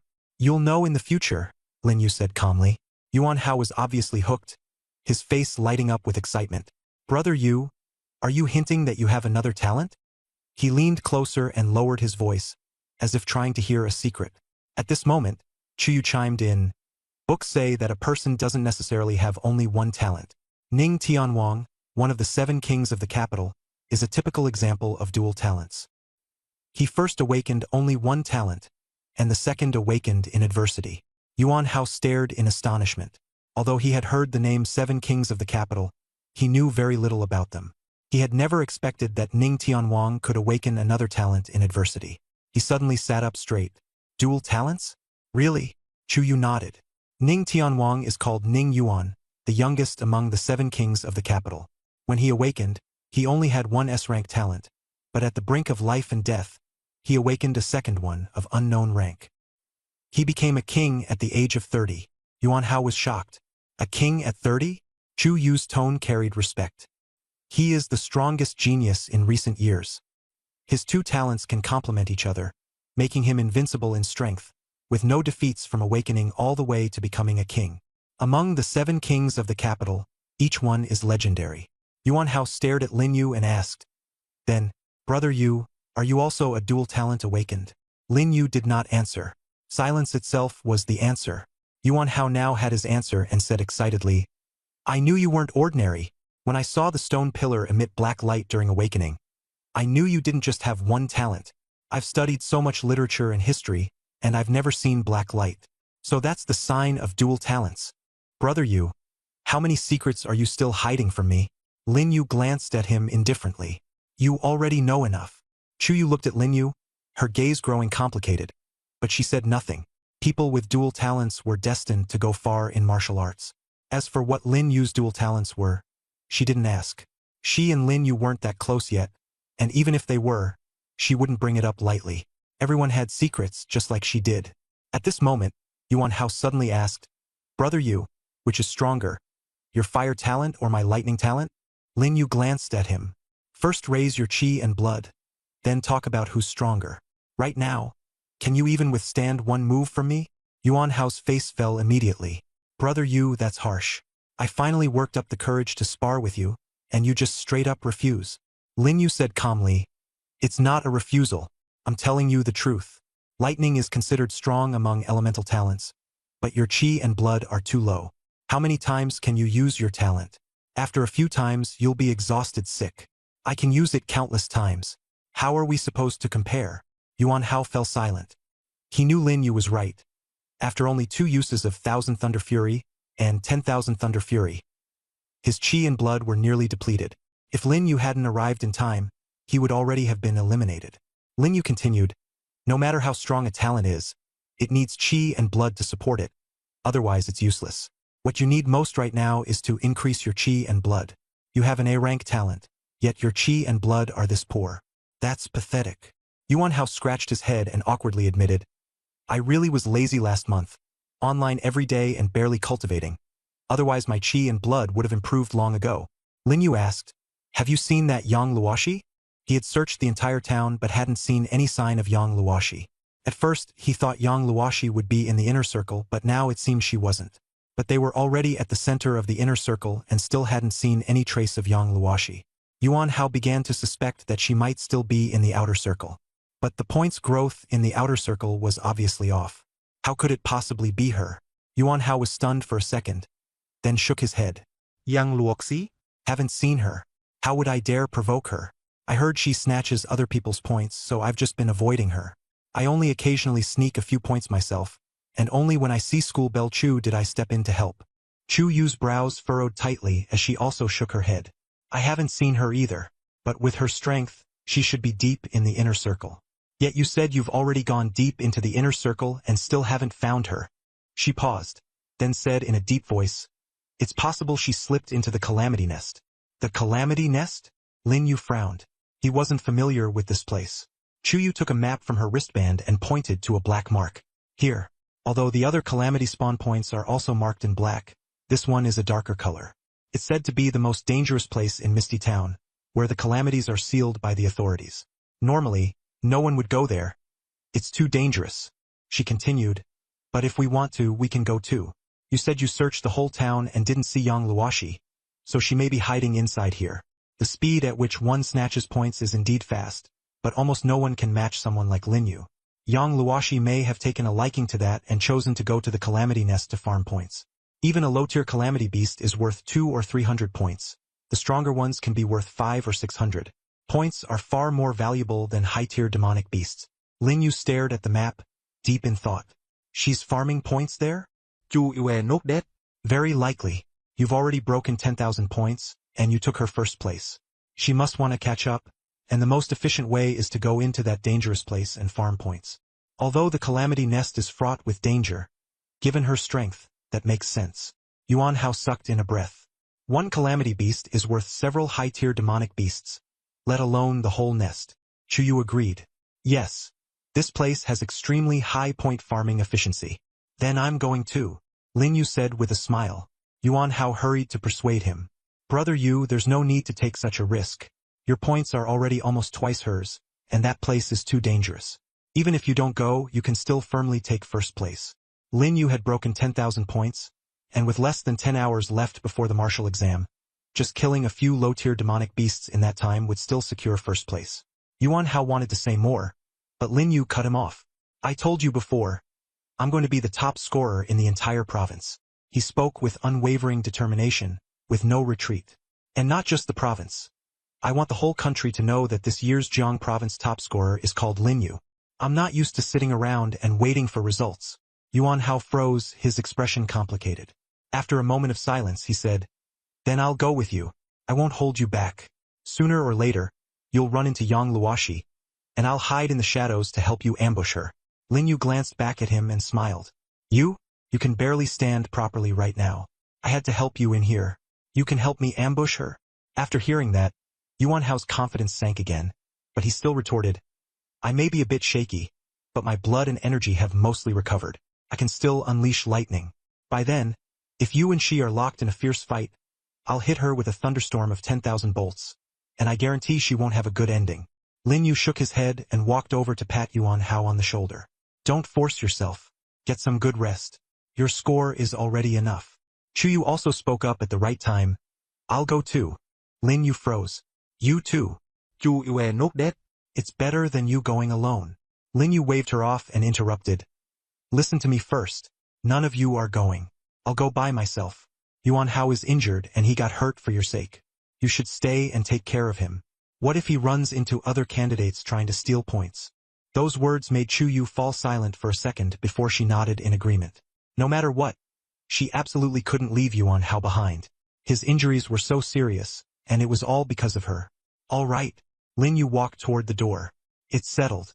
You two stay here and I'll go alone. Yuan Hao propped himself up and looked at Lin Yu's back, saying softly, Be careful, brother Yu.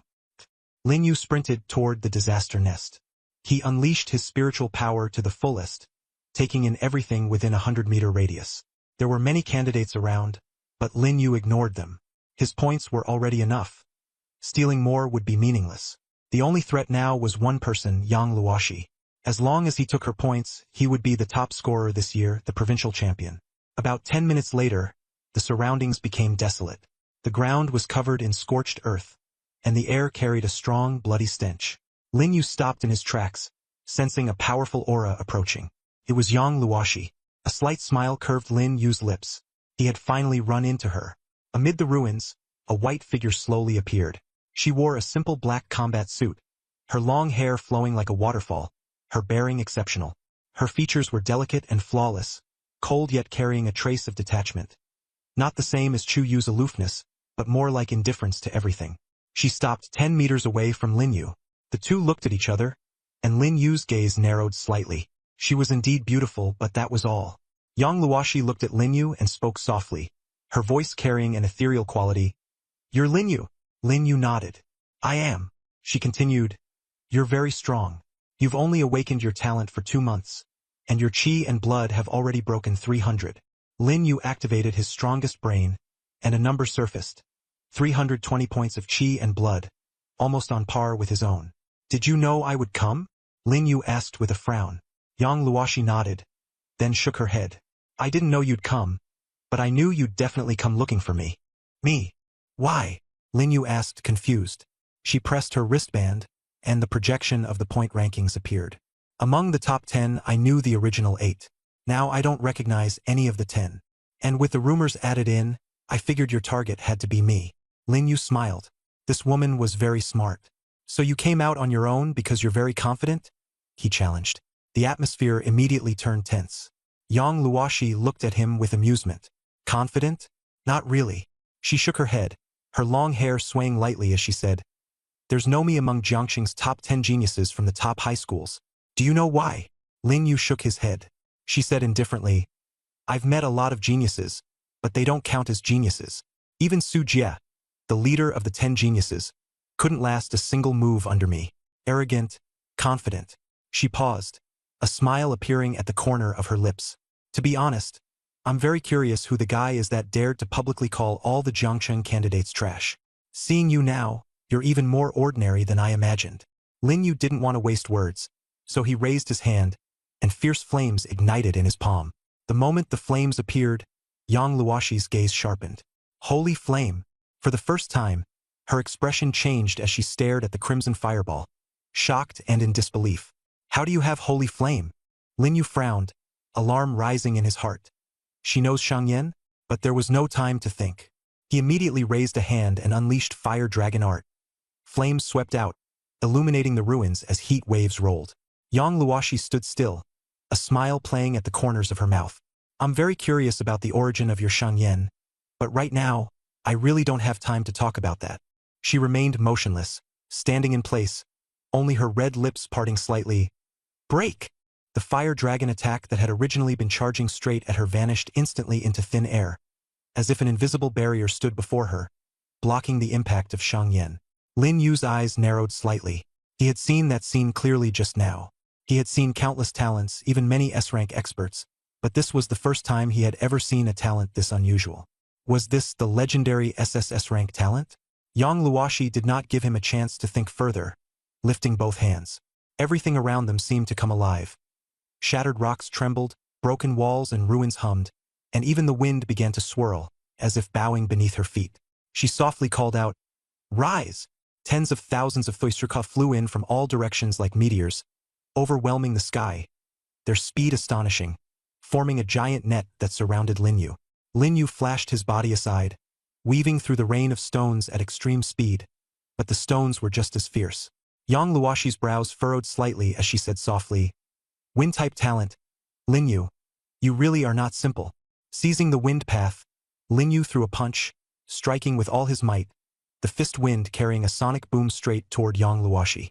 She still stood there quietly, the corners of her mouth curved in a faint smile, neither dodging nor moving. When the fist reached her, an invisible barrier suddenly took shape, completely dissolving the force of the punch. Lin Yu felt as though he had punched cotton candy. The fist force dispersed 3 meters away from Yang Luoshi. The Shang Yan attack he had used against her earlier was also blocked by a similar barrier, mysterious and unfathomable. Yang Luoshi gave a light wave of her hand, and vines instantly wrapped around Lin Yu. Although Lin Yu reacted quickly, he was still thrown aside, slamming heavily into a broken wall in the ruins. He steadied himself, his expression growing grave. This woman was far stronger than he had imagined. The holy flame ignited once again. Yang Luoshi seemed to have seen through Lin Yu's thoughts, and said softly, "In the same realm, no one can defeat me, including the 7 kings of the capital. When I awakened my talent, my teacher personally came to see me.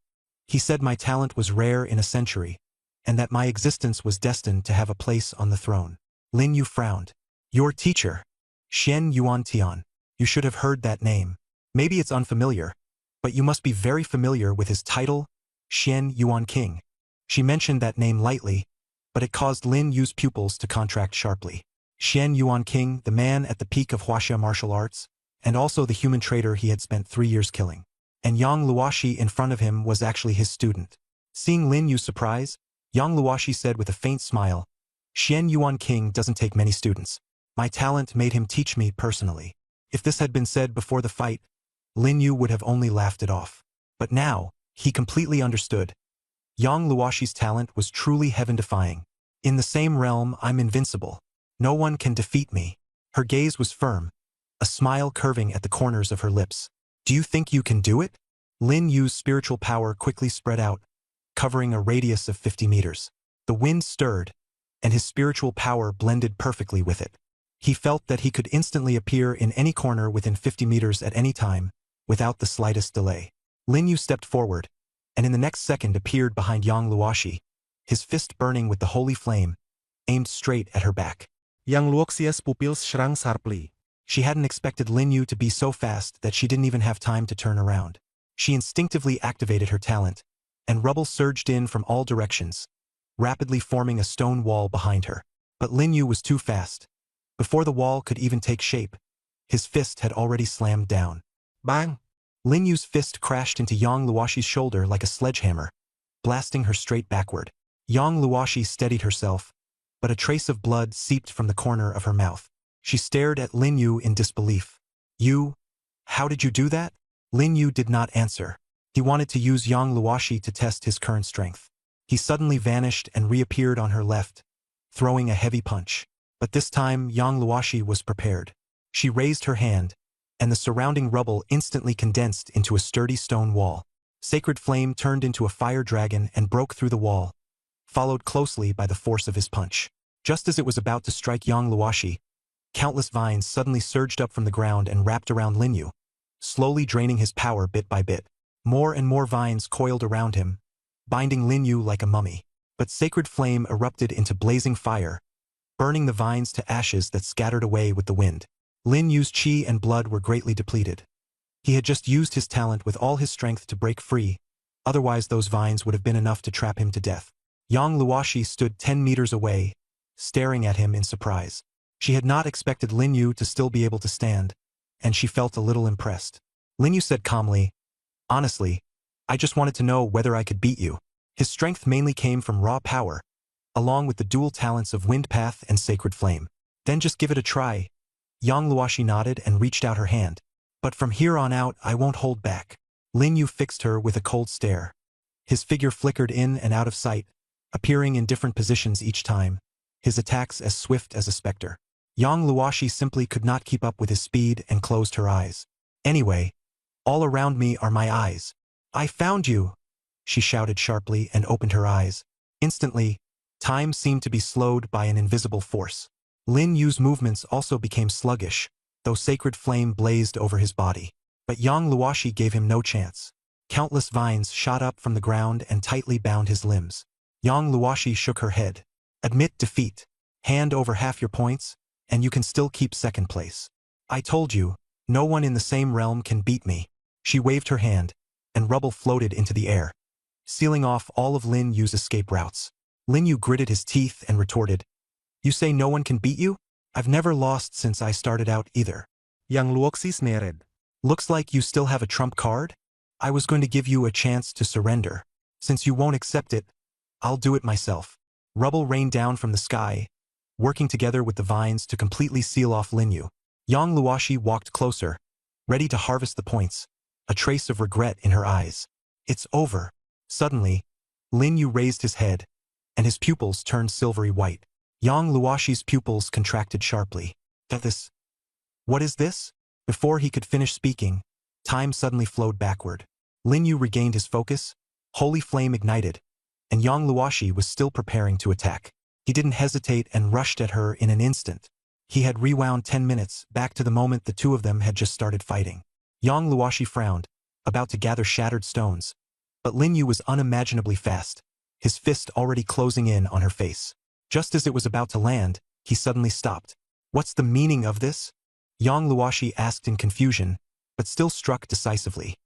Shattered stones flew from behind and sent Lin Yu flying. Lin Yu got the answer he wanted. With his triple talents activated, Yang Luoshi was no match for him.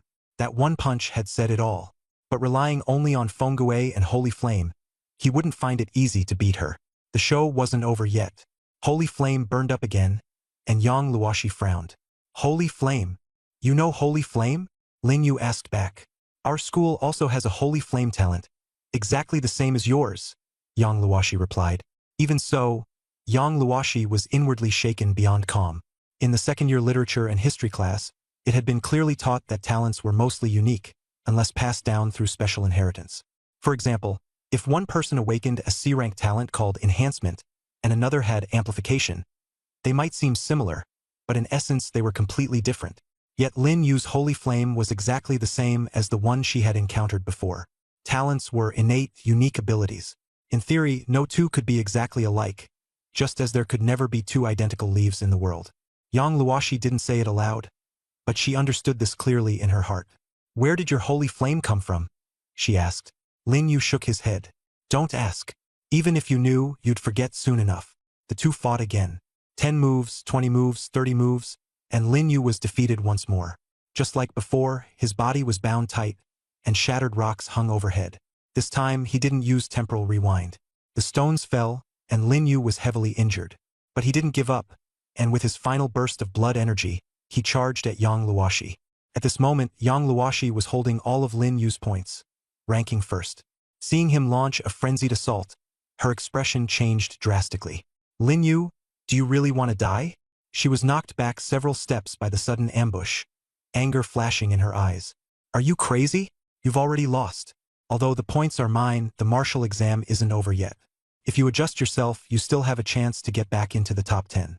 Do you really want me to eliminate you right here? If you keep fighting, you'll die. Lin Yu was drenched in sweat, his blood and energy nearly exhausted. He smiled at Yang Luoshi. I'm the least afraid of dying. I've died many times. Yang Luoshi became even more certain that he was insane. She took a deep breath, made a sweeping gesture with both hands, and shattered stones rose into the air, pointing at Lin Yu. Stop. One more step and I won't hold back. Killing you won't bring any responsibility. If someone dies by accident in the martial exam, it'll be the same for you. Not to mention, my master is the Shenyuan king. Lin Yu did not stop.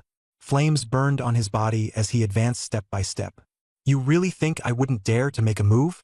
Yang Luoshi clenched her 5 fingers, and the flying rubble rained down, instantly engulfing Lin Yu. Pain struck, and Lin Yu's whole body ached terribly. In the end, he fell to the ground. As the wind blew past, his consciousness returned, and a mechanical voice sounded in his mind. The talent concept-level immortality has activated successfully. You have been revived and restored to your pre-revival state. The talent plunder has activated successfully. You have successfully plundered the other party's talent. SSS rank talent. Resonance of all things. Resonance of all things. You can perceive everything, resonate with all things, and be their king. All things respond to your call. Lin Yu rose from the rubble, sacred flames burning in his palm. Yang Luoshi looked at him from afar, her eyes full of astonishment. At this moment, everything had changed completely. Lin Yu stepped forward, and the rubble in the ruins automatically spread into a road. He felt the wind, the rubble, and the trees around him. Not hostility, but submission. Yang Luoshi widened her eyes. That's impossible. She lowered her head and tried to activate her talent, only to find it had completely failed. The bridge between her and all things had been severed. You? She looked up, disbelief all over her face. How could this be? Lin Yu smiled. Tell me, in this era, would there be a place for you among the kings? I only want to say, if there is a king, there can only be one, and that's me. His words struck Yang Luoshi's heart like a heavy hammer. She looked at the road automatically unfolding beneath Lin Yu's feet, then at the sacred flame in his palm, her mind in turmoil. That sentence just now had stunned her. If there is a king in this era, it will be me alone. Not one seat at the table, but the only one. How arrogant. In the past, Yang Luoshi would have only thought Lin Yu was joking. But now she didn't think so. She began to believe that Lin Yu really had that kind of ability. She tried once more to activate her talent, and the result was the same as before. Her talent had once again vanished without a trace. Lin Yu, is this your trump card?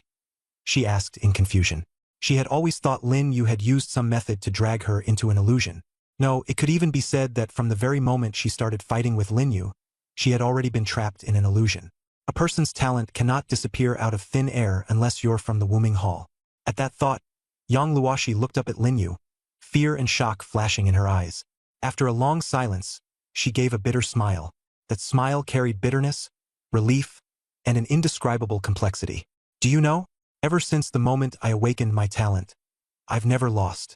All the geniuses on campus were defeated by me. I have an SSS-level talent, a once-in-a-century prodigy. I was taken as a disciple by the King Xian Yuan, his only student. In all the same realms, I've never lost. I thought I would keep winning forever. She gave up struggling. Without her talent, even if she still had strength, she was absolutely no match for Lin Yu. You win. I lost.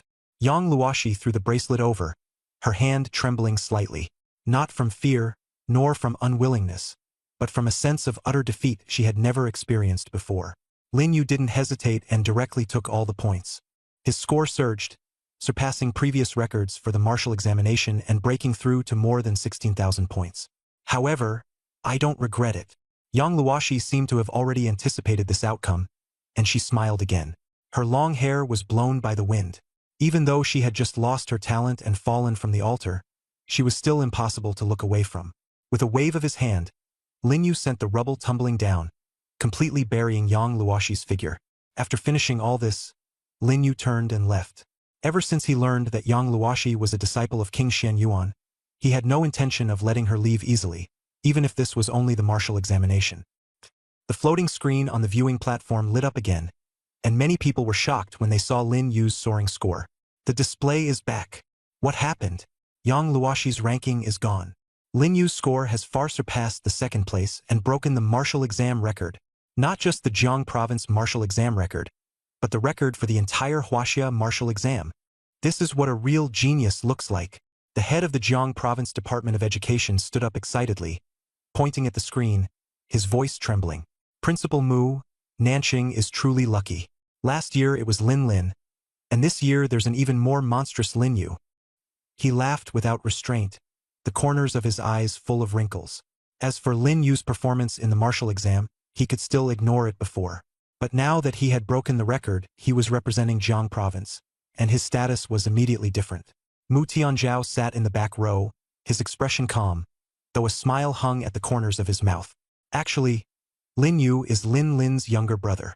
The head of the Department of Education was stunned for a moment, then laughed even more joyfully. The Lin family really has two heroes. Wonderful. The officials nearby all nodded, their eyes filled with respect. Nanqing No. 1 High School seemed to be on the rise. Perhaps very soon it would no longer lose to those top schools in Jiang City.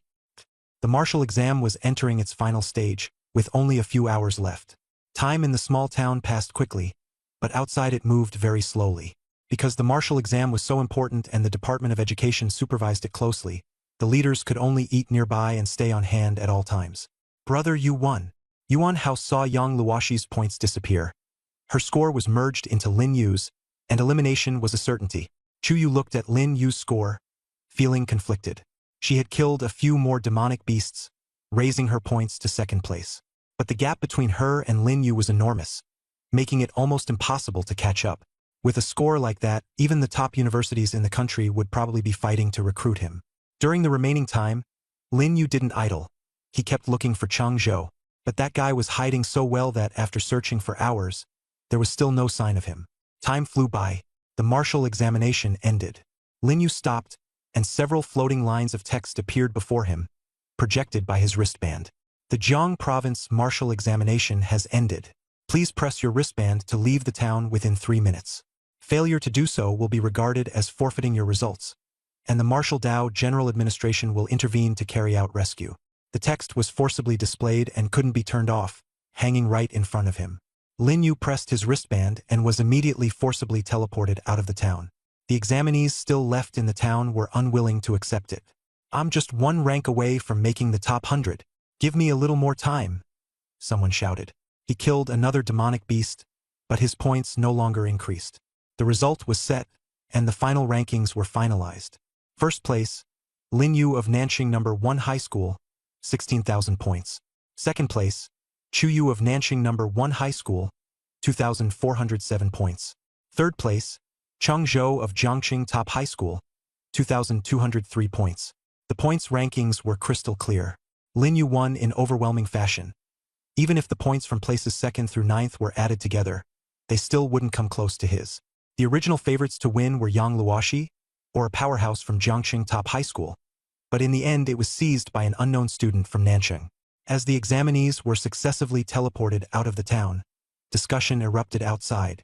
That first-place guy is basically a bandit, snatching points everywhere. I've been hiding in the outer area and my points still aren't enough to equal 1 demonic beast of his. 16,000 points? Didn't that break the provincial record? Not just the province. It's broken the national record too. Seriously. I'm from Nanqing No. 1 High School too. Lin Yu awakened the worst talent. Believe it or not. Nonsense. I saw it myself, he has a fire element talent, and the lowest element rank is A grade. Don't you know such basic common sense? Most people on the scene were talking about Lin Yu with mixed opinions. Only the candidates from Jiangqing's top schools were cursing him endlessly. Because of the earlier Shuiqing incident, Jiang Province had been largely ignored by the authorities and fell behind in resources.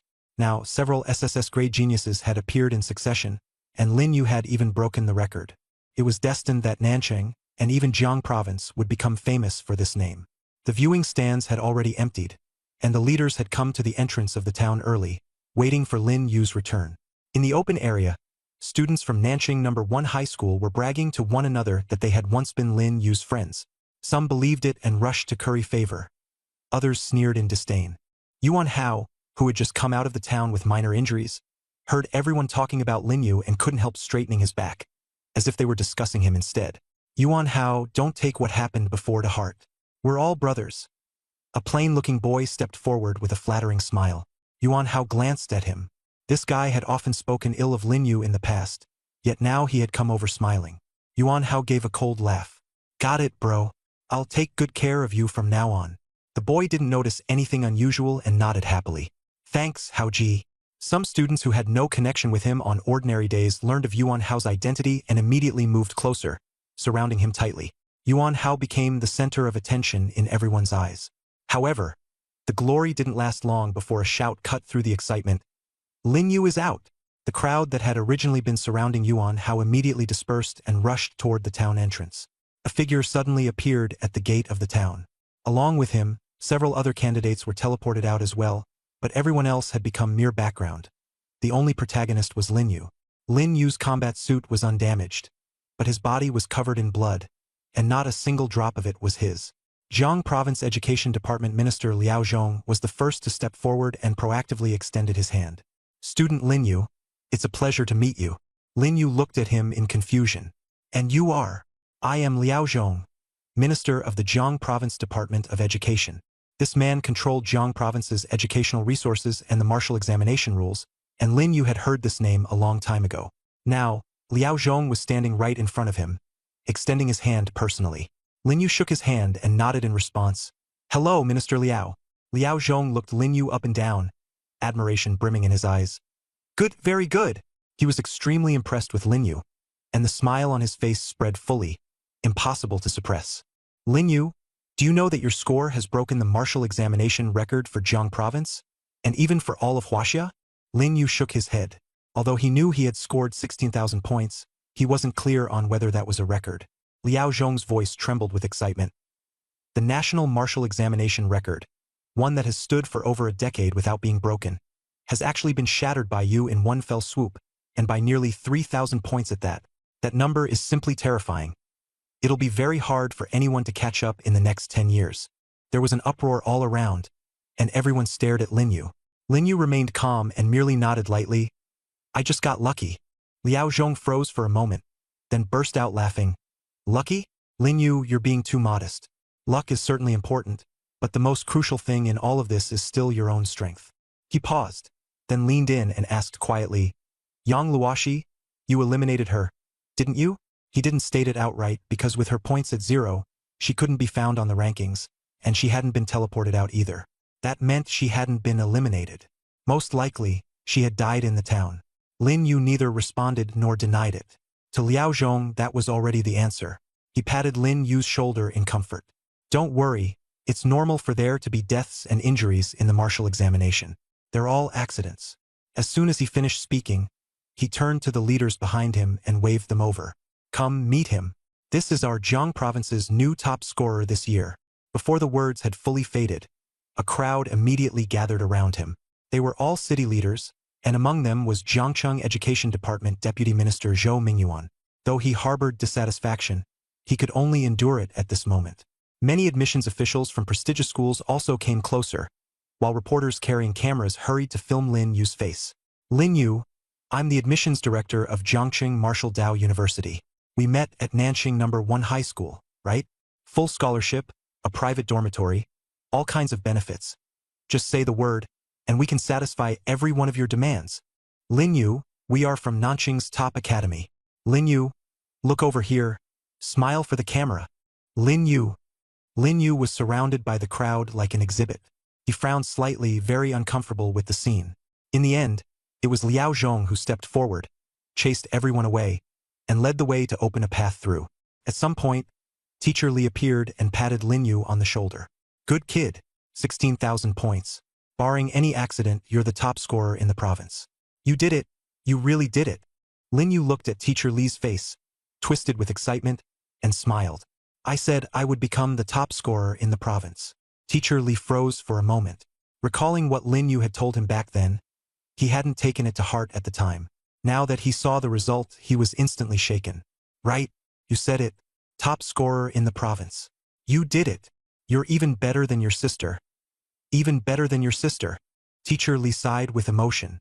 "In the future, I'll teach more and more students, but I'm afraid no one will ever be as outstanding as you." Mu Tianzhao watched silently from the side, the corners of his mouth lifting slightly. For him, that was enough. It was absolutely worth it. Nanxing No. 1 High School wasn't just about producing the top scorer in the province. It was also producing the national top scorer. As the principal, he felt immense pride in his heart. Lin Yu chatted a few words with the leaders, and then got into the special car. Yuan Hao looked somewhat regretful, having thought Lin Yu would be riding with them on the same bus. The ranking results would be announced the next day. Today's martial arts exam had taken too long, and the candidates were already exhausted. They only wanted to return to the hotel and rest well. The car was a 5-seater sedan, and the driver was the leader's secretary. Besides Lin Yu, there were also teacher Li, Mu Tianzhao, and Liao Zhong in the car. Lin Yu, with your score, you can choose any national university. Which one are you planning to go to?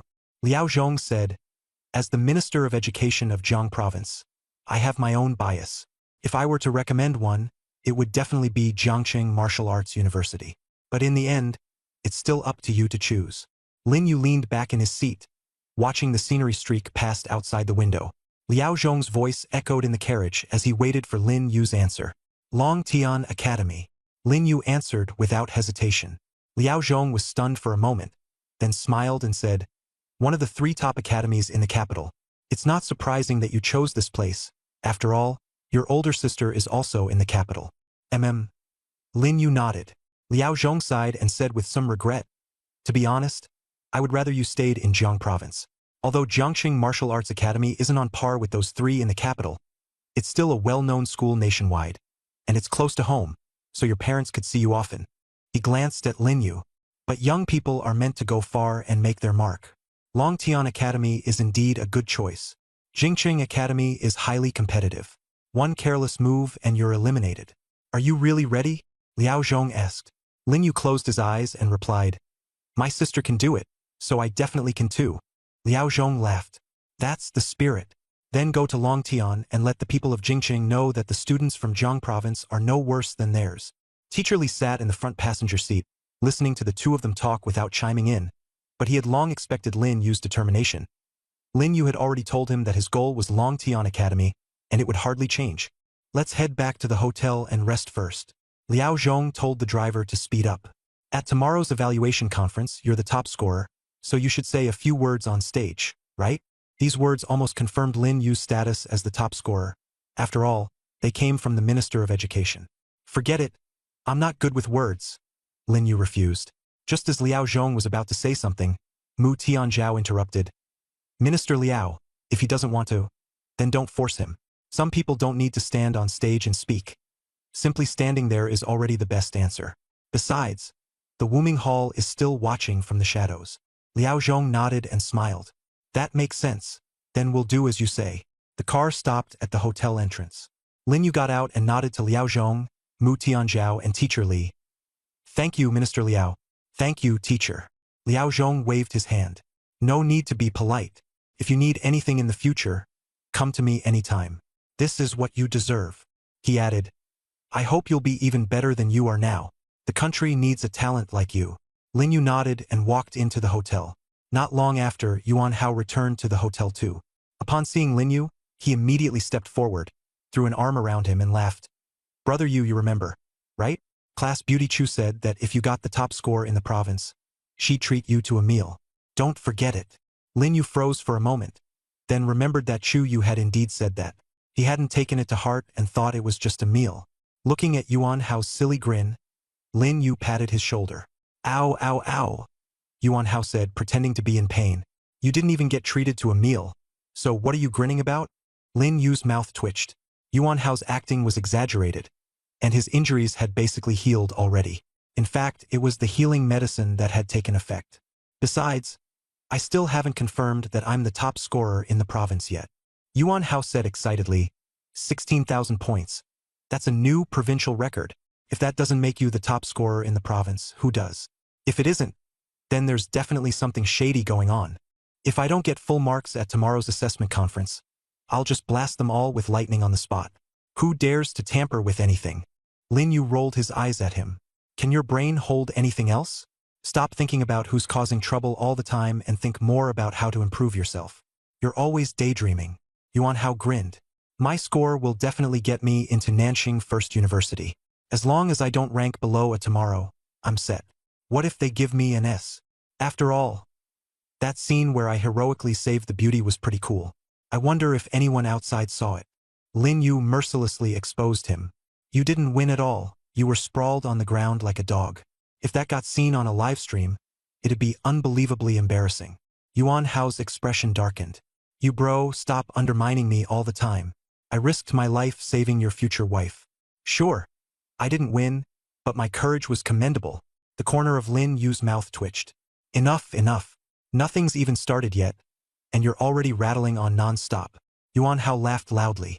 I'm just worrying on your behalf. You've got to find a wife early. Haven't you heard? You should start looking for a wife when you're still a kid. Once you really step into society, it gets hard to find good girls. By then, when it comes to dating and marriage, you can only settle and get by. Lin Yu was speechless and simply quickened his pace, walking farther ahead. You bro, wait for me. Seeing Lin Yu walk off, Yuan Hao hurried after him. At night, with time still to spare, Lin Yu sat up, took out his notebook, and began looking into the 7 kings of the capital. He had heard of the 7 kings of the capital, but knew very little about them. Since returning to Shuiqing, Lin Yu had rarely used his notebook to predict the future, and those words still lingered in his mind. He opened the notebook and asked, "What exactly are the 7 kings of the capital?" The writing slowly appeared and began to answer. Heavenly Dragon King, Long Xiaoyao, founder of Dragon Heaven University, graduated from Capital University, strength unfathomable. Ning Heavenly King, Ning Yuan, the youngest among the 7 kings of the capital, crowned king at 30, a dual awakening talent user, graduated from Capital University, strength unfathomable. Jiang Heavenly King, Jiang Poyu, founder of the Jiang family, ruler of the northern frontier, graduated from Capital University, strength unfathomable. Yi Heavenly King, Yi Zhiqiu, graduated from Qingbei University, strength unfathomable. Jade Heavenly King, Yu Qing, the only woman among the 7 kings, graduated from Wan Tian Academy, and her strength is unfathomable. Nameless Heavenly King, identity mysterious, never appeared in true form before the public, now deceased. Xiao Heavenly King, Xiao Zhanyun, graduated from Qingbei Academy, and his strength is unfathomable. Lin Yu twitched the corner of his mouth. This answer was too vague. It didn't reveal any substantive information at all. What surprised him even more was that nearly half of the 7 kings actually came from the Capital Academy. That proportion was terrifyingly high. There were already very few 7 kings to begin with, and for half of them to come from one academy showed just how strong the Capital Academy was. No wonder so many awakeners tried their hardest to get in. Among the 3 top academies, the Capital Academy was undoubtedly the strongest. Whether in resources, heritage, or faculty, it was unmatched. The other 2 were also impressive, but they still fell a little short compared to the capital.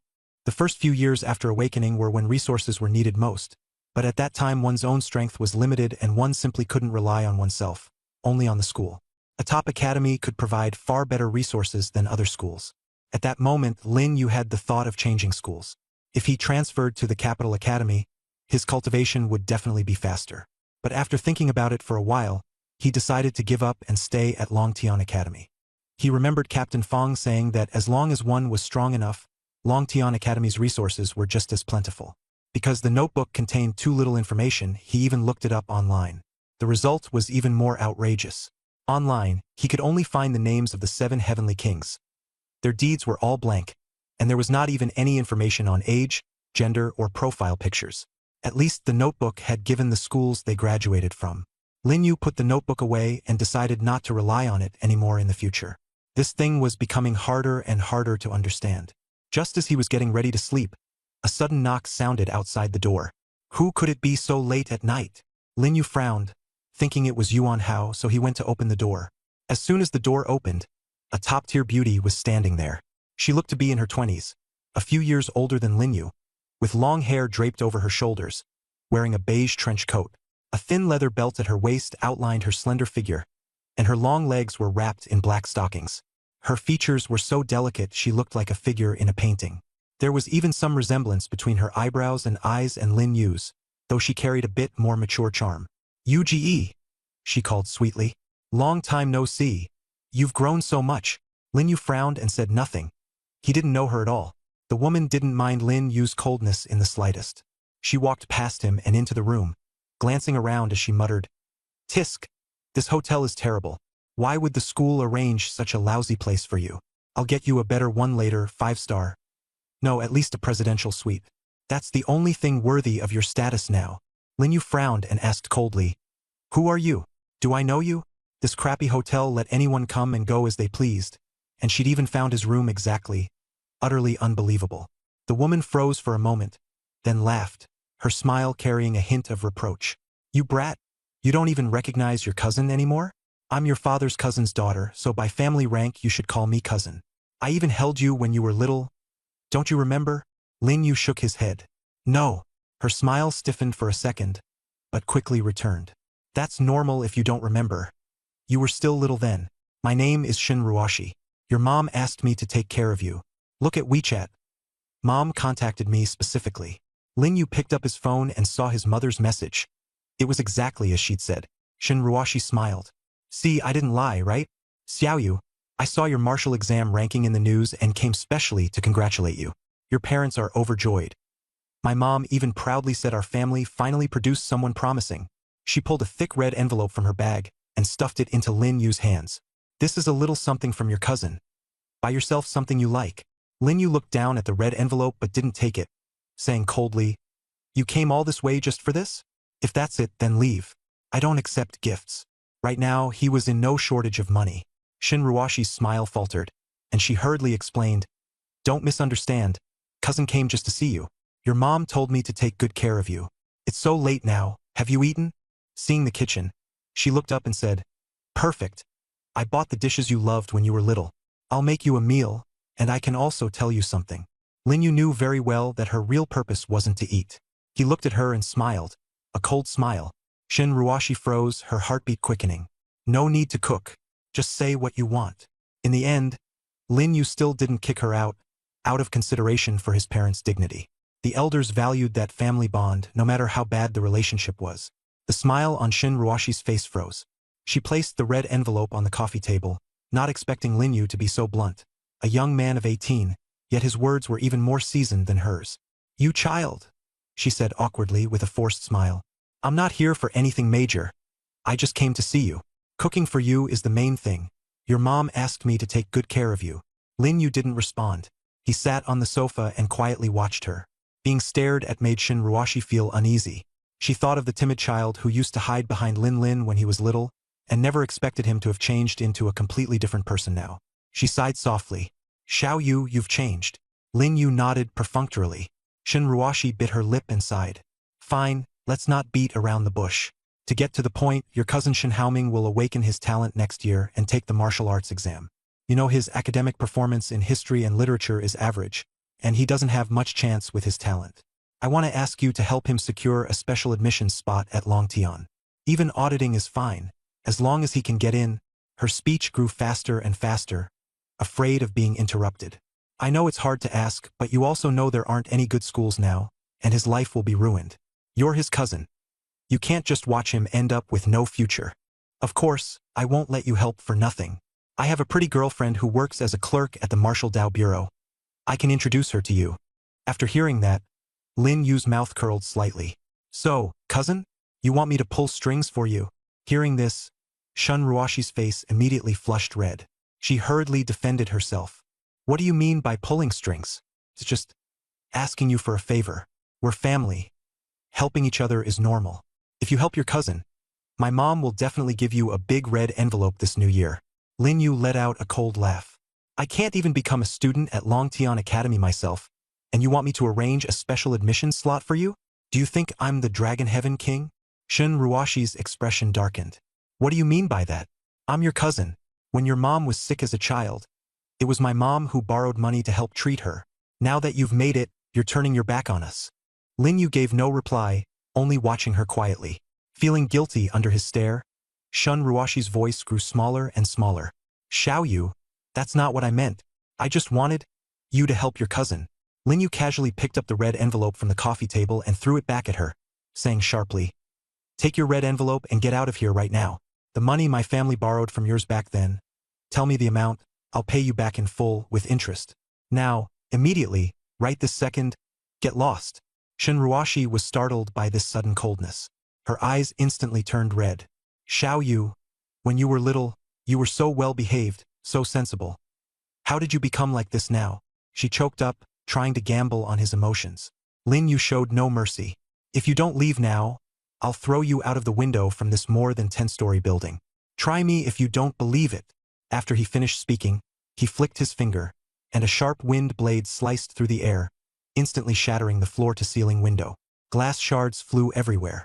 Shin Ruashi screamed and shrank back, but she tripped over a chair and fell to the ground in a miserable heap.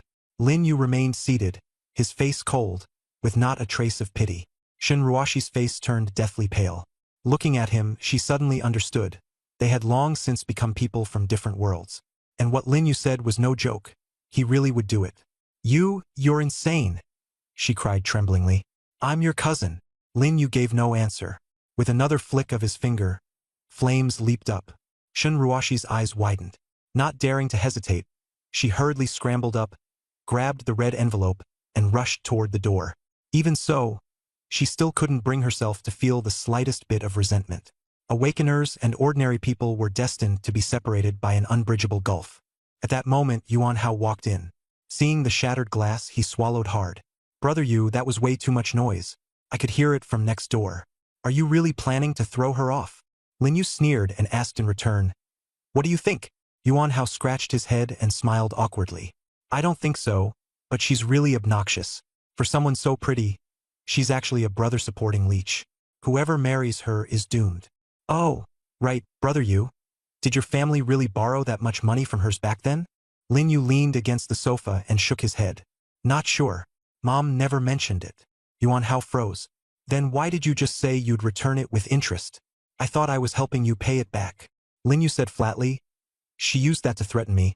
Nothing more than trying to make me owe her a favor. I let her in and didn't chase her out immediately. That already counts as saving my parents' face. Yuan Hao nodded. I see. Lin Yu stretched. It's this late already. Why aren't you sleeping? What are you doing here? Yuan Hao smiled. I heard the commotion and was worried something happened to you, so I came over. I even thought people from the Hall of Lifeless Fate had shown up. Lin Yu glanced at him. All right, I'm going to sleep. You should also start training your lightning talent soon. That's better than worrying about me. Yuan Hao chuckled, grabbed an apple, and left. The next day, the rating conference was held as scheduled. The venue was that gymnasium. The gymnasium was packed to capacity outside, and the square was also crowded with people, with the examinees gathered in groups of 3 or 5. As soon as Lin Yu and Yuan Hao entered the gymnasium, the surrounding gazes immediately focused on them. Brother Yu, you're really famous now, not just at school. Everyone in Nanjing, and even all of Jiang province, knows you. Yuan Hao rubbed his hands excitedly. Walking beside Lin Yu, he seemed to shine. He felt especially proud. Beside him, Yuan Hao kept talking non-stop. Brother Yu, what do you think Chu Yu will wear today? She usually always wears jeans. That white dress she wore last time when she signed up for the martial arts exam was so beautiful. I feel like there's a show today. Brother Yu. Brother Yu. Yuan Hao grew more and more excited as he spoke. Lin Yu glanced at him. You've got a lot of free time on your hands, huh? Yuan Hao quickly shut up, but the smile in his eyes couldn't be hidden. Inside the gymnasium, discussion rose and fell all around. That's Lin Yu. Yeah, that's him.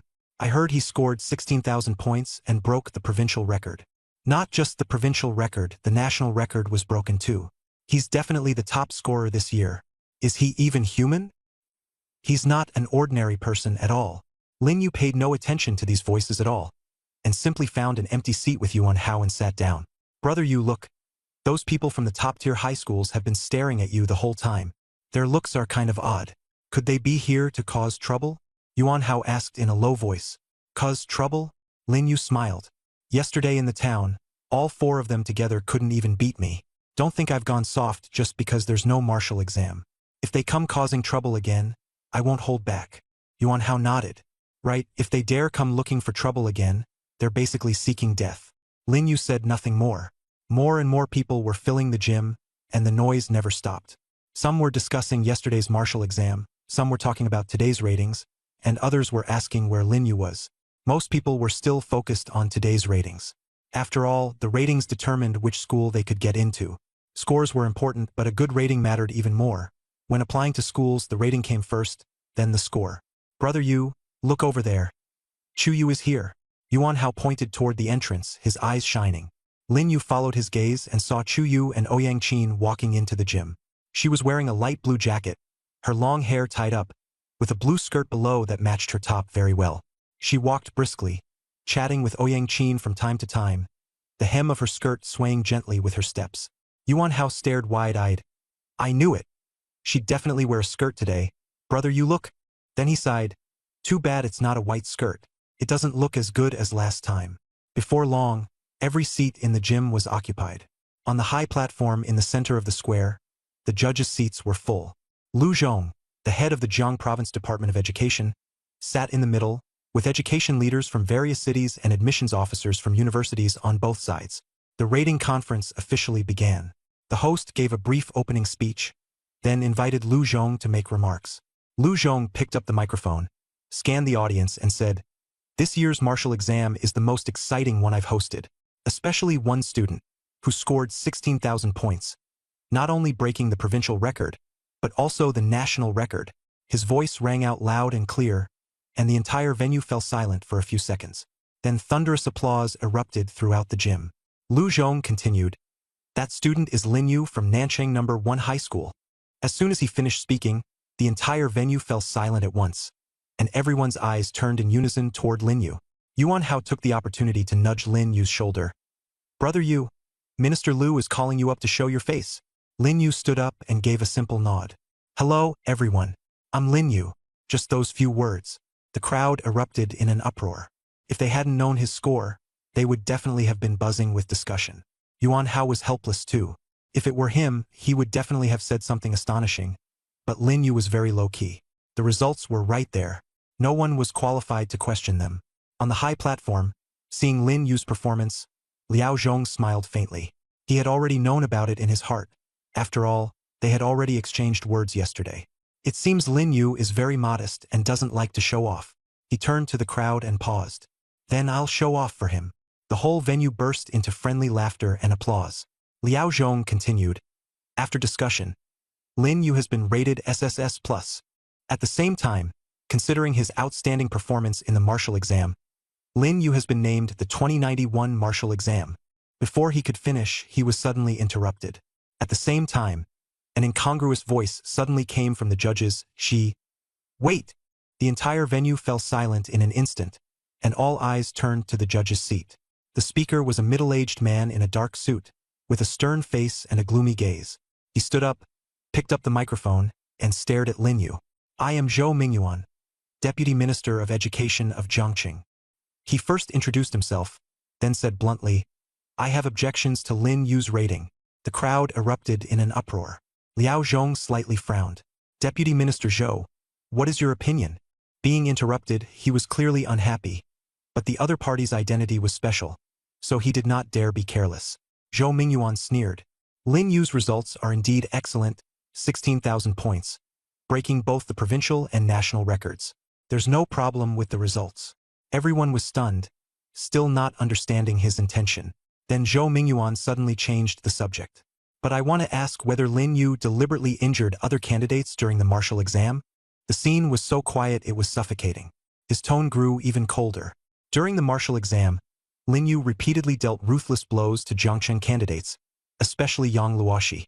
Not only did he take all her points, he also buried her alive under shattered rocks. When the rescue team arrived, Yang Luoshi was already dead. The whole venue fell into dead silence. The martial exam allows competition for points, but it absolutely does not allow killing. Zhou Mingyuan's voice echoed through the hall. "The martial arts exam is for selecting talent, not for letting people bully and fight viciously. Does someone who dares to use lethal force against a classmate deserve an SSS+ rating and the title of provincial top scorer?" The top scorer is not just about the score, but also about representing Jiang Province. With such corrupt character, what meaning is there in being the top scorer? Liao Zhong's face darkened. "Deputy Minister Zhou, casualties in the martial arts exam are normal. If he can't even accept that, how will he ever go to the battlefield in the future?" He raised his voice. "I don't think Lin Yu violated any rules." Zhou Mingyuan sneered back. "Rules are dead. People are alive. If he will stop at nothing for points, how is he any different from a calamity?" The words stabbed straight at Lin Yu like a blade. All eyes in the venue fell on Lin Yu, filled with shock, suspicion, and gloating. Yuan Hao wanted to stand up and speak up for Lin Yu, but Zhou Mingyuan's status crushed his courage. The students from Jiangqing's top high school were snickering under their breath, their faces full of schadenfreude. Wu Zhang, seated in the front row, wore a pleased smile. He had been humiliated by Lin Yu many times before, and now he finally had a chance to see Lin Yu make a fool of himself. A murderer still wants to be the top scorer? Wu Zhang deliberately raised his voice and shouted arrogantly. This murderer should be disqualified immediately, his results invalidated, and he should be handed over to the Marshall Dow General Administration for processing. Lin Yu said nothing, offering no rebuttal at all. To outsiders, it only seemed like he had been completely unable to fight back. The facts were plain to see. Murder was almost certain now. Although Liao Zhong was trying his best to protect him, it would still be hard for Lin Yu to escape disaster. The lightest severe punishment would be a 1-year suspension from school, retaking the martial arts exam, and naturally having his score invalidated. Seeing that Lin Yu still wouldn't speak, Zhou Mingyuan became even more smug. He turned to Liao Zhong and said in a booming voice, "Minister Liao, Lin Yu committed intentional homicide and violated the rules seriously. I suggest invalidating his score and transferring the case to the Marshall Dow General Administration." Liao Zhong's face was livid. Just as he was about to argue, the gymnasium doors were suddenly shoved open. Everyone's attention was instantly drawn over as 3 figures walked in at a leisurely pace. 1 woman and 2 men. Leading them was a short-haired woman in a black business suit, her gaze sharp as a blade. She moved swiftly, and every step carried an imposing presence. No one recognized her, but the 2 middle-aged men in plain clothes behind her were the 2 top power holders of the Jiangxing Marshall Dow General Administration. The man on the left was Zhao Taisheng, director of the Jiangxing Marshall Dow General Administration, and the one on the right was Sun Mingyuan, its deputy director. These 2 should have been the pillars of the Marshall Dow General Administration, yet at this moment they were following closely behind the short-haired woman like attendants. Sun Mingyuan's expression changed drastically. The development of events was completely beyond his expectations. Why would the higher-ups of the Marshall Dow General Administration suddenly appear? The short-haired woman was unknown to most people present, but Lin Yu recognized her, Fang Xian. She had helped Lin Yu quite a lot before at the Nanjing Marshall Dow General Administration. Fang Xian walked into the gymnasium, cast a cold glance over the crowd, and finally let her gaze settle on Sun Mingyuan. She said lightly, "Student Lin Yu's actions fully comply with the martial arts exam rules." The entire venue erupted in uproar. No one had expected Fang Xian to be so domineering, stepping forward to back up Lin Yu the moment she spoke. She said nothing more and turned her gaze to Zhao Taisheng nearby. "Leave the rest to you. I don't want to see this person, Zhou Mingyuan, ever again." Zhao Taisheng immediately replied, "No problem, Captain Fang." Then Zhao Taisheng turned to Sun Mingyuan, his tone icy. "Zhou Mingyuan, you are suspected of disrupting the rating order. Come with us." As soon as the words fell, the surroundings fell eerily silent, and no one reacted to what had just happened. Sun Mingyuan's face turned ashen, his lips trembling, his whole body like a deflated balloon. You, he stammered. "I'm the Deputy Minister of the Jiangxing Education Department. You can't do this." Just after Sun Mingyuan finished speaking, he stepped forward, took out a document, and said coldly, "Zhou Mingyuan, you are suspected of abusing your power and maliciously interfering with the martial arts exam rating order. This is a summons from the Martial Arts General Bureau. Cooperate with the investigation." Sun Mingyuan's legs went weak and he could barely stand. His eyes widened as he stared at the document in his hands, his mind going blank.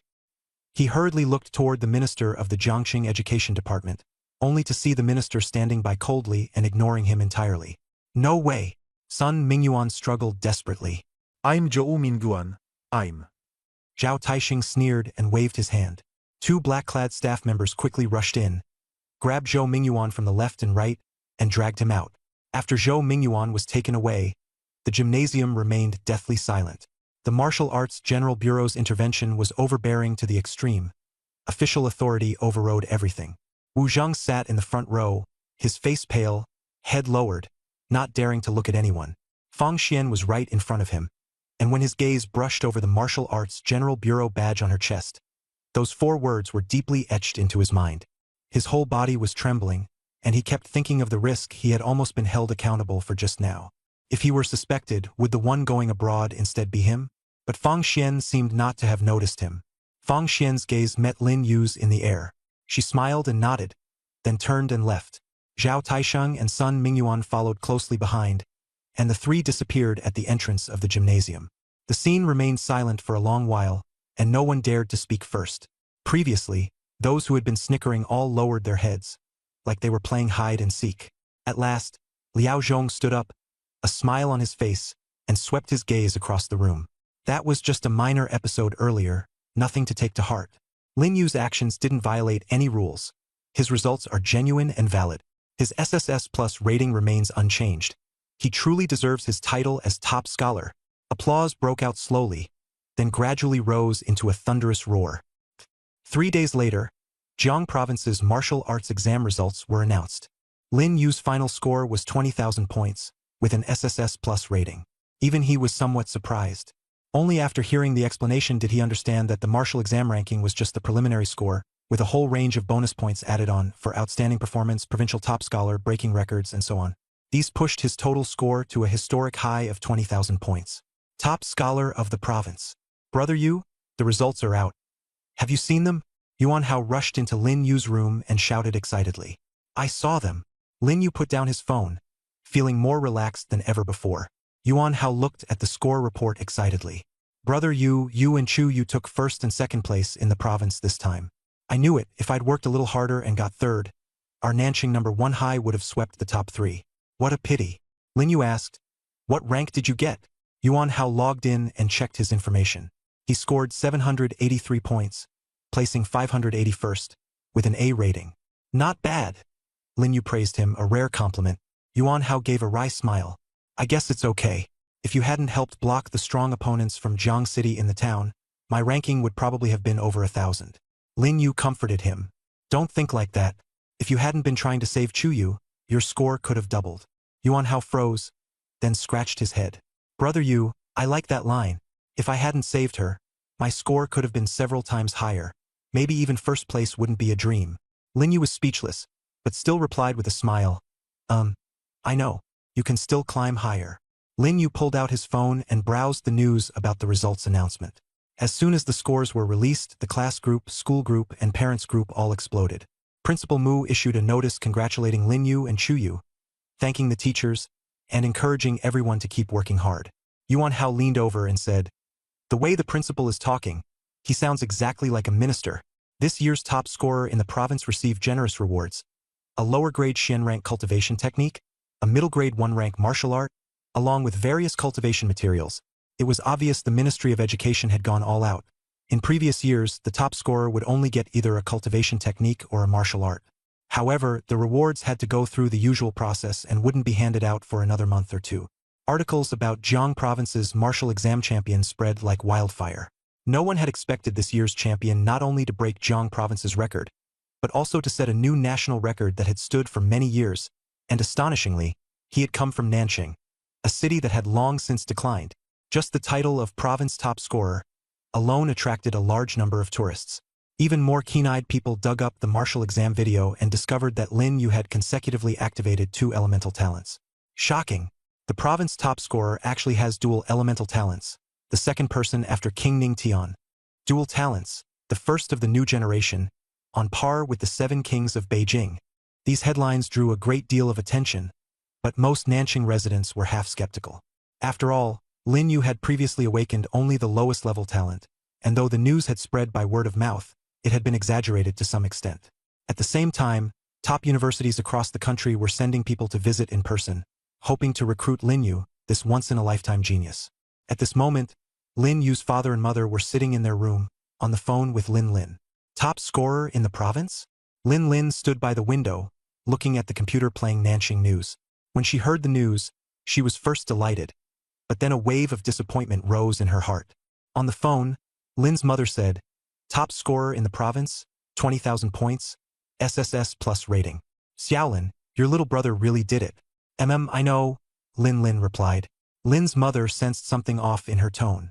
What's wrong? Aren't you happy? Lin Lin shook her head, but complicated emotions surged in her heart as she softly said, I am happy. All right, Mom. I'm hanging up first. I've still got something to do. The call ended before Lin's mother could finish speaking. Lin Lin stared out the window in a daze, thinking of the promise she made to Lin Yu when they were children, to protect him forever and always stay ahead of him.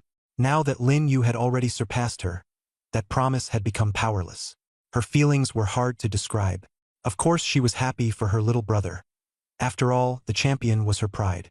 But what she felt more was disappointment. Not jealousy or unwillingness, but the emptiness and unease of someone who had long been the protector suddenly being surpassed by the younger sibling. She had thought she would always be walking ahead of him, at least for a few more years. In Lin Yu's room, the phone suddenly rang. It was Teacher Li calling. As soon as the call connected, Teacher Li said anxiously, Lin Yu, the admissions directors from the 3 top universities are already at the school waiting for you. The admissions directors from other schools are here too. I haven't let them leave. The decision is up to you. Lin Yu replied calmly, Okay. I'll go apply to the principal for a car right now and have someone pick you up immediately. Before he could finish, Mu Tianzhao, standing nearby, interrupted. No need to apply. Just arrange a car, my word goes. Do I really need an application for this kind of thing? Listening to the argument on the other end of the phone, Lin Yu smiled faintly. Very quickly, the car arrived. After briefly greeting his parents, he left with Yuan Hao. At the same time, Lin's father and mother were busy calling relatives, unable to contain their excitement. Hello, sis? Yes, Xiao Yu is this year's martial examination top scorer. Your son only ranked over 1,000? What a pity. Hello, third uncle. Xiao Yu is the provincial top scorer, first in the province. Lin's mother made call after call, each one carrying the same joyful news. She smiled so broadly on the phone her mouth could hardly close, and she even stood a little straighter. Just like last year, except last year Lin had entered through special admission, so the impact wasn't nearly this great. Now, just searching Lin Yu online would bring up the top score news. On the other side, at Nanxing No. 1 High School, the heads of the major top universities all said they wanted to see Lin Yu. Mu Tianzhao took the admissions directors to the reception room first, arranged for teachers to host them, and said that the message had already been passed on to Lin Yu, who was on his way to the school. Then, he personally led the heads of the 3 top academies into the principal's office and received them personally. He also took out a few packets from his treasured tea leaves and brewed several cups of warm tea. Although he was a lower-tier awakener, the 3 in front of him were either lower-tier or mid-tier awakeners, all renowned figures in the capital. Just connecting with any one of them could make his future go smoothly. The one who had come to the school before was merely an ordinary admissions teacher from Longtian Academy. But the one brought here today was their chief representative. That alone showed how much they valued Lin Yu. Not only Longtian, but the chief representatives of Jingcheng Academy and Qingbei Academy were also their top leaders. The Jingcheng representative seemed the most confident, because he had already investigated Lin Yu's background. His elder sister was also at Jingcheng Academy, so he should naturally want the siblings reunited.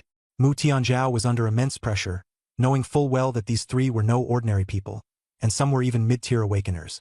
Principal Mu, about when will Lin Yu arrive? The Qingbei Academy representative asked bluntly, with no interest in drinking tea at all. Soon. I'll go check. Please wait here for a moment. Mu Tianzhao replied respectfully. After handing over the teacups, he left the principal's office, leaving the 3 top academy representatives to wait on their own. Stop arguing. Lin Yu will definitely choose our Jingcheng Academy first. After all, his sister is here. The Jingcheng representative was full of confidence. Not necessarily. The Longtian representative sneered. This time we must have Lin Yu. Orders from above are absolute. The person in charge from Qingbei shook his head. So it looks like I'm the least competitive? Both this time in Jiangcheng and this time, he came under a normal invitation with no mandatory order. But if Lin Yu made excessive demands, such as asking for a house in Beijing or something, it would be difficult for him to accommodate. His authority wasn't that great, but he could still support reasonable requests. Qingbei University was undoubtedly more attractive, but compared with Longtian, which came with an order, and Beijing, which had family there, it fell far behind. Maybe. The other 2 answered in unison. Not long after, Lin Yu followed the principal into the principal's office. As soon as they saw Lin Yu, the 3 admissions officials all stood up at once. Zhou Zhang, the admissions director of Longtian University, was the first to step forward. He smiled and extended his hand.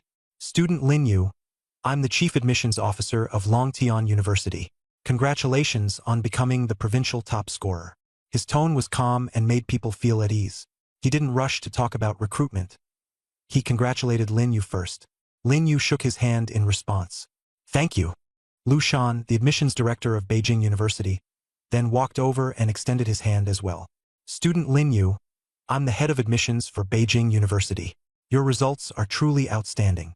He smiled and added, Your sister, Lin, is doing very well at Beijing University, and we're looking forward to you joining us. Last was Chen Yuan, the admissions director of Qingbei University. He had a kindly attitude.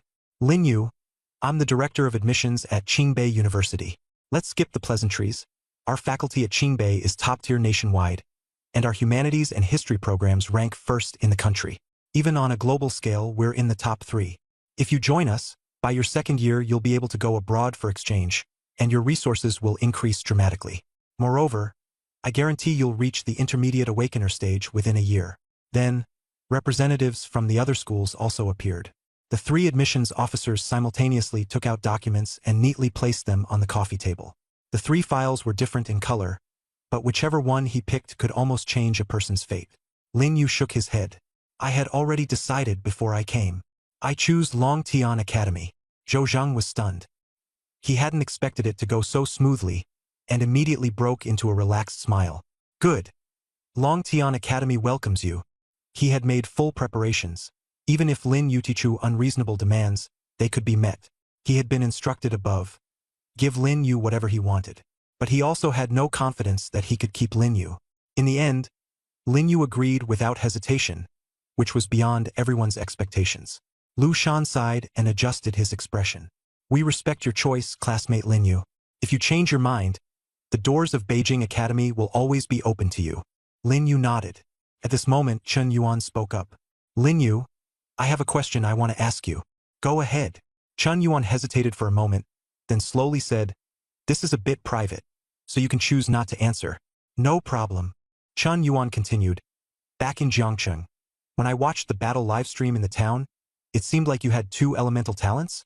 Are you a dual talent awakened? As soon as he said that, the principal's office fell silent. Zhou Zhang and Lu Shan also looked at Lin Yu, waiting for his answer. Talent is the most private thing, and people usually pretend not to notice it. But they had all watched Lin Yu's livestream in Misty Town. He had indeed used at least two elemental talents, fire and wind. Dual talents are extremely rare. Everyone eagerly awaited Lin Yu's answer. Lin Yu said calmly, That's right. I have dual talents. Before he could finish, Chen Yuan interrupted him. I know. His face was filled with relief. The next second, he sighed, said nothing else, and simply nodded before leaving. Qingbei Academy had missed out on a top-tier dual-talent genius. Zhou Zhang and Lu Shan exchanged shocked glances. Although they suspected Lin Yu had dual talents, they hadn't asked directly like Chen Yuan did. After all, talent was very private. After getting confirmation, Zhou Zhang became even more certain that he had found a treasure. Lu Shan's attitude changed, and he prepared to fight for him again. He said, Student Lin Yu, school hasn't started yet, so there's no rush to decide which academy to choose. Go back and think it over carefully, and contact us once you've made up your mind. Our Imperial Capital Academy guarantees you the best treatment. As long as you come, we'll provide a full scholarship. In addition, there will be extra cultivation resources every year and an independent dormitory. More importantly, you can choose one teacher who will personally guide you for 4 years. As soon as Lu Shan finished speaking, the principal's office fell silent for a moment. Zhou Zhang was about to take a sip of tea, but upon hearing this, he nearly spat it out. Was this a blatant attempt to poach someone? He looked at Chen Yuan, hoping to get support from him, but Chen Yuan didn't even lift his head, acting as though it had nothing to do with him. Mu Tianzhao beside him was also so shocked that he couldn't say a word. A full scholarship? At Imperial Capital Academy, that was no small amount. It usually costs several million a year, and over 4 years it could easily add up to tens of millions. Independent cultivation resources meant the most top-tier techniques, the rarest medicinal herbs, and the most advanced training equipment. He could even choose a teacher. Every one of those teachers was a high-level awakened, or even a top powerhouse in the martial arts world. Lu Shan smiled with great confidence. Almost no one could refuse such tempting conditions. Besides, Lin Yu's sister Lin Lin was at Imperial Capital Academy, and their network could also help win him over. Even if Lin Yu didn't agree on the spot, as long as he didn't immediately sign the enrollment notice for Dragon Sky Academy, there was still a chance to lure him back through his sister. Zhou Zhang set down his teacup, knowing that if he didn't speak up now, this genius Lin Yu would really be snatched away. He stared at Lu Shan and said evenly, Old Lu, snatching someone right in front of me like this is a bit too dishonorable. Lu Shan smiled and said, It's not snatching someone. It's giving the student more choices. Lin Yu's Chengji deserves better conditions, and what you can't give him, we can. Zhou Zhang didn't get angry. He only asked calmly, Director Lu, are you done? Lu Shan froze for a moment, then nodded. I'm done. Zhou Zhang nodded and turned to Lin Yu. No matter which academy you choose, we'll respect it. Wherever you go is fine. I'll be happy either way. Then he continued, however, if you come to our Longtian Academy, we'll give you a house in the capital and double your full scholarship every year. Most importantly, The principal will personally guide your martial cultivation, especially in the direction of dual talents. As soon as those words were spoken, the entire principal's office fell deathly silent. Lin Yu didn't know who the current principal of Long Tian Academy was. He only knew the previous one was Dragon King Long Tian. But Lu Shan and Mu Tianzhao knew clearly, the current principal was AI Fan. AI Fan was not only the #1 martial artist in the capital, but also ranked just below the 7 kings, only one step away from becoming a king. Lu Shan's smile froze instantly. He hadn't expected Zhou Zhang to be this ruthless, directly bringing out such a trump card. A house in the capital and double scholarships might be something they could afford, but AI Fan personally guiding him was something their capital academy simply couldn't do. It wasn't a matter of money at all. At AI Fan's level, no one could easily get his personal guidance. Director Zhou, are you sure Principal AI will personally guide him? Lu Shan asked in disbelief. This made the atmosphere in the principal's office even more tense. Even Mu Tianzhao felt doubtful inside. How could AI Fan possibly accept students so easily, much less teach them personally? Zhou Zhang took a light sip of tea and said with a faint smile, Director Lu, you have Director Chan to thank for this. Just now, Principal AI sent me a message himself. As long as Lin Yu enrolls, he will personally guide him. Lu Shan's expression changed. He understood that this was absolutely true. Zhou Zhang had no reason to lie to him about something like this. If AI Fan really were to personally guide Lin Yu, thanks to Director Chan? Lu Shan's mind raced, recalling how Chan Yuan had just asked Lin Yu about his dual talent. Right, it had to be because of the dual talent that AI Fan had taken interest. By that logic, Chen Yuan wasn't helping at all. He had instead caused a huge disaster, inadvertently pushing Lin Yu toward a rival. At the thought of this, Lu Shan immediately lost all enthusiasm. Zhou Zhang looked at Lu Shan and said, Principal AI told me to do whatever it takes to recruit Lin Yu into the school. He said Lin Yu is a once-in-a-century dual genius and didn't want such talent to go astray. Lu Shan fell silent.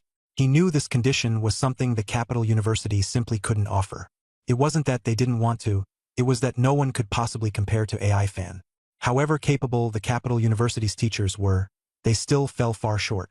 AI Fan was only one step away from becoming a king. With his personal guidance, Lin Yu's martial path would be unimaginably smooth. That meant Lin Yu would at least be able to reach AI Fan's level in the future. Director Zhou. Lu Shan looked at Zhou Zhang, his voice weary. Your Long Tian University really spared no expense this time. Zhou Zhang smiled and said, It's not sparing no expense. It's valuing talent. Lu Shan nodded and said nothing more. He walked over to Lin Yu and extended his hand. Student Lin Yu, Capital University respects your choice. If you ever change your mind in the future, feel free to contact us at any time. He paused. The doors of the capital will always be open to you.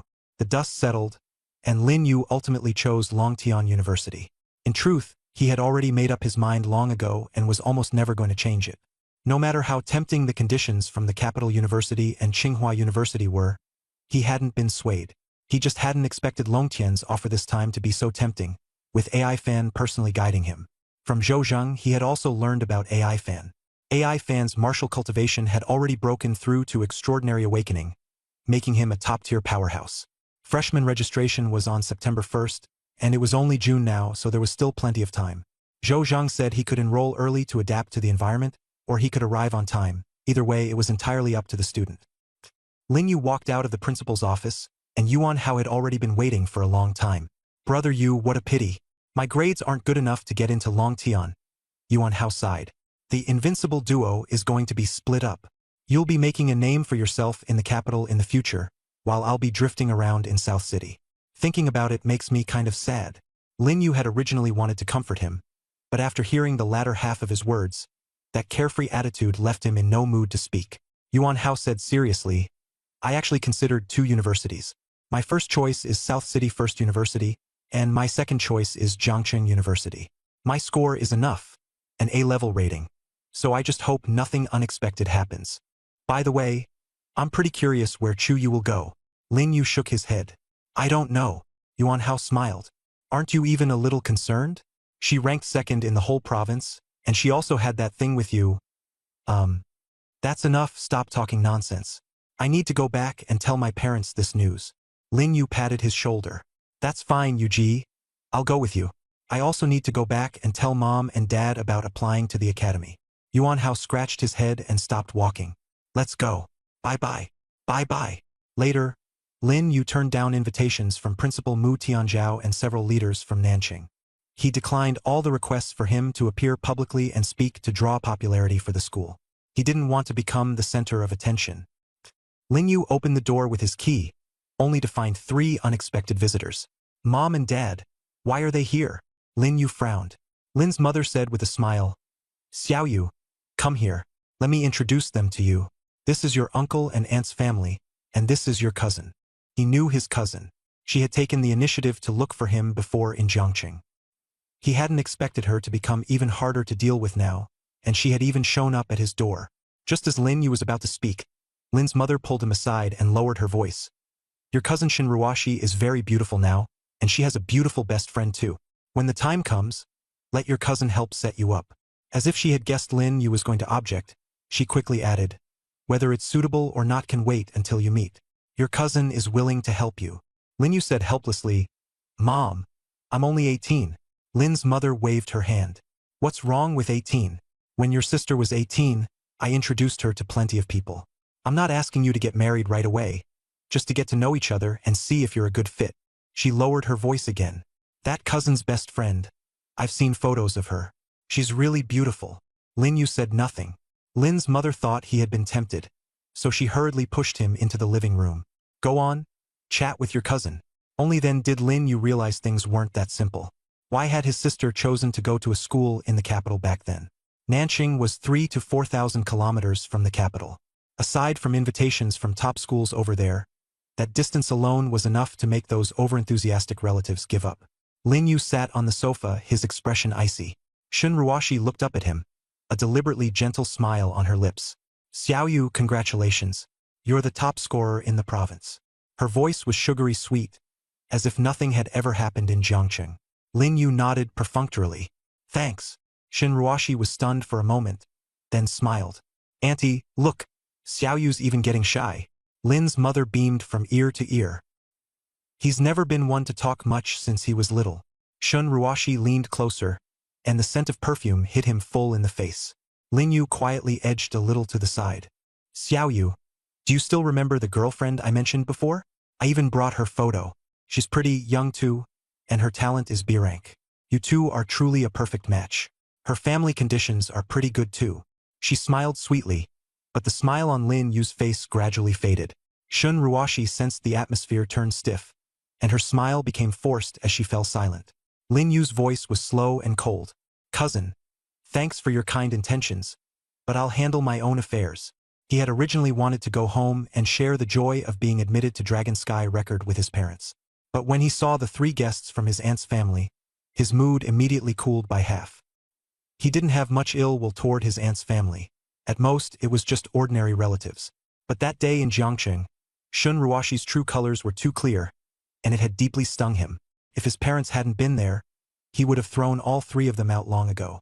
Seeing the awkward atmosphere, Lin's father hurried to smooth things over. Don't say that. Your cousin and the others mean well.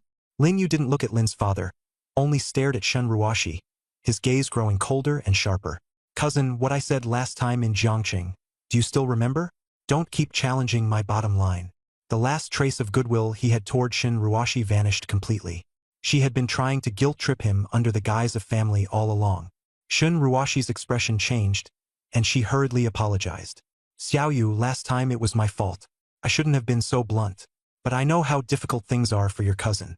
After thinking about it later, I figured he should just rely on his own efforts. Her voice lowered a few notches. Xiao Yu, you're not still angry, are you? Lin Yu did not answer. He stood up, turned his back to the others and said, Auntie, uncle, cousin, I appreciate your kindness. My affairs are mine to handle. Not even my parents can interfere, let alone you. As soon as he finished speaking, the living room fell into dead silence. Even Lin's mother was stunned. She had never expected her son to speak like that. Lin's father's face darkened. He opened his mouth, then swallowed his words back down. Shin Ruoshi remained seated, her expression turning red and white in turns. In her mind, she recalled that night at the hotel, when Lin Yu had threatened and intimidated her just like this. She had always thought Lin Yu was still that child, someone who would obediently listen with just a word from an elder. But now she realized that the Lin Yu before her was completely unfamiliar, no longer the same as before. 3 months passed in the blink of an eye. Under the watchful eyes of his parents and relatives, Lin Yu boarded the plane to the capital. There was no direct flight, so he first flew to Yicheng and then transferred. He had invited his parents to go with him so they could look after one another, but they declined. Lin's father said, "Your sister once suggested that the whole family move to the capital, but our roots are in Nanjing, and that won't change. The future is for you young people." Outside the airport, relatives and friends watched the plane take off, their faces filled with emotion. Who could have imagined that Lin Yu would soar to such heights? After learning that he was the top scorer in the province, many distant relatives rushed to Nanjing. Shun Ruoshi stood nearby, but she wasn't watching the plane as it flew away. Instead, she was lowering her head and playing on her phone. On the screen was Lin Yu's transcript, an SSS Plus rating from a sample pool of 20,000, a national record. She looked at it over and over again, and each time she still found it unbelievable. On the plane, Lin Yu quickly found his seat and sat down. The seat was a bit cramped. He thought to himself that if he had known this would happen, he might as well have spent more money to book first class. Suddenly, someone beside him exclaimed excitedly, "Hey, bro, are you Lin Yu?" The boy's voice was very loud, and the passengers around them all turned to look. Lin Yu turned his head to look. Seeing Lin Yu, the boy confirmed his identity and immediately sat down next to him. "Holy crap, you really are Lin Yu? I was just saying how familiar you looked," he said excitedly. "I saw you in the news. 20,000 points. Highest in the country, SSS Plus rating." His voice grew louder and louder, and even the flight attendants were sneaking glances over. Lin Yu asked in confusion, "Who are you?" The boy smiled. "It's normal that you don't know me. My name is Xiang Yang from Lingnan, and I'm going to Beijing just like you. But I'm not going to Longtian Academy. I took the exam for Beijing Martial Arts University, and I was just a bit short, so I got transferred there. I'm nowhere near as good as you, top scorer in the province." Lin Yu nodded. "Beijing Martial Arts College is pretty good too. It's considered a top-tier institution, just not as good as Longtian." Xiang Yang's eyes lit up. "I like the way you put it." He leaned closer. "A lot of people at our school idolize you. 20,000 points. Our school's top scorer only had a little over 1,000 points, not even half of yours. Genius Lin, would it be convenient to give me your contact info? I promised someone that if I ran into you in Beijing, I'd ask you for it." Lin Yu looked at him. He originally didn't want to say much, but Xiang Yang reminded him of Yuan Hao, someone who was sociable, talkative, and carefree. "Who are you asking for?" Xiang Yang scratched his head and, after some hesitation, told the truth. "Actually, it's our class beauty. She knew I got into the Capital Academy, so she took the initiative to ask me to help her get your contact information. I agreed and even got her contact info too. I didn't expect to run into you so soon." Lin Yu said nothing. Xiang Yang thought he would refuse and hurriedly waved his hands. "It's fine. If it's inconvenient, then forget it. I was just asking. This is my contact information." Lin Yu handed over a note. Xiang Yang had just reached out when Lin Yu pulled it back. "Are you sure you want it?" "Of course.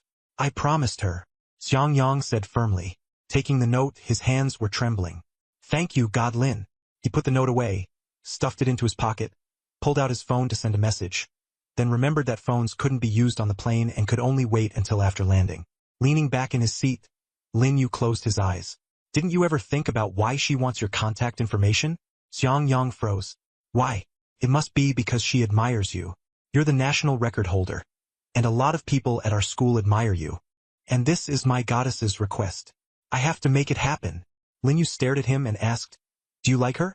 Xiang Yang blushed and quickly denied it. No. I just think she's pretty, has good grades, and is gentle." His voice got quieter and quieter, almost inaudible. "So you're helping her get another guy's contact information? If you like someone, you should be bold and go after them." Lin Yu asked back. Xiang Yang looked up and smiled. "Helping her isn't for me. As long as she's happy, that's enough. Besides, who knows? Maybe she'll take a liking to me in the future?" Lin Yu was helpless. This kind of person was beyond saving. Xiang Yang and Yuan Hao had similar personalities, but when it came to understanding girls, Yuan Hao was a bit better. For the rest of the trip, Xiang Yang became a little quieter, and Lin Yu got much more peace and quiet. During these 3 months, Lin Yu had not slackened in his training, and his qi and blood value had risen to over 800, still far from the 1,000 needed for a mid-tier awakened. During his 4 years at university, he had set a goal, to become a high-tier awakened. This goal seemed like a pipe dream to everyone else. To go from the beginner level to the advanced level within 4 years, having to cross the insurmountable intermediate stage in between. Some people got stuck at the beginner level for more than 10 years, and some never even touched the threshold in their entire lives. But he had to be fast. He and the notebook had only made a 3-year agreement. 3 years later, he had to have the ability to contend with Xian Yuan Tianping. Otherwise, if disaster struck again, Jiang City would be reduced to ruins within 10 years. To be honest, Lin Yu still had no confidence right now. In just 3 years, he had to face a top-tier powerhouse, and the pressure was immense. Soon, they arrived in the capital. "Boss Lin, is someone here to pick you up?" Xiang Yang asked breathlessly as he dragged his suitcase over. Lin Yu shook his head. "I don't know. Maybe not." He hadn't even told Lin that he was coming to the capital. The two walked out of the airport entrance, and Xiang Yang pointed at a black car not far away and shouted, "Holy crap! That's a martial arts general administration car." He then looked at Lin Yu. "Boss, this car should be here to pick you up, right?" Lin Yu nodded. He recognized both the car and the person standing in front of it. It was Fang Xian. Seeing Lin Yu, Fang Xian walked straight over. She was dressed in a black business suit, her short hair reaching her ears, her gaze sharp like a drawn sword.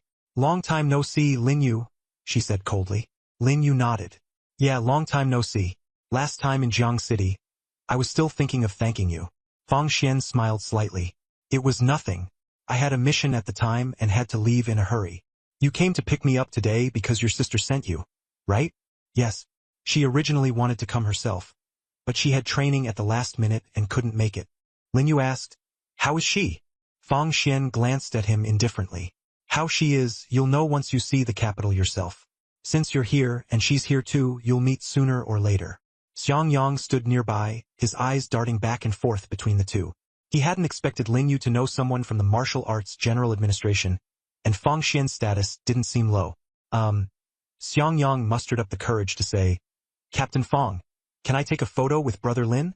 Fang Xian looked at him, then at Lin Yu. "This is your friend?" Xiang Yang hurriedly introduced himself. "My name is Xiang Yang.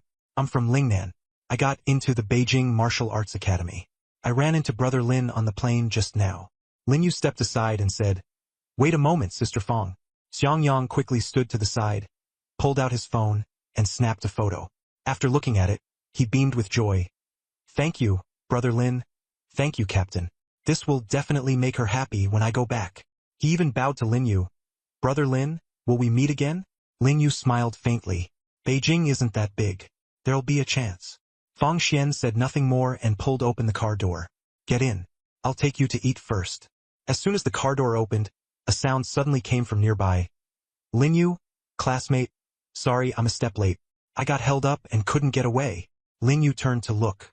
A black sedan had stopped not far away.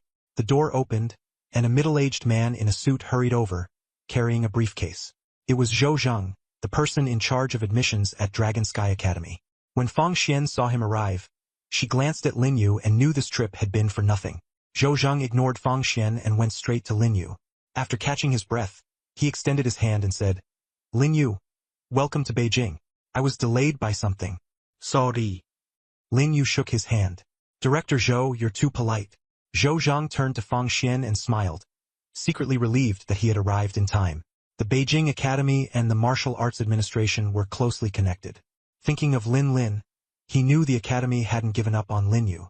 "You, Captain Fang, you came to pick up Lin Yu too? Since when has the Martial Arts Administration cared so much about our Dragon Sky Academy?" He deliberately emphasized Lin Yu's identity. Fang Xian's attitude toward Zhou Zheng was indifferent. At someone's request, Zhou Zheng didn't engage further and handed over the briefcase. "Lin Yu, your student ID and the things you asked for are all in here. Take a look yourself." Lin Yu opened it and saw a brand new key, a bank card, and a student ID inside. He closed the briefcase and Zhou Zheng smiled. "By the way, Principal AI asked me to ask when you're free. He wants to see you. Anytime. Let's go take a look at Longtian Academy together." Lin Yu picked up the briefcase and looked at Fang Xian. "Sister Fang, I'll head off first. Let's make an appointment next time." Fang Xian nodded. "Go ahead." She looked at Lin Yu and, after a pause, reminded him, "Beijing is not like Nanqing. There's danger behind all the prosperity too. There are people from the Wuming Hall, so you need to be careful." "I know," Lin Yu replied. After saying goodbye, Lin Yu and Fang Xian went their separate ways. Fang Xian watched Lin Yu's departing figure, feeling somewhat regretful. This time she had come to pick up Lin Yu, although it was indeed at someone's request. She also wanted to recruit him into the capital's academy. But now it seemed that the opportunity was gone. Zhou Zheng had arrived. Lin Yu did not refuse him. It seemed that the matter of the academy was finally settled. The car stopped at the entrance of Longtian Academy. Lin Yu got out of the car and looked at the two lifelike dragon reliefs at the gate, as if they could soar into the sky at any moment. Inside the school gate was a long tree-lined avenue, flanked by rows of yellowing ginkgo trees. Let's go. I'll take you to the dormitory first. Zhou Zheng picked up the suitcase and led Lin Yu forward. The academy was quite lively at the moment, with newly arrived students everywhere, each one a so-called genius back in their hometowns. However, Lin Yu soon felt several powerful auras emanating from around him, pressing down so heavily that it was hard to breathe. At the end of the tree-lined avenue was a large square, with a statue of a middle-aged man standing at its center, gazing firmly into the distance. This is the founder of the academy, Dragon Sky King. Zhou Zheng introduced. He pointed to another building. That side is the boys' dormitory, and across from it is the girls' dormitory. Your dorm isn't here. It's in a separate building. Soon, they arrived at the dormitory building. It was a small standalone building. This is it. Zhou Zheng stopped, took out a key and handed it to Lin Yu. This is the dormitory prepared for top students. Your room is on the 3rd floor. The room number is on the key. Go up yourself. I'm not a teacher after all, so I'm not qualified to go upstairs. I can only take you this far. Lin Yu nodded, took the key and suitcase and said, Thank you, Director Zhou. You're welcome. Go in first. I have something to take care of. By the way, Principal AI's contact information is in your briefcase. Reach out to him when you have time. Okay. Lin Yu agreed. As soon as Lin Yu entered the building, he ran into someone who was about to leave. Seeing him carrying luggage, one person said in confusion, It's already the 2nd, and someone's only just arriving now? Geniuses are always a little unconventional. Didn't you see how many people there were today? Stop staring at him only. Another retorted. At that moment, a refined young man in a white t-shirt took the initiative to strike up a conversation. Classmate, where are you from? I'm Xiechen, from Zhonghai. I'm Chao Quan, also from Zhonghai. Xiechen is awesome. 2nd place in Zhonghai this year. The boy in the black t-shirt beside him added. Lin Yu glanced at the two of them and smiled faintly. My name is Lin Yu, from Nanqing. Nanqing? Xiechen raised an eyebrow. Never heard of it. Lin Yu added, in Jiang Province. Oh, Xiechen nodded. He hadn't heard of Nanqing, but Jiang Province was familiar enough. Looks like Nanqing's education isn't too bad. To make it in here through the martial arts exam, Brother Lin must be pretty impressive. Huh. Lin Yu didn't answer. Cao Quan got acid. Military training is about to start. Lin Yu, put down your luggage and come with us first. Since you just got here, you definitely aren't familiar with the place. We'll show you around and, by the way, form a team. Military training? Form a team. Lin Yu didn't understand. It's normal that you don't get it since you just arrived, Chao Quan explained. This military training isn't ordinary. All freshmen have to go to the northern border for it, and in essence it's an entrance exam. Only after passing it do you become a formal student. I only found out after I came too, Lin Yu said with a frown. The northern border? He asked. Xiechen replied. It's the place guarded by Heavenly King Jiang. Our class is going there for combat drills. They call it military training, but it's really live combat. Simply put, it means going to the battlefield. When do we leave? Lin Yu asked. Chao Quan checked the time. Tomorrow morning. We registered yesterday and today, and tomorrow we'll gather and take a bus straight to the northern border. If you came a day late, you might not even make it. Okay, thanks. Lin Yu said his thanks and pulled his suitcase upstairs. Xiechen and Chao Quan exchanged a glance, almost certain they wanted to team up with Lin Yu. Someone who could get into Longtian Academy from a small place was definitely no ordinary person. Chao Quan hurried to help him with his luggage.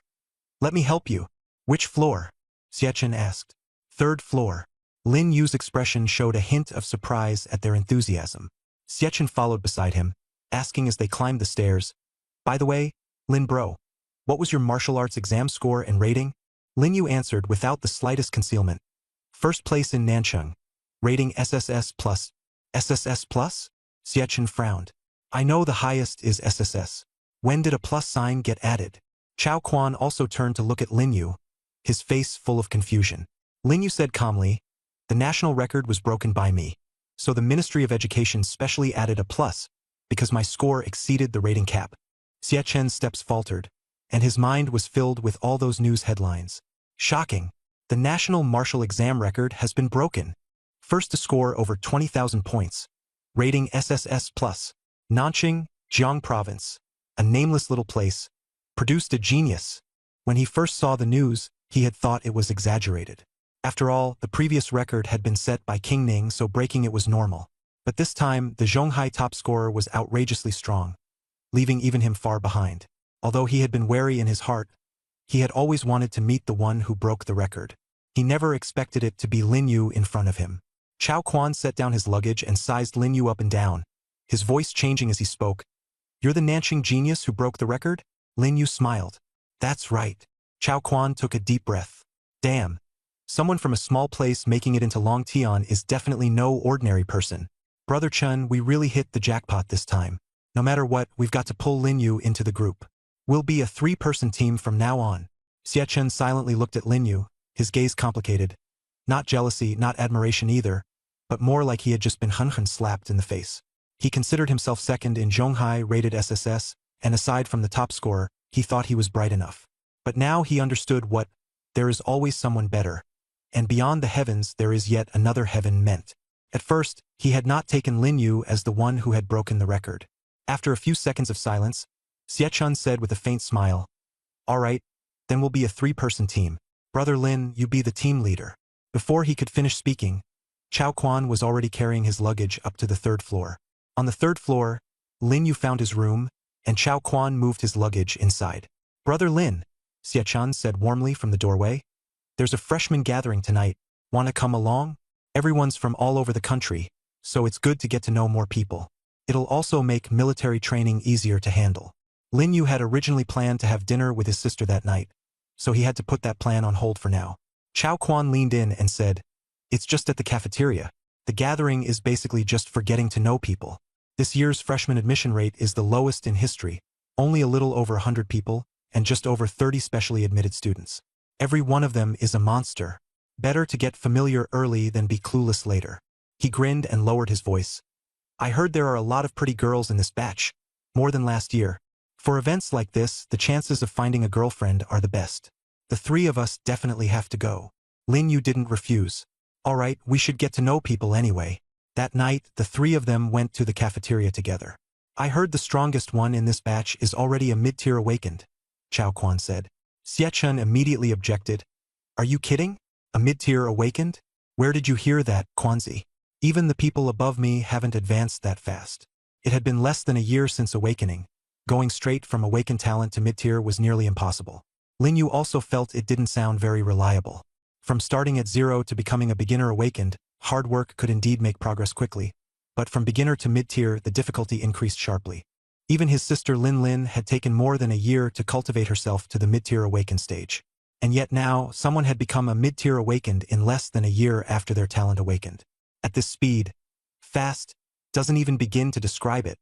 It's downright monstrous. "Hey!" Chao Quan stepped forward, waved his hand and said, "You two don't get it. I may not necessarily outdo you in cultivation, but when it comes to gathering intelligence, if my Longtian Academy claims to be number 1, no one dares claim to be second." Xie Chen immediately objected. "Impossible. Advancing from the beginner level to the intermediate level depends not on basics, but on comprehension, as well as strong vitality and combat experience. It can't be done by simply piling up resources. It should take at least half a year to break through." Chao Quan interrupted. "Just listen to me first. Let me tell you, this guy is a descendant of the King Jiang Tian. Do you believe it?" Lin Yu and Xie Chen fell silent at the same time. If that was the case, then it all made sense. Xie Chen opened his mouth, wanting to say something, but faced with the descendant of the King Jiang, he had nothing to say. He looked at Lin Yu and found that Lin Yu only slightly furrowed his brows, as if thinking. "How do you know that?" Xie Chen asked. Chao Quan said smugly, "This afternoon while you were cultivating, I took a walk around Longtian and asked around for news. I heard that the most impressive person in this class is the descendant of the King Jiang. They didn't take the martial exam and directly enrolled." Xie Chen fell silent. One day, 2 heavy blows. First was Lin Yu's astonishing strength. Then came the bloodline talent of the King Jiang. He was second in Zhonghai, rated SSS, and considered himself dazzling. Only now did he understand that some people have not only talent, but also bloodline, which determines that they are born standing at a height others can never reach. Lin Yu asked, "What's his name?" "Jiang Qian. I heard she's quite good-looking, and she also has an older brother, Jiang Liunian. Jiang Liunian is even more outrageous. He was once ranked first on Longtian Academy's top 9 genius list, and now he's an advanced awakener, about to graduate." These two names dealt Xie a third blow. 3 successive blows in a single day. An advanced awakener? Xie voice lowered. Chao Quan noticed his mood and said softly, "Yeah, Jiang Liunian was already an intermediate awakener when he enrolled, and this is only his final year. There's no comparison between him and us. Age alone is a big factor." Xie fell silent. Graduation is usually at 22 to 24 years old. He was only 18 now. Reaching the advanced level from the beginner level within 4 years would be extremely difficult. "You okay, Brother Chen?" Chao Quan asked carefully. Xie shook his head and smiled. "I'm fine. I just feel like this world is way too big. When I was in Zhonghai, I only saw one person above me and thought I was a genius. Only after coming to Longtian did I realize that there are geniuses above geniuses. And now I know there are also the Jiang family above geniuses." Cao Quan was speaking. He had been with Xie for many years, and didn't know how to comfort him. He looked toward Lin Yu, only to see Lin Yu expressionless, as if he didn't care about these two people. That made sense. After all, Lin Yu was the most dazzling genius in the entire country, breaking the national record, setting a new record, 20,000 points, SSS plus rating. Each one alone was heavyweight. Given enough time, he could. Xie suddenly asked, "Will Jiang Qian take part in the military training?" Chao Quan thought for a moment. She probably will. If she doesn't attend the military training, it doesn't count as formal enrollment. But she didn't take the martial arts exam, so maybe she won't attend the training either. We'll see tomorrow. Seeing that Xie was a little dejected, he comforted him. "Brother Chen, don't take it to heart. A family like the Jiang family is not something ordinary people like us can compare to. You're Zhonghai's runner-up, and Jiang Qian wants to compare with you just because of her family background. After all, in terms of talent, she's not as good as you." Xie nodded. "Forget it. Let's go. Let's check out those geniuses in the cafeteria," he said. As the saying goes, learn from the experience of those who came before. 3rd time's the charm. Today, I don't believe I'll get struck down a 4th time. They arrived at the cafeteria. The cafeteria of Longtian Academy was astonishingly large. Lin Yu was shocked at first glance. It was completely different from the rows of benches and the few long queues at the windows in an ordinary university from his previous life. Seeing his reaction, Chao Quan smiled, because he too had been shocked the first time he came here. He explained, "It's like this when you first arrive. I was shocked yesterday too. I heard that Longtian Academy's cafeteria is the best in the country, with chefs from 5-star hotels. You just take a plate and help yourself to whatever you want. No need to pay at all." Xie smiled and decided to relax for a bit, temporarily forgetting what had happened earlier. There were already quite a few people in the cafeteria, almost all in pairs, with only a few alone. They were all awakeners with strong vitality and blood. Conservatively speaking, they were all at least low-tier awakeners. Some were even comparable to Yang Luoshi, whom Lin Yu had seen before during the martial examination. "So this is the capital, so this is Longtian Academy? A true gathering place of geniuses," Lin Yu said with emotion. In Nanqing, it was almost impossible to see so many low-tier awakeners, but here they were everywhere. As soon as the 3 entered the cafeteria, someone came up to strike up a conversation. "Classmate, would it be convenient to leave a contact method?" A girl wearing glasses walked over with her phone in hand. Her smile was gentle, but her eyes had been fixed on Xie the whole time. Lin Yu frowned, noticing that she had no vitality and blood value at all. She was completely an ordinary person. Just as he was about to figure out what was going on, Xie had already turned her down. "Looks like I still have some charm, huh? Brother Lin, you're just too impressive. You stole my spotlight. No matter what, I'm still ranked 2nd in Zhonghai," Xie said proudly, touching his hair, feeling much better. The girl with glasses left in disappointment. Lin Yu couldn't help asking, "Longtian Academy actually admits people like that who don't have vitality and blood?" Xie and Chao Quan both froze for a moment. Chao Quan explained, "Brother Lin, you don't even know that?" Lin Yu shook his head. He really didn't know. Xie took over and said, "Although I'm not as good as you in some aspects, You're not as good as me and others either, so I guess that evens out. These are special admissions for the academic exam. They don't look at vitality and blood, only at academic exam scores. A country can't rely solely on the martial exam. Talent in the liberal arts is important too. Lin Yu suddenly understood and had long forgotten about the academic exam. After awakening one's talent, the path splits into the martial exam and the academic exam. Those with lower talents usually choose the academic exam. Chao Quan added, anyone who can get into Longtian Academy certainly won't do badly in the academic exam, but their status isn't as high as that of martial exam students. There were far fewer people on the second floor of the cafeteria, but they were all freshmen from this intake. Suddenly, a boy in a white shirt leaned against a pillar, a smile at the corners of his mouth, and asked with arrogant confidence, "You three, what's your level?" Lin Yu turned to look at him, his attitude unfriendly. Xiachen immediately shot back, "Who are you?" "You." The white shirt boy smiled. "My name is Gao Zhe, and I'm a local from the capital. I heard there's a ruthless guy named Lin Yu in your class this year. I wanted to meet him." Lin Yu's lips curled slightly. "I'm Lin Yu." Gao Zhe's eyes changed, and his smile deepened. "You're the Lin Yu who broke the national record?" Looking at his expression, Gao Zhe clearly wasn't buying it. Xiachen stood up. "You looking for trouble?" Gao Zhe waved his hand. "Don't be nervous. I don't mean anything else, just asking about your strength." Then he asked Chao Quan, "How did you get in?" Chao Quan said expressionlessly, "Special admission. Not bad. Special admission at the very least means an S-rank talent." Gao Zhe nodded. Then he looked at Xiachen. "And you? Damn it. I'm second in Zhonghai," Xiachen said with great swagger. Gao Zhe's eyes lit up. "Second in Zhonghai? Not bad, except you're only second." Those words angered Xiachen. "You're looking for a fight, huh? If you're not convinced, come out here. I'll beat you until you are and show you what you're made of." Xiachen's blood surged, and the people around them immediately turned to look. The nearby freshmen hurriedly moved away, afraid of getting dragged into it. Gao Zhe, however, remained leaning against the pillar without moving, the smile at the corners of his mouth unchanged. "Don't get so worked up. I was just joking. What are you so anxious about?" Gao Zhe sneered. Xiachen gritted his teeth and threw a punch.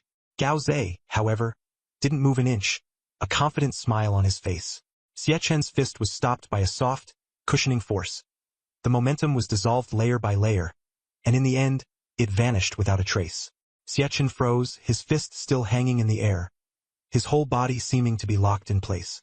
At that moment, a deep voice rang out from the second floor of the cafeteria. "Fighting is prohibited inside the cafeteria. If you have a grudge, settle it outside." Instantly, the entire cafeteria fell eerily silent. Lin Yu frowned. "Didn't they say Dragon Heaven Academy is all about strength?" Chao Quan explained, "That only applies in the plaza. Fighting is absolutely forbidden in places like the cafeteria, dorms, and library. I was just about to warn Brother Chun, but he couldn't hold back and struck first. Probably the cafeteria management stepped in, but they didn't show themselves."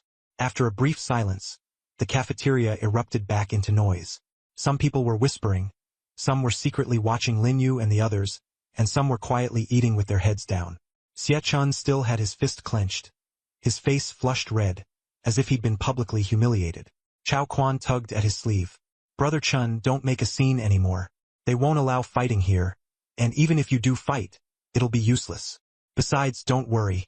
Someday the three of us will tail this Gao Zhe and beat him half to death." Those words gradually made Gao Zhe's smile fade, and his eyes turned cold. "What do you mean?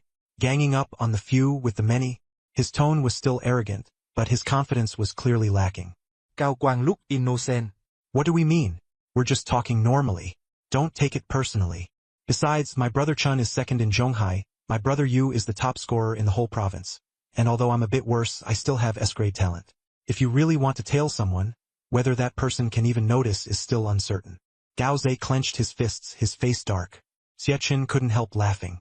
He had been furious a moment ago, and seeing Gao Zhe's face turn blue and white, he finally felt relieved.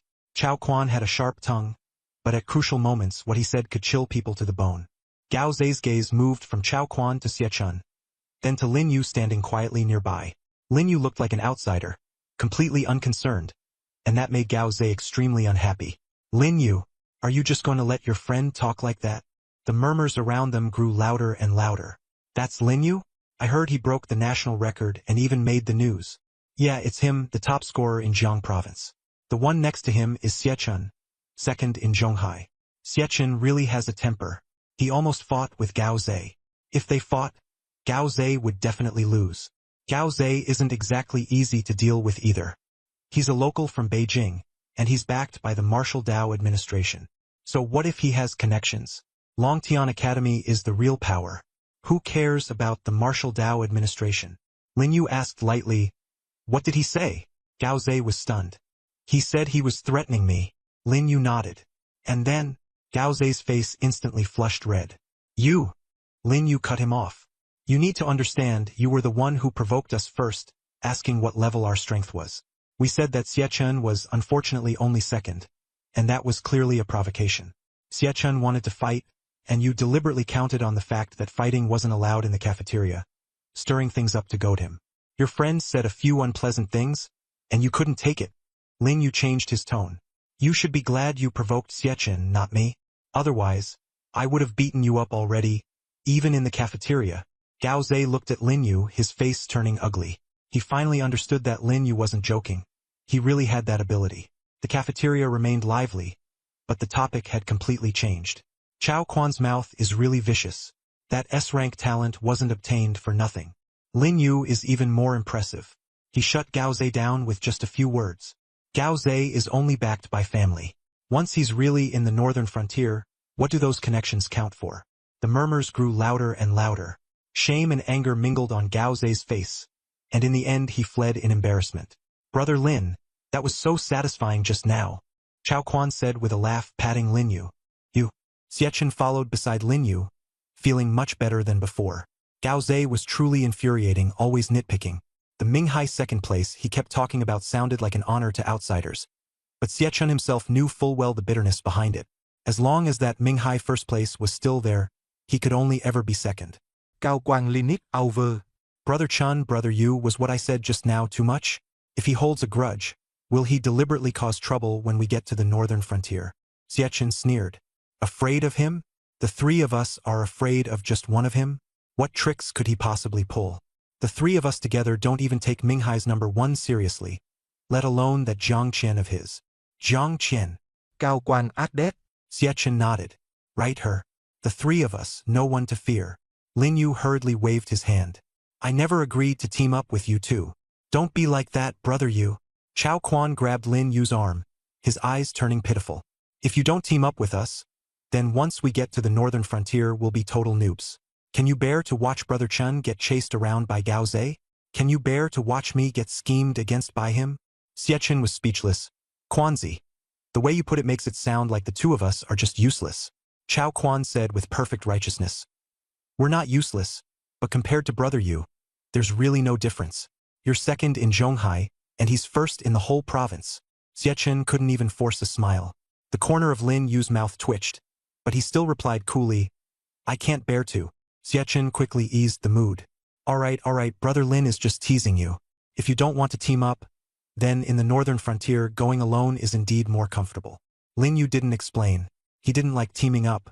His talent was special and he had to go it alone. Having companions around would only affect his judgment, and it might even lead to melodramatic life and death scenes.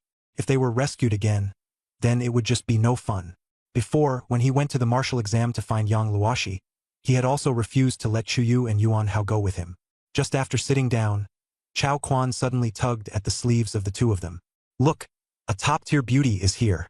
Following his gaze, they looked over and saw a girl in a light purple long coat walking in through the entrance to the second floor of the cafeteria. She had a small face and delicate features, unlike Yang Luoshi and Chu Yu. If the latter two had an older sister, mature vibe, then this girl, Jiang Qian, looked more like a cute little loli, adorable at a glance. After a brief moment of silence in the cafeteria, the atmosphere grew lively, though everyone lowered their voices and didn't make as much noise as before. Some pretended to eat while sneaking glances, while others took out their phones to snap covert photos. Jiang Qian? She's even prettier than in the photos. The photos don't even capture 1/10 of her beauty. Her skin is outrageously good. I want to ask what skincare products she uses. Come on, those kinds of skincare products are all custom-made. We're just struggling to even afford cultivation resources. She's like someone who walked straight out of an anime. The murmurs rose and fell all around. Jiang Qian was used to this. When she walked into the cafeteria, she glanced at Lin Yu and paused slightly. Chao Quan was so shocked his mouth wouldn't close. Brother Chun, Jiang Qian is even prettier than Zhonghai's #1 beauty. She's exactly my type. Xie Chen covered his face and said angrily, "Stop bringing up Zhonghai's #1 beauty. Can't you just say her name? I really want to hit you." Cao Quang Huriden correct himself. Brother Chun, in my heart you're Zhonghai's #1 beauty. What is that person worth? She didn't even dare come when Long Tian was around. At the end of the day, she's just afraid of you. Xie Chen was speechless. She didn't go anywhere else to study either. Quanzi, shut up, or I'll really start throwing hands. Chao Quan was tongue-tied and couldn't say a word. At that moment, Jiang Qian walked over and took the initiative to greet Lin Yu. "Hello, classmate Lin Yu." Chao Quan froze and secretly edged sideways. Just moments ago, he had said Jiang Qian was exactly his type. But now that the real person was standing right in front of him, he didn't even dare speak. After all, she had an absurdly strong brother, and that scared him. Lin Yu hadn't expected Jiang Qian to greet him first either, and a trace of surprise showed in his eyes. From her tone, Jiang Qian clearly had already recognized Lin Yu. "Hello." Lin Yu greeted her with a smile. Jiang Qian smiled and asked, "Can I join your table?" "Of course we don't mind. It's our honor to have Sister Qian sit with us."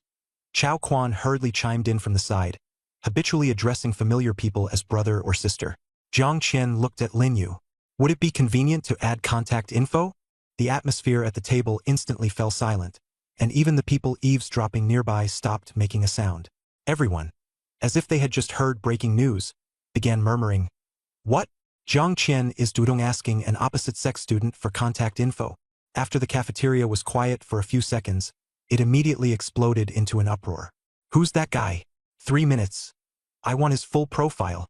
Lin Yu, the top scorer of Jiang Province, who broke the national martial exam record that had stood for years. "Oh, then there's nothing more to say. So it's Lin Yu." Lin Yu didn't respond, and Jiang Qian spoke again to explain. "I heard you're the top scorer of Jiang Province and that you broke the national record, so I wanted to get to know you. After all, I haven't seen anyone more impressive than my brother in a long time." She shook her phone. "Is that okay?" "Yes." Lin Yu took out his phone and added Jiang Qian on WeChat. "See you in the northern frontier tomorrow." Jiang Qian had come to the cafeteria for Lin Yu. During this period, the Jiang family had been flooded with news about her brother's accomplishments, and recently all the headlines had been about Lin Yu, breaking the national record, top scorer of Jiang Province, all of which made her intensely curious about him. Meeting him in person, he didn't disappoint. Lin Yu did carry a bit of her brother's aura. "UGE, Jiang Qian added you on WeChat. Why aren't you responding?" Chao Quan urged in a low voice. The crowd around them was still buzzing with discussion. Lin Yu picked up a piece of spare rib with his chopsticks. "I know." Chao Quan waited a moment. "Aren't you curious why she added you? Didn't she just say she hadn't seen anyone more impressive than her brother for a long time? That was actually her complimenting you." Xie Chen added, "Quanzi, you got it wrong.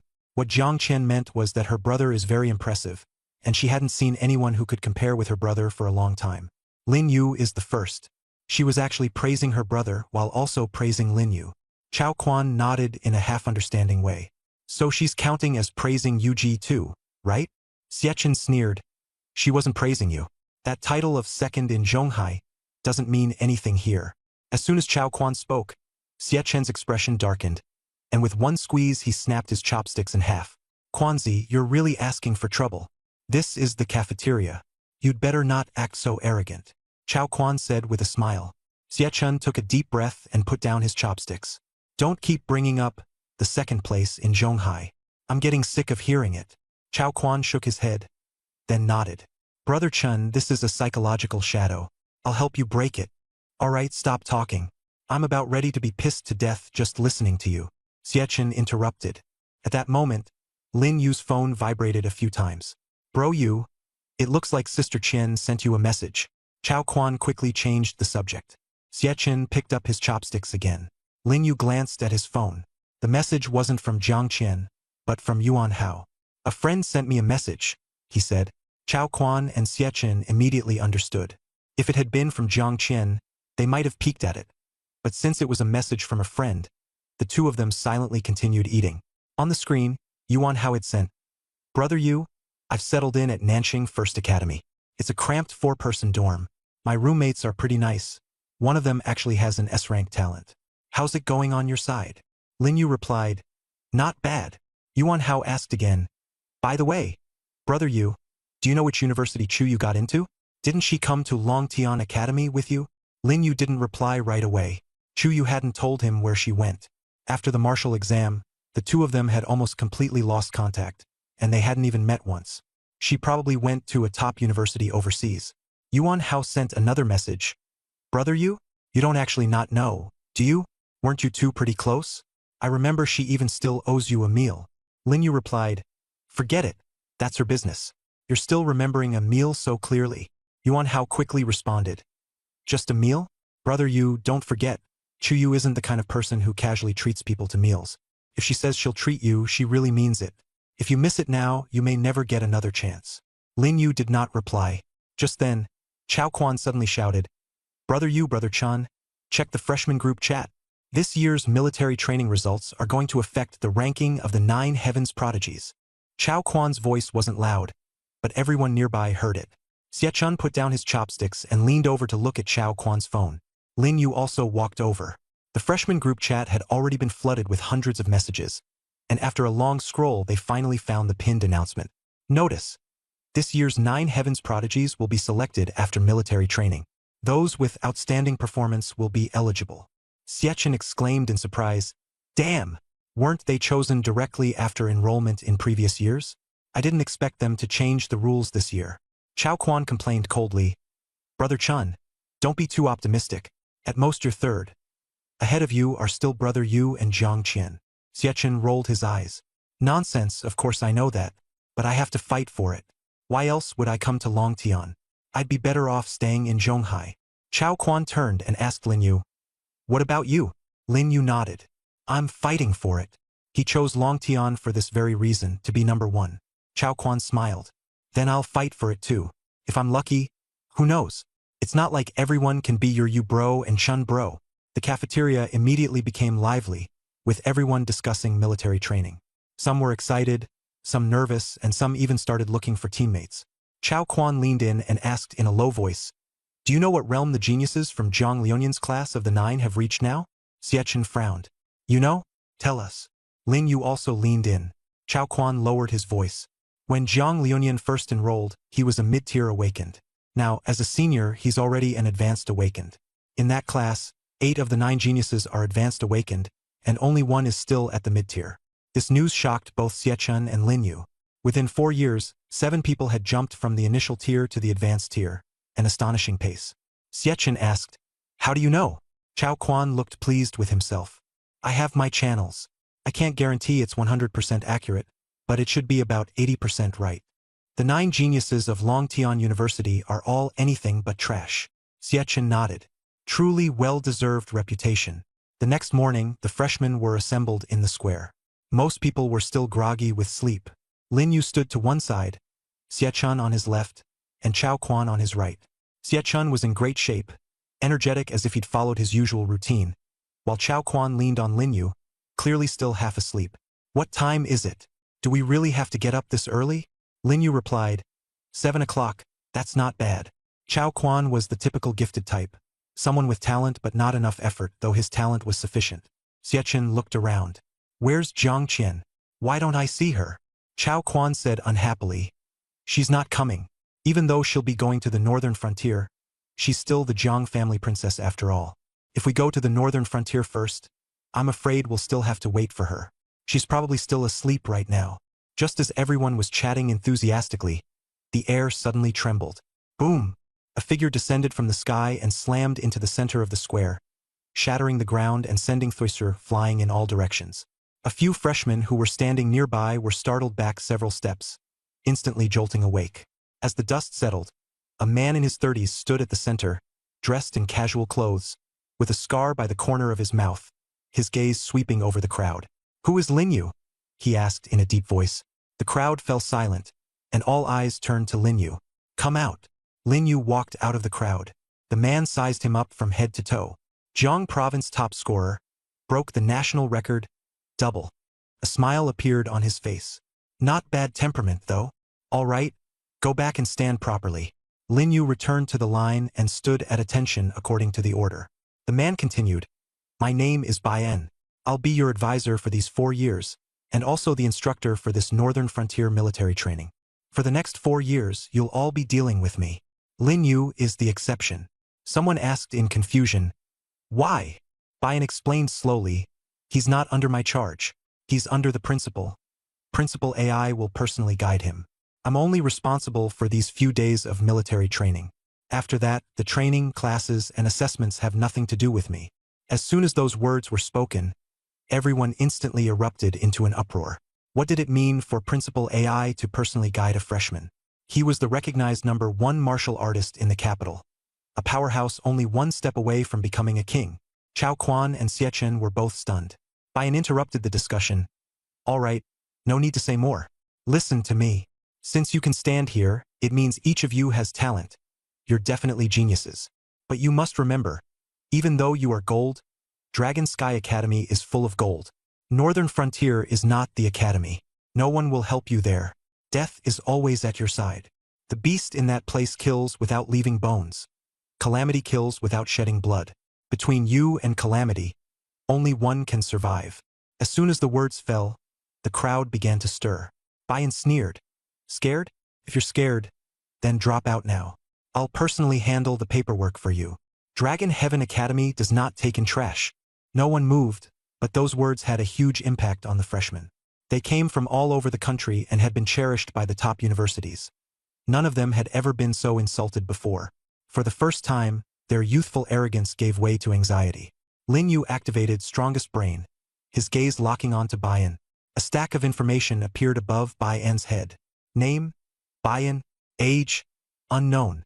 Talent, unknown. Chi and blood value, unknown. Realm, high-level awakener. Lin Yu drew in a sharp breath. Strongest Brain could actually reveal so much. Bai En was clearly no ordinary person. No wonder his aura was so oppressive that people could hardly breathe. Hands clasped behind his back, Bai En stood there and said, You have 10 minutes to pack your luggage. The buses are already parked outside the school. I'll explain the other things to note after we get to the Northern Frontier. Countdown begin. As soon as he finished speaking, everyone hurried back to their dorms to pack. 10 minutes later, the freshmen, each carrying their luggage, all boarded the buses. Someone nervously muttered, Don't panic. As long as you get through military training, the air will taste sweet for the next 4 years. Another person chimed in. Really? The Northern Frontier is that dangerous. It's full of disasters, and countless people die every year. Bai En walked over and answered directly, That's right. The Northern Frontier is very dangerous. Death is normal. In the past, only the graduation exam would take you to the Northern Frontier. But for your class, the rules have changed. A new student complained, Bad luck. Huh? Bai En smiled faintly. You can't put it that way. When the difficulty goes up, the benefits are usually better. Xie Chen leaned closer to Lin Yu. You were using your talent to keep an eye on instructor by just now? Lin Yu was surprised that he knew. Xie Chen explained, I'm especially sensitive to vital energy and blood.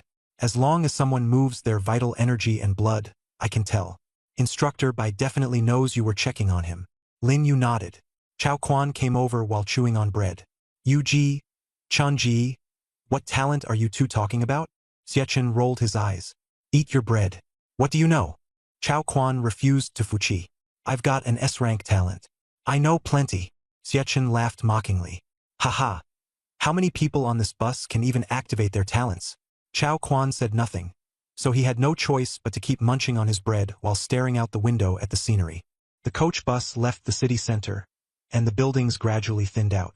Ahead stretched continuous mountains and dense forests. The road grew narrower and had more curves, and the bus slowed down. Bai En sat in the front row with his eyes closed. Everyone thought he had fallen asleep, but in fact he was sensing the surroundings. As long as there was danger, he could react immediately. What worried him most was the Wumingdan. This place gathered the nation's top geniuses. If something happened, the consequences would be severe, and he would find it hard to bear. Not only Bai En, but even the bus driver on this trip was a high-level awakened. In order to hide their identities and secretly protect the students, the journey was extremely grueling. Most of the people in the carriage had their eyes closed to rest, when suddenly a loud boom rang out. The vehicle shook violently, and the bus leaned sharply to the left. Everyone immediately became alert. It's a flat tire. Everyone sit tight. I'll go change it. The driver steadied the bus, got out, and reassured everyone. Everyone's tension finally eased a little. But Bayan's order made them tense again. Get down immediately. Before the words had even faded, the bus window glass shattered, and fragments flew in like rain. Someone failed to react in time and was cut by the broken glass, dying on the spot. Bayan stood up, blood and chi surging throughout his body, and an invisible barrier immediately appeared around him, blocking the glass shards. Don't come out. Stay in the bus, he ordered. After Bayan got off the bus, a light curtain as thin as an ice layer covered the entire vehicle. This was the protection of a high-level awakened. Ordinary people could hardly break it. Damn, what happened? Cao Quan cried out. The girl in front of him had actually been reduced to a headless corpse. Don't know. Xiachen also looked blank. Lin Yu frowned and guessed. Maybe it's people from Wumingdan. Only they would dare openly attack a Longtan Shifu vehicle. Someone on the bus chimed in. Suddenly, the light curtain shattered with a boom. Everyone on the bus quickly got off. Instructor B. Cao Quan Shapupin Strang Sapi. Seeing Bayan lying on the ground, his body split in two by a single slash, already lifeless and dead. The driver had also died miserably. Bayan was a high-level awakened, yet he was killed so quickly. Everyone was shocked. Run! Someone shouted. Several figures in the distance were slowly approaching. They wore black suits, carried knives and guns, and had expressionless faces, with smiles at the corners of their mouths, like cats toying with mice. You guys go first. I'll hold them off, Lin Yu said softly. Xiachen and Chao Quan both heard him. Xiachen refused, grabbing Lin Yu's arm. Brother Lin, our squad leaves together. Chao Quan echoed. Brother Yu, King Jiangtian is incredibly strong. He sensed we're not far away and will come save us. Even high-level awakened can't beat him. There's no way you can hold them off alone. Let's go together. Go? Not a single one of you will get out alive. The black-clad man smiled faintly and stepped forward, a short blade flashing out at high speed. The blade cut into Xiachen's neck, blood spraying everywhere. Brother Chun, Chao Quan cried out, urging his power. A layer of pale gold light covered Xiachen, stopping the injury, but it was not enough to save his life. A genius? I don't see it. The black-clad man sneered. At this moment, he alone was facing the three of them, while the others had gone to chase the scattered students. Who is Lin Yu? He asked. Getting no answer, he said with disdain. Doesn't matter if you don't say. I'll find out with a glance. His gaze fell on Lin Yu. Dual talents, once you grow up you'll definitely be troublesome. I really want to kill you, but the higher-ups want you alive. And you have a healing-type talent too. Not bad. But the order is to leave only Lin Yu alive. As soon as he finished speaking, the short blade shot out again, and blood flowers exploded. Lin Yu reacted too slowly. Chao Quan fell to the ground, dead with his eyes still open, blood splashing all over him. Without protection, Xiachen also collapsed. Lin Yu clenched his fist, and holy flame ignited in his palm. Seeing this, the black-clad man's smile deepened. Still dare to resist? Lin Yu's face darkened, but he gave no answer. He knew this man was by no means an ordinary opponent. His strength was so overwhelming it was despairing. It was highly likely a senior figure from the Hall of No Fate. Even his blood and chi were suppressed. This had never happened before. Sacred flame burst out, transforming into a fire dragon. But before it could get close to the man in the suit, it rapidly dispersed, leaving only a cloud of steam. The man in the suit casually struck out with a palm, his movement slow. But in Lin Yu's eyes, the palm was extremely swift, with almost no time to react. Even if Lin Yu activated Wind Track at the first instant, he still could not dodge. A palm landed on his chest, his ribs snapped instantly, and his whole body was sent flying, crashing into a tree, drenched in blood. This was already the result of the man in the suit holding back. Otherwise, Lin Yu would have been dead by now. Clenching his teeth, Lin Yu struggled to his feet, covered in blood. This time, sacred flame did not ignite, and everything around him was under the other man's control. The man in the suit stared at Lin Yu, the surprise in his eyes gradually turning into shock. Wrong. You're not a dual-gifted talent. You're a triple-gift awakener. I've lived 50 years, and this is the first time I've seen someone with 3 talents. The ones above want me to spare your life. No, you're the first triple-gift awakener in history. Given time, You'll surpass the kings of this era. He put away the dagger and shook his head. But my selfish side tells me you can't live. Even if you join us, in the future you'll still want to kill me. Me. He stepped forward, and Lin Yu retreated a step. Gravel, dead branches, leaves, and flying sand slammed toward the man in the suit like raindrops.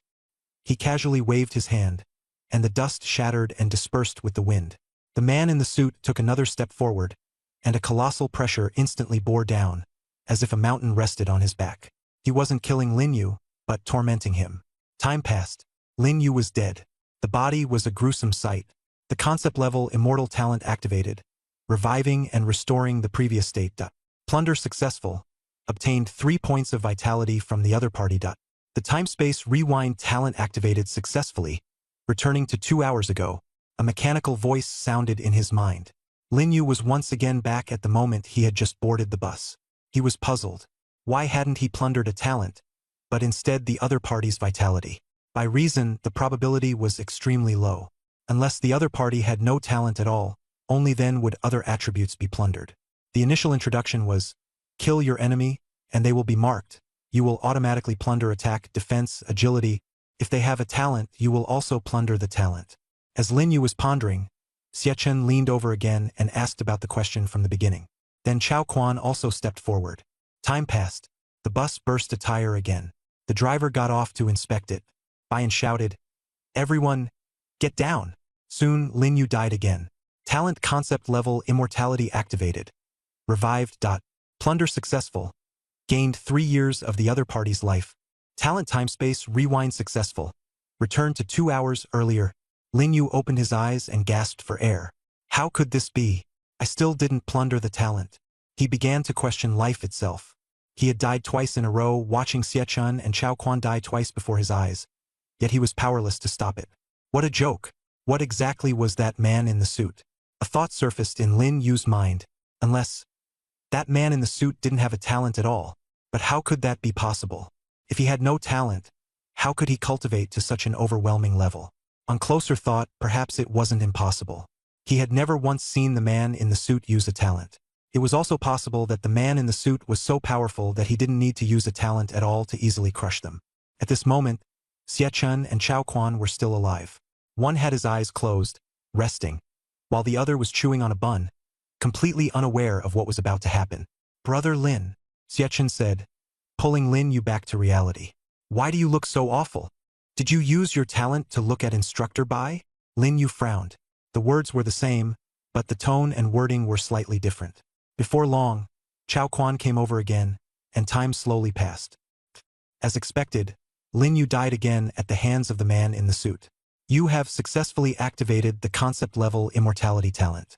You have been revived, and your condition has been restored to what it was before death. Successful plunder. You have stolen 10 attack power from the other party. You have successfully activated the time reversal talent. You have returned to 2 hours ago. Once, twice, 8 times. Lin Yu had already lost count of how many times he had died. What he managed to steal each time were only trivial things. He still hadn't gotten the most important talent. His mind was getting a little foggy now, all because of the side effects of dying and reviving repeatedly, and of time reversal. If this went on a few more times, he was afraid he'd really go crazy. This time, he didn't return to 2 hours ago, but instead went straight back to September 2nd. Lin Yu was not a selfish person. He couldn't just ignore Chao Quan and Xie Chen, but the current him couldn't save them. He wasn't strong enough, and would only cause trouble if he forced himself in. Even a high-tier awakened being like Bian couldn't beat those men in suits, let alone Lin Yu, who had only just begun to grow stronger. That day, everything proceeded as usual. Zhou Zhang brought Lin Yu to the detached building, where he met Xie Chen and Chao Quan. The three of them agreed to go to the cafeteria together at night. After they split up, Lin Yu didn't go back to the dorm with the two of them this time, but instead found Zhou Zhang and asked him to take him to see Principal AI. Zhou Zhang had some questions in his mind, but still agreed. Under Zhou Zhang's guidance, Lin Yu arrived at the door of the principal's office. Zhou Zhang knocked. "Principal AI, Lin Yu is here." There was silence inside for a moment, as if it was a little unexpected that Lin Yu would come at this time. After a while, a deep voice came from within. "Let him in." Lin Yu pushed the door open and went in, while Zhou Zhang left outside. The principal's office wasn't large. A desk, a chair, a bookshelf, and a window. By the window stood a person with his back to him. Lin Yu had originally thought Principal AI was very old, but to his surprise today, AI Fan actually looked about his age, around 20-something with fair, delicate skin, not at all like a principal. Principale. Lin Yu said. AI Fan turned around, wearing a faint smile. His eyes were like two shining stars, and his gaze was calm. You're here. Lin Yu was stunned for a moment, feeling as if the other party had long known he would come. Evan sized him up carefully, as though he could see through everything, making Lin Yu feel as if he were standing naked before him. No need to be nervous. For the next 4 years, I'll be your teacher. Evan turned and sat down at the desk, gesturing with his hand. Sit. Lin Yu had only just sat down when Evan smiled and said, You've brought me too many surprises. Recruiting you into Longtian Academy was the best decision I've ever made. Lin Yu remained silent, feeling as though all his secrets had been laid bare before Evan. Say it. You didn't come looking for me in the middle of the night just to see me. Evan leaned back in his chair slightly, smiling faintly as he urged him on. Lin Yu opened his mouth, but found it hard to speak. Having trouble saying it? Evan asked softly. After hesitating for a long moment, Lin Yu finally said slowly, Principal Evan, tomorrow, I need your help. Sure, no problem. Evan stood up, walked to the window and pushed it open. The night breeze drifted into the room. He didn't ask why. He agreed immediately, so quickly that Lin Yu was stunned. Go back first. Rest well tonight. I'll be there tomorrow. With Principal Evan's support, tomorrow's matter finally had some confidence behind it. No matter how strong those men in suits were, they could never be stronger than Principal Evan. The next day, as usual, the students gathered in the plaza. Bayan appeared, and Lin Yu was called out of the line alone. Time passed, luggage was packed, and they got on the bus. Just as the bus was driving along, it suddenly shook violently. The driver hurriedly pulled over and said to everyone, We've got a flat tire. Don't move. I'll go change it. As soon as he got off the bus, Bayan suddenly opened his eyes and shouted, Everyone, lie down immediately. Bayan also got off the bus and told everyone not to get out. The students reacted quickly, but a few were still a step too slow. The bus windows suddenly shattered, and the glass fragments flew out like blades. The students who hadn't reacted in time were instantly cut to pieces. What kind of people are these? They actually dared to attack Longtian Academy. Chao Quan was terrified. Good thing Coach Bai is still here, or the consequences would be unimaginable. Lin Yu said calmly, Let's get off and see what's going on. Xie frowned. It's too dangerous outside. Coach Bai already told us not to get off. Acting rashly isn't appropriate. Lin Yu replied in a deep voice, If Coach Bai can't hold on, staying in the bus will just mean waiting to die. Getting off might still give us a chance. After saying that, he stood up and walked toward the door. Though Xie and Chao Quan were doubtful, they still followed him down. Seeing this, the other students also hurried after them. No one was willing to sit and wait for death. The scene outside the bus shocked them. The driver was already dead, while Bayan was still struggling. Seeing everyone get off, he shouted hoarsely, Run! Escape north, it's closer to the northern border. Go find reinforcements. Bayan seemed to have already sensed his defeat, and he weakly collapsed to the ground. At that moment, a thunderclap boomed. A bolt of lightning struck the leading man in a suit with pinpoint accuracy, blasting him to pieces. Seeing this, the students screamed, and some seized the opportunity to sneak away. Bayan looked at that bolt of lightning, a glimmer of hope appearing in his eyes, and shouted upward, Principal Evan is here. Everyone looked up and saw a young man in a white shirt hovering in the air, his hem fluttering in the wind, his bearing cold and aloof. He looked like a recent college graduate, yet his presence was enough to suppress the entire scene. Lin Yu was also shocked. He was naturally able to sense every change in his surroundings, and he noticed that Principal AI seemed to have awakened the All Things Resonance talent as well. Principal AI! The crowd gasped. For many, this was the first time they had seen him in person. No one was afraid at this moment. Instead, they simply felt that with him here, their sense of security had increased immensely. AI Fan's appearance gave everyone tremendous confidence. With Bien Enroi down, the crowd would probably have a hard time surviving. AI Fan stared at the enemy on the ground and said coldly, It's been a long time since I last confronted the Hall of No Life head-on. A bunch of human traitors, you dared to hurt my students. None of you will leave alive today. His words were not loud, yet every one of them rang like thunder. An old man in a white-haired suit slowly stood up and said in a hoarse voice, You, AI Fan, Do you know what happened to your master, Long Xiaoyao, when he opposed the Hall of No Life?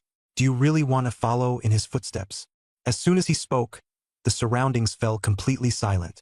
Long Xiaoyao was one of the 7 kings of the capital and the founder of Dragon Sky Academy. His ending was obviously entangled with the Hall of No Life. AI fans' eyes were icy. What my master didn't finish, I will finish. Wu Ming Hall. Today all of you will be wiped out, and the Hall Master will be killed without mercy. The white-haired old man sneered. AI fan Long Xiaoyao said the same thing back then. And what happened? Where is he now? Are you really stronger than him? Let's each take a step back. Today, let's count it as our loss. You haven't suffered any damage, and we've lost a top-tier combat power. Let's end it here. How about that? AI fan gave no reply, only a cold smile. I said it before. No one gets to leave here alive today. He waved his hand, and several bolts of lightning descended from the sky. A curtain of silver thunder poured down, illuminating the entire sky. The people of Wu Ming Hall had no chance to escape. They were struck into clouds of blood mist. Someone, in despair, rose up to resist and burst forth with chi and blood, charging at AI fan. But he didn't even move. A ball of flames suddenly appeared, instantly trapping that man and burning him to death in agony. Lin Yu was dumbstruck as he watched. Dual element talent? Principal AI had also awakened a dual talent? In less than a minute, only the white-haired old man remained from Wu Ming Hall, all alone, while AI fan still hadn't used his full strength. AI fan, you can't kill me, the white-haired elder said calmly. And you don't dare to kill me. If you do, the Hall of Life and Death will send even stronger people. By then, it won't just be you, your students and your academy will suffer too. No one can protect you, not even the authorities. AI fan's lightning froze in midair. He stared at the old man, and for the first time emotion appeared in his eyes. Not hesitation, but utter disgust. You think I'm afraid? He said coldly. My teacher's death was caused by your Wu Ming Hall, and I'll settle this debt with you. One day, I'll find Wu Ming Hall's lair and kill all of you. One day. I mean what I say. The white-haired old man stood there with his arms spread wide, then suddenly burst into wild laughter. Ha ha ha ha ha. AI fan, I see through you. You're scared in your heart. Admit it, you're scared. The lightning crashed down violently. Countless raging bolts of lightning came surging at him. The old man didn't dodge, and he couldn't dodge at all. The lightning struck his body, and his body began to split apart in all directions, cracks appearing like on porcelain, extending from the top of his head to the soles of his feet. Yet he kept laughing, his smile growing more and more frenzied. Wu Ming Hall will never let you go. AI fan, your good days are over. As soon as the words fell, boom, a huge crater was blasted into the ground by lightning. This was the true power of lightning. Compared to Yuan Hao, it was worlds apart. The scene was in utter ruins. Principal AI, this was my fault. I shouldn't have let him get off the bus alone. Bien gritted his teeth and stood up, enduring the pain. AI fan remained silent. Looking at the several bodies and the driver in the car, he let out a soft sigh. It wasn't you. It was me, the principal, who failed to do my job. I should have anticipated that Wu Ming Hall would make a move, but I was still a step too late. He walked up to Bien and touched his wound and said, It's not a serious injury. A few days of rest will be enough. During the 7 days in the northern border, recuperate properly. I'll go change the tire. The rest of the road isn't far. I'll drive them there. Bien lowered his head, looking at the bodies in the car, and remained silent for a long time. I failed to protect them. AI fan didn't respond. He turned around and looked at the students. Some were crying, some were furious. Because they weren't strong enough, they hadn't rushed out immediately to fight the people from Wu Ming Hall. Remember, this world is cruel. AI fan said coldly. The strong prey on the weak. If you want to change it, you must first become stronger. Someday, if any of you become unimaginably powerful enough to overthrow this chaotic world and wipe out the traitor Calamity, perhaps the world will get better. For now, don't complain and don't lose heart. Life has to go on. Northern border, let's go. Everyone got on the bus. The bus was filled with the smell of blood, and the sight was bleak and miserable. The bus kept driving. Brother Lin, are you okay? Xiachen asked with concern. Lin Yu shook his head. It's fine. This kind of scene had already become all too common in Water City. There would be even more dead people. Damn it. I really feel like I'm about to die. Cao quan Wiped he suýt. Thank goodness for Principal AI. After this trip back from the northern frontier, I'm really planning not to go out again. Who knows whether the Hall of No Destiny will secretly kill me. It's terrifying. He had completely changed his view. Even someone as strong as the Awakened Bian had no ability to resist. If AI Fan hadn't come to the rescue, he couldn't even guarantee he'd still be alive. By the way, how did Principal AI suddenly show up? Xiachen asked in confusion. He must have been afraid something would happen to us, so he escorted us to the northern frontier, Chao Quan replied. Xiachen shook his head. No, he didn't save us right away. He came midway. Those words snapped Chao Quan to his senses. You're right, Brother Chen. All of this had actually been arranged by Lin Yu, but he had no intention of explaining it to the two of them. After all, he couldn't say that everyone had actually died many times already. Especially Xiachen, who had died horribly. It was Lin Yu who had rewound time and found AI Fan to help. 20 minutes later, the bus finally stopped. Lin Yu and the remaining students got off together. Before them stood towering city walls, at least 100 meters high and stretching for tens of thousands of li, tightly encircling the capital. Everyone stood silently beneath the high wall, looking up at it without making a sound. Even their breathing had grown much lighter. This high wall was the northern frontier's final line of defense. Once disaster struck, this would be the first barrier to hold the line. This is the northern frontier defense line, personally guarded by King Jiang, someone whispered nearby. This is the northern frontier, Evan said from behind the crowd. Every city has its own defenses. You should know that. Not far away, a heavy gate had opened in the high wall, surrounded by mountains, forests, and dense camps. The environment here was extremely harsh. In the distance, Jiang Qian had been waiting for a long time. Sigh, I really envy Sister Qian. If I had her background, I'd have been able to come to the northern frontier early, and I wouldn't have had to worry the whole way on that crappy vehicle. Chao Quan complained in a low voice. Xiachen kicked him. Quit the nonsense. Isn't Principal AI here to save us? Besides, Sister Qian didn't do anything to you. Chao Quan still refused to let it go. Sister Qian is Sister Qian, but she doesn't know how much danger we were just in. We almost died. Seriously, almost. Xiachen didn't bother with him anymore, feeling somewhat dissatisfied with Longtian Academy as well. After all, this time the Academy's protection measures really hadn't kept up. But he didn't blame Evan either. After all, the man had personally come to rescue them, and no one had been injured. Lin Yu, come with me for a moment. Principal AI's voice rang out.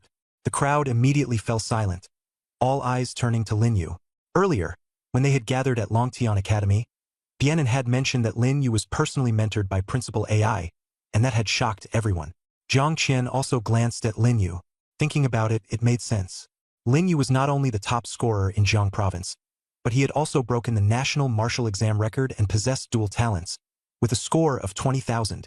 Any one of those achievements would make him a once-in-10,000 years genius, yet he had gathered them all. Principale. Lin Yu responded. Evan nodded. Come with me. As soon as he finished speaking, he rose into the air. Lin Yu's body followed involuntarily as he flew up too. So this was the legendary Transcendent Awakener? His power could almost rival heaven and earth. They passed through barracks and training grounds, seeing soldiers training hard, before finally stopping in front of a two-story white building. Two Awakeners in combat uniforms were standing at the entrance. When they saw Evan, they saluted. After he nodded in return, he pushed the door open and went inside. The first floor was a meeting hall with a huge map hanging on the wall. In the center sat an old man wearing a military overcoat. His back was straight, and his gray-white hair made him look just past 50. Lin Yu vaguely guessed who he was. Uncle Jiang, Evan said respectfully. Jiang Poyu nodded. Xiao Fan, long time no see. What brings you here so suddenly today? The wrinkles on his face twitched slightly, and his voice carried exhaustion. Uncle Jiang, this time I brought the students to the northern frontier. We were attacked along the way by the Hall of Lifelessness.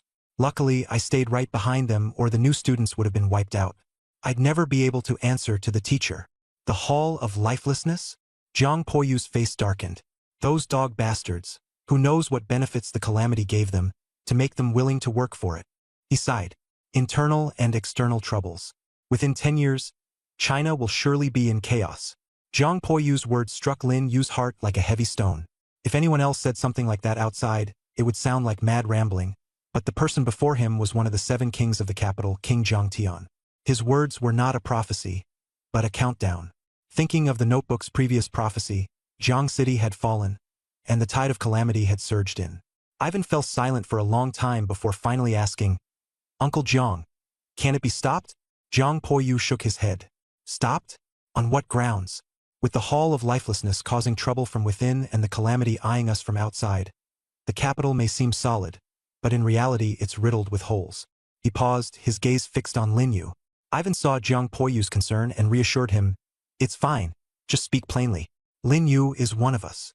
Jiang Poyu nodded. All right, then I'll be frank. In recent years, the calamity's invasions have become more frequent and more powerful. Facing those powerful calamities, high-level awakened are simply powerless. Uncle Jiang, are you saying?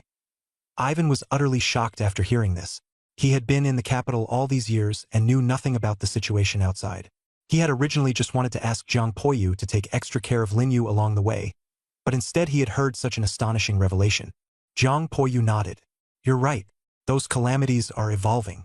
They've gone from beasts at first to calamity beasts, and now they're even beginning to transform into human form.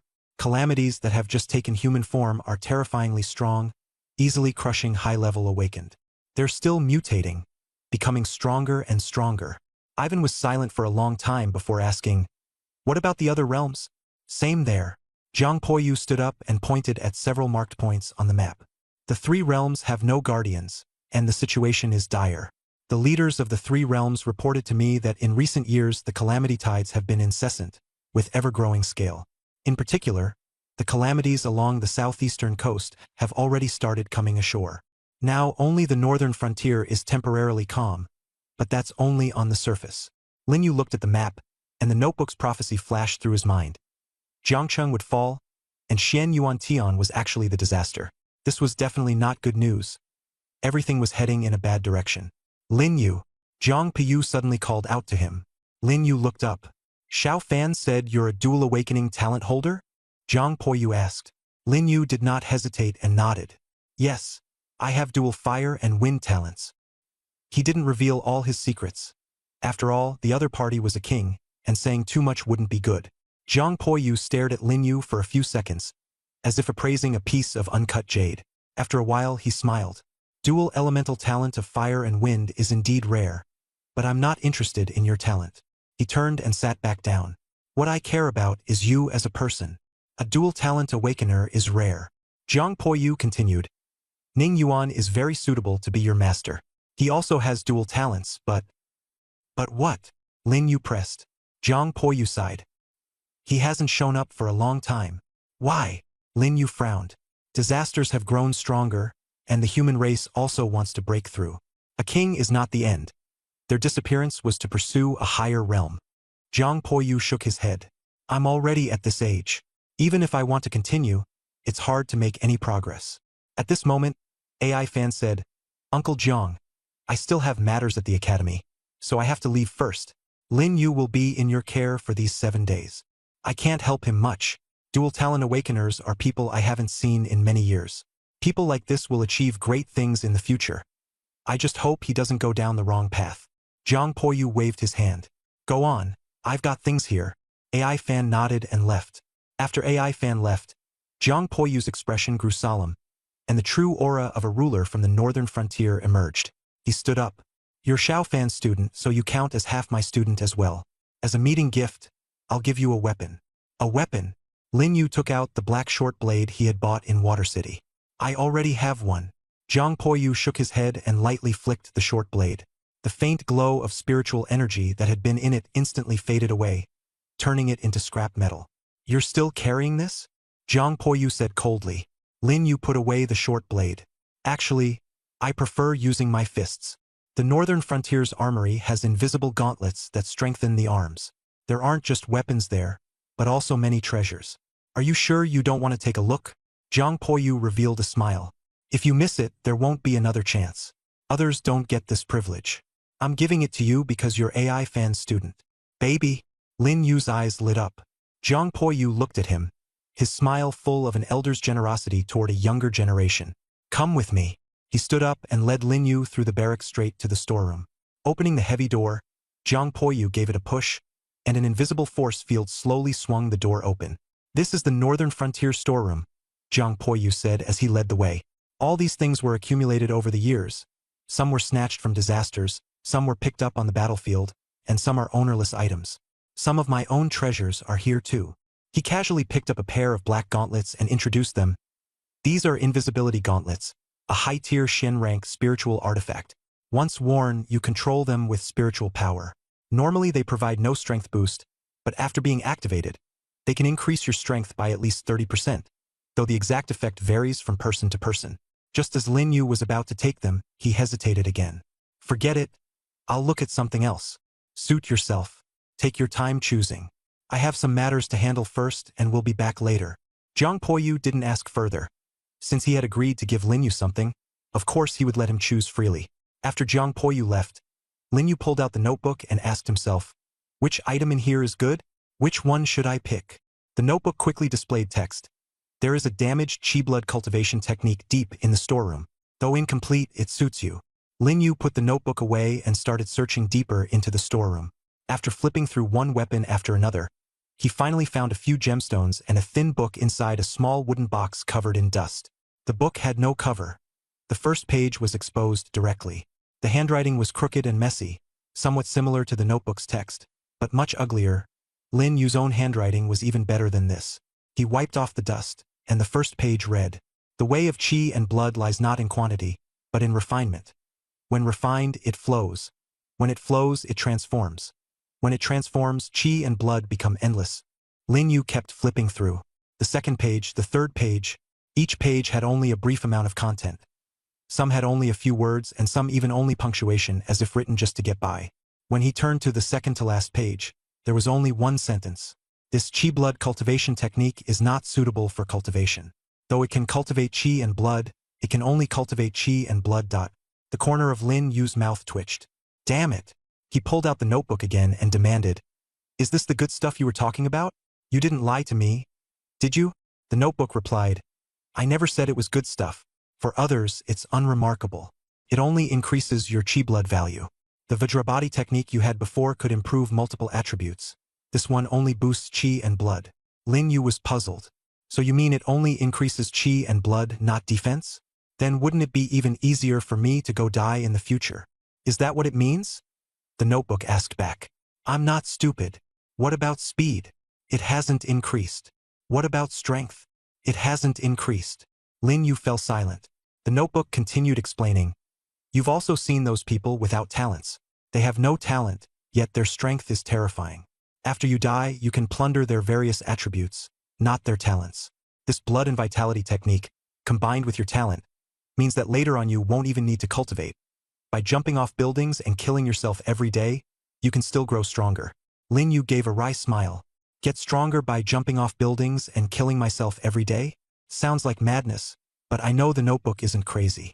It's my talent combination that makes this path workable. Others spend more than 10 years, even over 100 years. I might be able to finish it in just a few years." He put the notebook away and picked up the blood and vitality technique. At that moment, Jiang Poyu returned and, looking at the technique Lin Yu was holding, asked, "Have you chosen?" "I chose a blood and vitality technique," Lin Yu replied. Jiang Poyu shook his head. "Honestly, I'd rather recommend you choose a weapon. This technique is too incomplete. Although it's profound, you can't properly cultivate it. You're now a student of the Longtian Academy and a disciple of AI Fan. You'll definitely be able to get better blood and vitality techniques." Lin Yu shook his head. "Thank you for your kindness, Lord Jiang. I've already made my choice." Jiang Poyu sighed and took the pair of invisible boxing gloves from the shelf, handing them to Lin Yu. "This technique is basically free. Consider these gloves my gift to you." "All right, go to the barracks and gather with your classmates now," Jiang Poyu urged. "Thank you." Lin Yu nodded in gratitude. Watching Lin Yu's retreating figure, Jiang Poyu shook his head and sighed. "I've never been this good to Xiaoya." When Lin Yu walked back to the barracks, Xie Chun and Chao Quan were already waiting for him. Seeing him return, Chao Quan hurried over. "Brother Yu, you're finally back. What did Principal AI say to you?" Lin Yu didn't hide it. "He took me to meet someone." Xie Chun immediately guessed, "King Jiang." Cao quan phro rời. Ice White. "King Jiang? It really was him? Brother Yu, you met King Jiang? What does he look like?" Lin Yu didn't say much. "You'll all see him later." His mind was entirely on that broken blood and chi technique. He didn't want to waste time or words. Xie Chun quickly changed the subject. Hey, Brother Lin, you don't know this, but the barracks here are really terrible. 8 people squeezed into one bed, and we still have to share it with the soldiers. There's absolutely no privacy. The corner of Lin Yu's mouth twitched. Thinking about 8 people to a bed, and having to live with soldiers too, it really didn't seem like the kind of treatment Dragon Heaven Academy should get. But this was the northern frontier after all. The soldiers who guarded this place every day could already be grateful to have a bed to sleep on. Be content, Lin Yu said, shaking his head. We're only sleeping here for 7 days. The soldiers sleep here every day. Xiachen had nothing to say and nodded. Right, Brother Lin. Instructor Bai just told us the arrangements for the 7-day military training and asked me to pass them on to you. Go on, Lin Yu said, leaning against the wall and letting out a breath. Xiachen's expression turned serious. First, during the 7 days, aside from assembling at night, you're not allowed to return to the barracks at any time. Anyone who violates this will be forcibly expelled from school. Second, you can't act alone. You have to be in groups of at least 2. Violators will also be expelled. Third, every day you must turn in a portion of flesh and blood from a mid-tier calamity. If you don't turn it in that day, you'll be eliminated on the spot. Chao Quan added, also, unless you're on the verge of death or completely unable to hold on, you're not allowed to call for help with the wristband. If you use it, that counts as elimination too. Listening to this, Lin Yu thought back to the time in Water City, when he hardly rested at all, either cultivating or hunting demons. This time, it had become a battle against calamities, and the difficulty was even greater. What troubled him the most was the mandatory teaming up. Going solo was not allowed. That was a major blow to him. Anything else? Lin Yu asked. Xiachen shook his head. That's it. Instructor Bai said we assemble by the wall at 5 tomorrow morning. Lin Yu nodded. It really is tough. It's fine. With the 3 of us in one team, we don't have to worry about Gao Zhe stabbing us in the back. We can definitely get through these 7 days without any problem, Chao Quan said rather casually. After all, 7 days would pass quickly, and killing 1 mid-tier calamity each day would let them scrape by. But Lin Yu and Xiachen knew very well that this was only enough to pass. If they wanted to achieve greater things, it was far from enough. Killing just a few high-tier calamities would not be enough, but the enemies corresponding to that level were all high-tier awakeners, far beyond the strength of beginners. At 5 o'clock the next day, everyone got up early and gathered in the plaza. Lin Yu, Xiachen, and Chao Quan stood in the middle of the crowd.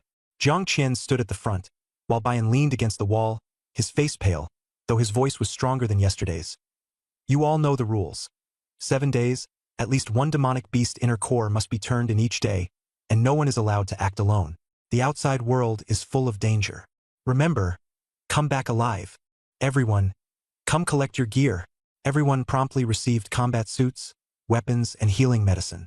After taking their gear, no one said a word, and they quickly formed teams. Open the gate, Bayan roared.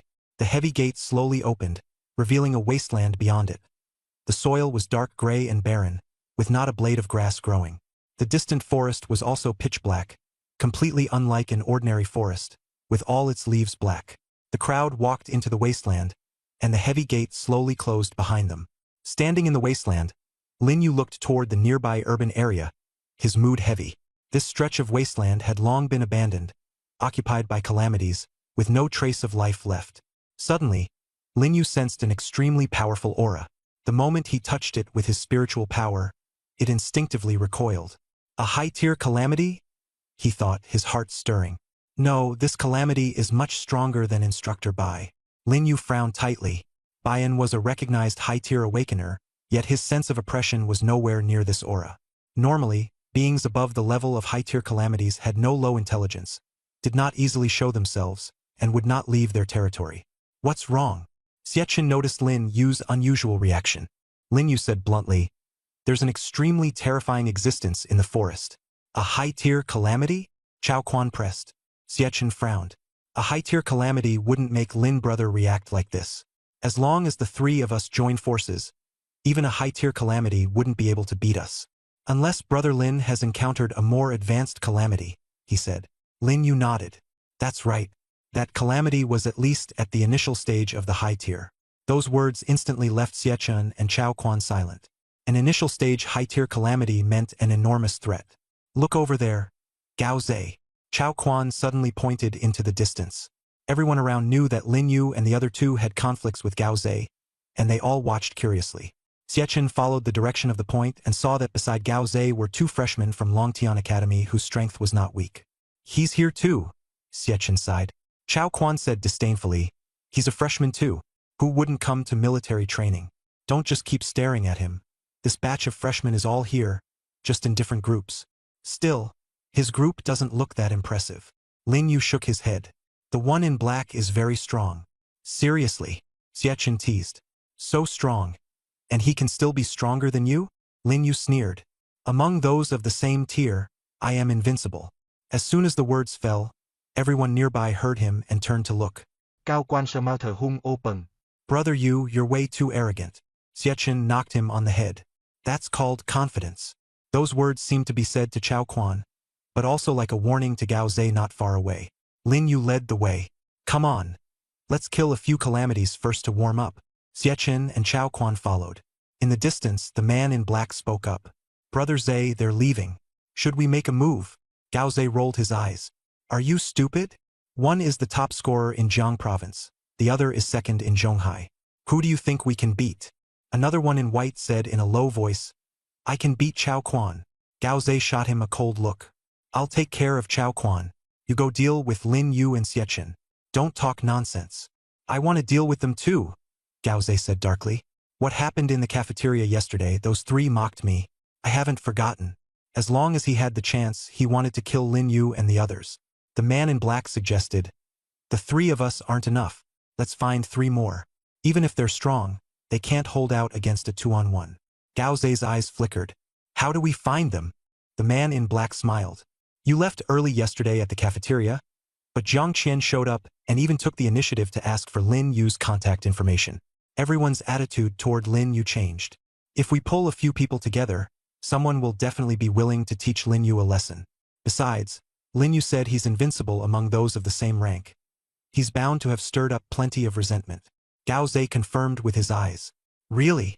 The man in black smiled. Why don't you ask him yourself? That's true. Jiang Qian did take the initiative to ask for Lin Yu's contact information yesterday. The man in white also confirmed it. Then it's simple. A meaningful smile appeared on Gao Zhe's face.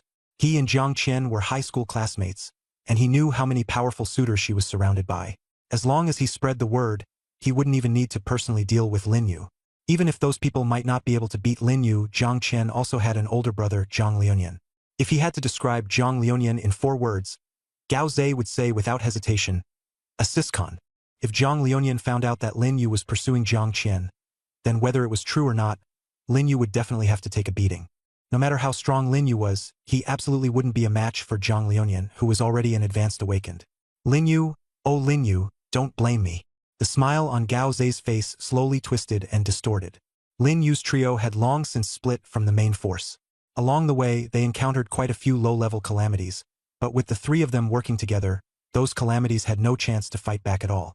At this moment, they had just slain a mid-tier calamity. Chao Quan sat on the ground, panting heavily. He wiped away a handful of sweat. His body was splattered with black blood, but it wasn't his, it was the calamity's. This calamity is basically no different from a human. It can even use weapons and knows how to take advantage of the terrain. We almost got set up. The calamities in the martial exam are just a bit tougher and no different from beastfolk. The calamities here seem like they've awakened intelligence, Xiachen said as he crouched beside the corpse and examined its claws. There was rust on them, not natural, but worn on from using weapons. Luckily the blade was poor quality and snapped after just a few strikes. Otherwise we'd have been in serious trouble. Chao Quan complained. Serious trouble? The moment that blade didn't break. The one breaking would have been my head. He touched his neck, still shaken. When it flew over, I nearly didn't get to see my great-grandma. Lin Yu collected the flesh and blood, and this task was considered complete. Brother Lin, Xiachen called out. Lin Yu looked up. What is it? Xiachen frowned. Don't you think these disasters are mimicking humans? And not just simple imitation, they're learning how we fight. Even the way they walk looks like ours. Lin Yu fell silent, recalling what King Jiang had said yesterday. The disasters are constantly evolving, and can even take human form, moving toward the human direction. He understood now. The disasters were not only growing stronger, they were also evolving toward humans. Lin Yu stood up. Let's go. Chao Quan wailed. Go again? I'm about to die from exhaustion. We've already finished the mission. Can't we rest for a bit? Xiachen glanced at him. You head back first. Yu and I still need to fight for the 9-in-1 genius spot. Chao Quan wanted to argue, but the words died in his throat. He knew Xiachen had wanted to compete for that title ever since enrolling. Fine. Cao Quang stood up, looking unconvinced. If you want to fight for it, I'll fight for it too. I may not be as strong as you, but what if? Xiachen laughed. Lucky. You nearly got your head chopped off by a disaster just now. You should go back and rest. Chao Quan said unhappily. That was just because I wasn't paying attention. Without my support, your combat power would drop by at least half. What if we run into Gao Zhe and the others? Xiachen sneered. If Gao Zhe and the others dare come, I'll make sure they never return. He strutted around in the cafeteria yesterday. Did he really think I wouldn't dare touch him? As soon as Xiachen finished speaking, footsteps sounded from the nearby sandy ground. It was not one person nor three, but 6. Gao Zhe was in the lead, accompanied by a boy wearing a cyan combat suit, with an extraordinary bearing. Well, still not back yet? Haven't finished your mission? Gao Shi smiled annoyingly. Want us to help you finish today's task? Xiachen sneered. I wondered who it was. So it's a coward. The one who got shouted down in the cafeteria yesterday and didn't even dare to say a word. You think finding a few people will let you turn the tables? Gao Shi waved a hand. No, I'm not here to settle scores. He looked at Lin Yu and smiled. I'm here to introduce someone to you. After saying that, he stepped aside. The boy in the cyan combat suit stepped forward, refined in appearance but staring coldly at Lin Yu, his eyes full of hostility. He stopped in front of Lin Yu and said, You're Lin Yu. Looking at the man before him, Lin Yu knew he had bad intentions and replied bluntly, What's it to you? The boy in the cyan combat suit smiled and introduced himself. My name is Jing Yao. I'm from the capital, and I'm a classmate of Jiang Qian. Hearing that, Lin Yu couldn't help but laugh. He'd heard this kind of routine at Nanxing No. 1 high school too, always for a woman. As for where Zhu Liping was now wasting his days, he still didn't know. Xiachen took a fighting stance. What do you mean? You want to fight? Jing Yao ignored Xiachen and instead stared at Lin Yu. I heard you're a dual talent awakener, the Jiang province top scorer, and the national record holder. And yesterday, Qianer took the initiative to ask you for your contact information. Lin Yu said nothing.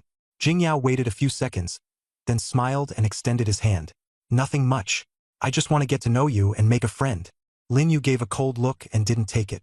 Jing Yao's smile slowly turned cold. Suddenly, Lin Yu placed one hand on Jing Yao's shoulder. Jing Yao froze. He had actually failed to notice Lin Yu's movement. I don't care who you are, or who you're here for, Lin Yu said quietly. Don't mess with me. If you don't believe it, try me. As soon as he finished speaking, Lin Yu exerted force, and Jing Yao's shoulder began to press downward. The pain made Jing Yao roar. You motherfucker, you're looking for death. He was just about to strike. Jing Yao. Jiang Qian's voice came from not far away. Jing Yao turned around, and the anger on his face vanished instantly, replaced by gentleness. Qianer, why are you here? Don't call me Qianer. I'm not familiar with you. Jiang Qian showed a look of annoyance. Did you forget how my brother beat you up? Qianer, listen to me. Jing Yao tried to explain, interrupted by Jiang Qian. Get lost. Don't let me see you. All right, I'm leaving. Qianer, don't be angry.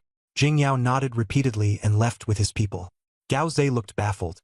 Didn't we agree to teach Lin Yu a lesson? But since Jing Yao was already gone, Gao Zhe could only leave angrily with the others who remained.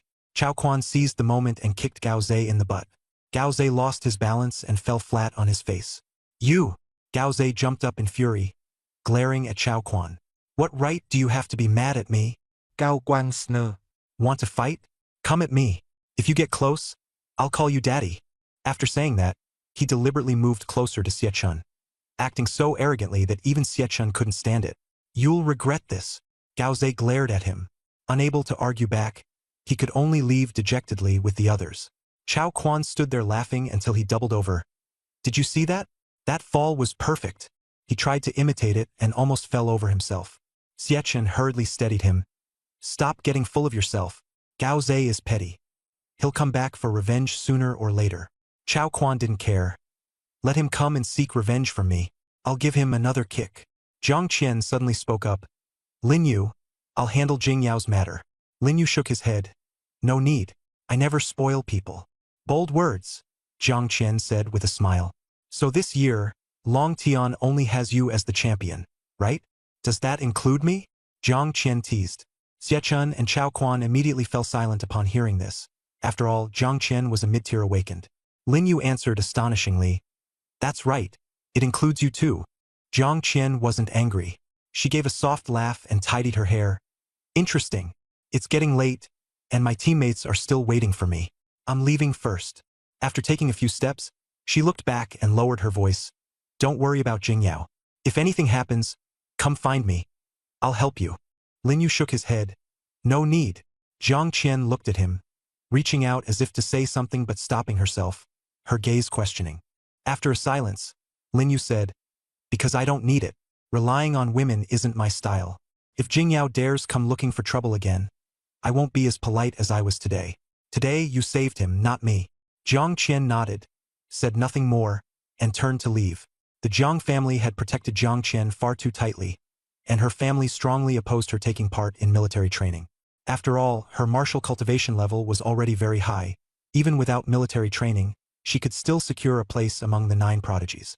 But Jiang Qian did not want to rely on the Jiang family forever. She had grown up in the Jiang family, almost entirely surrounded by it. So she came to Longtian, to the academy where her brother studied, wanting to see whether the outside world was really as cruel as her family said. Chao Quan watched Jiang Qian's departing figure inside. "Brother Yu, you really don't understand human relationships. Sister Qian said she'd help you. Who is she? The princess of the Jiang family. You just agreed to her, and for the next 4 years at Longtian Academy you've got a shield. Who would still dare to mess with you?" Lin Yu replied coldly, "What do you know?" Cao Quang smiled. "I may not understand, but I do know that Sister Qian feels differently about you. The way she looks at you is different from how she looks at anyone else." Xie Chen kicked him. "Don't talk nonsense. We've only known each other a few days. At most, we're just ordinary friends." Chao Quan refused to back down. "I'm not talking nonsense. Don't you remember the way Sister Yu looked at you? It was just like Jiang Qian. You looking for a beating?" Xie Chen immediately flared up. "Who's Sister Yu?" Lin Yu asked curiously. Chao Quan moved closer to Lin Yu, afraid that Xie Chen would really start fighting, and lowered his voice to explain. "Brother Chan is impressive, sure, but he's only second in Zhonghai. The number 1 in Zhonghai is a girl named Xiao Yu, the school belle. She often flirts with Brother Chen." "Sister Yu? Number 1 in Zhonghai." Lin Yu looked toward Xie Chen. Xie Chen's face flushed red as he glared furiously at Chao Quan. "Chao Quan, if you keep talking nonsense, I'll really throw you into the forest to feed the beasts." He reached out to grab Chao Quan, but Chao Quan was nimble and quickly darted behind Lin Yu, showing only half his head as he grinned and said, "Brother Chan, this is your inner demon. I'm helping you deal with it. If you don't resolve it now, something serious will happen later." Chao Quan turned to Lin Yu and said, "Brother Yu, you probably don't know this, but Sister Yu is stunning, and there are plenty of people pursuing her at school. Yet she set her sights on Brother Chen. Every time she teases him, Brother Chen feels aggrieved and fights back in anger, but he always loses miserably. Even the literature and history rankings are suppressed by her. He's forever stuck in second place. If it were me with a beautiful woman chasing me, I'd be thrilled." "Shut up." Xie Chen was livid. Seeing how angry he was, Chao Quan hurriedly fell silent. Lin Yu said nothing more. He knew that when awakening their talents, many people said his talent was trash and classified it as the lowest F rank, specially tailored just for him. He could understand Xie Chen's mentality. It wasn't that he refused to lose. He was simply unwilling to remain second forever. Back at the barracks, Jingyao kicked the door open, and it slammed into the wall with a dull thud. Gao Zhe and a few others followed him in closely, none of them saying a word. Jingyao sat on the edge of the bed, his face dark as ink. "Brother Yao." Gao Zhe looked at him carefully and deliberately exaggerated. "This Lin Yu is way too arrogant. Just because he's from out of town and got the top score, he thinks he can do whatever he wants. He's only a top scholar from a small city, and I don't think he's taking you seriously at all." Jingyao didn't answer, his gaze growing even colder. Gao Zhe moved closer. "Brother Yao, say something. The few of us are willing to help you deal with him. No matter how capable Lin Yu is, he's still an outsider. There will always be times when he's alone. When that happens, we can just kill him off. The general administration will at most investigate a bit, and then this will be over. They'll never be able to trace it back to us." Jingyao looked up at him, his eyes cold and sharp as a snake's. Gao Zhe shivered and took a step back.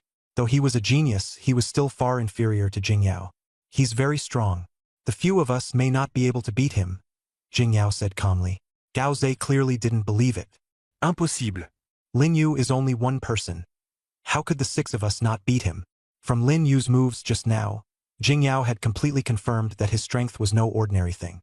The top scorer in the martial exam wasn't something just anyone could become. Not only had Lin Yu taken first place, he had also broken the national record for the highest martial exam score. More importantly, he was also an extremely rare awakened one with dual talents. No one would ever underestimate such a genius.